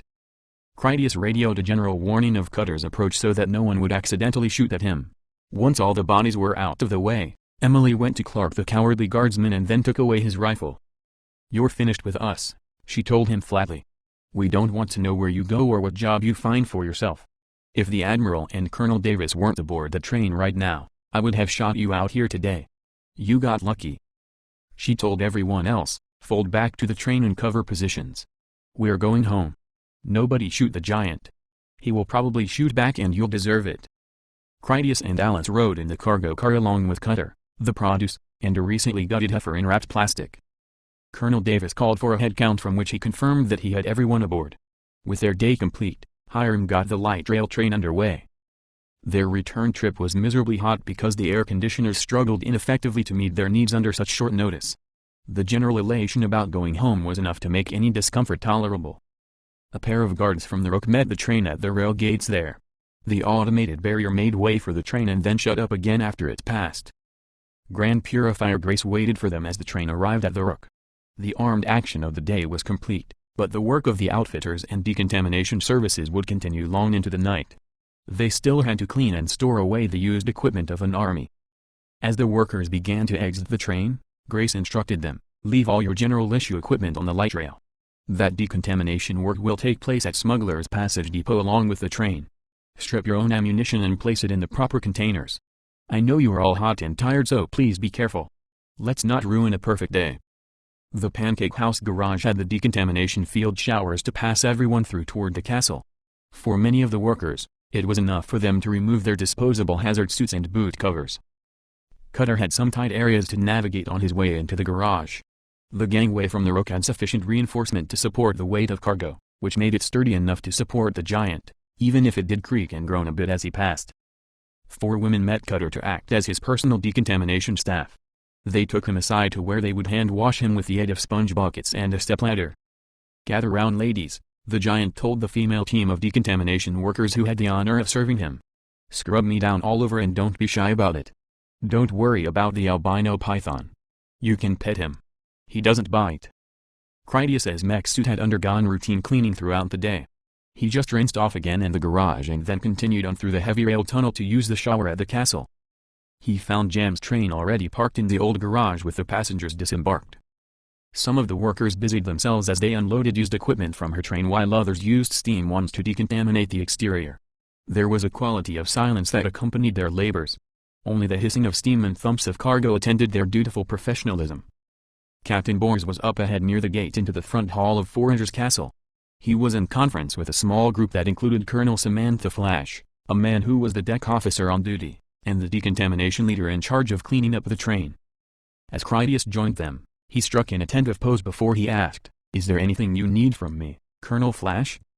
"No, Commander," she replied somewhat coldly with an attitude of professionalism, but privately surprised by his flattering degree of deference. "You should go on and retire for the day. I suggest you go get something to eat and take some rest. Tomorrow promises to be no less taxing. I have every confidence that the crews here can perform their duties without your assistance." As Tony Banjo approached from the other end of the rail tunnel, he called out, "Hurry up, Jam, before they use up all the hot water." Critias saw embarrassment on Jam's face because he was there to witness Tony's familiarity that spawned from the bacchanalian tryst she had shared with the notoriously promiscuous Forager captain.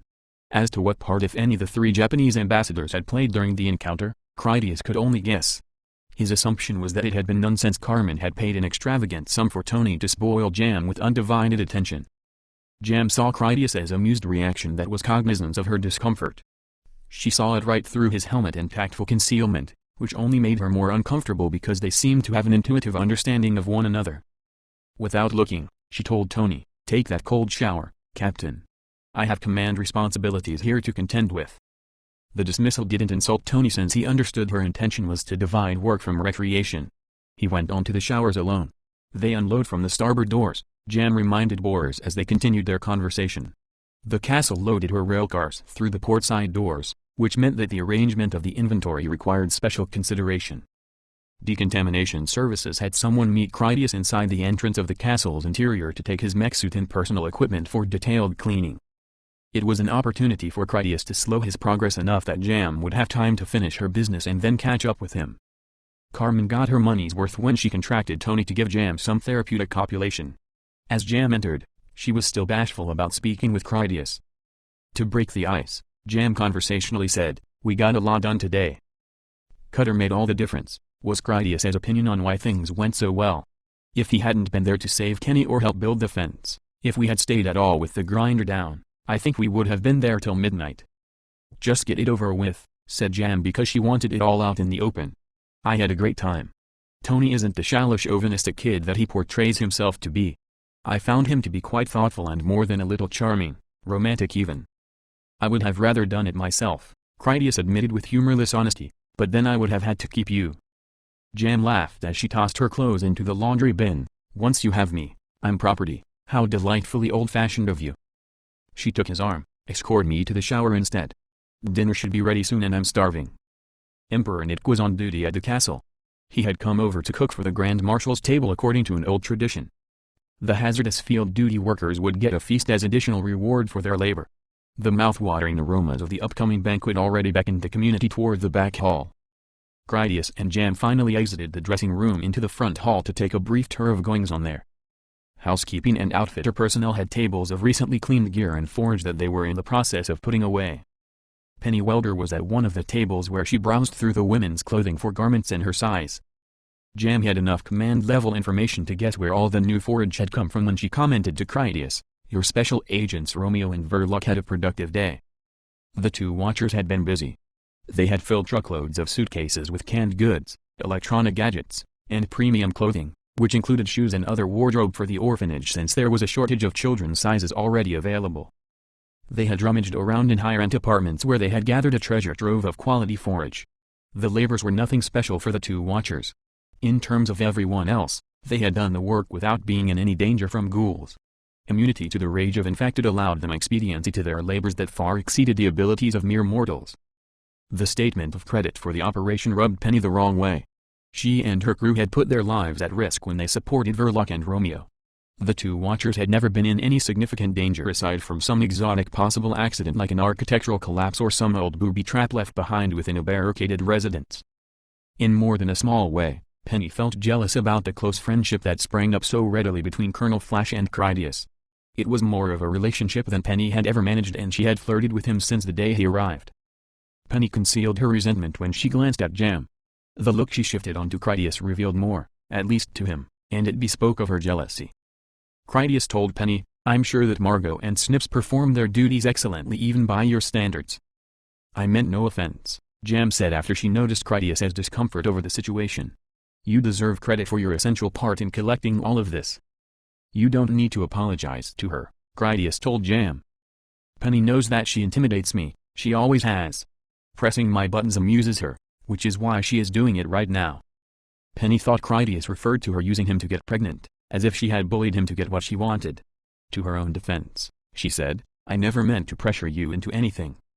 "Yes you did," said Carmen from nearby because she had snuck up on them unnoticed. "It's nothing to be ashamed of. You're a healthy young woman. There is no stronger drive in nature than a woman's quest to have a child. It is greater than love, vanity, or even the fear of death. You have my admiration and his gratitude, even if he would never admit it. Nevertheless, it wasn't accidental." Critias turned to look at Carmen. Apart from her fashionable casual clothes, Carmen also held a flute of champagne, which she offered to him. As he took the drink, he asked, "For me? I was thinking you might be angry about Alice." Carmen waited for him to finish the beverage before she answered, "I am angry about Alice. It didn't go as she had imagined and now it has her upset that she isn't good enough. As for the champagne, it was for me. The GNP wanted me to drink with them.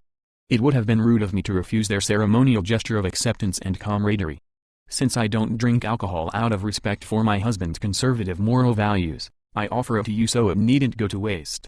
You are fortunate that I have such deference for observing your wishes rather than living by your libertine example." Her ride on the grinder wasn't about you, Critias told her, thinking it true. Alice is on a path that is not for you to follow. Where she goes, she must have the fortitude to walk alone. If she can't find the nerve to face a fear she can survive, what chance is there she would be ready to lay down her life on a mission she couldn't come back from? That is always a possibility. I have a detailed understanding of anthropological rituals, Carmen replied academically. From the days of Pleistocene hunters to the warrior societies of the ancient city-states, the emissaries of the adult social group pulled the prospective applicant from the arms of their weeping mother. It was my privilege to symbolically defy the requirements of society and remind her that I would never give her up willingly. Now it is too late for that. Alice might even believe that I was indifferent to the transformation this life forces on her. You would have voiced your objections if something like that happened to me. Critias understood. I told you to restrain your emotions and devote yourself to the powerhouse mission. I didn't consider all the consequences, but I don't regret the decision. The lives of those workers were in your hands. They deserved your complete attention. Sometimes sacrifices are unavoidable. In this instance, I chose to sacrifice you. I'm sorry that I hurt you because that wasn't my intention. There are no weeping mothers making way for Lydus. It never occurred to me. The thought occurred to others, Carmen reminded him. They knew perfectly well that an appetite for vengeance is one of my many flaws. You chose to disregard their warnings because you were certain that I would be impotent to act against you. He reached out to caress her neck and trace a finger behind her ear. I did more than disregard their warnings. I casually ignored them because you are mine. Respectful and loyal, your bond to me is beyond anything the other women here could hope to possess. I took nothing that wasn't mine to take. I didn't need to ask you. Did you think your submission to me came without a price? I trusted that you would accept my decision even after you didn't like it. The way he stroked her neck robbed Carmen of her concentration. With an effort, she managed to say, I didn't get my chance to give her up to her new life. Alice lost her family once already, Critias reasoned. That isn't a lesson that she needs to learn again. Stand by her for as long as you can, even if you have to hold your ground against me. We only took the girls in because you taught me the true depth of my obligations. There are times that I need to be more than I already am. It's better that you push me in the right direction than follow me out an airlock. Carmen considered his words while unwilling to interrupt his caress. She finally said, how do I prioritize my conflicting responsibilities? How do I choose between the welfare of the community, the girls, and you? Her question amused him. I can't teach you how to be a woman. You need to ask someone who would know. I'm sure that Jam or Penny would have some valuable advice. Sally is fond of you and she juggles her life with work, Jack, and their baby. In this case, I am your problem, not your solution. Take some small satisfaction knowing that I'm doing the best that I can, and I never honestly believed that Alice was in any real danger. We took every reasonable precaution to make sure no harm came to her. Carmen stepped closer to put her arms around him, then she rested her head against his chest. I want Alice to have what I have, she sighed.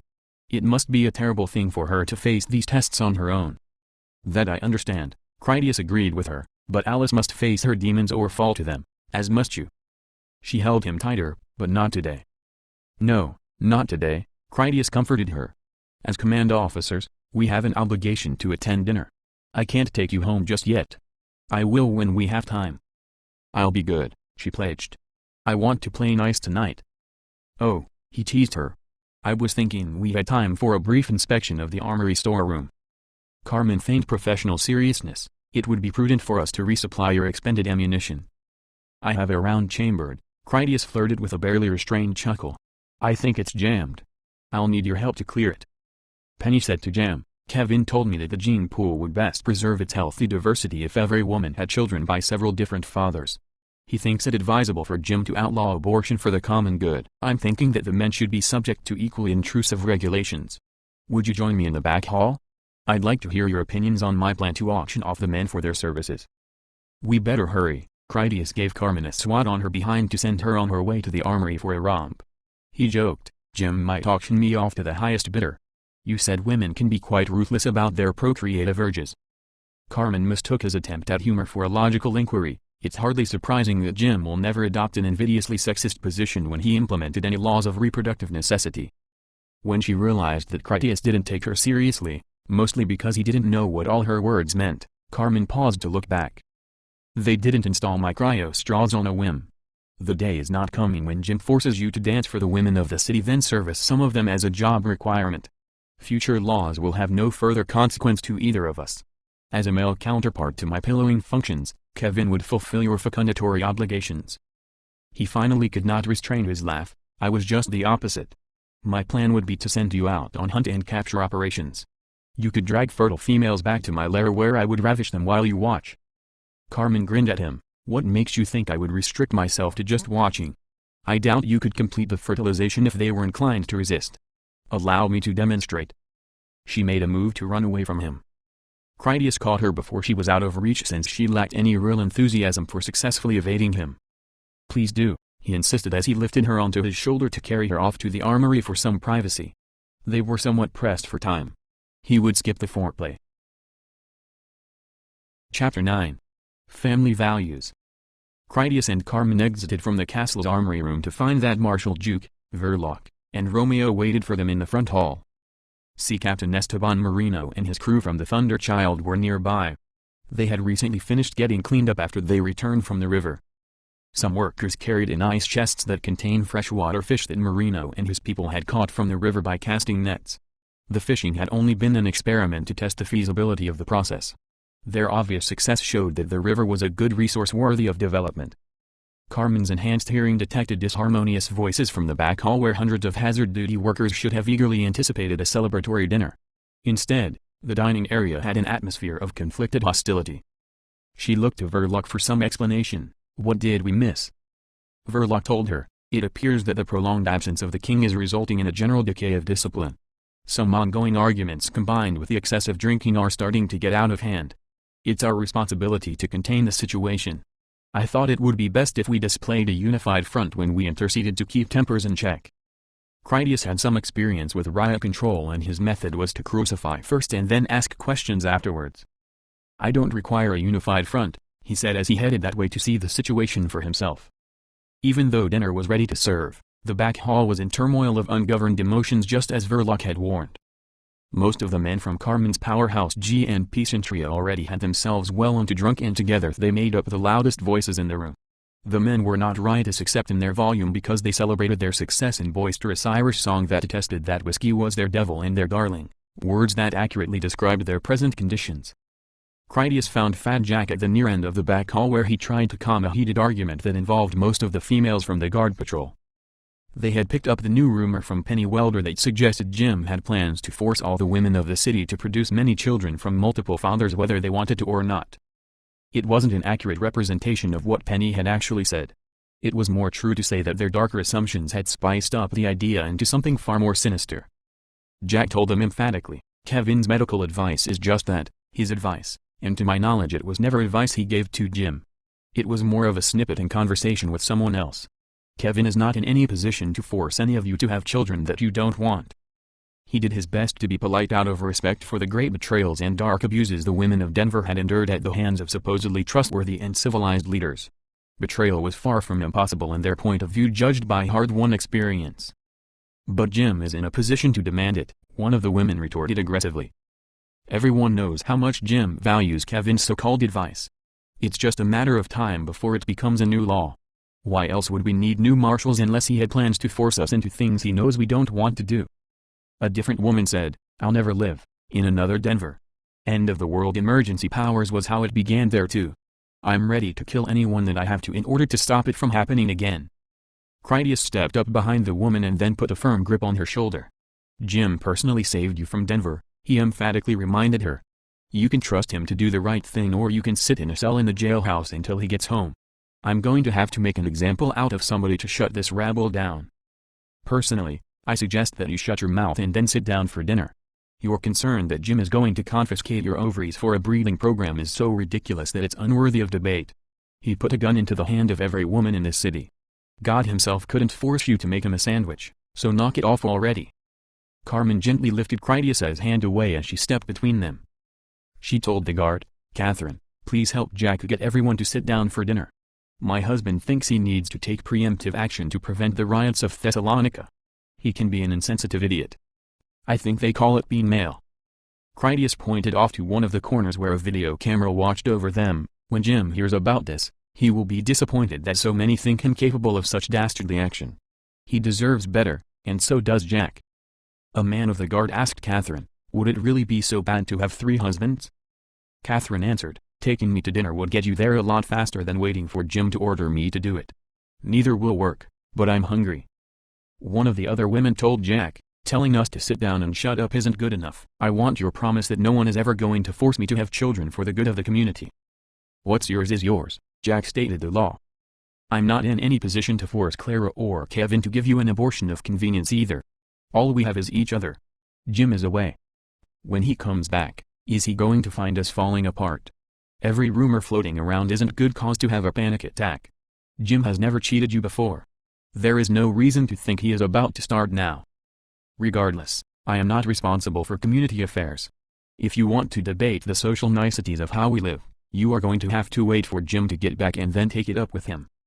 The argument broke up at that point as the participants moved off to take their seats for dinner.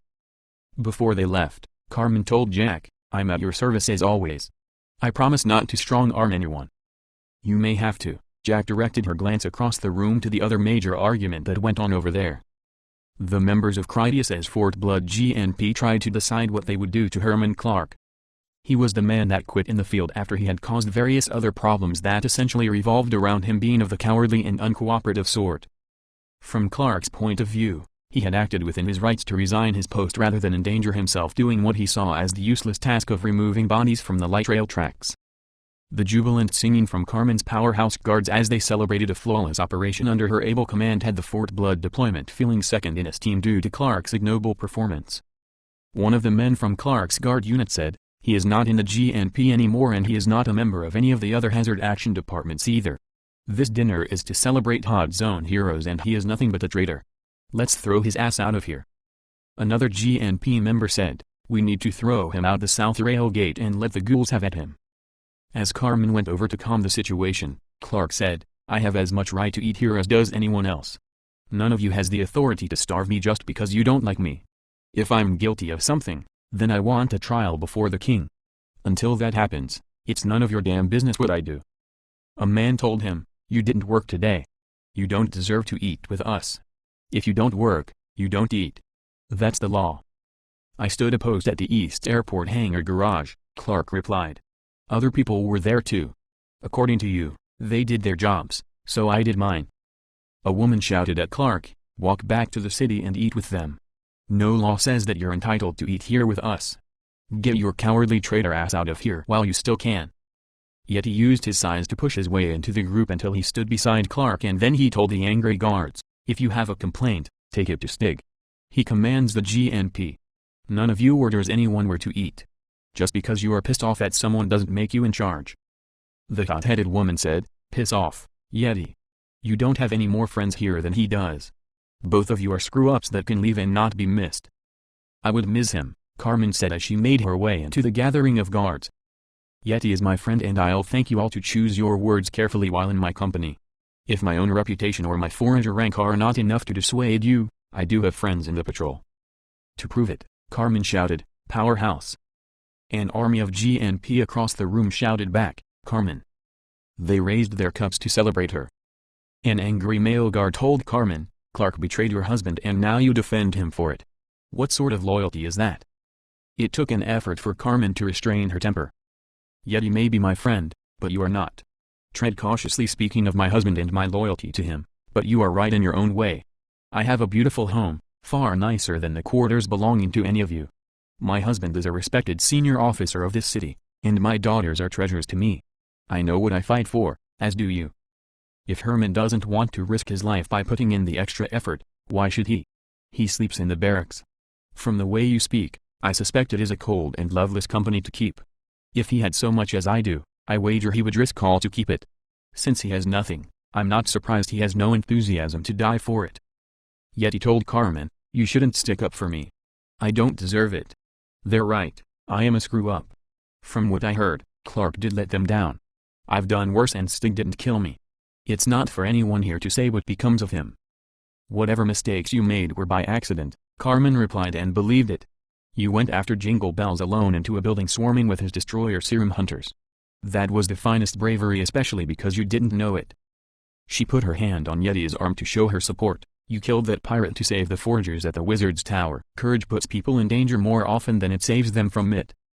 Yet he slowly and regretfully pulled his arm away from her hand. I went down after Critias because I was afraid to cross the escape line between the buildings. After I shot Palat by mistake, my first thought was to hurl his body out the broken window so that no one would know what I had done. I have the guilt of his murderer since he lives through no effort of mine. It is no secret that Palat is a friend to you. You might have married him if you didn't already have Critias. I don't deserve your friendship. Carmen frowned over her own shame. There was a time when I might have sacrificed you all to ingratiate my own vanity. You understand me better than most. Do nothing in rivalry or vainglory, but in humility of mind regard one another as more important than ourselves. She sighed. It is a sad irony that the oldest teachings only take their meaning after we have already lived out the mistakes they wanted to help us avoid. If only everyone learned from their first mistakes, Critias said as he pushed his way through the crowd. That sounds like wisdom to me. I came here to feast, not to listen to all this bitching. When everyone just stood around and stared at him in indecision, Critias added, Jim left George in charge of the city. If you absolutely need to carry out this lynching right now, take your demands over there to him. I know that George enjoys a good killing as much as the next man, so long as you make it something we can wager on. The rest of us had a pretty good day, so I don't see any reason for you to ruin our party. Clark pissed on my command, not yours. If I can live with it, you all certainly can. The guards who wanted Clark's head grudgingly swallowed their animosity and then moved off to take their seats. Once they were away, Carmen confessed to Critias. You made your wishes clear to me and then I betrayed you to the schemes of Kevin and Penny. If some ill comes of their child, my crime will be beyond all redemption. My software has won me so much valor, but each time my humanity rises, I am left wanting. Critias told her, everyone is complicated. Software or passions, logic or religion, it's all the same to me. Some people can make all their parts work and some can't. You are one of those who can. I'm proud of your many great accomplishments. I don't tell you that often enough. You won't be the first Epsilon that surrenders to adversity. Never the first to fail, Carmen pledged. Man shall not fall, future or past, until the restoration of the world. My people will hold fast no matter the cost. You have saved the world enough for one day, Critias reminded her. Getting me a dinner tray would go a long way toward making me feel special. I will get it for you, she agreed, but first we need to bring in Fleet Admiral Rudel. He is waiting out in the front hall. Critias glanced about to ascertain that the governor and his ambassadors were indeed missing from the room, before he asked, why are they waiting out there? Carmen shrugged, presumably they didn't want to get caught up in our mob mentality politics. It's over now. We should just go get him. The admiral and his people still talked out in the front hall when Critias arrived and Jam was among them. The Sand Tigers were there as was Sea Captain Marino with his sailors and Rudel's aircraft mechanics. Commander Carries, Palat, and Major Fang were just coming out of the dressing room along with Tony Banjo and the 3 Japanese ambassadors. Jam met Critias as he approached. I'm sorry about that mess in there. I didn't know that polygamy was such a hot topic around here. She made it sound like she played some role in touching it all off. It isn't a hot topic around here, Critias dismissed it as nothing. Penny isn't shy about rattling the cage. It will take a whole lot more than a little bickering to break these people down. Jim being away is the real problem. Critias looked to Fleet Admiral Rudel. Dinner would be considerably less eventful if the governor's chair wasn't empty at the captain's table. Rudel understood the hint, but hesitated to act on it. If Jim was standing on my bridge and wearing my hat while I wasn't home, it would rub me the wrong way. Critias disagreed. With all due respect, Governor Rudel, this isn't your carrier, sir. We have Jim's natives, the Denver survivors, and Dr. Kyne's people too. We have no flag flying, just a lot of people with a load of bad memories about going through hell and back to get this far. Hedgett told me something once and I see the truth of it. What people around here fear most is losing the one clear head that holds everything together. At the moment, we are decidedly headless. Rudel offered his arm to Carries. To dinner then. Carries did her best to conceal her blush over the admiral's public display of their deepened relationship. She took Rudel's arm in society fashion and then they walked together into the back hall. Critias just watched everyone else go as he waited till last. Jam stayed behind to speak with him. Back in the railway tunnel, you showed me more respect than I was due. According to Jim, your promotion puts us on equal footing. I'm the one on home ground, he reasoned. I want people to see my respect for you so they won't hesitate to offer you the same courtesy. The truth is that Jim keeps me around to kill things, not to lead the people in the ways that really matter. I'll never be your equal regardless of how many promotions Jim gives me. Jam smiled fondly. You're a better man than you give yourself credit. On another topic, she mentioned, from what Carmen said, I'm under the impression that you have gotten Captain Welder pregnant and more so, she bullied you into it. That has to be some story. It's a story all right, Critias confessed, but not the one you're expecting. It was an artificial insemination thing that Kevin performed and Carmen provided him with the ammunition, only nobody bothered to tell me that I was the lucky donor. I'd appreciate not having to go into how she managed it without my knowledge. I do want you to understand that I wasn't what you might call a willing participant. Penny did ask me, but I told her no for a bunch of reasons. Jam looked away for a thoughtful moment and then gazed into his eyes as temptation swept over her. Visceral intuition told her his reasons for refusing Penny. Jam did want to have a family and she wanted the father to be there to raise it. Rather than run the risk that feelings for him would cause her to say too much, Jam departed for the back hall. Critias was about to follow, but then he saw Cutter come in with Ray Brakeman on his arm like a ventriloquist's puppet. The giant crossed the room with enormous strides and then stopped to look down over Critias. Are you getting sick? He snickered. Every time I see you, it seems like you are getting smaller. Maybe you should hit the weights a bit before someone mistakes you for a little girl. If I were you, I'd stay out of the rain, Critias replied. As big as you are, it's only a matter of time before you get struck by lightning. It's going to get you right on top of your head. Maybe we could screw some bolts into your neck to keep your brain from exploding. Cutter glanced upward as if he considered the possibility. You're right, I do need to use some caution during bad weather. I heard about a circus elephant that died that way. They had to bury it where it fell. He gazed down at Critias seriously. You know, you're not nearly as stupid as everyone keeps saying that you are. Critias looked to the other man. How is life treating you, Ray? I miss my family, the dwarf answered. Aside from that, this is a fine place in every way that matters. I'm looking forward to this feast of yours. The smaller you are, the bigger the portions. Jam says that we're staying for as long as Jim will be running his grinders. Now that I have some coins, I'm going to pay a visit to the Madam of the Red Door.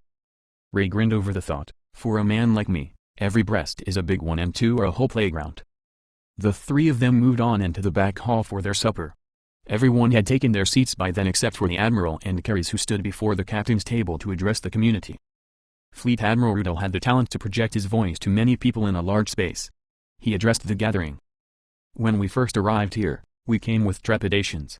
I even brought a warplane to demonstrate that we had the capacity to destroy your city.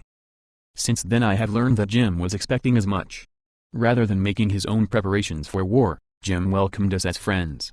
Even after I understood that his offer of friendship and cooperation was legitimate, I never imagined that your community was everything he had promised and more. In our fleet, advancement is a long and difficult process. Here, every member of your community rises or falls by merit of not only your abilities, but also the depth of your character, your loyalty to this great and admirable family. I feel both honored and humbled to stand here this evening as the attending governor of this feast. What I see before me is a hall of heroes. Jim went off on his special mission knowing that you have the steadfast courage and unshakable unity to accomplish great things in his absence. Before we begin this feast so masterfully prepared by your good Emperor Nick, let us drink a toast. He turned to take a glass from the table and then raised it for all to join him, to King Louis. Many of those in the room felt shame that they had lost sight of all that Jim had done for them. Everyone raised their cups and then toasted, to the king. Their voices had an enthusiasm as if the cameras in the room would someday inform Jim that their momentary lapse in confidence had been nothing more than an excusable aberration. The dinner commenced with everyone queuing up to get their supper trays. 3 carpenters chose that moment to carry in a giant-sized table and chair both perfectly scaled for Cutter's use. Their craftsmanship was not only sturdy, but also intricately carved and gleaming with polished varnish. The men set up the new furniture on the interior side of the captain's table where the lower tier of the floor placed Cutter at a comparable height with the senior officers. Critias went over to tell the carpenters, "My thanks, gentlemen. This is some fine workmanship." The carpenters nodded in gratitude for the praise and generous pay, then went on their way. Cutter tested the chair under his weight and found it to his liking. He looked to Critias. "Do I have you to thank for this?" "I commissioned it," Critias informed him, "and paid them for their trouble. I like to think of it as an enduring reminder of our great battle. Have you considered that such a contest will never come again? Not for either of us, I should think. Perhaps our finest day is behind us." As Carmen came past with Critias' dinner tray, she said, "The lives you save are your greatest accomplishments, not beating on each other like a couple of schoolboys." With that in mind, She told Cutter, "Thank you for protecting Alice when she was on that horrid grinder machine." "I did the same for Kenny," Cutter said as he stood up from his chair he tested. "You're still welcome even though it wasn't a special favor." "It was special to me," Carmen assured the giant before she went on to take Critias's dinner to his place at the captain's table. The conversation made Critias think about Kenny. He looked around the hall until he saw where the man sat handcuffed to his chair at an obscure table that was devoid of any food or refreshment. With an idea in mind, Critias went over to the GNP table with the most senior-ranked members. He told them, "Tell whoever is responsible for Kenny to let him loose so he can get something to eat." Before any of them could complain and possibly start yet another argument, Critias said, "Kenny lost his freedom and that is his punishment. There is no justice in beating your mule after it plowed your fields. Kenny killed thousands of ghouls today. He has earned his supper. He will need to keep up his strength for doing it again tomorrow." Emily got up from her seat to take care of it. Before she went, she asked, "What do we do if he tries to cause some trouble?" "Warn him first," Critias instructed. "If he tries to bite the hand that feeds, we are going to cut his balls off next to make him more compliant." The dinner went along smoothly with plenty of meat on the menu and fresh fruit for dessert. The conversation was rich in smiles and laughter though thin in matters of substance. No one begrudged Fleet Admiral Rudell because he sat in Jim's chair. Like with their bellies, they found more comfort in the chair being full as opposed to empty. After the food, matters of business returned to the hall as the captain sat at their table to smoke and drink as an aid to their digestion.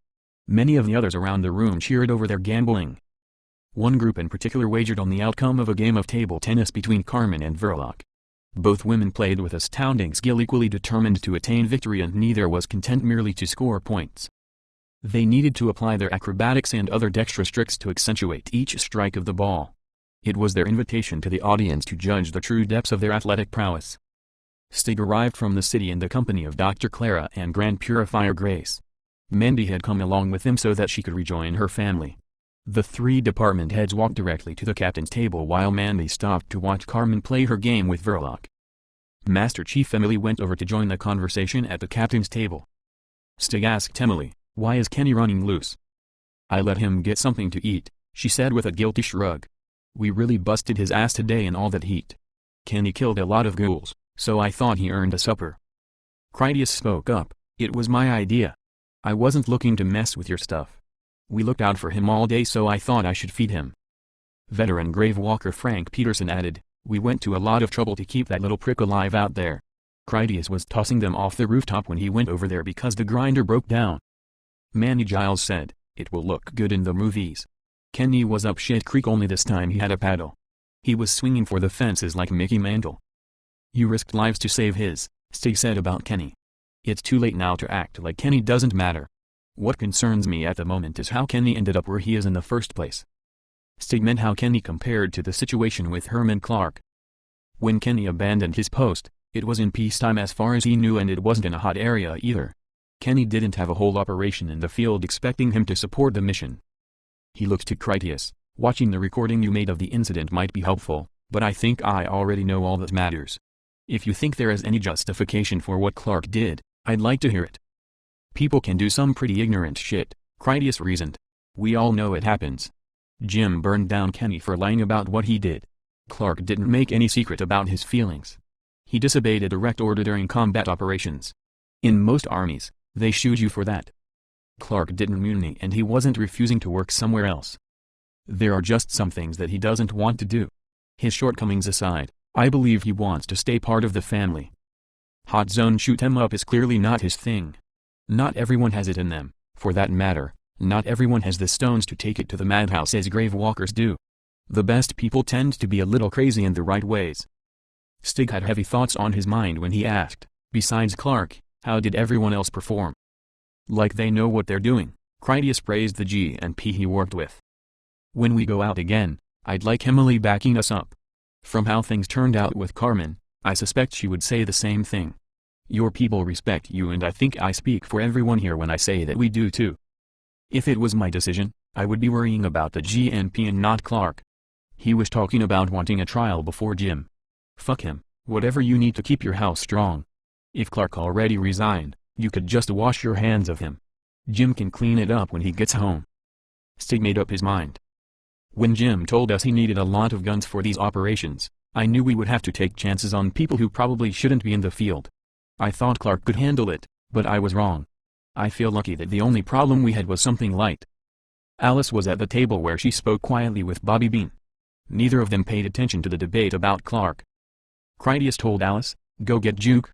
I want the two of you to disarm Clark and then bring his dumb ass over here." She asked, "What if he doesn't want to give up his pistol?" "Tell him that I won't ask for it," Critias instructed. "I'll take it off his dead body and he better believe it." Alice left to carry out her orders. It was only a minute before she returned with Juke and Herman Clark. Critias asked Clark, "Do you want a trial before Jim or do you want Sig to settle this right now?" "I quit the GNP," Clark replied. "I want to speak with Jim." "I advise that you don't," Critias recommended. "I've worked with Jim enough to know that he won't have a lot of sympathy for what you did, and hopping the chain of command will only piss him off more." Clark quipped, "You my lawyer now?" That was enough for Critias. "I'm not your lawyer, but I am your jailer. You have a right to stand before Jim and I have a duty to make sure you get it. Until Jim gets home, you will sit in a lobby cell. Hopefully he will be home soon, but then again maybe not. I know you don't want us to lock you up, but too bad. If I don't, someone might kill you or you might do something stupid. You no longer have a job, but you want to keep eating. I'll talk to housekeeping to see if they can put you to work while you wait. I guess you could fold pillowcases and bed sheets from your cell." Critias gestured for Juke to take Clark away. "Lock him up in the lobby. Don't hurt him unless he gives you no choice." Clark didn't like the idea of going into a cage. He called over to Fat Jack, "Are you going to let them do this to me?" The first to answer was Colonel Davis. "Putting you in lockup is our best option. If Jim is the only person you have any respect for, we have no other choice." Fat Jack just nodded in silent agreement while he thoughtfully turned his lit cigar in his fingertips. His reaction was reason enough for Juke to take Clark away for his new home in lockup. Once Clark was out of earshot, Stig asked Fat Jack, "Is there anything else that I need to know about tomorrow? With the powerhouse building out of the way, that will free up a lot of hands for going back to Fort Blood."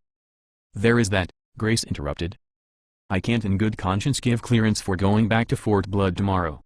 Clara and I have talked it over. We think it is best to put that on hold for a day while people recover." Clara explained, "The workers need a day of rest to recuperate their strength. If they go out in this heat again so soon, they're going to start dropping like flies from exhaustion. Besides, we need a day for reorganizing," Grace added. To be perfectly honest, Jim might have been premature in pushing Keith out of the civilian armory. For regular daily operations, the tactical armories got along fine, but turning around these major operations overnight is something else. Keith's department took up a lot of the slack during the heavy rushes. I'm not saying that they can't do it, but a whole lot of my people won't be getting much sleep tonight. 2 days in a row will be even worse. I don't know about the problems the outfitters have to face, Clara admitted. Medically speaking, your soldiers have already dug deep into their mental and physical endurance. Based on my observations today, without a day of rest, if you send them out again tomorrow, you can expect a noticeable drop in their performance, concentration, and emotional stability, you name it. People are going to die out there, so it is my responsibility to say no. So long as you keep them close to the city, I see nothing wrong with them training or some other light duties. If you send them far from home, you will have a dozen of them taking fluids through IVs just to keep them alive and no way to bring them home. If you have no other choice, you will have to send me with them. When I end up dead, you will lose one of a handful of talented surgeons left on the planet. Mendy will be learning how to remove your appendix by reading about it in a comic book." Colonel Davis looked at Jack until the Grand Marshal said, "We call it off for tomorrow. We will use the time to get back to peak capacity. Technically speaking, either of you have the authority to cancel a non-emergency operation. If you want to give them some time to rest and let decontamination services clean up after today, that's what we'll do." Jack called over to Captain Boris, who sat nearby with his wife. "What is the status on the land bridge?" He referred to their plan to make a secure overland tunnel between Radio City and Forager's Castle. "The support legs and braces are ready," Boris confirmed. "The anchor trailers are ready too. We are prepared to tar the roof of the pancake house. We will need the grinders to do that roofing work." Derek spoke up for his construction brigade. "The weak-eyed devil is ready to eat. If you are not going out to Fort Blood tomorrow, we could always test the new grinder by filling up a transport train. When you go back to the fort, we can have a load for delivery. Even if you are not ready to use the ozone to kill the meat, the storage tanks are ready to hold it until you are." Jam said, Commodore Tinny has already sidelined the strings of empty tankers that you need. Your plumbers have positioned the overhead piping in the Forger's Castle tunnel. Since your machinery is ready, I could just go out and get the cars. You could start filling in the morning. Jack asked Grace, where is Keith now, cleaning weapons? Grace nodded. He spent most of the day sanitizing some trouble spots between the old garage and the pancake house. When his shift was over, he volunteered to help clean the GNP weapons that went out today. The last I heard he was still there helping out. Keith does know how to clean all the weapons we use. Born again to clean hard, Corlos of the Gravewalkers joked. We need to keep an eye on Keith, Roland agreed. If this keeps up, he will be rubbing out hunters and mopping up biters without even needing to use hand sanitizer. Jim didn't put Keith in a cage, Dunbar reminded everyone. If that hot Emily chick had dumped on that pussy when she had the chance, it might have cleaned up the gene pool for the general good. Clark hasn't made himself any friends with all his sissy-ass whining. Being on lobby display for people to piss on isn't likely to improve his disposition. Jail isn't so bad, Critias spoke from experience. I pulled a day in the zoo and it didn't hurt me any. It gives you time to reflect on life. Amber asked, is that what you did in that cell with Carmen? You reflected on life? Clark won't hatch from that egg with the same satisfied smile. Cheering erupted across the room as the ping-pong game ended on a crushing smash from Carmen that sent Verloc diving to make the return. Verloc surprised everyone by wondrously making the difficult play only to be too far out of position for when Carmen finished her off to win. The audience who had bet on Carmen celebrated their gambling earnings while the half who had bet on Verloc groaned in defeat. Roland had been one of those who had bet on Verloc. To save face he excused, Verloc would have won if she hadn't been taking it easy on Bluebeard by playing left-handed. Colonel Davis told Jack, tarring the roof of the pancake house would be a big upgrade. The next time it rains, the leaks in the garage are so bad it is going to turn into a water park. The land bridge would be a major improvement too. The grinders were supposed to keep the infected off our backs. I think we should shred the local population. Jim could come home to see his house in order. With the black hole gone, Jack reasoned, we will need the helicopter standing by for support while Colonel Flash goes out to retrieve the tanker cars. If we are going to warm up the bird anyway, we may as well bring the Flying Purple home. 3 grinders are better than just 2. Tony Banjo advised, we have plenty of empty fuel transports from way back. We can tractor those into position to support the Flying Purple. I don't know how we would empty them, but that is something we could get back to later. We just line them up and let them sit for the time being. We don't have a rig for towing the grinder and someone will have to go out to connect the hose. It will have a few problems, but nothing we can't handle. It would be a good opportunity to clean up bodies while we're at it. Jack asked Colonel Flash, how much time will you need to get those tankers? She considered it a moment before saying, no more than a couple hours barring any complications. If I left at about 3 in the morning, I would be back by sunrise for sure. Let's run with that, Jack decided. Requisition whatever help you need. Commander Carey's requested, Critias has experience moving the Flying Purple. If it isn't a problem, I'd like him to come with me. Critias agreed, I'll send Carmen along with Jam and then meet you at the Smuggler's Passage Depot at 3. I can get the sleep I need by then. He looked to Christopher the King's Lion, are you interested in driving the light rail out to the airbase? After all the killing we did out there, we can pick up the grinder without much trouble. I'll have the train ready to depart, the Lion confirmed his participation. I'll get volunteers from the GNP to ride along. Carey's told Critias, after we drop the grinder off out here, we can go back to the airport to refuel and then wait for the call if Jim needs backup. Music started to play across the room where Carmen and Verloc used the karaoke machine to sing a hip-hop duet about man-hungry women and they performed it with suggestive synchronized dancing appropriate to their cause. Alice asked Critias, can I go to the dance club tonight? We're going back out tonight, he answered. Understand that when the time comes that you screw up, people are going to ask what was wrong with you. If you tell them that you were drunk, high, or didn't get any sleep, they'll think you're a stupid jackoff. For tonight anyway, I'll be there to cover your ass. If you want to try to run this on no sleep after what you did today, you can find out how hard it is to roll while dragging your ass behind you on the ground. That sounded like a yes to Alice, that means I can go? If Carmen says it's all right with her, he consented. Alice rolled her eyes. I don't need Mom. You're the one teaching me.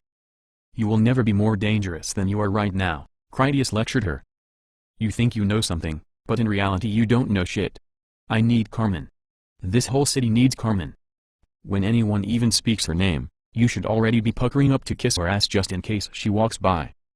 He glanced over to where Carmen and Verloc sang and danced. If I were you, I wouldn't say anything like that where Verloc will hear it. She will probably break her foot off in your ass. Jam had heard enough and didn't want to hear any more. She told Alice, no, you can't go to the club. You are going home and going to bed. And don't even think about debating me. When you decided that you wanted to work with us, that meant you didn't get to play all the time. Alice was wise enough to say, yes ma'am, and leave it at that. With that out of the way, Jam asked Critias, would it be alright if Pipkin and I stay over with you tonight? You can have my new room, Alice volunteered. I'll stay with Mandy like before. Critias agreed, you're always welcome with us. Where is Pipkin anyway? She is over in the city. Jam made a slightly mortified shrug. She thinks that I cramp her style, like she has one at her age. It's not like there are any boys for her to chase anyway. There are some with Governor Rudolph's fleet, Alice informed Jam as a positive thing. Now that Pipkin has a profile on Kevin's internet, it won't be long before they are sending her messages. There is no hurry to force anything, said Jam. Pipkin needs to learn her trade, not to chase tail. Before we call this a day, Jack said, I want everyone to know that we are hitting it again tomorrow. Tony, Andy, and Penny will take their crews out to pull trailers. We need boxes for Bors's land bridge and tankers for the Flying Purple. You will need to tow the grinder around too. Decide among yourselves how you want to get it done. You'll have whatever support you need. Cutter called over, what about me? Jack told him, you being such a heavy hitter and all, I don't feel right about asking you to humble yourself doing shitty jobs. That was nothing to Cutter. He assured Jack, just tell me what you need done. I can toss corpses like slinging hash if that is what you have in mind. Jack nodded, I need all the bodies removed from the top deck of the pancake house. We also need to clean up the meat around the castle. I have the mechanics putting together a chainsaw for you. We have to clear the trees through the park for the land bridge. Since you are not sleeping, you could stack up the bodies to have them ready once we get the grinders running. Alfred suggested, if I talk some numbers with Kevin, we can strap explosives to the trees and then wipe the whole road in one swipe. Even better, we could core drill into them then blast the trees from the inside. Someone will still have to go out there, but it is quiet work, especially compared to a chainsaw. That was something Jack was willing to try. What kind of accidents are we looking at? If Jim comes home to find that we blew up Radio City, I think he will feel disappointed that we didn't go with the chainsaw. I'll prep the charges myself, Alfred offered. I can do my thing in the pancake house on some out-of-the-way upper deck. If anything did go wrong, which it won't, no one will pay for it but me. Jack said, not that I doubt your abilities, but I don't think it is a good idea for you to go out there to hook up the trees. Verloc and Carmen need to set the charges, Critias recommended. If Alfred can't have them ready in time for tonight, they can get to it after Carmen gets back with Jam's train. Jack whistled so loud that the whole room heard it. He waved over Carmen and Verloc when they looked his way. Both women came right over to hear what he had to say. We have a special operation for you too, Jack told them when they arrived. Alfred has a plan for clearing trees in the park using explosives. You will help him move the materials. He is our #1 guy in these matters. He will teach you how he wants things done and that is the way you will do it. Once he is confident that you understand his procedures, the three of you will prep the packages and then you install it while he supervises by radio. We need this work finished before the morning rush begins at 3. Carmen still needs to go out with Colonel Flash while she collects the string of tankers we need. When Jack saw that Verloc seemed a little disappointed, he guessed the reason why and then told her, Special Agent Shield will be going out with Commander Carries in the morning. I'd like you to start familiarizing yourself with the helicopter. You will be one of our pilots. You bring a lot of skills to the table, but your set can always be bigger. Verloc liked the sound of Jack's plan. I won't let you down, sir. No slacking, no slip-ups, no problems. The work will be done on schedule. This is high risk and high dollar, said Jack. I know you two understand what that means. That's why this is for you. Carmen moved behind Critias's chair so that she could drape herself across his back with her arms over his shoulders. I'll come by to wake you up on time, she purred in his ear. Just the thought of being your alarm clock gives me the shivers. Chapter 10. Carnival Damnation. It was round about midnight while Romeo escorted Verloc and Carmen as they worked in the west woods of the park above Foranger's castle. Romeo said, I know that a 9-iron seems like the ideal choice. He cracked a ghoul across the shin with his golf club, which put the creature down on the ground where it writhed in pain. But as you can see, The pitching wedge gets a much better bite. After the wounded ghoul rolled around in agony, it started to crawl off in some haste since it hoped to avoid another golfing lesson. Carmen pulled her cordless drill from the base of another tree where she had just bored out a deep hole. Verloc waited on hand to stuff a plastic sausage tube of explosives into the cavity. With Romeo to discourage any curious ghouls from getting in their way, the two women had an efficient system for getting the job done. When the time came for Alfred to kick off the detonators, the charges would clear a roadway through the trees right down to the dirt level.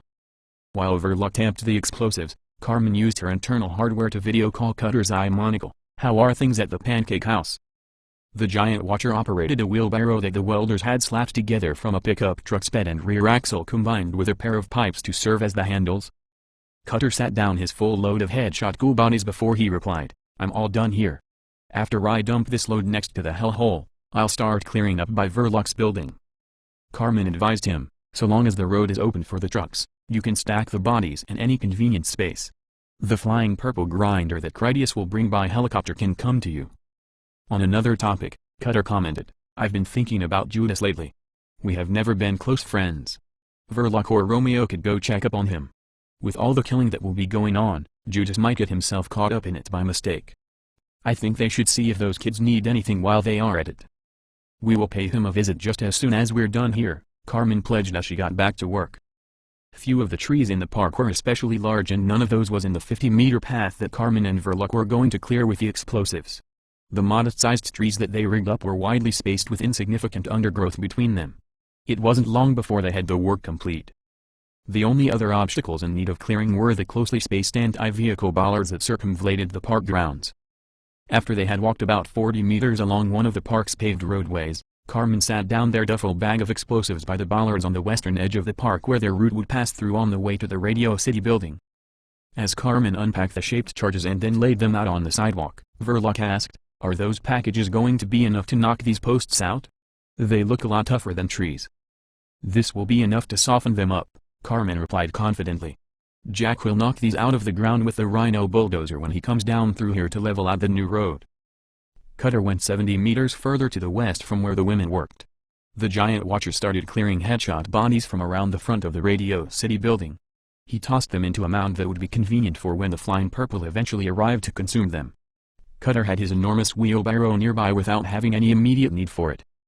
Verloc told Romeo, "Go over and ask Cutter to bring us a load of those old sandbags from the front of the building. We need to pack them around these charges to prevent any flying debris from knocking out the windows of our apartment." As the male watcher headed off to carry out her instructions, Carmen warned him, "Be sure to keep your pistol handy. We can't be certain that we have all of Jingle Bell's elites accounted for. If you run into one, it might come after you." It was about 1:30 in the morning when Carmen and Verloc arrived at the old library where Judas lived. They had all their demolition preparations complete, which left them enough time to check up on the eccentric librarian before they went back to Forger's Castle for their next operation. Romeo had agreed to take their tools back to Forger's Castle and then wait for them there.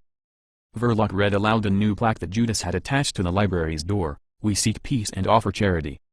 "Nobody can bring you peace but yourself," Carmen quoted Emerson before she knocked. A couple of minutes passed before Judas opened the door. He held a lit candelabras for his illumination. The three children that Judas had inherited from Jingle Bell peeked out from behind their dutiful new guardian. Their young expressions conveyed more fear than curiosity. Judas's expression was one of gratitude as he greeted them, "Come in, my friends. You are always welcome here. Thanks to you, Dr. Kyne has cured us of the touch that spreads madness." He stepped aside so that he was no longer between the children and his guests. "These are friends to us," Judas told the youngsters. "You have nothing to fear from them. On the night of the bells, they set you free. They set us all free." The two boys had no clear memory of their encounter with Carmen when she had used her dart rifle to tranquilize them. It was the girl who vividly recalled the occasion when Carmen had kidnapped her and then carried her off into the woods of the park. She moved back behind Judas's protection from Carmen. The girl's reaction reminded Carmen of how she had felt that night at the Basilica when Critias killed Jingle Bells. At the time, Carmen had seriously considered beheading the three Watcher children because they were tragic abominations unworthy of life. They were immortal beings perpetually incapable of growing up or providing for themselves. She had rationalized that she would spare them an eternity of suffering, but even then, she knew the real truth was that her plan to kill them was only to spare the community the burden of caring for them. Carmen had turned away from those violent intentions, only it had been more than pity that had stayed her hand. She lacked the dispassionate fortitude to bear the burden of their innocent blood. It would have been a memory that haunted her till the end of her days. The girl's fearful eyes were more than Carmen could stand. She told Judas, "My presence here is disturbing them. I just came to tell you that my people are planning to make war on the savages that wander the city.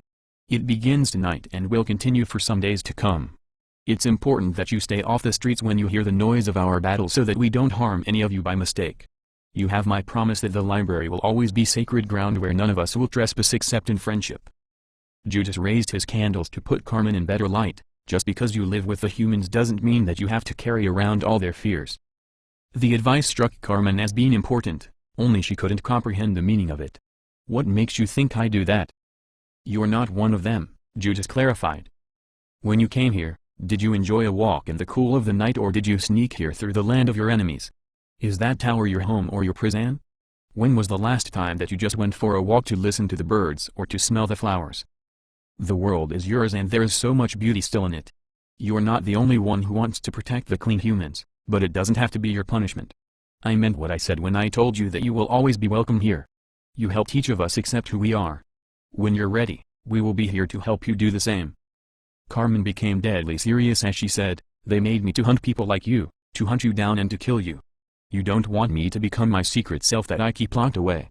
This world could be mine, to take what I want, to kill anyone who got in my way.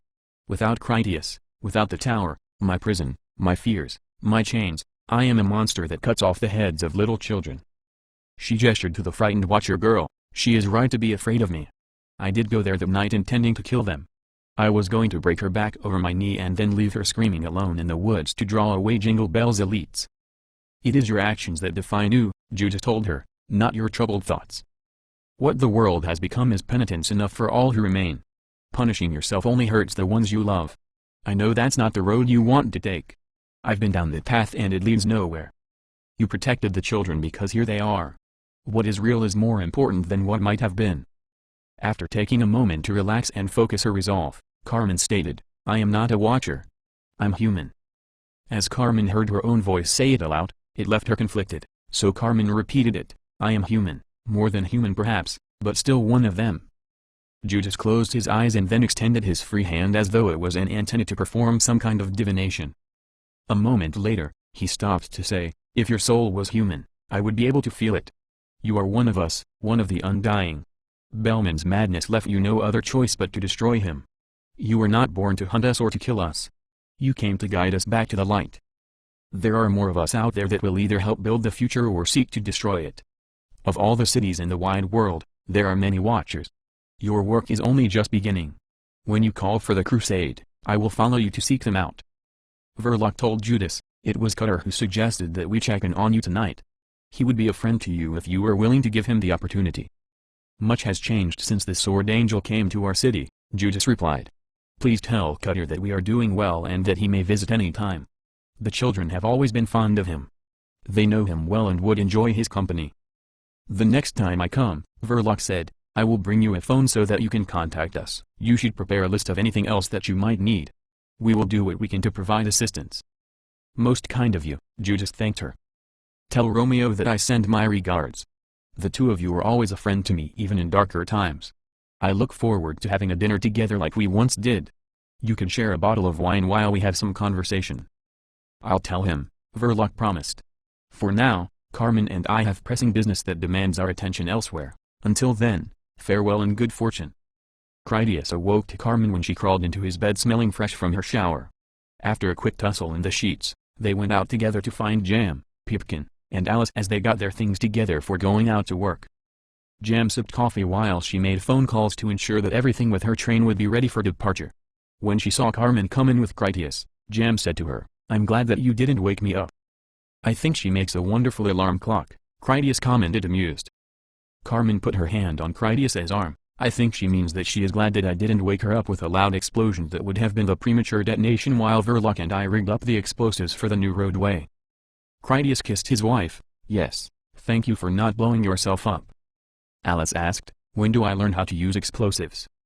"Right now," Carmen told her. "Your first lesson is, don't touch them. It won't be the kind of accident that you would survive and you would probably take a lot of other people along with you." I just want to learn as much as I can. Alice felt unjustly chastised. Critias lectured her, you are coming with me so you can learn, not because you are indispensable to our mission.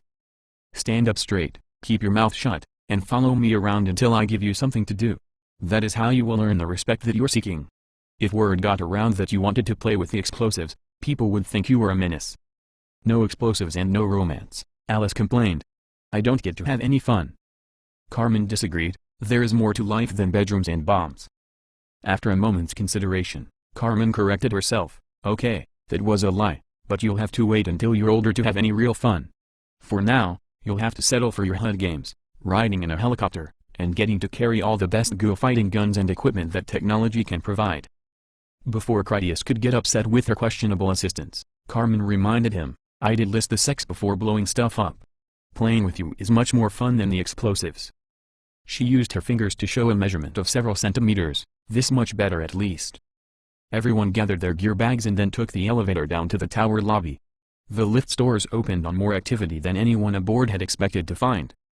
All 6 of Admiral Rudolph's Sand Tigers and 6 of Colonel Davis's Grave Walkers minus Queen Jessica were present in the lobby as they prepared their equipment for Go fighting. Guard Commander Stig and Master Chief Emily supervised 20 hand-picked exterior service guardsmen as they made preparations for hot duty. Verloc zipped up a duffel bag that contained a belt-fed squad machine gun that she planned to take aboard the helicopter. Romeo was there in one of his splendid suits as befitted a gentleman of stylish means. His choice of garb made it seem unlikely that he intended to join Verloc on their mission that pre-dawn morning. The male watcher slowly paced the floor of the lobby while he held a book that he read silently to himself. Commander Carys wore her flight suit and carried her aviation helmet under one arm while she drank a cup of coffee with her free hand. Ray Brakeman and Pike waited near the elevator. As Jam stepped out, Pike handed the colonel her assault rifle. Alice whispered to Critias, what are they doing here? She meant the Grave Walkers and the Sand Tigers. You tell me, Critias challenged her. He thought he knew, but he wanted to see if she did. If the situation were in reverse, Critias would have been in the lobby gearing up just as they did. On instinct, Alice took out her pistol and then checked to see if it was ready before she returned it to its holster. They can smell it, she said because she sensed it too. There is going to be action tonight. They are like those wild African dogs I saw in an animal documentary.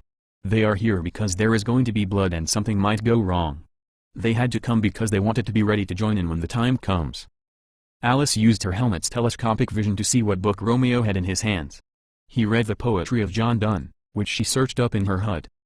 On a hunch, Alice selected the poem she thought would interest him. Death, be not proud, she orated aloud, though some have called thee mighty and dreadful, for thou art not so. I don't think that's it, Carmen disagreed since she knew the passions of Romeo better than Alice. When it came to matters of romance and loyalty, Romeo and Carmen had a lot in common. She rightly guessed the correct poem that held Romeo's interest. The light that shines comes from thine eyes. The day breaks not, it is my heart, because that you and I must part. Fellow poets, Roland quipped as if he was one. A man only truly feels alive while locked in the eternally struggling jaws of mighty death. Amber scoffed at that, you're so full of shit. You only feel truly alive when pickled in alcohol and trying to hump my leg. Roland grinned at her, you know you love it when I do that. It reminds you of your days as a lesbian. Somebody has to be on the ready line for backup, said Dunbar. We can't afford to wait around for Herman Nancy Clark to grow a pair of balls. When someone said wet work, Clark thought they were talking about his pants. This isn't work, Coriolis corrected him. I like shooting the biters. Every time I pop one of them in the head, it brightens up my whole day. Clark only pretended to be asleep on his bunk since there was no way that he could get any rest inside his cell while all the lights were on and so many people moved about in the lobby. He sat up and then reached to pour himself a cup of water from the pitcher on his little end table, only it was empty. He called out to the guard, I need more water. The pitcher is dry. The man on shift for lobby guard duty answered, you can drink from your piss pot for all I care. Whenever you want anything, you can consider me resigned. That's how you slink out of work you don't feel like doing. I'll get you water, Alice volunteered. It would be wrong to leave you thirsty, since I will probably be executing you once Jim gets back home. Clark made a sickly chuckle that he had intended to sound genuine. Execute me when Jim gets back, that's pretty funny. Critias needed a short moment to consider that before saying, the humor of it would depend on who you ask. I don't think that Jim is going to pop you one outright because he generally likes to make the most of our resources, but then again, you never know. Jim has been showing a lot of mercy lately. He might think it is time to make an example out of somebody. He resigned from honor to attain some small security, Carmen said to interrupt. She didn't want Critias discussing anything with Clark because the experience might somehow taint her husband's thoughts for the evening ahead. It was the same thinking that the Gravewalkers had when gearing up and putting their game faces on. Interaction with safe zone citizens was detrimental to the machismo required for that duty. At that point, Herman Clark had demoted himself to the level of actual chicken shit, well below the many heroic safe zone workers that Carmen knew and loved. Carmen said to Critias, "You told me once that I was spoiled because I only had experience working alongside the most excellent people who had remarkable talents and bodacious character. The heroes of a legendary age stand assembled here. Now is not the time for you to lick the self-inflicted wounds of that disgraced recreant." Critias gave her a doubtful glance. Did he remember his obligations or forget them? "We have not grown so large that we have to call this family a duty." Here, Alice gave Clark his water. "Thank you." Clark politely took it. Alice advised him, "Look at it closely. That is what you are to us now." Clark gazed into the pitcher of clear water as though he might see some sheen of poison upon the surface. Upon seeing nothing, he asked, "What do you mean?" Commander Carries answered the riddle by speaking a proverb in German. Carmen translated for everyone else, "The blood of the folk is not spoilt by water." She elaborated, "Blood is thicker than water, Herman Clark. You did not resign from your post, you resigned from your family. The ability to love someone, anyone more than yourself, is the one redeeming virtue in Jim's eyes. Soon enough you will come to understand.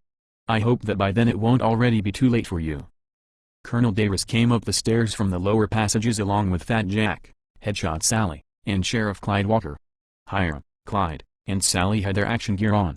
The sheriff dutifully followed Sally as a new member of her road crew. Fat Jack had his working clothes on, which suggested that he would be laboring in the garage, or the train tunnel. It would be some hot area that wouldn't involve any shooting. Lieutenant Commander Rosner of the Sand Tigers went over to meet the group as they entered. After a polite nod to them all, he said to Jack, "Grand Marshal, sir, Captain Marino and his crew are already at the castle awaiting escort out to the paddle wheeler." "Very good," Jack replied. "Inform him that the giant will arrive shortly to deliver them out to the Thunder Child. He may begin the operation at his convenience." Critias went over to hear the plan from Jack. "How is this supposed to roll?" Jack explained the action ahead. Stage 1 is having Colonel Flash bring the string of tanker cars back to the castle. The rail storage yard that we are using is only a mile south of the castle, so it shouldn't take her very long, barring any serious complications. Once we have the storage tankers, we are going to power up the weak-eyed devil grinder to start filling them. You and Commander Carries will have brought up the flying purple grinder by then. I want you to put it down on the street. You will find plenty of room on the castle side of the old courthouse building. Some of the other foragers will go out to get the empty fuel trailers we need to support the flying purple. I'll take out the Rhino to level the new roadway for the land bridge. If the grinders provide the kind of distraction we need, Boers will supervise using our heavy rail crane to relocate Tomiat up onto the rail tunnel's observation deck that faces the Rook. Jam can move our crane into position after she has dropped off the tankers." Amiat is the new name for the large grinder, Carmen told Critias. It comes from a chimera she-demon of the ancient Egyptian world, a grotesque amalgam of crocodile, hippopotamus, and leopard that reputedly devoured the hearts and souls of the unclean dead. Amiat, Critias tested the name, Eater of the Dead. I like it. Jack continued, if everything goes well, we will start trucking in the box trailers we need for building the land bridge. About 14 of them will do the job. The other captains will be seeing to the trailers, though I imagine that they would profit from some assistance from Romeo if he would be willing to help mount the fifth wheels. I will be back from the train by then, Carmen offered. If Romeo would be so kind as to connect the air hoses and kingpins for the trailers, I could detach them at their final destination. Romeo tipped a pretend hat from across the lobby to show that he would assist the truck teams in whatever way that they required. I'd appreciate that, Jack told her.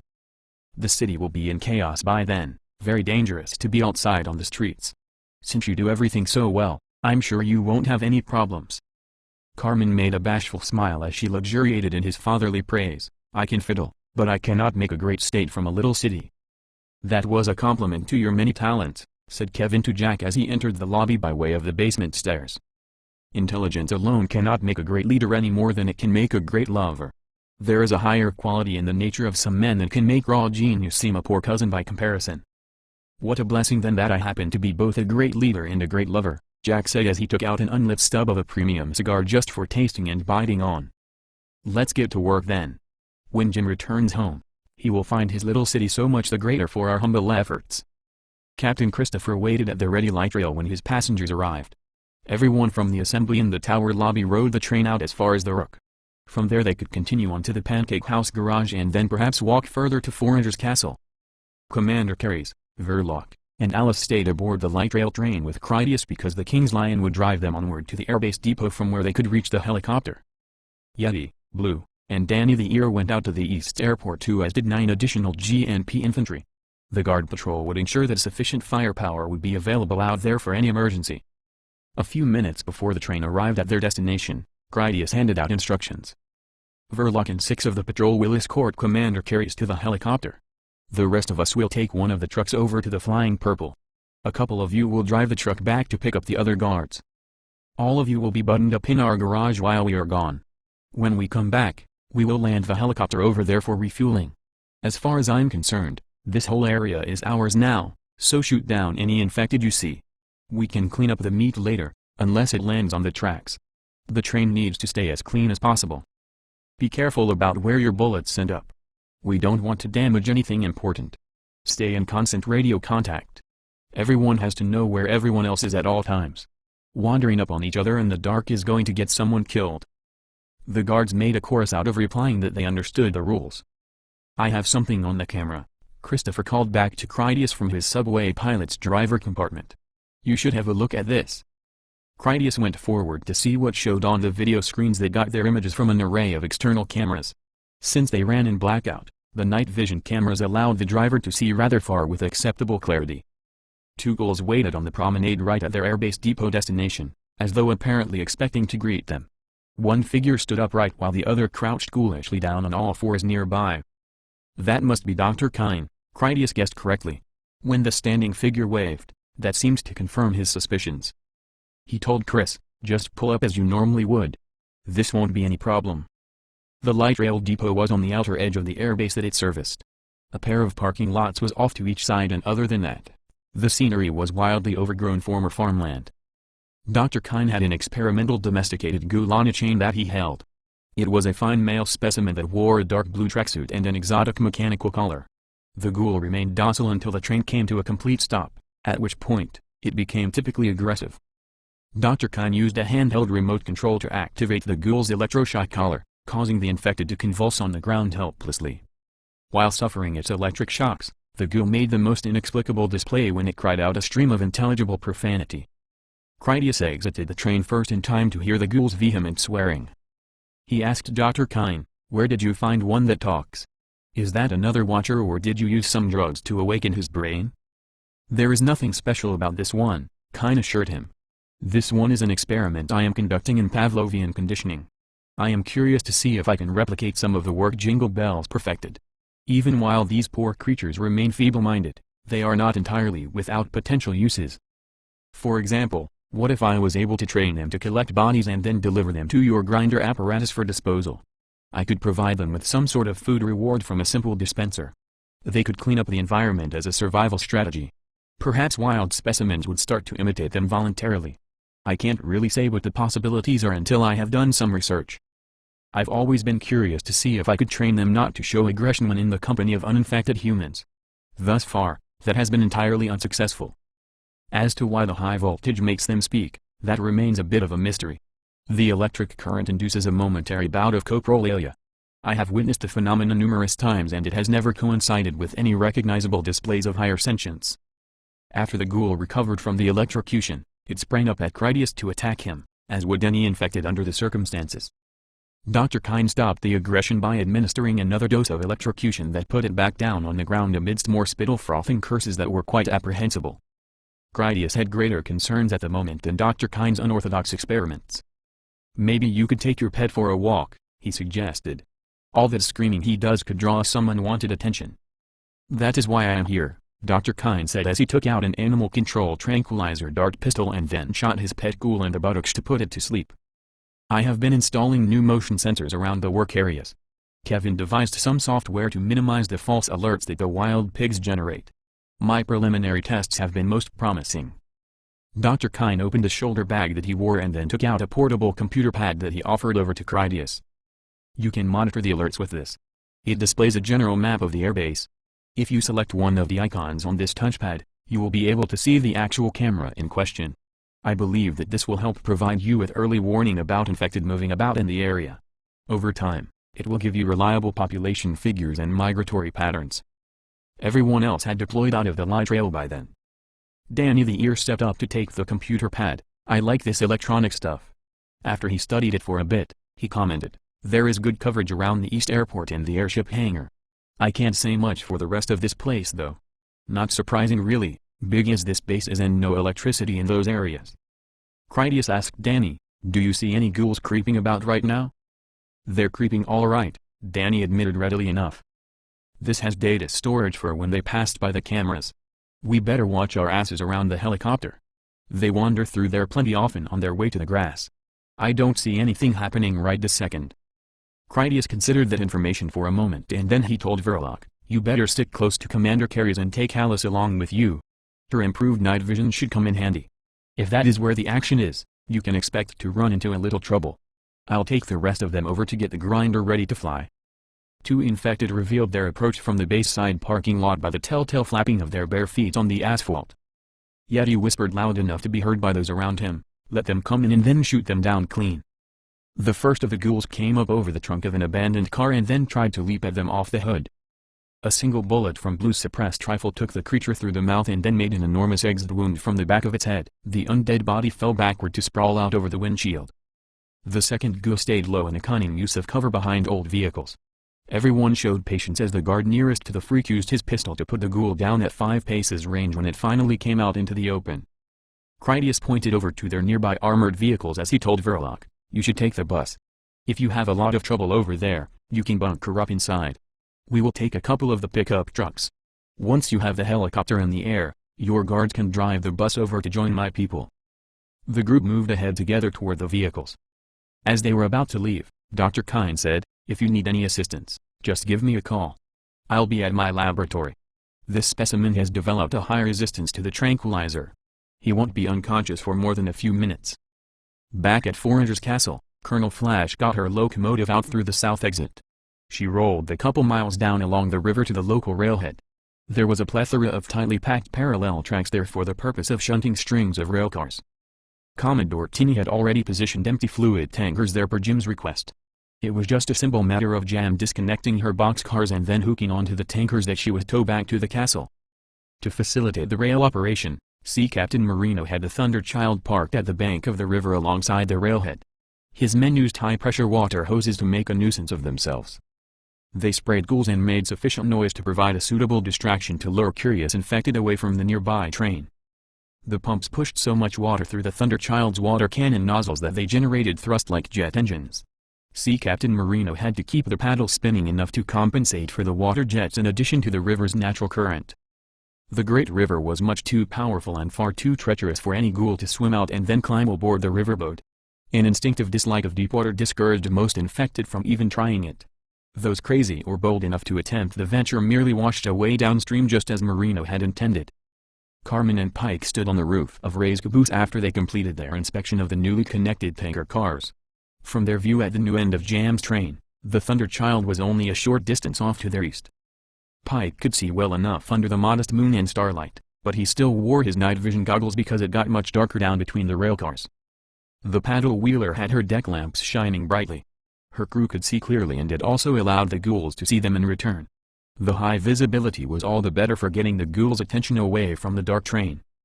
At least 100 of the furious freaks had formed an angry mob right at the edge of the water. The pair of water cannons knocked them about by spraying pumped-up river water into their faces. The torrent of water and all the stomping feet of the ghouls churned the riverbank into a slippery morass of mud. At regular intervals, one of the ghouls would lose its footing and then slip away into the current of the river. A line of them thrashed and bobbed away downstream to disappear into the deepening darkness. The low body fat of ghouls made it difficult for them to stay above the surface. They thrashed in mad desperation, such was their unreasonable fear of drowning. Inhaling water wouldn't kill them even after they did it. For all the comical pageantry of the scene, what stood out most to Carmen was one of the men on the paddleboat who waved about a burning road flare as though he alone called attention to their floating circus. Pike realized what caught her attention because he also saw the absurdity of it. He said to Carmen, "That guy is really enjoying his chance to show defiance to the fiends." Carmen answered him with words from Yeats, "They are children of the fiend, and they have power until the end of time, when God shall fight with them a great pitched battle and hack them into pieces." As Pike leaned on his namesake's spear, he asked, "How long do we have to wait for that?" "It is not our fate to live so long as to see the days of peace," Carmen told him, as though that wasn't a bad thing. "They will look back and say, 'Now those were heroes like sailed with Jason upon the Argos, like the honor guard of Leonidas.' This is your time, Pike, revel in it. Find a nice woman and have some kids. If you don't want to hunt one down the hard way, I can give you a list of all the ladies who have been checking you out. I stay abreast of all the local Bruit." "We got one," Pike warned her about a ghoul that had climbed up onto their train near the middle of the tankers. All of Jam's personal cars had special modifications that made them especially difficult to climb for want of handholds. The string of fluid tankers were just standard unmodified cars complete with maintenance ladders for easy access. A female infected made it to the top of a tanker and then looked back to make hateful eyes at Pike. "I'll knock her off," Pike said as he readied his long spear. "We don't need any fresh blood on the train." They had a little time as they waited for the ghoul to jump along the top of the tankers to reach them on the caboose at the end. During the interval, Carmen commented, "I'm tempted to just take care of it myself, but I want to see you do it.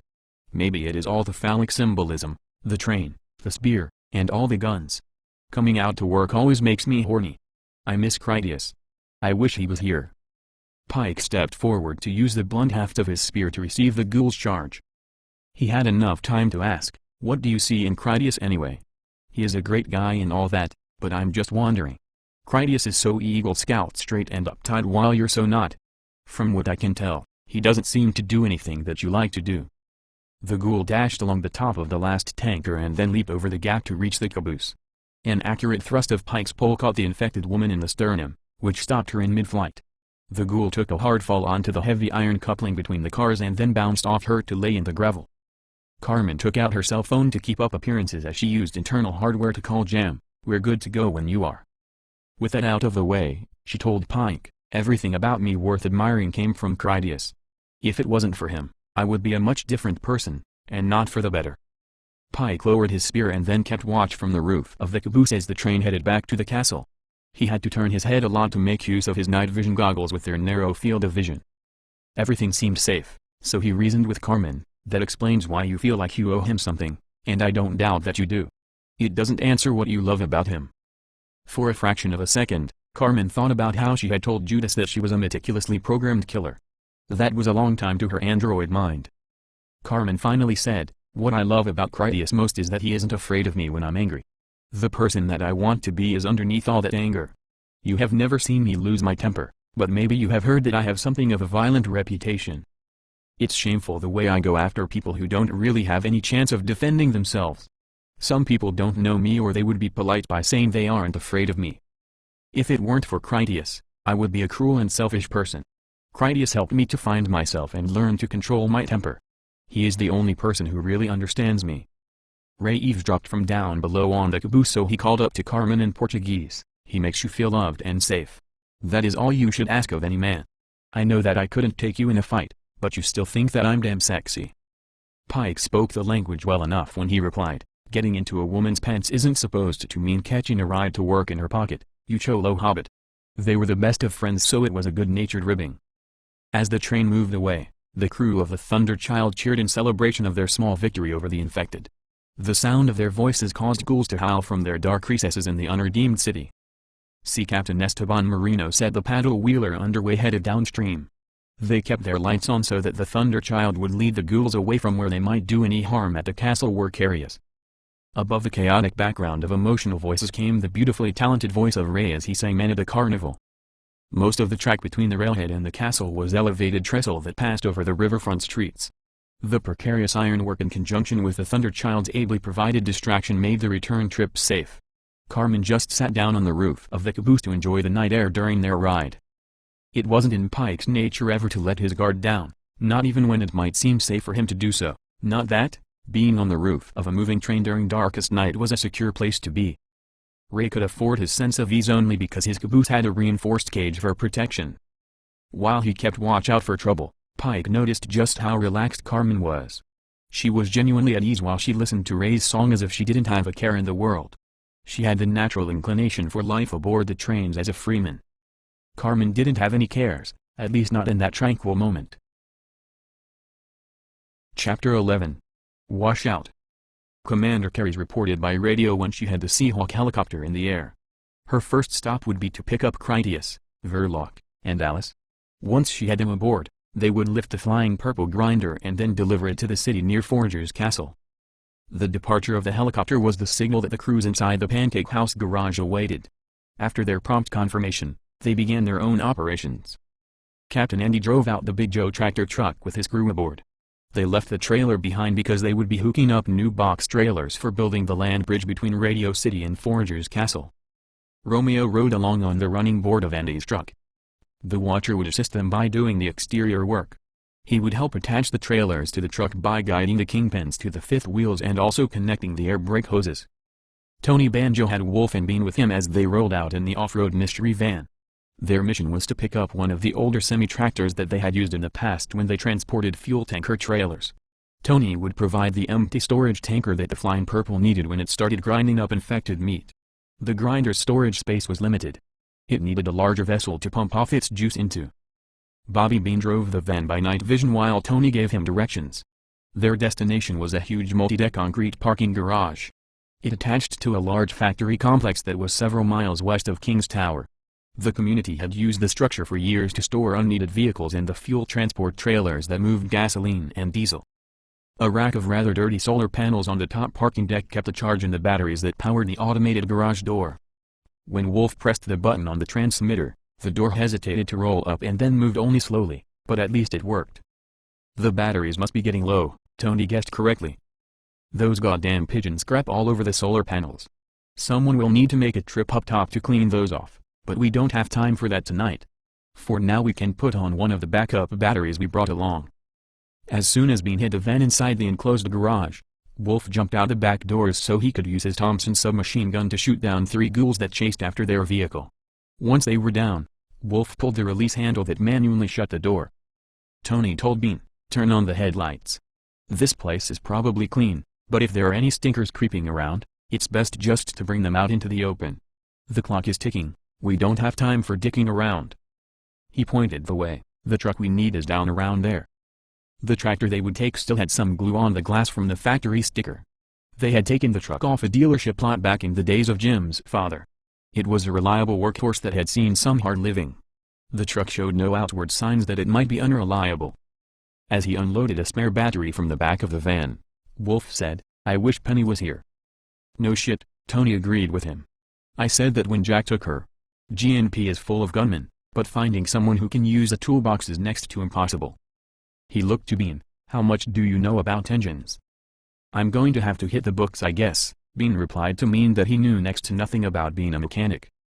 "Don't say it if you don't mean it," Tony said seriously. "People die out here and it happens fast. If you want to roll with us, you need skills. I took you on because you're not some dickless wonder like Clark. Make something of this opportunity or I'll have to let you go. We need a wrench a lot more than a shotgun." Bean was wise enough not to start pouting about the warning that he was close to useless with the skills he currently had. To prove he could do his part, he asked, "Which tanker are we taking? I'll move the truck." While Bean and Tony went off to hook up the tractor to the desired tanker trailer, Wolf attached the new supplemental battery to the garage door motor. The door moved properly when Bean finally drove them out again and the tractor truck with the trailer attached. As they reached the street, Commander Carys came on to the radio to say that she and Critias were on their way in a helicopter with the Flying Purple grinder. She would have to fly slowly while carrying the heavy machine. The weight of it was prone to swinging about in the sky and wanting to spin in the downdraft from the helicopter's rotors. Tony was right that people died on the streets and it happened so suddenly that only meticulous preparation before the fact was any preparedness at all. When they were just over a mile away from the garage they had just left, one of the fuel injection lines that came off the common rail of the tractor's engine broke loose. The unaffected cylinders kept the truck operational while the fuel leak continuously pressure sprayed the engine compartment with a mist of diesel oil. "We have an engine warning light," Bean said with some small worry. Like most people, he hoped the visual alarm was some sort of fluke that didn't really mean anything. "We can't stop here," Tony told him. "This is the middle of nowhere. It wouldn't take more than a few minutes for us to find ourselves buried in ghouls. Even if we did stop, none of us knows what is wrong or how we could fix it. They won't send anyone out to look at it on the street either. Tony made a tough call. We can get to the pancake house faster than we could turn around to go back to the flop house. Keep going and try to get us home. When we get back to the garage, one of the mechanics will take a look at it. Maybe it's nothing, but I won't take the risk of not finding out. Oh fuck, Wolf exclaimed, and he sounded genuinely worried about their rapidly worsening situation. I smell fuel. This truck is going to crap out on us. We're in real trouble. A hot exhaust component ignited the spilled fuel to set off a catastrophic fire in the engine compartment. Not only did it mean the end of their ride, it meant that they would have to get out of the truck and expose themselves on the streets. Even then, their burning truck was going to call in a whole horde of trouble. To make matters worse, the tanker they pulled was only mostly empty. It still contained the dregs of a fuel shipment, with all the explosive fumes that came along with it. The fire was going to grow as it consumed rubbers and plastics. Once the whole tractor was ablaze, it was going to cook the tanker too, resulting in an impressive explosion. If their luck was really bad, the flames might leap to nearby buildings. One building could ignite others. In a worst-case scenario, they might burn down much of the city. Bean didn't understand that turning the key off would cut power to the electric fuel pump, but his instincts told him that was the right move. He did it quickly. Tony reached for the fire extinguisher first and then his adventure backpack second. As he did so, he told Wolf, "This is it, brother, you take the kid and make a run for it. If I make some noise to draw them off, the fire might give you a chance to slip away." "I'm staying with you," Wolf insisted as he grabbed his own pack and Bean's as well. "We're in this together, no matter what." "I got high before coming out here," Tony said with desperation in his voice. "I'm the captain. All this is my fault. If I went home without you or I burned down the city, Jim is going to kill me. If the fire spreads, I might kill everyone. I'll do what I can to put out this fire. You two get the fuck out of here. You know that I can take care of myself. Whoever makes it home first rolls up a fat one and buys the tequila. When this is over we're going to have a party." The fire got worse by the second. Bean stopped the truck in the middle of the roadway to keep it as far away as he could from any nearby buildings. After locking in the parking brake to make certain the truck never rolled away, Bean shoved open the roof hatch and then scrambled out on top of the cab. Smoke already leaked into the cab and would soon make the atmosphere inside unbreathable. The poisonous fumes were more dangerous than the fire. Even without the flames coming in, they had to get out anyway. Only once he was outside did Bean really understand what Tony had said earlier. The three of them were most likely about to die. One moment, things had been fine, and then the next moment, everything was shit. Dozens of ghouls already rushed in to investigate the flaming truck. Many of them had pursued the vehicle since they had first heard it move out onto the streets. The night was so dark that the flames made an unmistakable beacon that sucked the freaks in for a feast. Their screams for fresh human blood didn't hide the party either. Wolf came out second with Tony close behind him. Tony stood atop the cab to take a quick evaluation of the situation around them. They weren't impossibly far from the flophouse garage they had just left. He suggested that for Wolf, "You can try and make it back to the van." Tony opened his pack to take out a double-drum magazine for his Kalashnikov, which he locked in. After he put on his backpack, Tony armed himself with the fire extinguisher. He would try to knock out the engine fire before it got really big. Saving the truck was the only way for him to prevent it from eventually blowing up the fuel tank trailer. "Forget the van," Wolf lamented. "The garage door opener is still inside the truck." He grabbed Bean at the shoulder to pull him to move. "Let's get the fuck out of here. Don't worry about Tony. We're probably dead anyway." Wolf headed back over the airflow cowl to jump onto the tanker. They could climb down at the back of that trailer where it was darkest and furthest away from the flames. It was an intercom from hell when Tony radioed in the situation of his team. He had taken the suppressor off his assault rifle so that the first thing they heard was his loud shots. With any luck, the unsuppressed gunshots would draw the shrieking ghouls away from his two teammates as they fled the scene.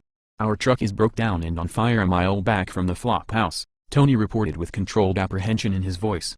"Wolf and Bean are on the run for the tower. I'll get the fire out if I can." Tony's gunfire and words of disaster left astonishment on the faces of everyone inside the Pancake House garage. Of all the people who heard the distress call, only one person reacted instantly with a comprehensive plan to deal with it. Sally Headshot was in the Pancake House along with most the other people on action duty that night. She started to shout orders beginning with Sheriff Clyde Walker as she told him, "Get the milk wagon over to the gate to leave 30 seconds ago." At a glance, Sally evaluated the available shooters by the weapons and equipment that they carried. For what she had in mind, she didn't need ranged marksmen. Close-quarters killers would better suit her needs. She determined that from their preference for compact weapons that had folding stocks, short-range red-eye sights, or even bayonet attachments, it wasn't enough for them to carry plenty of extra ammunition. Experience had taught the best of them to wear their mini clips with speedy access in mind. "I need you to." Sally picked out Carlos and Manny Giles from the Gravewalkers. Then she selected 4 of Admiral Rudel's Sand Tigers who had extensive experience fighting ghouls inside the tight confines below decks on maritime vessels. "Get your asses in the back of the wagon," she instructed with a command presence that had them on the move without question. The GNP radio channel broadcasted Stig as he said, "We have a 1033 Bulldog 1 mile inside the flop house. I want all my long fingers in their nests. Everyone rack must report immediately for pinch positions." As Jack came into the deployment floor of the pancake house, he pushed a stainless steel assembly cart he had loaded with parts. Jack called over the stunned mechanics to help him put this thing together fast. It needs straps so that Cutter can wear it on his back. The equipment was for a truck-mounted foam fire suppression system, but it was something that Cutter would be able to carry to perform some serious firefighting.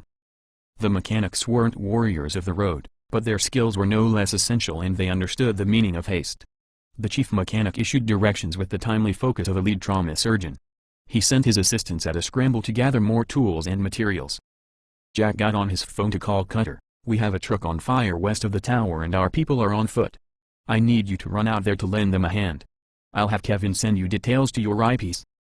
Cutter's simple answer was, "I'm on the way." Wolf's wishful thinking that the back of the fuel tanker would be a safe avenue of escape turned out to be false. The street behind was already full of ghouls that rushed in to surround the truck. Several of them were at the back of the tanker as they tried to find something to attack. Wolf stopped at the end of the trailer to take the time to shoot all the ghouls he could see from there. Bean told him, "We need to conserve our ammo." Before he opened fire on the ghouls, Wolf replied, "Conservation my ass." He was a killer aim when he used his personal weapon. Wolf proved his status as a master gunner on every infected near enough for him to see. He took them all down with clean single shots to the head. "Foragers don't die with ammo in their pockets," he told Bean during his break to reload. "Every one of these pricks that gets past us will go after Tony instead. I'm killing every one of them that I can." For the second time that night, Bean's instincts made him act promptly without any real thought about why he did it. While Wolf reloaded, Bean stepped around him and then slid down the maintenance ladder at the back of the tanker. Wolf had already killed all of the ghouls that would have been close enough to attack Bean when he got on the street. Their headshot undead bodies made a pattern like synchronized swimmers. They performed in their own spreading blood pool that radiated outward from the rear of the tanker. Bean jumped down from the bottom rung of the ladder to land steady on the roadway. He took aim down the iron sights of his Continental military assault rifle that sported a bulbous intervehicular sound suppressor. That was the moment when Tony Banjo began to bust off unsuppressed fully grained Kalashnikov rounds. After living for so many years in comparative secretive silence, the sound of that battlefield gunfire seemed atomic against the backdrop of dead civilization. Not even the screams of so many mindless hyper-cannibals made any real competition. Tony had dropped from the side of the cab to position himself openly in the middle of the street. He had the industrial-sized fire extinguisher by his side. Going down on one boot-heel-treaded knee-pad, he cinched the sling strap of his Kalashnikov tight over his elbow to enhance his grip on the weapon.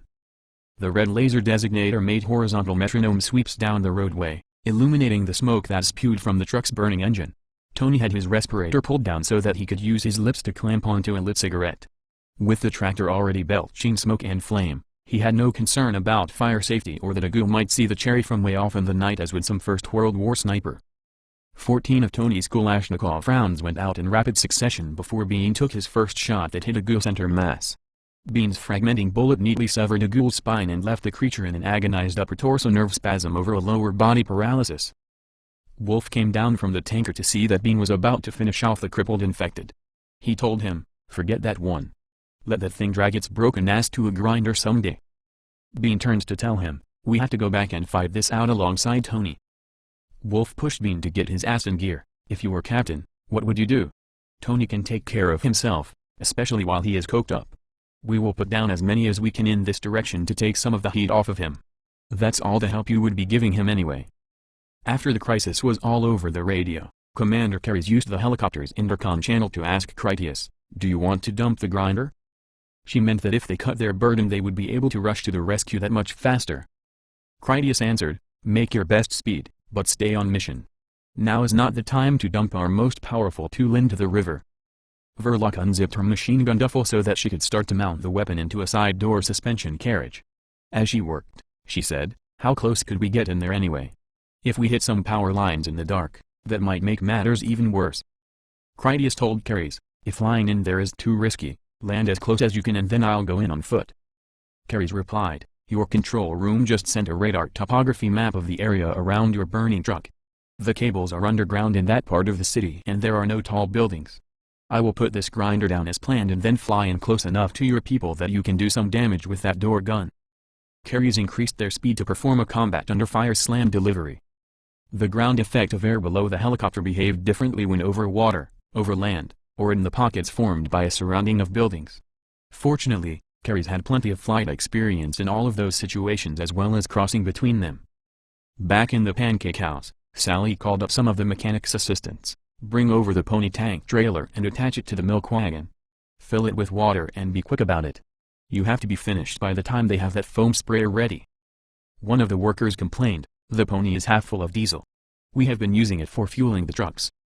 Pump it off into vehicles, barrels, or dump it down the storm drain for all I care," Sally replied dismissively. "Firefighting foam takes a lot of water. Get it done or find some shovels so you can go out yourselves to beat the flames down by hand. You signed up for hot duty. Decide how you want to earn your pay." The men rushed off to carry out her orders and get them done quickly. All the ghouls that screamed on the streets whipped up a general feeding frenzy. Thousands of the freaks ushered forth from their dirty spider holes in the hope they might encounter whatever was bleeding and edible. Bean and Wolf either fired off their ammunition or reloaded more as they ran through the darkness in a search for cover. Wolf let Bean take point, which was the safer position. The ghouls that chased up behind them were significantly more dangerous than the ones ahead of them. Wolf had mastered the fine art of shooting to his rear while he also ran for his life. There was a similarity between mountain men grizzly hunters and forager team security gunmen. They both prided themselves on having the ability to survive even the worst of their own mistakes. Firing a weapon while also running away was a key talent for ghoul survival. As they dashed down an alley, a female infected leaped down on Bean from an overhead fire escape platform. Only Wolf saw the ghoul in time to react. He managed a flying pheasant headshot on its way down. The dumb luck of the physics guided the body on a trajectory that missed Bean by only a matter of inches. The disabled ghoul smashed to the ground at Bean's feet before he even realized that he had been in danger. They didn't have any time to admire the kill. A noisy pack of runner ghouls already gathered on the street at the end of the alley behind them. Bean kept them moving forward only to find that the next street ahead of them had a whole block party of agitated ghouls. At the moment, they just fumbled about in the dark while they listened for feeder calls that would lure them in the direction of active food. Since there was no cover at that end of the alley, Bean and Wolf had no choice but to move back to where it was darkest. At the midpoint of the alley was a gray steel exterior door. They had no idea what the building was or where the door would open into.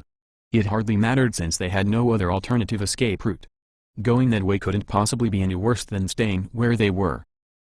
Apart from being an armored door somewhat typical of urban anti-burglary environments, it had no external hinges and a high-end deadbolt complete with an exterior defense plate. Wolf was a skilled touch with the lockpicks. He was ready to take a crack at it. Unfortunately, the angle of the moonlight damn near made a spotlight in front of that doorway.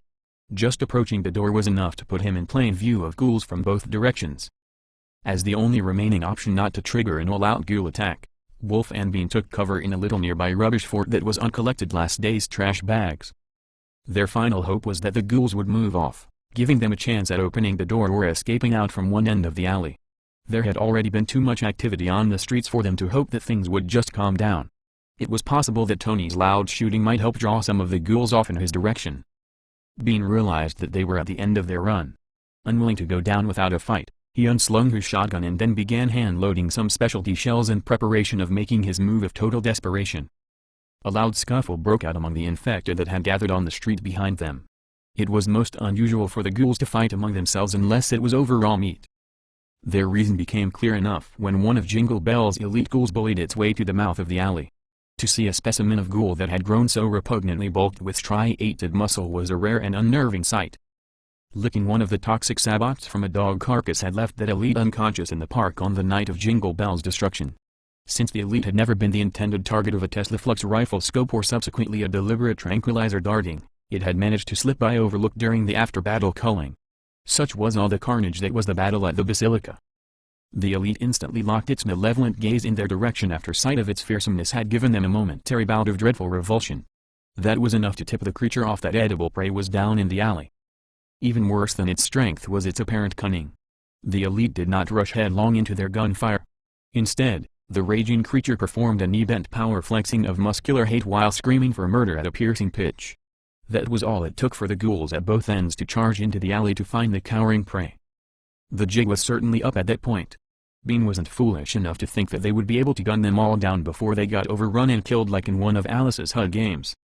Bean stood up and then blatantly shot the deadbolt out of that nearby steel exterior door. It stood right across from them in a wall of brick masonry. One shot of armor-piercing slug was not enough. Bean pumped off 3 of them in his effort to destroy the locking mechanism. Wolf already had his crowbar out by the time Bean finished shooting. He rushed over and then used one quick levering from the tool to pop the broken door open. The sound of the shotgun blasts brought the runner ghouls down on them unbelievably fast. That apoplectic elite just hung back and screamed for the lesser ghoul troops to cannon fodder themselves against the humans' guns. Wolf barely had time to get inside the building behind Bean before the first of the runners was already at the doorway.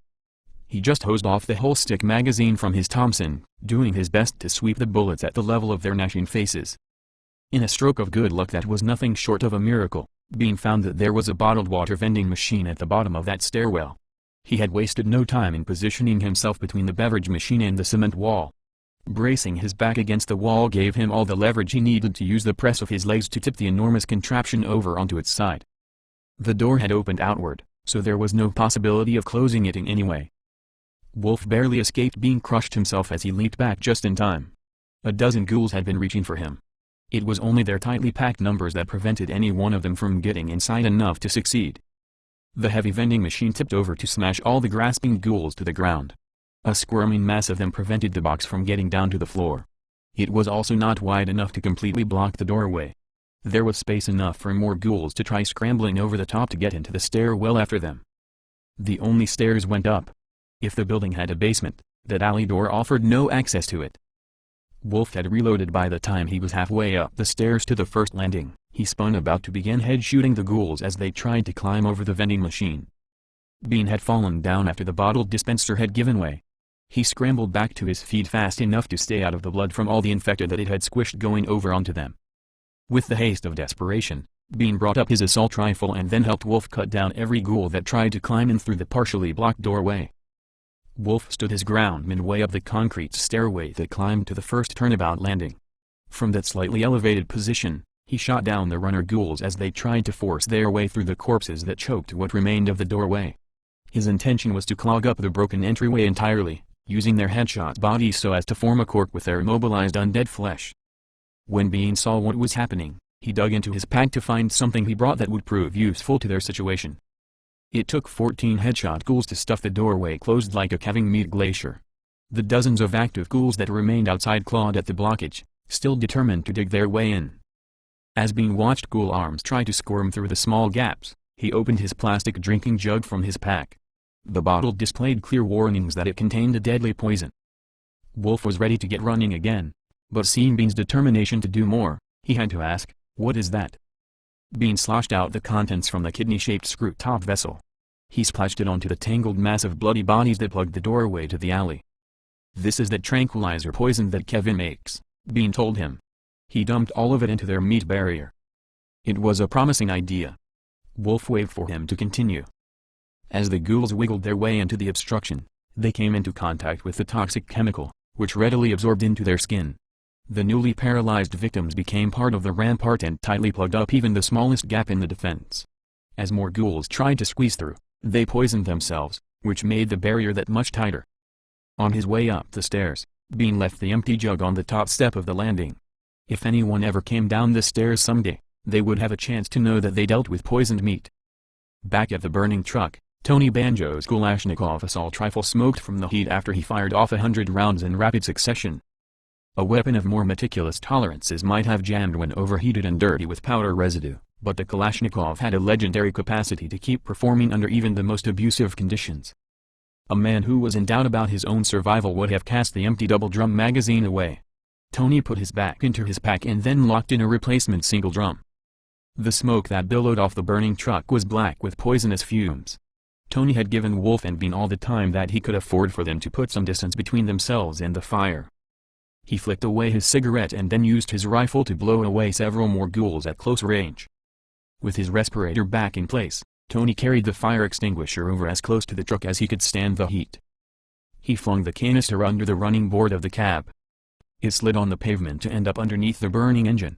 With the extinguisher in position, Tony used his rifle to shoot a hole in it. The punctured extinguisher violently vented its highly pressurized contents through the bullet hole. A whistling geyser of discharge caused the bottle to spin about and then stand up to wedge itself underneath the truck's engine. White fire suppression agent inflated the confines of the engine compartment until the gas jetted out from every available opening. With all the oxygen driven away by the chemical agent, the flames snuffed out, at least for the moment. When the white fog began to clear enough for the ghouls to rush in, Tony had already gone. Deputy Grand Marshal Colonel Hiram Davis radioed to Critias for an update on his status. He began by saying, "Critias, we have 3 foragers on the streets. Their truck caught fire and they're on the run. What is your 20? We are making best speed to unload the grinder," Critias answered, ETA 8 minutes. "Once we have it down, we want to attempt an immediate rescue operation." Hiram said, "Cutter is already on his way out there and a full rescue team will depart the Pancake House momentarily. They're loading the firefighting equipment now. You have authorization to support the ground team once you're unloaded, but protecting the helicopter is a top priority. We will keep you updated." Critias used their comm channel to tell Caris, "We have clearance to take the helicopter in after the stranded team, just so long as we don't risk cracking up the ride." "I take my orders from Fleet Admiral Rudel," Caris replied. "Carl can get you another helicopter. I'm taking this one in balls deep and then breaking it off." The helicopter tilted forward as she put on even more speed. "You better strap yourselves in, this might get a little rough." Critias was about to lecture Caris about chain of command. The helicopter belonged to Jim since the moment Rudel had given it to him as a present. He thought better of it when he saw Alice give him a fist pump gesture that signified she admired Caris' do-or-die attitude. Alice could do worse than role models since a marshal should risk their life and equipment to rescue field mission personnel. Critias told Alice, "Don't worry, we'll bring Bean home. If we do crash, stay close to me and don't get separated." G&P rifle marksmen radioed that they were in position along high windows and rooftops where they awaited further orders. At the moment, they would be much too far from the action to be of any help. If Tony and his people did make it home on foot, the covering fire from the guards might save their lives. A rifleman on the customs house reported, "There is Buku movement west of the bunkhouse." A female GNP radioed, "I don't hear any more gunfire. Tony might be chow. Let's hope his hat is on the stick and he's hiking the Yucatan." Another guard transmitted, "Helicopter number 2 better get in this race. The grocery boys need some of that Perkele lightning. It's a biter vortex going on down there." Bean and Wolf crossed the upper floor of their building to reach the stairs that they could take down on the other side. The screaming of the ghouls they had trapped behind them led more infected in off the street toward the back of the lower floor to investigate. That distraction gave Wolf and Bean a narrow opportunity to slip down the stairs, enter a small office space, and then get back out onto the sidewalk through a broken picture window. The 6-lane boulevard on that side of the building didn't offer any cover at all, leaving them no other choice but to hurry as they made a run for it once again. The first side street that Bean tried to take had a whole horde of ghouls that milled about in it layers deep. When he thought to continue on along the exposed boulevard, Bean saw that just as many ghouls netted across their street only 100 yards ahead of them. The right side of the boulevard was busted big glass storefronts that were totally exposed and useless as a refuge. Bean's last option for escape was a monstrosity of a brick building that was almost cubical in scale. It had the footprint of an entire downtown city block at its 4 corners. At more than a century old, the building was downtrodden, but it was still a fortress of perfectly solid brickwork. In its prime, that mercantile headquarters had operated long rows of freight truck delivery garage entrances along all 4 sides. Less antique brickwork filled all those older entrances shut except for 2 that Bean could see. One of those great yawning tunnels down into that brick fortress was just ahead on Bean's left. The second was at the far end of that block beyond the ghouls. That second entrance gave Bean confidence that if they went into the nearby tunnel, there would certainly be at least one other way back out and probably more exits if they could find them. For no discernible cause, dozens of ghouls began to converge sightlessly on their location. There was no other choice but for Wolf to charge into that nearby truck entrance that went down into the bowels of the old building. He had no doubt that the place served as a winter nest where thousands of infected would huddle together to share body heat as they hibernated through the coldest parts of winter.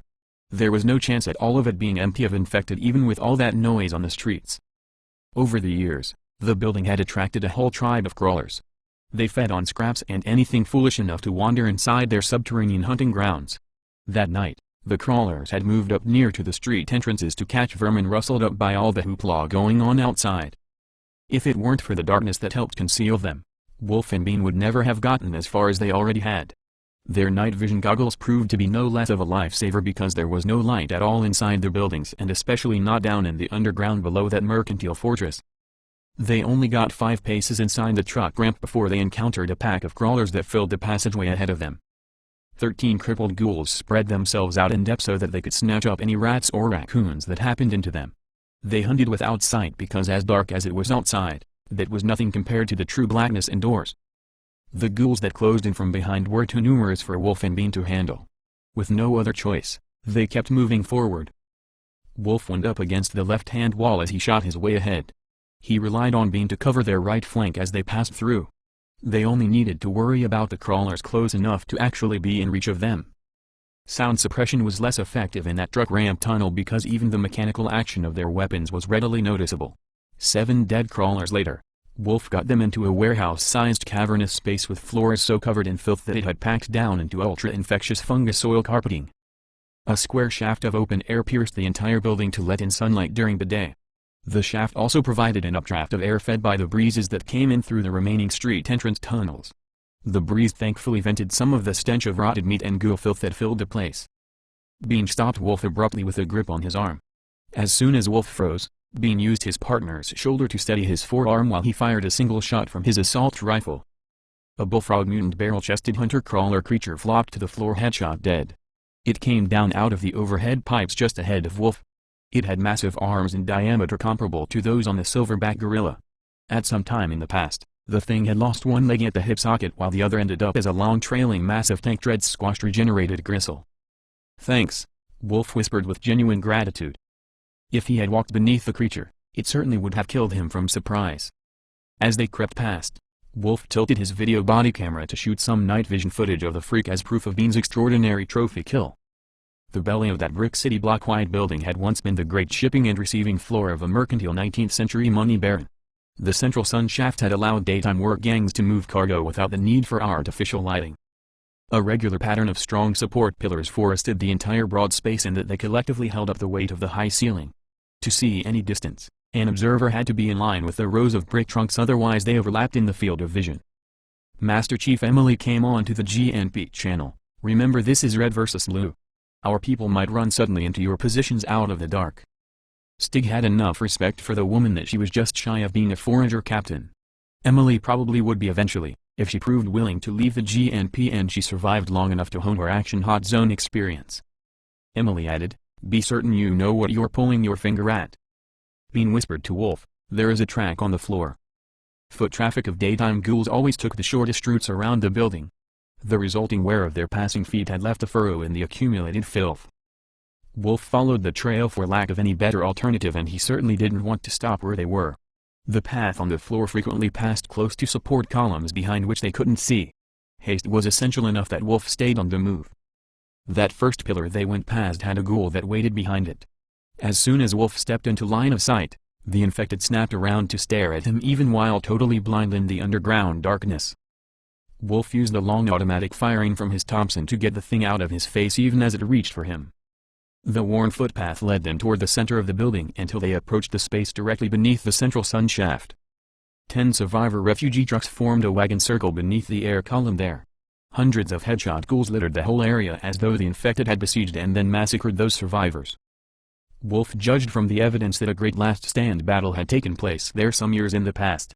There was a lot of accumulated dirt that had settled on the never-decomposing undead bodies and also the trucks. He also noticed that all of the vehicles still had their license plates, as was typical of outbreak-era refugees. The spilled blood and brains of those many downed infected still saturated the putrid abattoir soil underfoot. The vehicles were much too old and dirty even to consider that one of them could ever start up again. That didn't stop Wolf from cutting across their kissing bumpers so that he could see what was at the very center of their defensive circle. Before he followed, Bean stopped to shoot behind them. There were so many skulking ghouls creeping around in the darkness back there that he couldn't stand it any longer. He put down 5 infected as they emerged into view from behind various pillars. Once that was out of the way, Bean followed Wolf over the truck bumpers. Wolf took a moment to confirm that there was no way for them to climb up the sun shaft to get up onto the roof for a helicopter extraction.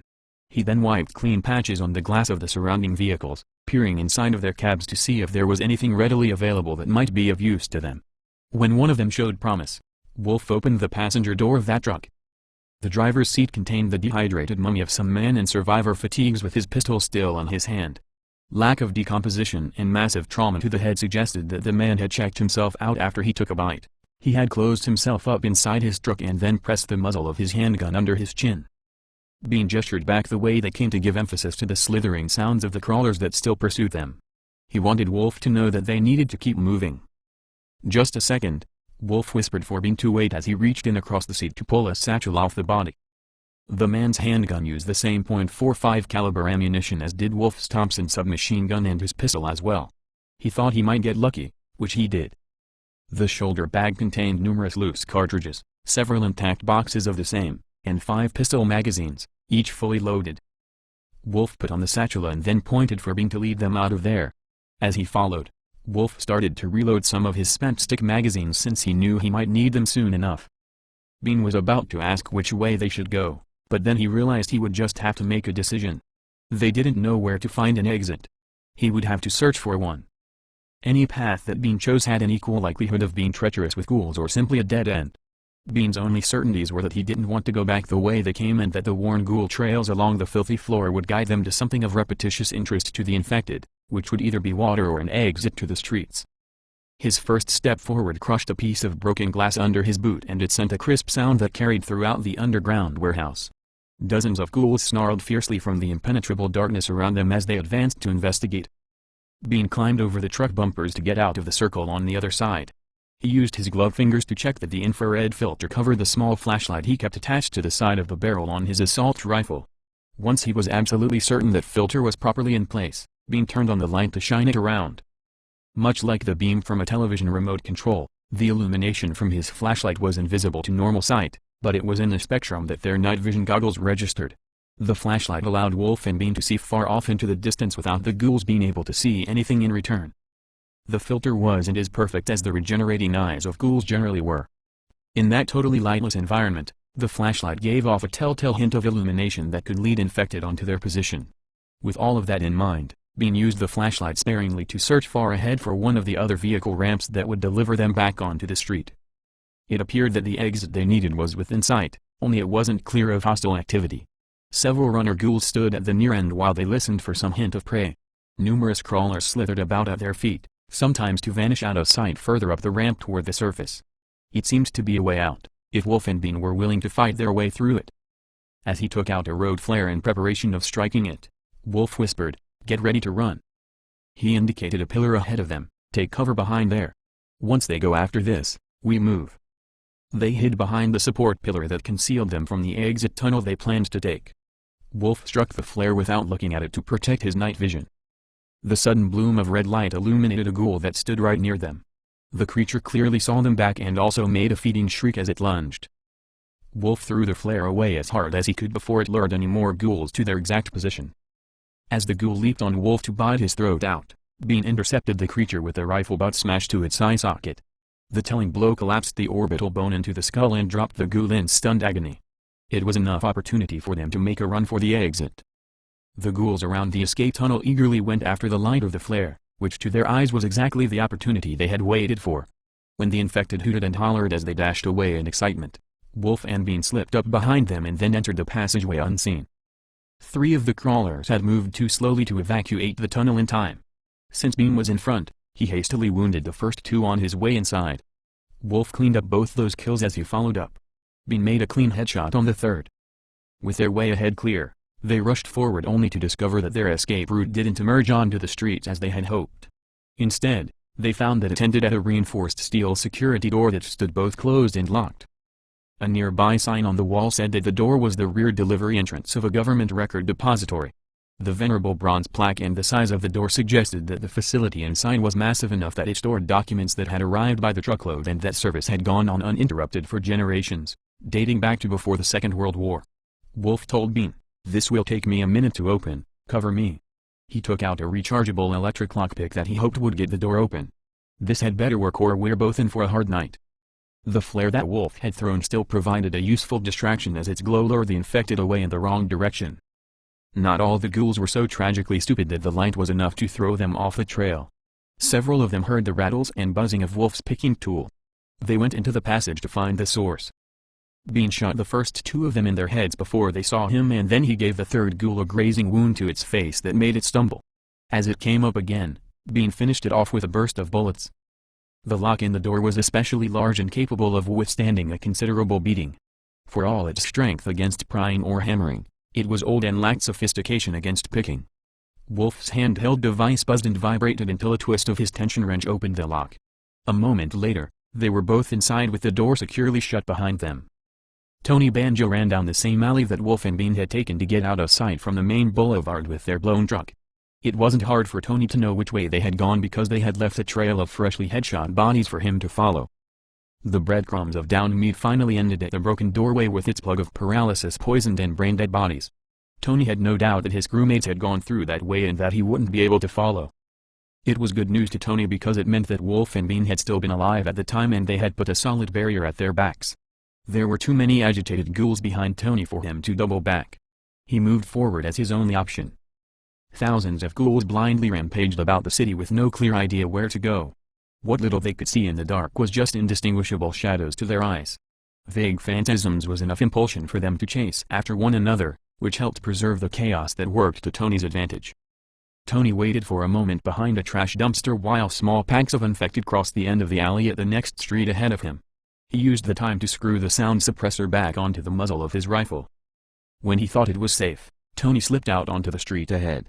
He saw that there was an enormous glass and steel insurance building not too far off in the distance. Tony thought that he would be able to hide out in there and perhaps have the helicopter take him off from the roof. About midway to his destination, Tony took cover in a jumble of old cars. It was a chance for him to let some nearby ghouls pass by and then move away.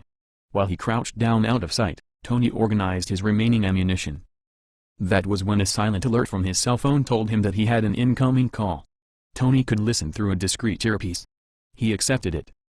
At the time that Tony got his call, Commander Carries warned her helicopter's passengers, "We're on approach for dropping the pig." Their target location was a wide boulevard on the western side of the grounds where Critias called down the lightning onto a horde of Jingle Bells ghouls. When the sound of their machine was unmistakable anyway, Carries switched on the helicopter's powerful floodlights to illuminate the ground as she made the final descent. Alice leaned forward to get a better view out from the side door. She saw how the rotor wash blew up a storm of dust and litter off the street. There were agitated ghouls everywhere she looked, but they were plenty spread out without any specific focus to gather their organized attention. The arrival of the helicopter gave the freaks something to scream at and they would gather underneath them if the Seahawk lingered there for any significant period of time. Overall, the scene motivated Alice to say, "It doesn't seem so bad down there. I've seen worse, like at the electrical yard." When the grinder touched down on the street with an accompanying hard jounce on its tires, Carries triggered the cable hook's release that set the flying purple loose. With the helicopter free of that extra encumbrance, Carries throttled up the engine to launch them off after the stranded foragers. As the helicopter's spotlights went out and they flew away, Critias told Alice, "The number of ghouls where we are now will give you an indication of what they are like where the meat actually is." Alice considered the lesson. "Does that mean it is bad where we are going?" "These are local ghouls," Critias reminded her. "They are used to seeing our trucks and hearing us make noise. They know we live here and now they know that we have some kind of operation happening tonight. Every bloodlicker in the city will be out on the streets looking for action. When they finally figure out where the party is, there is going to be plenty of trouble." Tony Banjo answered his phone to hear Bean say, "We're still alive." Bean sounded elated that Tony was still living as well, since he did answer his phone. Bobby told him, "We're inside some old government document storage vault place. It seems safe enough for the moment." It was a big relief for Tony when he learned that his crewmates had evaded the ghouls thus far and were safe for the time being. From the intensity and direction of the ghoulish screams that Tony could hear, he guessed that their truck was probably burning again. The crazy cannibals would be dancing around the flames like drunken savages. When Tony checked on his local situation, he saw that the wandering ghouls he took cover to avoid still hadn't moved on yet. Not only had they stopped to sniff around, more infected had arrived to join them. Tony was still a long way from that glass office building where he had hoped to take shelter. Overall, his situation was bleak and likely to get catastrophically worse at any moment. That was when Tony heard the helicopter approaching. That sound was the single positive aspect in his personal survival situation. Being asked, "How are you holding up?" "Things could be better," Tony replied. "You should ask me again tomorrow. I need to keep moving." While Bean used his phone, Wolf checked out their new hideout. They found themselves within a spacious incoming bulk package room where even in the age of computers, hundreds of boxes of paper documents had come in by truck to end up filed away somewhere else in the building for long-term safekeeping. It was the bare floor that interested Wolf the most. He searched carefully with a small flashlight to check for the telltale dirty footprints that would confirm that ghouls trafficked through the area. Where ghouls moved about, there would be open doors nearby that allowed them entry from the mean streets. Upon first inspection, Wolf didn't see any ghoul trails on the floor. As he walked further ahead between tall shelves that held brown and white cardboard document boxes, a tremendous blow impacted on the locked door through which they had first entered. The energy of the impact suggested that a full-sized hunter just tried to break down the door to get in at them. The familiar tone of the pursuing elite's frothing screams let them know who it actually was coming to pay them an unwelcome visit. That elite was not as big as a hunter, but the serum had given it some kind of roid rage that made the ghoul nearly as strong and supremely motivated. It shoulder-rammed into the steel door again while shrieking in scornful bloodlust. Even if the elite was not as large as a true hunter, the one chasing them was certainly smarter. Under the circumstances, it seemed apparent that the elite was intelligent enough to track them by smell, using all the freshly shot undead and acrid nitrocellulose from their fresh bullet casings as the trail of breadcrumbs. The commotion also served to attract the attention of every other infected down in that building. All the ghouls understood that there was a successful pursuit underway nearby. Even the dumbest freaks seemed to have little trouble with the idea that breaking down barriers was the way to get at humans. Bean shined his flashlight at the door. He watched with dread as age-fatigued concrete sifted down from around the door frame like sand. The door still held for the moment.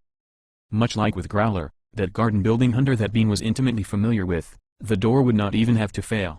The rotten stonework that held in the doorframe would do the necessary failing for it. Realizing that they only had a couple minutes at best, Bean told Wolf, "That big one is coming through. The door isn't going to stop them." That is one of Jingle Bell's elites. Wolf guessed correctly. Those juiced-up berserkers don't stop for anything. They're so mean, they even attack their own kind. Even worse, that is a smart one to track us here by smell. It's time for us to move. Wolf ran down to the end of the aisle. When he checked to the right, he found exactly what he had hoped not to see. The floor over in that direction had a huge smear of fresh blood around the hooves, hide, and gnawed bones of a slain white-tailed deer. A whole pack of ghouls had repeatedly feasted on the animal carcass before they finally abandoned the stripped remains. It proved beyond any doubt that there were open street entrances into that section of the building. Ghouls used the area to hide from their own kind. It gave them the privacy they needed to consume their hard-won kills without scavengers coming along to steal it from them. Bean asked, "Do you want me to try and shoot them through the door?" "Just forget it." Wolf wanted Bean to follow him.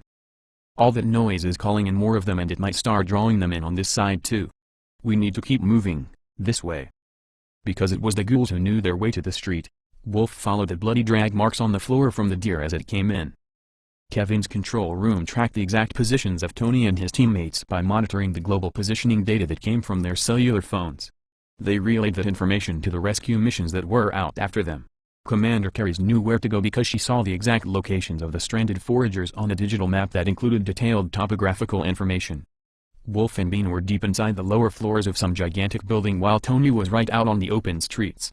Carries headed for Tony since there was nothing she could do with a helicopter to help people who were already indoors. Tony peeked out from his hiding place among the jumble of cars to see that 3 different hunting packs of ghouls stared in his direction. Perhaps it was the electromagnetic pollution from his cell phone. It could have been his momentary elation when he heard that Wolf and Bean had made it to relative safety. Human bioelectric emanations were as distinct and infrequent to the ghouls in the dead city as was the light from a candle at night. Whatever it was that he had done to set them off, they had their heads turned his way. During the few seconds that Tony spent hoping that the ghouls would dismiss the provocation and then move on, The ghouls threw back their heads to let out crazed screams from their wide-stretched mouths, and then they all sprinted right for him. There was no chance for Tony to run for the insurance building while so many ghouls approached him from multiple directions. He heard the helicopter somewhere close by, even though he wasn't sure where it was other than too far away to make any difference at the moment. Tony took some small comfort in the knowledge that he had delayed the spread of the truck fire and his crew had safely made it out of harm's way. If the ghouls had Tony cornered, he wouldn't make it easy for them to make a free meal out of his flesh. Since they already knew he was there, Tony abandoned the notion of trying to hide. He climbed up onto the roof of a car to attain a small measure of high ground advantage and then used his AK-47 to shoot down the nearest group of ghouls that were hot after him. By the time the first group of ghouls went down from Tony's bullets, the two other groups had closed the distance to his cluster of abandoned cars. Commander Carries had a whole battery of nose-mounted night vision and thermal imaging cameras that allowed her to see the action as she flew the helicopter down close enough to lend assistance to Tony. From the ideal vantage point of the helicopter's open side door, Alice used the enhanced telescopic vision of her Delta helmet to watch the action too. She saw Tony cut down a pack of infected with his assault rifle and then spin about with his drawn pistol to shoot in the faces of ghouls as they swarmed up over the cars to pull him down from behind. Many more ghouls rushed to join the battle from all sides. It was obvious to any observer that Tony only had moments to live. That was when the helicopter's movement gave her a view from a different angle. Alice saw what she could only describe as a flash flood. A gushing torrent of angry ghouls spewed out from a tight alley between two of the buildings. Their press of bodies was so thick that they clambered over the top of each other in their haste. As that massive tribe got clear of those confining walls, they spread out into a broad fan of sprinting predators eager to kill anything they could find. Most of them headed straight for Tony Banjo. As Critias readied one of his parachute flares, Alice said, "Look at that glory." With clear understanding of the word's fatal meaning, Alice told Critias, "We have to save Tony." Critias launched his flare horizontally out the doorway. It intelligently flew off despite the downdraft from the helicopter. Once it was a safe distance away, it shed brilliant illumination that bathed the whole area above Tony in its white light. Using his helmet's transmitter, Critias warned, "Everyone look away from the flare." He started to count down from 3, only no one heard it because Carmen remotely deactivated his transmitter. She replaced his confusing countdown with her own emphatically pragmatic warning, "That light flash is going to be nuclear. Close your eyes or it will permanently blind you. Look away right now." After he counted 3, 2, 1, Critias sent the activation signal to his flare. The little flying device exploded with the power of a Tesla flux grenade, only it generated an Edgerton photobomb pulse. The explosion of light was thousands of times brighter than its original radiance. Its illumination was so intense that it set aflame little bits of paper and dry leaves that the helicopter rotors had made airborne enough to be near to the flare when it flashed. The hot breath it gave off was painful to exposed skin. Most importantly, it fried the sight from any eyes that had been unfortunate enough to witness it, even indirectly. Thousands of ghouls had eagerly stared up at the mysterious nighttime sun accompanied by the sound of a low-flying helicopter. When it burst overhead like a white supernova, the pulse not only blinded all those ghouls, it also left them in agonizing pain as though hot pokers had stabbed out their eyes. Their blindness and suffering intensified their already volatile temperaments to a state of reasonless fury. The afflicted ghouls went absolutely mad with misdirected rage such that they clawed and bit one another in a murderous blood orgy riot. Tony Banjo heard Carmen's exaggerated nuke warning and obeyed it. He dropped down into a crouch atop the car roof while he used his forearm to shield his face.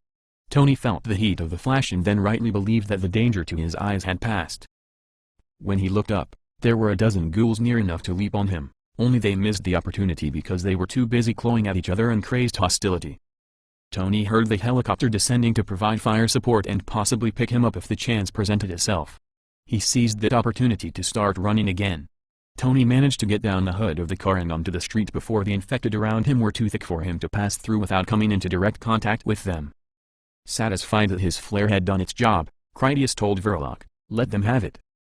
The little bit of distance that Tony put between himself and his pursuers gave Verloc the wiggle room she needed to open fire with a mounted machine gun. Her first burst was off-target such that her bullets tore up the cars as they blew out glass and knocked visible holes into the body panels. That was all the practice that Verloc needed to get her feel for the weapon system. Her next stream of bullets were on target with upper body hits and terminal headshots aplenty. Carries drifted the helicopter sideways to keep the machine gun in good position to fire on the ghouls around Tony. She descended ever lower down to street level while she tried to get ahead of Tony to pick him up. Even more infected poured into that intersection of streets. The helicopter and Verloc's machine gun were unmistakable sounds of human activity that sucked them in by the hundreds. They came in from all directions, attracted to the noise and activity. The new arrivals were those ghouls who had not seen the flare that would have blinded them. They charged in with their vision intact apart from the deep natural darkness of the night that surrounded them. From the first report of the truck fire, Carmen had wanted to rush out alone on foot to help in the rescue. She knew well enough that Critias or one of her superiors would have asked for her assistance if that was their desire, which clearly it wasn't since no such request had come to her. Carmen had to content herself with minding her duties aboard Jam's train. After Colonel Flash used her locomotive to pull the tanker cars into their filling positions within the Forager's Castle tunnel, she radioed for the deck chief to decouple her engine from those railcars. Jam next radioed to Pike and Carmen, "I am going out to retrieve the rail crane for them. While I'm gone, I want both of you to supervise the attachment of the plumbing system. They need to get their grinder inside the castle running as soon as possible." A dozen mechanics started to climb up onto the tanker cars to perform most of the actual labor. Carmen got to work too, but she didn't feel satisfied with her humble duty, nor was it enough to occupy her full attention. Her solution to her dissatisfaction was to reach out with her mind. Carmen already helped Kevin compile and update the maps he sent out to the rescue teams. She had also interfered by directly piloting Critias's flare into an ideal position. After that, she had blocked his warning message because she realized his explanation would have been insufficient for the safety of everyone involved. As Alice put her Tesla flux carbine to her shoulder for firing from the helicopter's side door, Carmen reached out with her influence to program Alice's Delta helmet so that her HUD highlighted the most essential targets to protect Tony Banjo.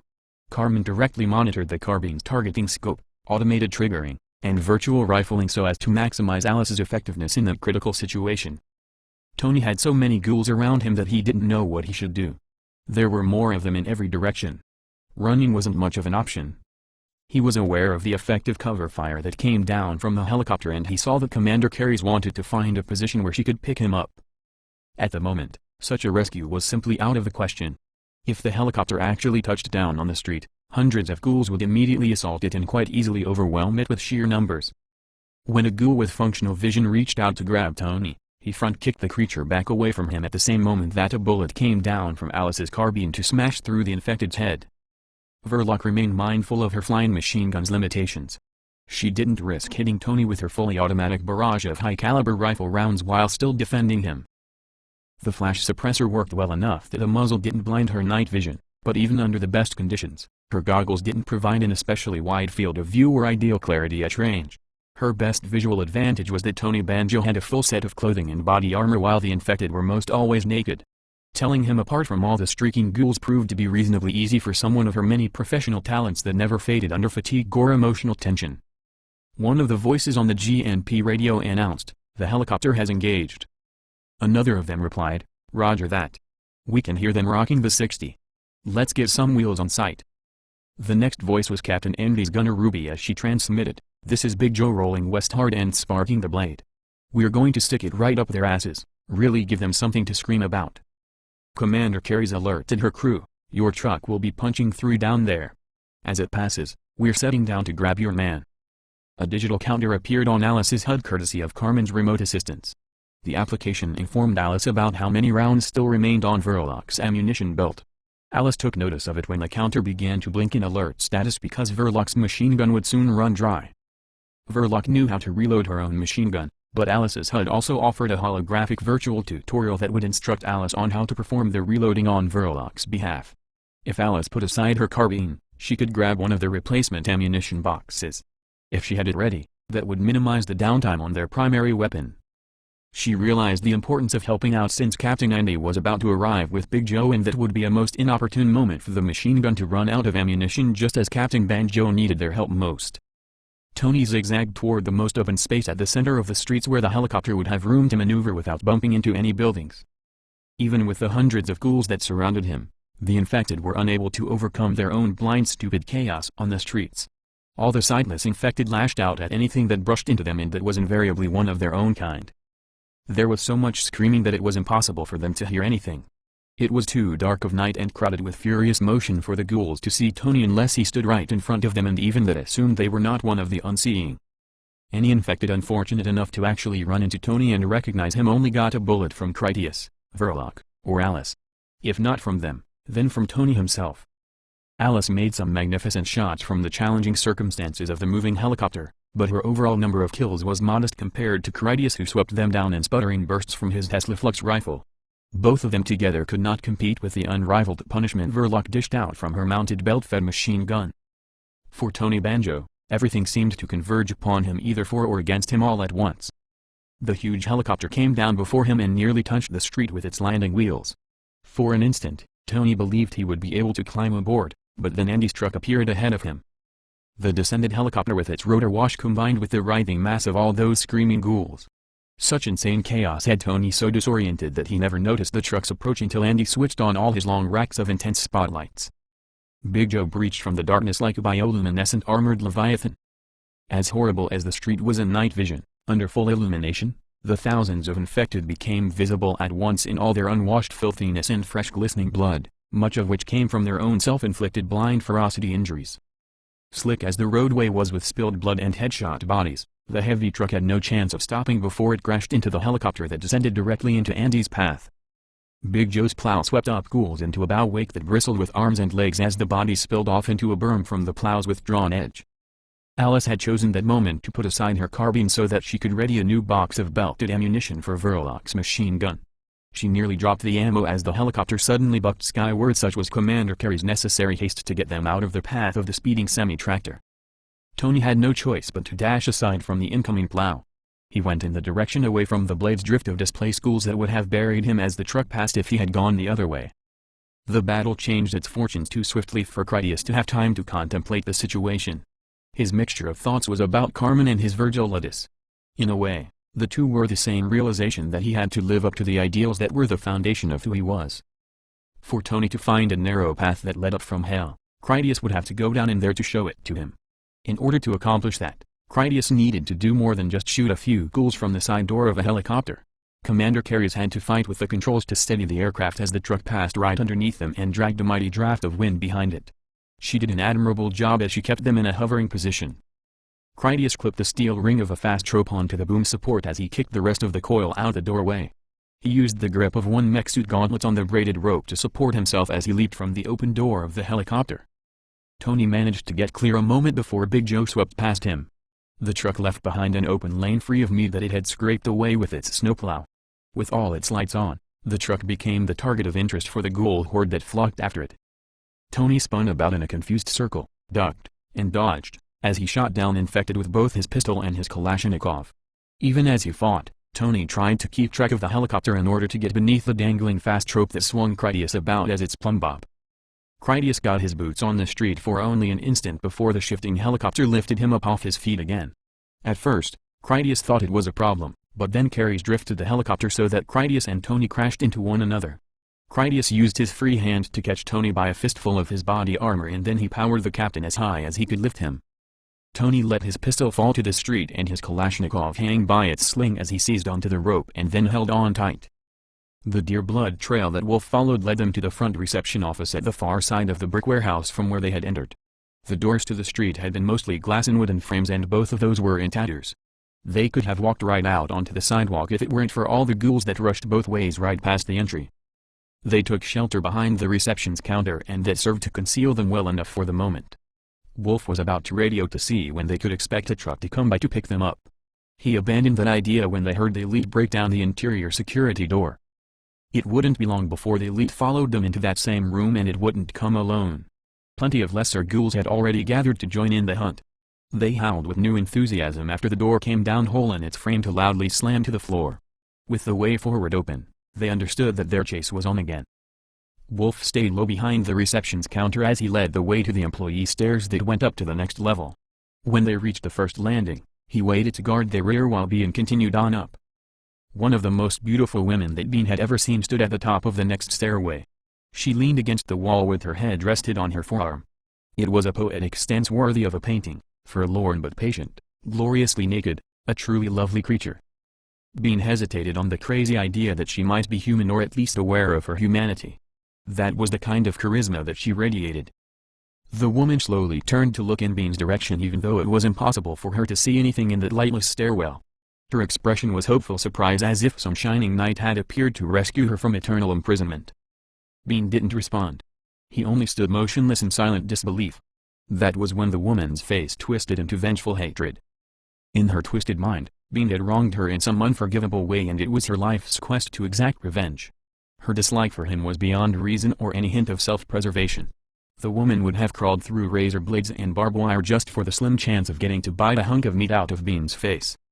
She leaped headfirst down the concrete stairs with her arms stretched out before her, hands flexed into scratching claws. Bean's astonishment didn't hamper him from defending himself against the ghoul. He ripped a long burst from the hip that could hardly miss at such close range. The ghoul crumpled on the landing at Bean's feet as it gagged up its own blood and convulsed from a fractured skull. As Wolf came up to the landing, he told Bean, "That's not a woman, it's an infected. Clear your head, lover boy, and keep moving." The sound came up behind them as they leaped and its pack tore up the ground floor. It was only a matter of time before those ghouls searched upstairs. Another fresh body with a sprinkle of bullet casings would surely give them away. Wolf and Bean needed to be gone when they arrived. Wolf had his bearings enough that he led them on up to the second floor. He selected a door that would open on a room with windows that overlooked the street. When they first entered the warehouse, they had seen antique iron fire escapes on the building's exterior. Wolf expected to find more of the same. If they got out onto a fire escape, it might give them access to the roof where the helicopter could swing by to pick them up. Wolf quietly closed the door behind them. The storeroom they were in had rows of ceiling-high shelving that supported full loads of boxed government documents. As Wolf listened to the door to check on the progress of the elite, they heard Critias on the radio tell Commander Carries, "I have Tony. Get us to a rooftop so we can climb aboard." Bean whispered to Wolf, "Get aboard? If they are not on the helicopter, where are they that they want a ride to a rooftop?" Wolf had spent enough time with Critias to guess, they're swinging in the breeze from the end of the rope. At least Tony is safe. Now it is time to get ourselves out of this mess. Bean went across the room to where 4 windows with their intact glass faced the street. He checked the window second from the left to discover a cage of thick iron bars outside. He told Wolf, "Barred like a prison." The elite and its entourage hadn't come upstairs yet. Wolf left the door to join Bean across the room. Between the two of them, they checked the other windows where they found more iron bars that enclosed each of them from the outside. Bean commented hopefully, "The fire escapes are here if we can get one of these open." Wolf wasn't so sure. They were old before Elvis. How do we know they will even support us? He answered his own question with a shrug and then took out his crowbar. "Unless we want to go back, we don't have much of a choice." After expecting to find nails in all the windows that held them closed, Wolf only got the pleasant surprise that they opened freely. After a hurried inspection of all the bars, Wolf selected the window that he felt offered them their best chance to get out. The bottom weld on one of the window bars had rusted nearly through. Wolf used his crowbar to break it loose. He succeeded so easily that it made Wolf worry about just how decrepit the fire escape might be. If all the iron was in such bad shape, the balcony might fall right off the building once they had their weight on it. Bean had no such concerns. He moved in to grab a weakened bar and then wrenched it back and forth to break off the top weld too. It took some work, but Bean finally broke the iron bar loose completely so that he could use it as a tool to pry at the others. Removing any other window bars proved to be slow going. They only managed to bend the next 2 bars out at their middles. In Bean's estimation, there seemed enough room for him to squeeze through. He removed his backpack as he intended to give it a try. Bean would go out feet first because that seemed the most defensible way. He tested his weight on the fire escape platform to determine it was solid enough to support them. Satisfied, Bean reached in through the bars to take his assault rifle from Wolf. While Bean's attention was away, the elite came out onto the sidewalk from the building's front entrance downstairs. The ghoul immediately noticed Bean and then jumped up to grab a hold of the fire escape's ironwork. That serum-enhanced infected had the proportionate strength and agility of a chimpanzee. It had no difficulty as it supported itself with one hand while it reached onto the fire escape with the other to grab Bean by the boot at his ankle. The elite handily jerked Bean off his feet and then tried to pull him to fall down to the sidewalk where it would eat him. As Bean lost his footing, he maintained a two-handed grip on his assault rifle's distinctively large carrying handle. The rifle butt and muzzle caught on opposite bars of the window's security cage. Even though Bean had the good sense not to cry out when attacked, Wolf could easily see that something was amiss. He promptly grabbed Bean by the wrists to help prevent him from falling. The extra support from Wolf as he held his arm was enough for Bean to free one hand so that he could draw his pistol. Bean had temporarily removed his night vision goggles when he crawled out the tight gap in the window. The small flashlight under the barrel of his pistol switched on beside the trigger guard. He used that to see what had a hold of him. The light illuminated the face of the snarling elite that clung to his boot. The ghoul had a hold of the fire escape frame in addition to his leg. Bean had to struggle so hard not to slip loose that he couldn't get his pistol lined up for a headshot. That was when the elite's expression changed from bloodthirsty rage to a look of surprise and then to abject fear. The elite squealed like a captured pig as Cutter grabbed it by the legs from below. The unexpected attack inspired the ghoul to let go of Bean's boot and hold on the fire escape. It struggled futilely as Cutter manhandled the elite ghoul down into his fairy-tale giant's person-snatching sack. The giant watcher stuffed it headfirst inside the canvas bag and then tugged the top closed by its drawstrings. "Hold your fire," Bean warned Wolf. "Cutter is down on the street right here. He pulled that elite ghoul off my leg." Cutter had his fists on his hips as he gazed up at their window. He told Bean, "You should go back inside. You will have a ride out of here in just a few minutes." Wolf ordered Bean, "Get rid of that rifle, it looks bent to me. That thing is going to explode in your face if you try shooting it again." "I don't think it's bent," Bean disagreed. "Tank crews used to have rifles with curved barrels."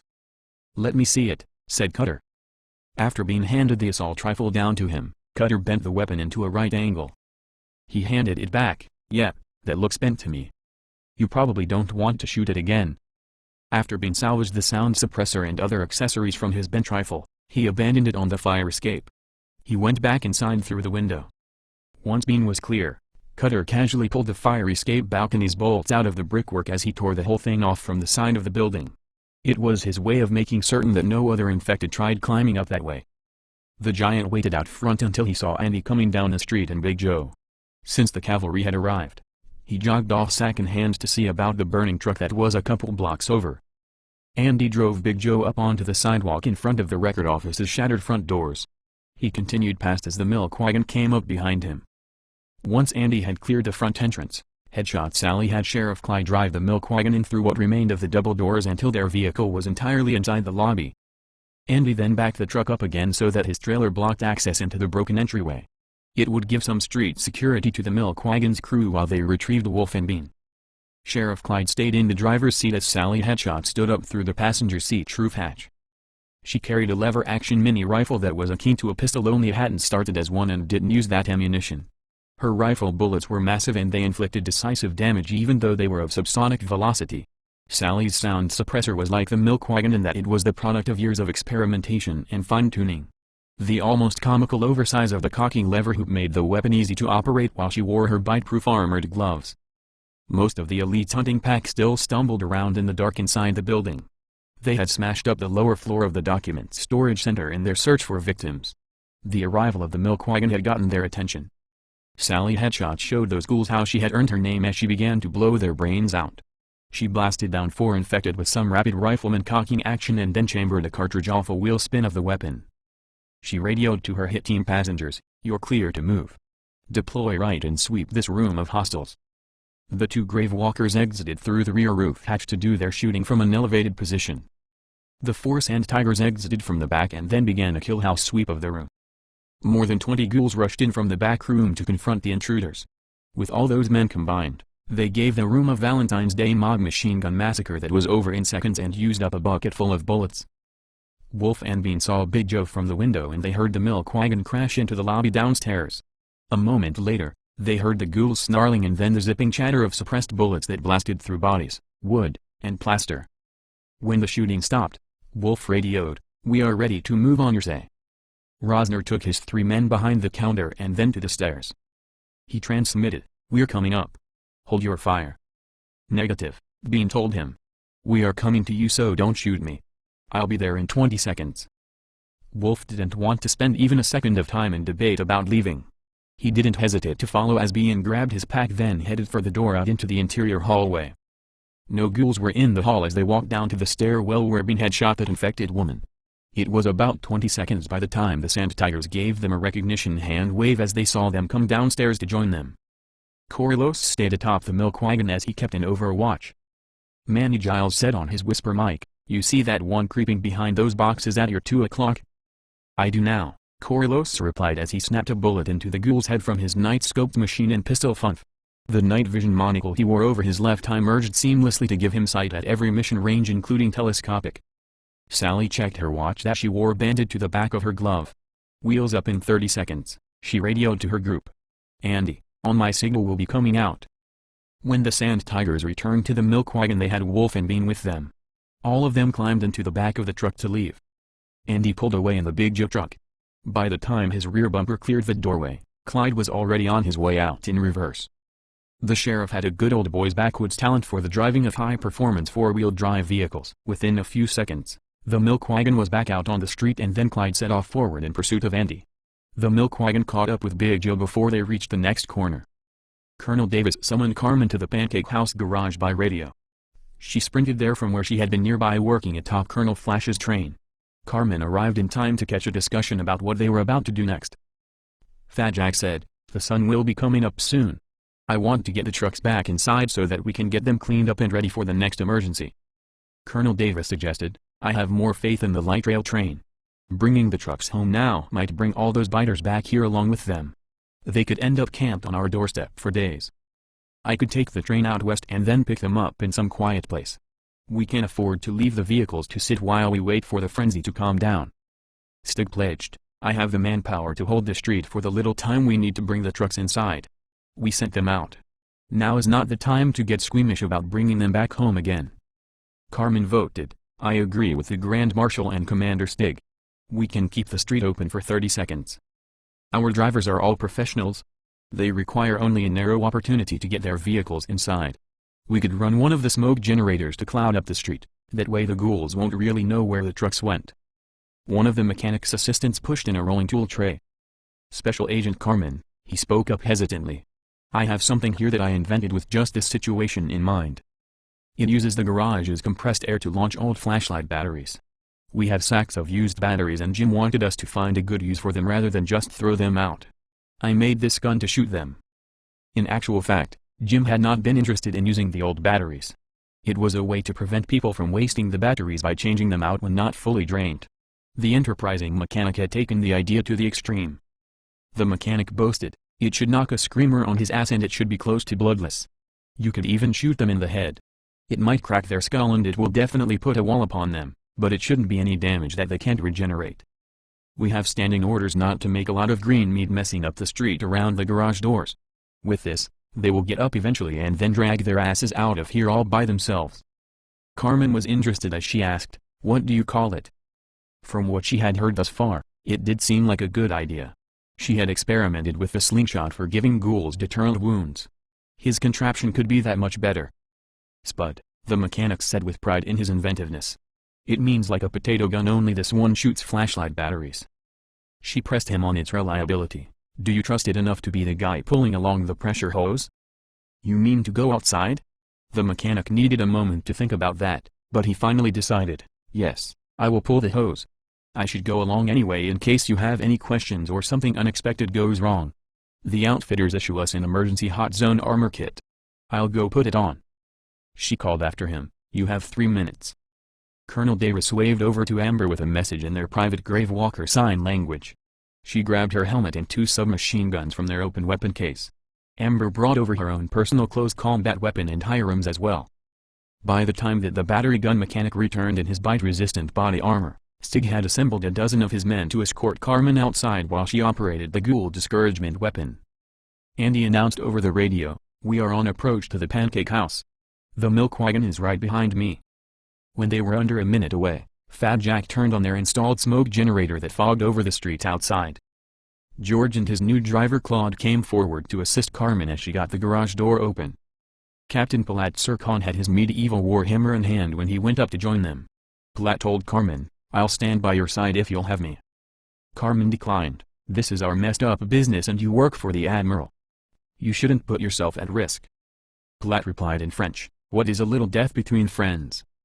His playful sexual innuendo of La Petite Mort made Carmen uncomfortable for a host of reasons she couldn't allow herself to delve into at the moment or later either.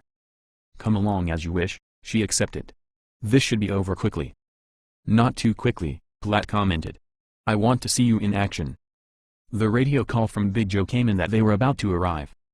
Jack gave the signal that he was about to open the door and then he said, "Lights out in 30 seconds, make this quick and clean." A haunted house fog spilled in through the vertical gap as the armored garage doors began to part. Carmen's thermal vision saw clearly through darkness and smoke while the night vision goggles of everyone else were ineffective through the artificial fog. Ghouls would have to enter the garage before they would be able to see anything with any clarity. Carmen didn't actually need the assistance of all the other guards because the battery-launching weapon that the mechanic provided did work just as the man had described. The garage's air-tool system had huge storage tanks for its air reservoir and a powerful compressor that kept them primed. Her battery gun had a long smoothbore barrel, a heavy hopper of dead flashlight batteries for ammunition, and additional encumbrance due to the thick rubber hose it dragged along to supply the compressed air. Carmen triggered her first shot as soon as she was far enough outside the doors to see down the street to either side. The roadway was a low waterfront thoroughfare with high cover along both sides. The only entrances for ghoul traffic were from either end well away from the entrance to the pancake house. 3 ghouls were at the top of the uphill western end of the road. Carmen's first battery flew admirably straight for having come from such a makeshift weapon system that had primitive sights and no prior test shots. One of the ghouls caught a flashlight battery in the mouth that smashed out teeth in addition to knocking the creature senseless off its feet. Her second battery hit another ghoul in the groin to inflict debilitating agony. The third ghoul got one battery in the chest and then another that skipped off its skull where it took a bloody patch of skin along with it. With all the darkness and the smoke, the ghouls had no idea where the attacks came from. The injuries were inexplicable to them and painful enough to be suitably discouraging. The 3 ghouls never got an opportunity to flee the area because Big Joe came up out of the night behind them and then smashed them aside with its road plow. Carmen did an about-face to check for ghouls that came up from the bottom of the road.